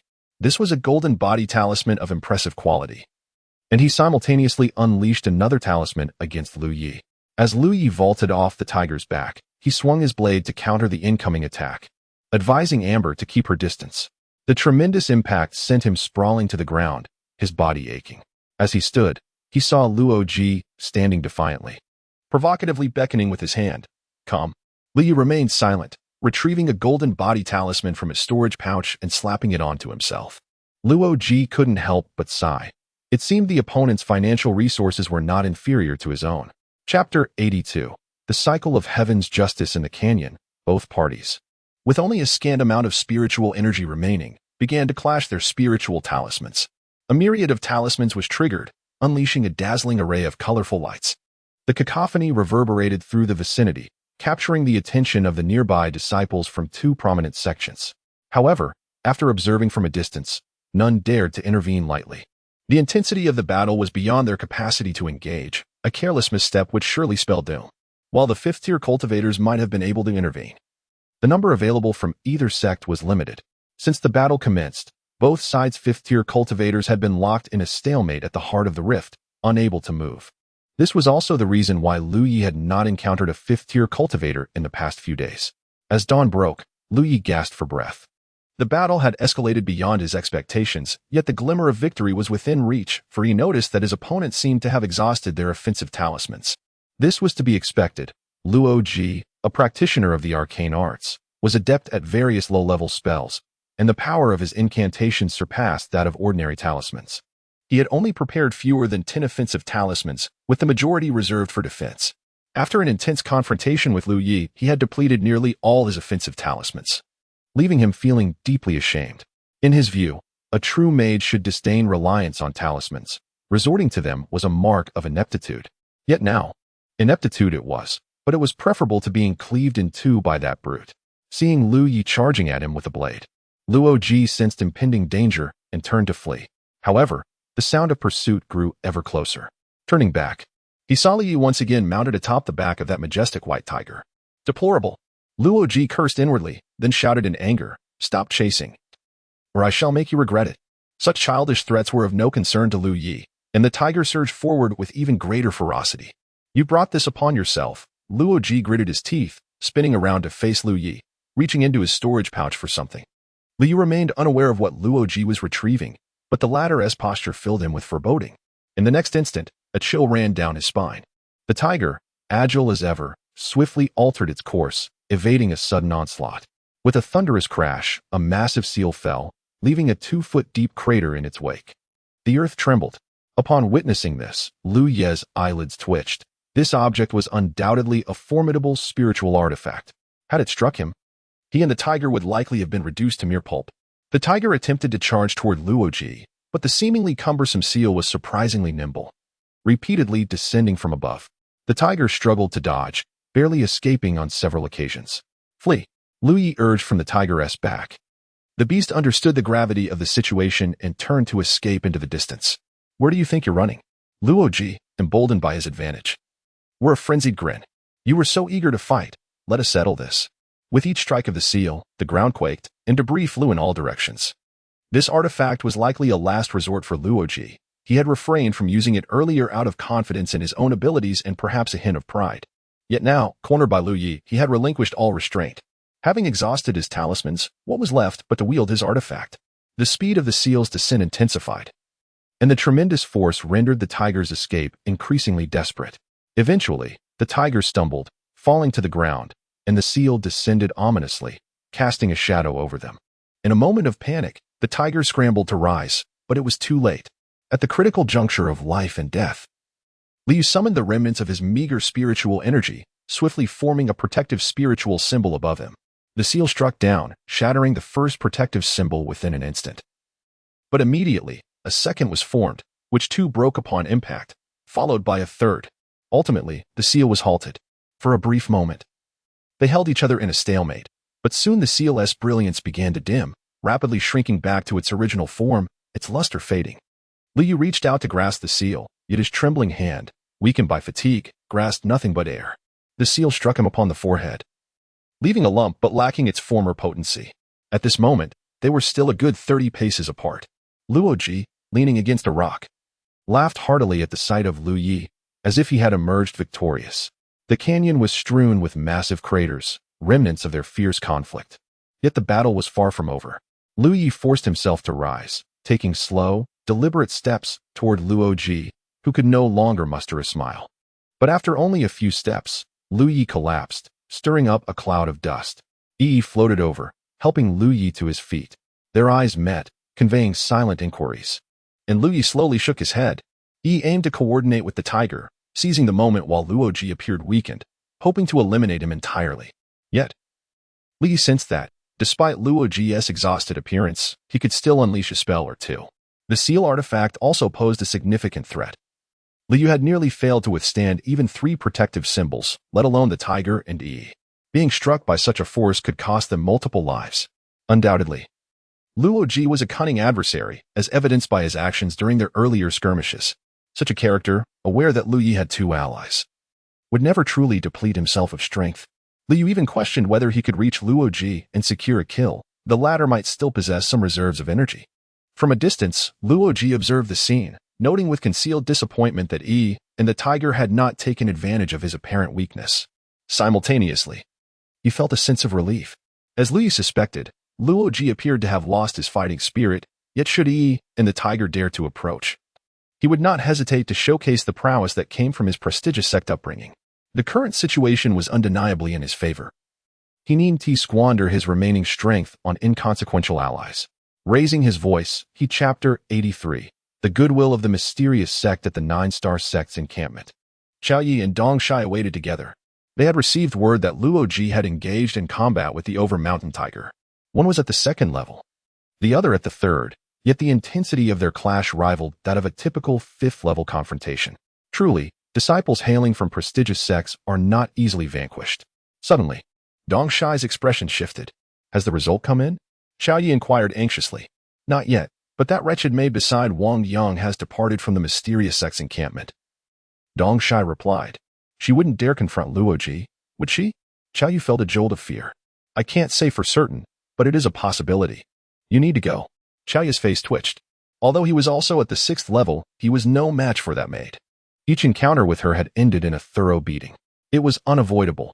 He had chosen the path of physical cultivation, while she was a practitioner of magical arts, naturally at an advantage.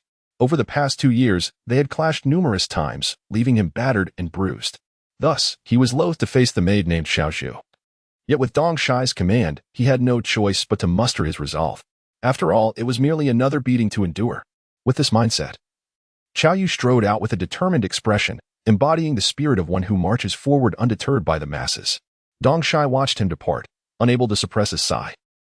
Meanwhile, Chu Tian was resting with a group of his junior disciples in a concealed location when a young woman with twin buns approached. Senior sister Xiaozhu. Chu Tian exclaimed, his keen eyes recognizing her immediately. Xiaozhu stepped forward, inquiring, "What is the situation?" She was not asking about Chu Tian and his companions, but rather about Lu Yu. The Nine-Star sect had received news regarding the battle between Lu Yi and Luo Ji, and naturally, the mysterious sect was equally informed. Thus, everyone knew that these two disciples from top-tier factions were locked in a fierce struggle. Chu Tian sighed deeply. Their brains might just come out. Senior sister Xiaozhu. Those two are practically inhuman. Who has the upper hand? Xiaozhu asked. Chu Tian shook his head. It's a stalemate. One moment this one chases the other. The next the roles are reversed. They have been fighting since last night. Xiaozhu furrowed her brows slightly. Not continuously. They pause occasionally to recuperate, but it quickly resumes. Chu Tian noted, having gathered considerable intelligence. Such recovery ability. Xiaozhu was taken aback. For those at the second or third level, such regenerative prowess was indeed monstrous. Most individuals would struggle to endure such prolonged combat. Where are they located? Xiaozhu inquired. Chu Tian promptly indicated the direction, and Xiaozhu set off. Moments later, Lu Yi and Luo Ji both turned their heads, warily eyeing a particular direction. The battle had reached a fever pitch. Prior to this, both had nearly exhausted their energies, but after a brief recovery, Luo Ji initiated a second round of combat. However, this time, neither employed offensive magical talismans, as their stock had run dry, leaving only defensive ones. Luo Ji refrained from using his formidable sealing artifact, as its consumption was too great for his limited spiritual energy to sustain for long. If he could not swiftly conclude this fight, he would be left with no alternative but to await his demise. During this period of caution, he relied solely on his eye spike technique to engage with Lu Yi, as it was his specialty and required minimal energy expenditure. There was no personal animosity between them. They had never even met before. Yet on the battlefield of Lingxi, their conflict was not about grudges, but rather about allegiance. Differing factions meant justification for their struggle. Under the watchful gazes of both, a delicate figure emerged from the shadows, causing Luo Ji to tense as he recognized she was not from the Nine-Star sect. However, he soon relaxed. For alongside her appeared a burly figure, Chao Yi from the Nine-Star sect. The sudden appearance of these two sixth-level cultivators left him perplexed. He glanced at Chao Yi, who shook his head, signaling him not to act impulsively, then positioned himself beside Luo Ji. Realizing Chao Yi's intent to distract their opponent, Luo Ji quickly settled into a meditative posture, retrieving a spiritual pill to consume and refine. On the other side, Lu Yi, unaware of the unfolding circumstances, observed Luo Ji's actions and followed suit, consuming a spiritual pill and tearing off a large piece of beast meat, stuffing it into his mouth, while tossing another chunk to the large tiger beside him. Xiaozhu, somewhat speechless, approached Lu Yi and introduced herself at a distance. I am Chu Tian's senior sister. Naturally, Lu Yi was not easily convinced and immediately contacted Chu Tian for confirmation. Once assured, he nodded slightly, mumbling, "What is it?" His gaze swept over her, lingering briefly before noting her maid-like attire, which piqued his curiosity. "Give me 2 spirit stones," Xiaozhu stated. "Pardon?" Lu Yi questioned, doubting his hearing. 2 spirit stones," Xiaozhu reiterated. Lu Yi was bewildered. Why was this woman approaching him to demand spirit stones? Was it a robbery? It made no sense. After a moment's contemplation, Lu Yi retrieved 2 spirit stones from his storage pouch and tossed them to her. Xiaozhu caught them and threw him a jade slip in return. Consider it a sale. Frowning, Lu Yi examined the jade slip, quickly realizing its significance. It was a manual and a ground-level one at that. 2 spirit stones could hardly purchase such a valuable tome. This was clearly the mysterious sect extending a gesture of goodwill. After all, he had inadvertently saved several of their disciples' lives during his time. This unexpected boon delighted him. He had initially sought a heavenly-level manual from Chu Tian, but now that he had acquired a ground-level one, it would allow him to cultivate to the peak of 180 apertures, sparing him the trouble of seeking further manuals after reaching the 6th level of Lingxi. "Thank you." Lu Yi expressed his gratitude. Xiaozhu dismissed it with a wave, turning her gaze towards the distant Chao Yi, her face lighting up with a smile. With a broad grin, Xiaozhu replied, "That was my intent." In the next instant, Chao Yi turned and dashed away with remarkable speed, prompting Xiaozhu to pursue him. Before long, the two vanished from sight. Lu Yi swallowed the food in his mouth, brandished his long blade, and charged towards Luo Ji. Simultaneously, fierce battles erupted throughout the rift of the sky. escalating in intensity as the disciples of the two major sects fought desperately, lives extinguishing in the relentless clash.